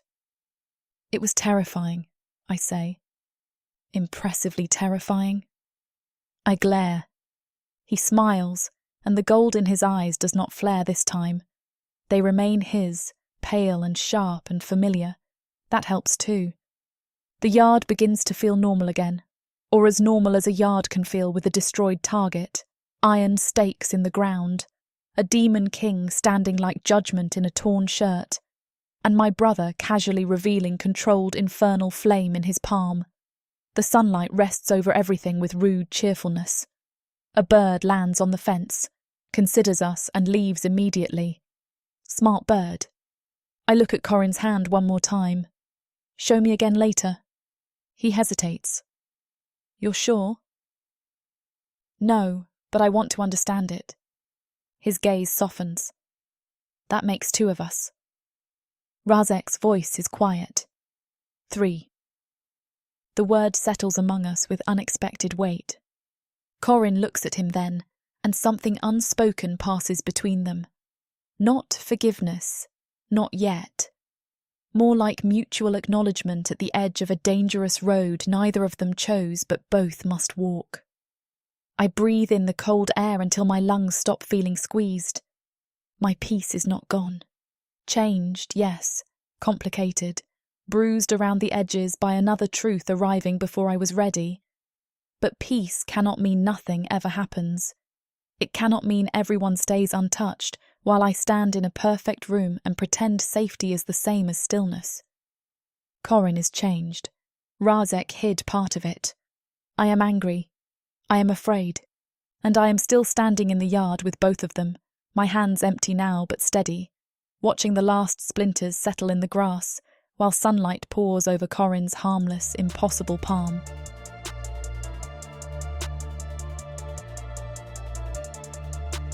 Chapter 30. Razek. The shattered target lies between us like an accusation no one has bothered to deny. Splinters litter the yard, bright where fresh wood shows through torn bark, dark where old wards and Corin's strange new fire have scorched the edges. The afternoon sun presses warm against my shoulders, but the air beneath it remains cool enough to carry every scent clearly. Damp soil, iron stakes, split timber, Sable's anxious skin, Corin's controlled breathing, and the faint gold smoke resonance curling from his blood. Sable stands beside her brother, not touching him now, though her hands remain half raised as if some part of her refuses to stop checking that he is solid. Corin's palm is closed, the little flame extinguished, yet the echo of it stains the air.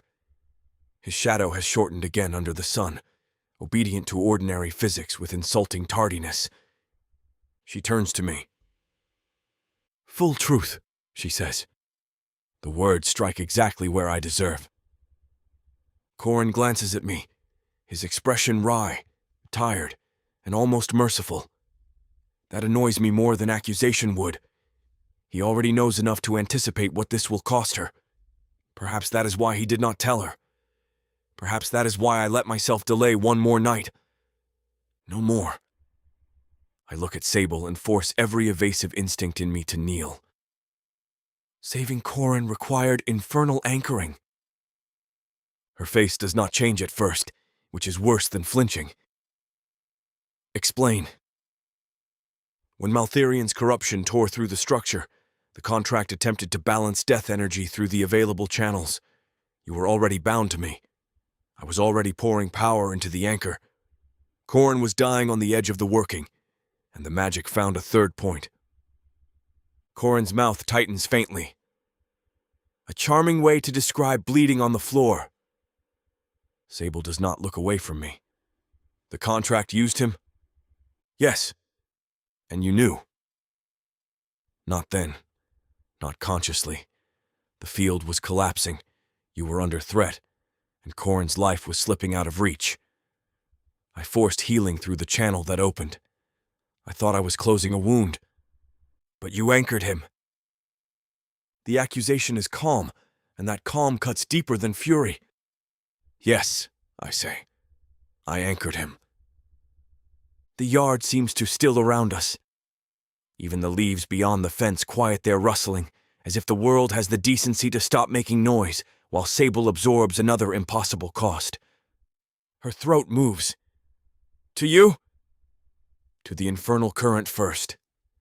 Then, after our merging, to the stabilized structure created by your essence and mine. Corin looks at his own hand, flexing the fingers once. The movement is elegant, controlled, almost casual, except for the faint tremor he smothers before Sable can see it. I see it. She probably does too. The death energy that should have taken him, I continue, did not vanish.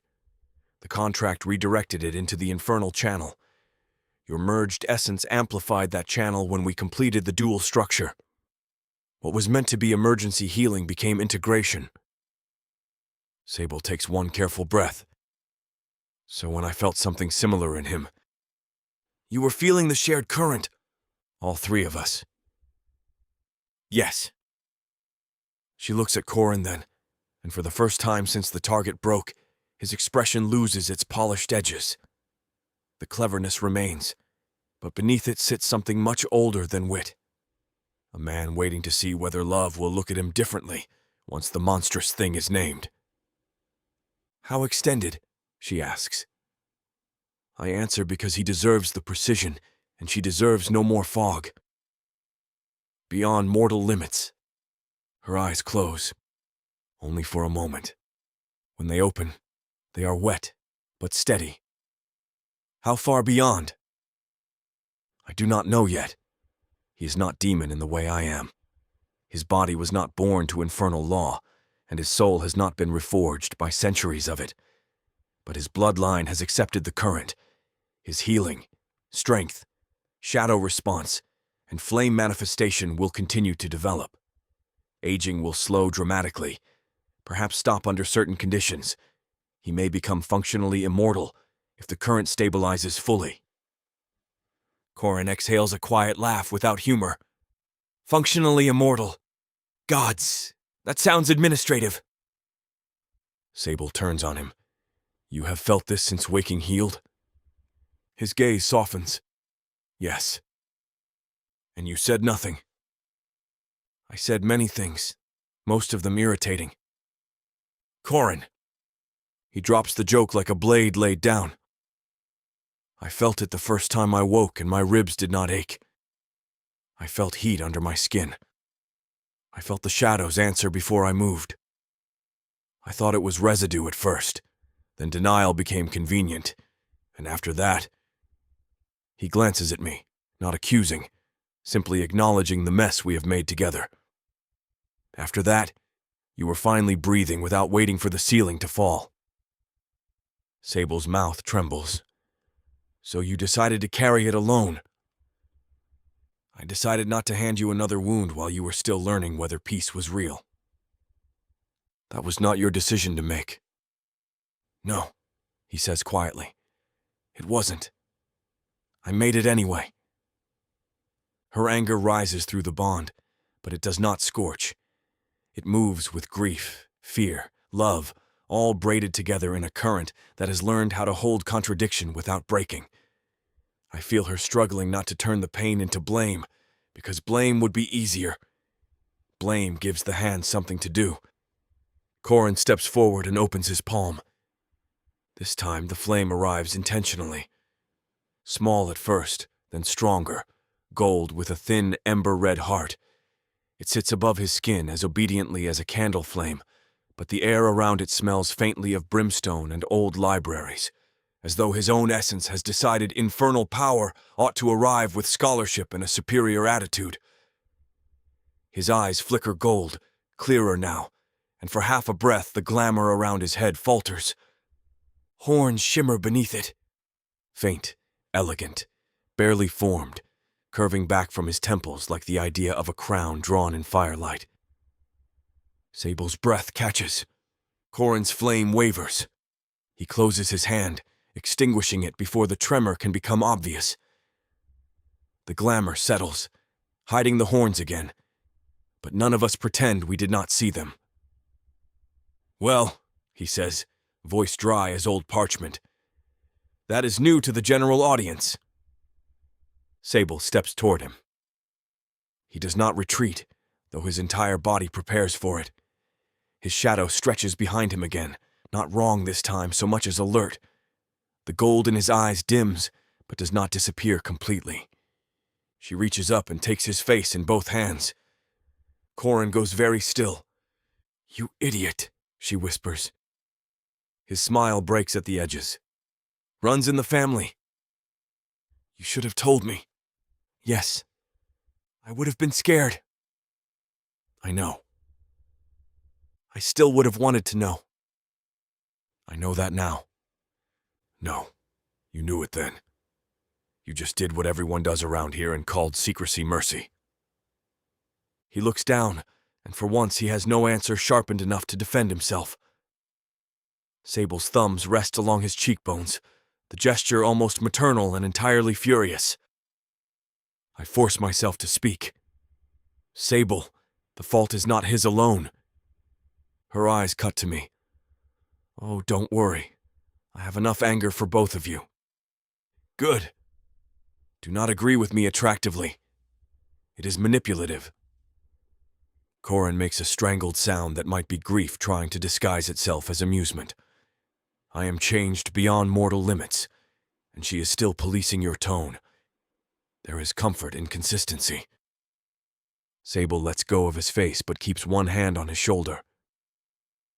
"Do you feel like yourself?" Corin considers the question with more honesty than he gives most things. "Yes. More than I expected. Less than I would prefer. There is a door in me that keeps opening, and I am not yet certain what lives on the other side. But when I speak, I am still the one choosing the words." That was almost reassuring. "I am out of practice." She looks at his hand. "The flame." "Mine," he says. "Or mine enough." "The shadow." "Annoying." "The horns?" He grimaces. "Deeply inconvenient. I have an excellent forehead for hats, not horns." A laugh escapes her, wet and startled, and Corin's shoulders loosen beneath her hand, as if that one broken sound has spared him a sentence he did not know he was awaiting. I watch them together and feel the truth settle with a gravity no ritual can soften. This was the true cost. Not my severance. Not Sable's extended life. Not the destruction of Maltherian's last shard. The price had already been paid in the moment Corin's dying body accepted a channel never meant for mortal blood. The contract did not merely save him. It rewrote the inheritance he carried. Arden blood. Old, stubborn, human, mortal. No longer untouched. Sable turns to me. "Can it be undone?" Corin's head lifts sharply, but he does not speak. I taste ash at the back of my throat. I do not know. Could try and kill him? Yes! Her hand tightens on Corin's shoulder.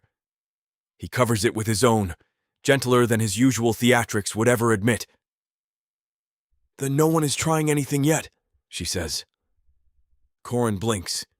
That was alarmingly sensible. "I contain multitudes." I taught you that phrase. You regret it constantly. Correct. She keeps looking at me. We study it. Carefully. No secret tests. No heroic fixes. No infernal backroom nonsense where the two of you decide what I can handle. I agree. Her eyes narrow. Immediately? Yes. That is suspicious. I am learning. Gods, help us! Corin lifts his free hand.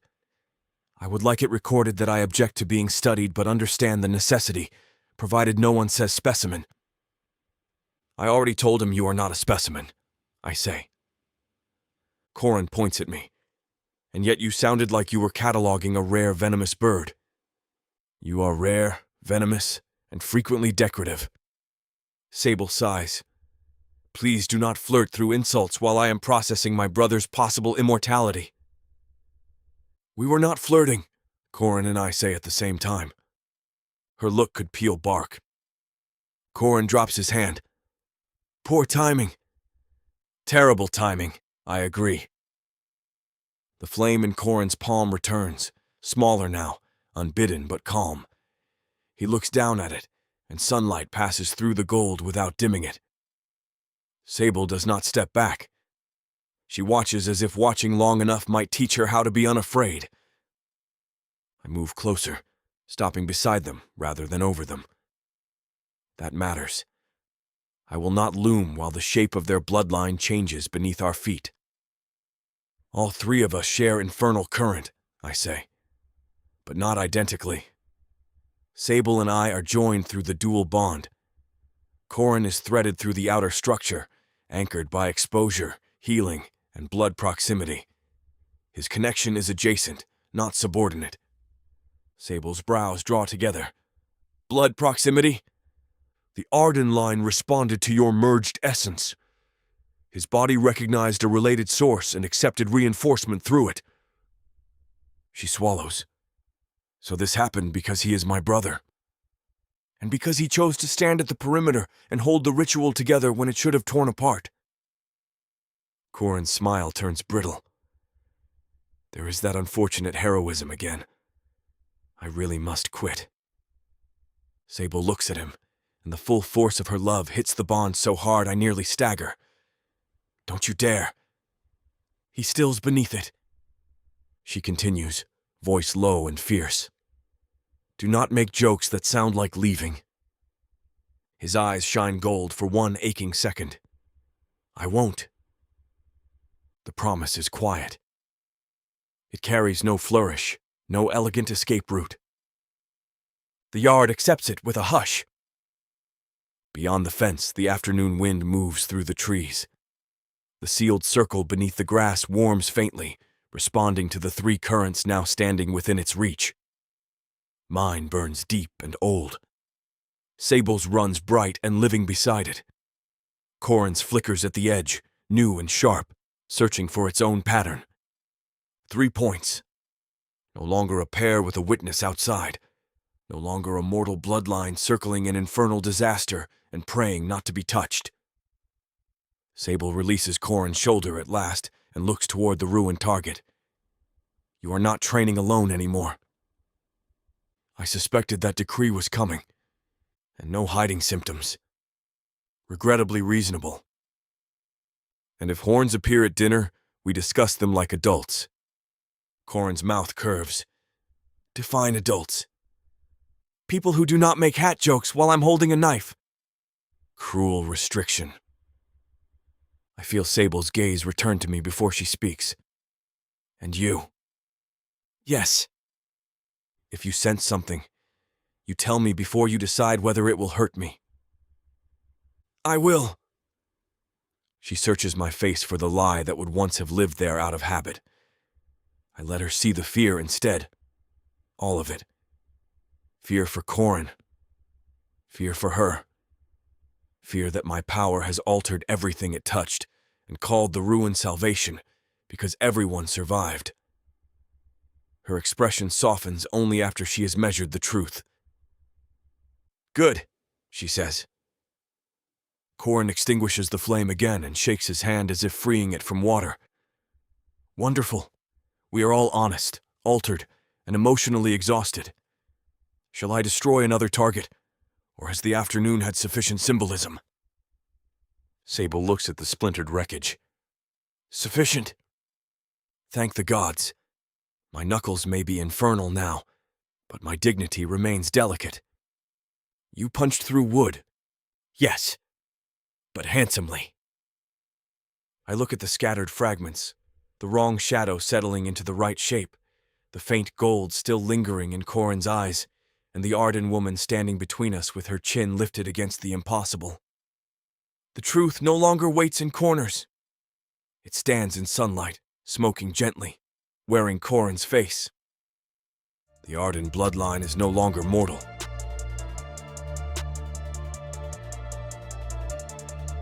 Chapter 31. Sable. Months later, the porch boards beneath my bare feet are warm from afternoon sun, and nobody is bleeding. It still feels worth noticing. The new house sits at the edge of a meadow where the grass grows high and gold, rolling down toward a line of pines that darken purple when evening comes. It is smaller than the old place, sturdier, less dramatic, and so far blessedly uninterested in cracking its windows every time someone has an emotion.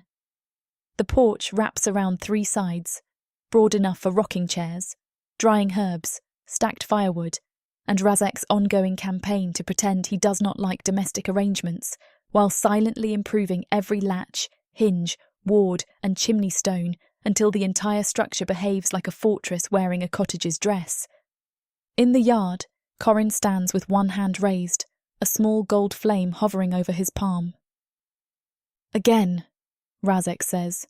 Corin turns his head slowly. You have other words. I have heard them. Use your hips. Scandalous instruction before supper. Your stance is uneven. My stance is elegant. Your stance is ornamental. Corin looks over at me. Sable, your demon is bullying me. I sip my tea. He's right about your stance. Betrayal, Corin says, and adjusts his footing anyway.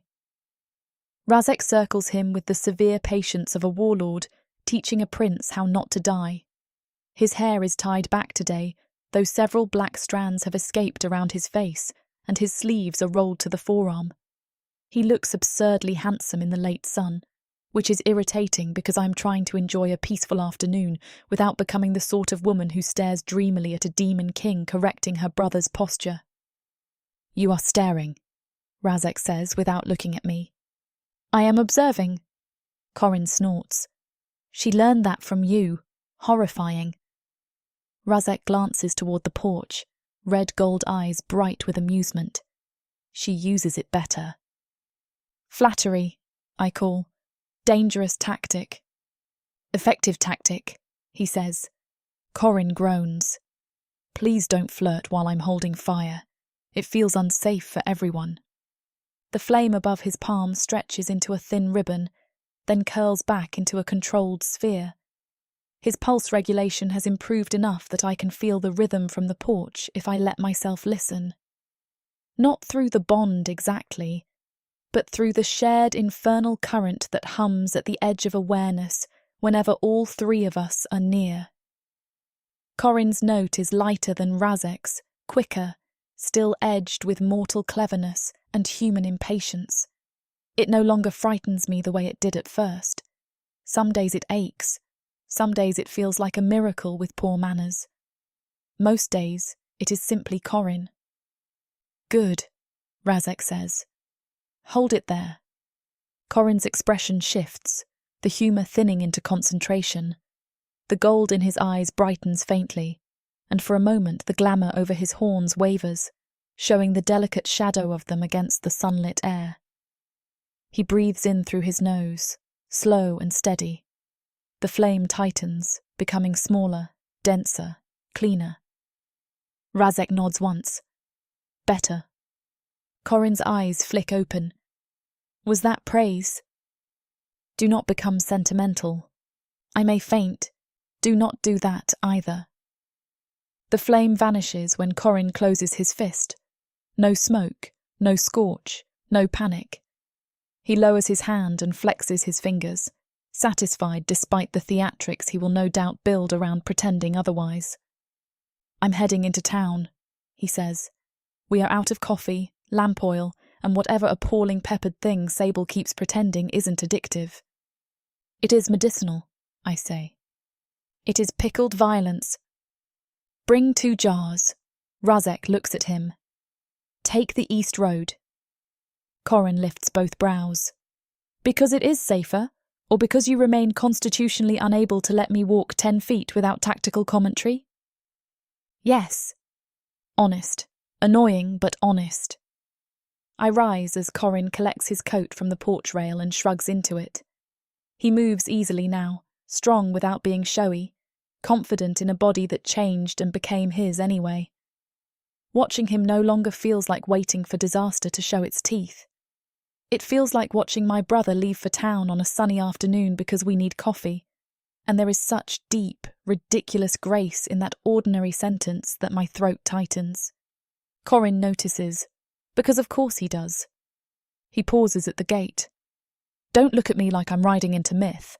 I'm buying lamp oil from a woman named Bess, who once threatened me with a broom. She has excellent judgment, I say, cruel to the end. Come back before dark. His smile softens. I will. I watch until he disappears down the East Road, coat catching the breeze, shadow behaving itself behind him. When I turn back, Razek is already climbing the porch steps with that predatory grace he has never managed to make less distracting. You were staring, he says. I was admiring. At Corin?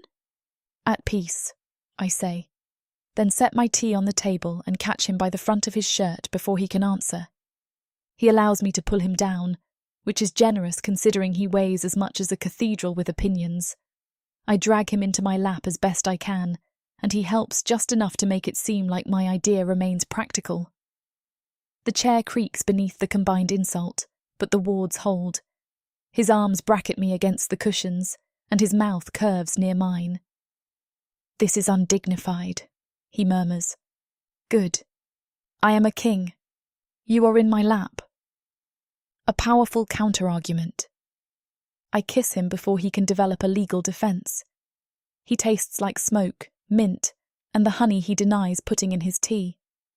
The bond glows steady between us, warm and deep, without the frantic edge it carried when every touch felt like a spell deciding whether to save us or destroy the nearest wall. His power brushes mine with familiar heat. Mine answers, not swallowed, not overshadowed, simply met. Razek draws back enough to look at me. You are happy. Careful. That sounds like assessment. It is wonder. That quiets me more thoroughly than any grand declaration could. I touch his face, thumb passing along the sharp line of his cheekbone. Yes, I say. I am. He closes his eyes for a breath, and the bond fills with such fierce tenderness that I feel it behind my ribs. The old fear is not gone from him completely. It never will be, but it no longer drives the carriage, holds the reins, and threatens to leap off cliffs in my honour. Progress comes in strange, handsome packages. By the time Corin returns, Razek and I are still on the porch, though I have reclaimed some dignity and he has reclaimed none whatsoever. Corin pauses at the steps, takes in the arrangement, and rolls his eyes so hard I'm surprised they remain mortal-shaped. Delightful, he says, dropping a sack of supplies onto the table. I risked Bess, weather, and a suspicious chicken, so the two of you could scandalise furniture. Razek does not move from beside me. Was the chicken armed? With judgment. Then it resembled Sable. I reach over and pinch his side. He catches my hand, kisses my knuckles, and has the audacity to look pleased with himself. Corin unpacks coffee, lamp oil, bread, and 3 jars of pickled peppers, because he loves me despite every effort to disguise the fact. The sun sinks lower, turning the meadow bronze. Razek lights the porch lanterns with a flick of his fingers, and Corin rolls a tiny gold flame over his own palm, just to prove he could have done it too. I eat bread with too much butter.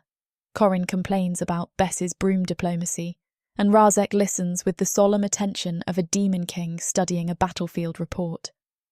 The infernal current hums softly between us, braided through blood, bond and choice, no longer a wound or a warning. Beyond the porch, evening gathers over our new home with lavender shadows and the smell of cooling grass, and for once, nothing in me waits for the world to punish us for being whole. Corin heads out and Razek grins. "I thought he would never leave," he growls, before grabbing my dress at the shoulders with clawed hands. With one downward jerk, he shreds the garment right off my body. "Raz!" I gasp. "I liked that dress." He silences me with a fierce kiss, stealing my breath and any words that might have come after. This scene is about to get too steamy for this platform's comfort. And as much as we'd love to keep going, the guidelines say we need to stop here. To continue releasing these free audiobooks on this platform, we've got to play by the rules. The passion doesn't end here. Visit worldsofprotheka.com to hear the full, uncut version of this fantasy romance, and every daring moment that YouTube can't handle. Use code YouTube30 for 30% off unabridged audiobooks in the worlds of Protheka. Don't let YouTube hold you back. Immerse yourself in a world of magic, danger, and unfiltered passion. Protheka's magic is eternal. Listen unabridged and you'll never want to go back.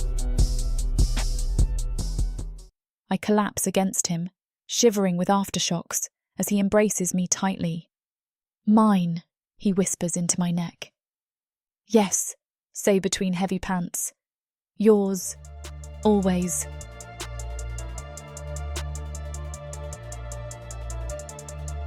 Epilogue.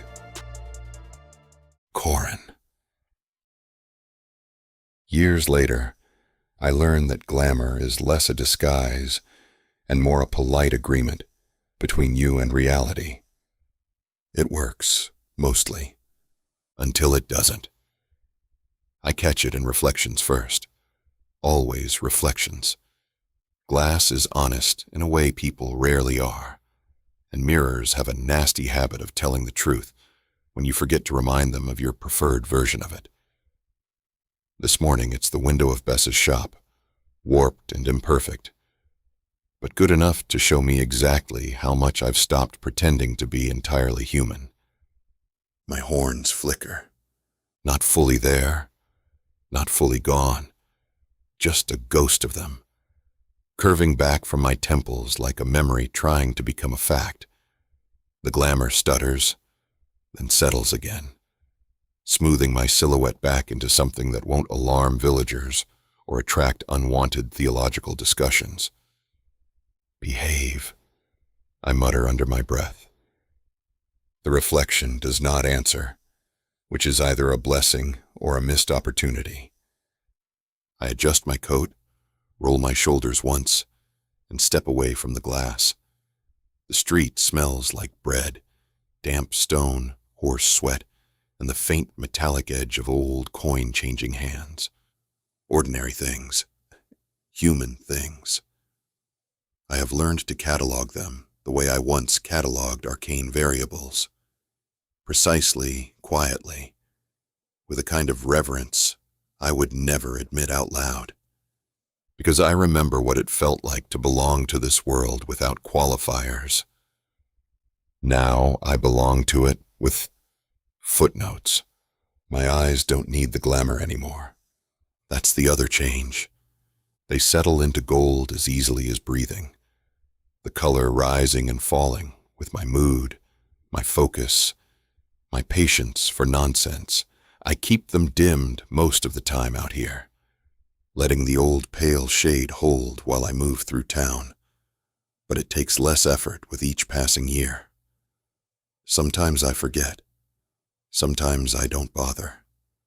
Today, they glow faintly without my permission. I let them. A man nods to me as I pass. "Morning, Corin." "Morning." He doesn't stare.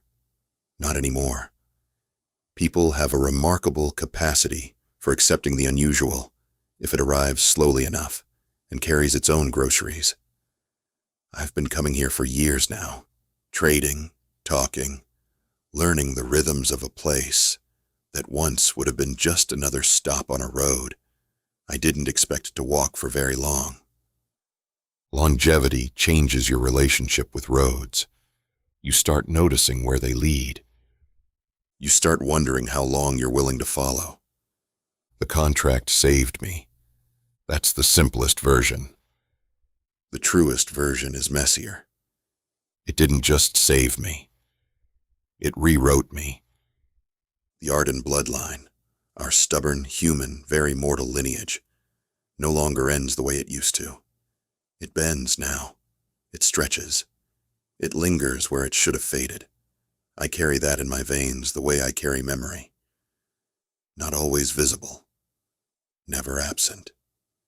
Sometimes, when I stand still long enough, I can feel it distinctly.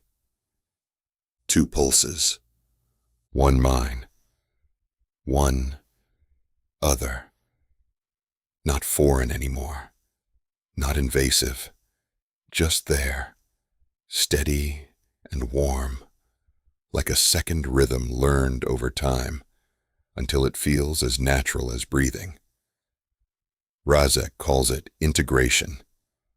Sable calls it not dying, which I'm fond of. I call it complicated. I pick up a sack of flour from the miller's stall and sling it over my shoulder. It weighs less than it should. Most things do now. Strength came quietly, the way all the worst changes do, slipping into muscle and bone without ceremony, until one day you lift something and realize the world has become lighter than it used to be. Careful, the miller says. That's fresh. I'll treat it with the respect it deserves. Last time you said that, you dropped a crate of apples. They were structurally unsound. They were apples. Exactly. He shakes his head, amused, and I move on. The market hums around me, voices layered over voices, the clink of coin, the low murmur of negotiations, laughter, arguments, the occasional shouted insult that somehow still sounds friendly. It's a symphony of ordinary life, and I have grown inordinately fond of it. I should go. I have everything we need. Coffee, oil, flour. Something sweet Sable will pretend she didn't ask for. Something bitter Razek will claim is medicinal. I turn toward the road that leads back to the house, and then something pulls. Not physically. Nothing so crude. It's a sensation that starts low in my chest, a sharp electric thread that tightens without warning. My breath stutters, not from pain, but from the sheer unexpected intensity of it. It's not the bond. I know the bond. I know Sable's presence, Razek's steady infernal weight. This is different, focused, directional. Now what? I mutter. The pull sharpens. I stop walking. The crowd moves around me, annoyed, but not enough to comment. A cartwheel creaks past my knee. Someone swears about spilled grain. The world continues, stubbornly indifferent to the fact that something inside me has just locked onto a point I cannot yet see. I follow it. Of course I do. Curiosity is a fatal flaw I have no intention of curing. The sensation draws me down a narrower street, away from the market's noise, into something quieter, more deliberate. The buildings here are taller, older, stone instead of wood. Their windows narrow and shadowed. There's a different smell here, too. Less bread and livestock, more incense, ink, something faintly metallic beneath it all. I recognize the architecture. Dark elf construction, refined, controlled, just unsettling enough to remind you that you are not entirely welcome, but not so overt as to give you a reason to leave. Wonderful, I murmur. This seems like a good life choice. The pull intensifies. I slow as I approach one particular building. Its windows are cleaner than the others, glass polished to a clarity that borders on unnatural. Dark wood frames the panes, carved with patterns that catch the light in ways that suggest intention rather than decoration. I shouldn't look. I know that, instinctively. I look anyway. Through the window, I see her. Human. Unmistakably so.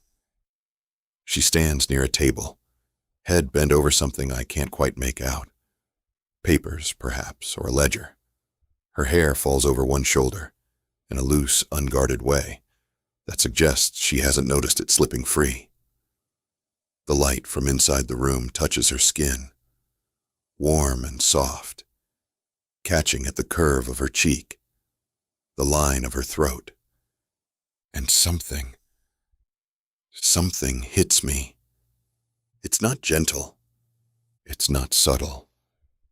It's a jolt straight through my chest, sharp enough to make me grip the window frame before I can stop myself. My pulse spikes, the second rhythm surging alongside it, and for a terrifying instant, I think I'm under attack. I'm not. This isn't fear. This isn't anger.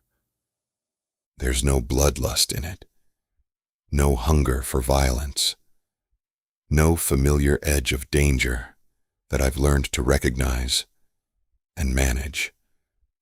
This is God's. This is want, raw, immediate, absolute. My breath comes shallow as I stare through the glass, unable to look away. Every instinct in me leans toward her, not as prey, not as threat, but as something necessary. The need is physical, visceral, a pull that goes deeper than thought, deeper than reason. I swallow hard. Easy, I tell myself, because the first, most immediate thought is not a flattering one. Is this the demon? Is this the part of me that was rewritten, that now looks at a human woman and decides she is something to be taken, consumed, devoured in ways that have nothing to do with kindness or choice? My hands tighten against the window frame. No, that's not it. I know what that feels like. I've stood close enough to Razek in his worst moments, seen the edge of that kind of hunger, when it's stripped of restraint. This is not sharp like a blade. It's not cold. It doesn't carry that violent inevitability. This is heat. This is pull. I exhale slowly, trying to steady the sudden chaos in my chest. This feels like what Razek described. Gods help me.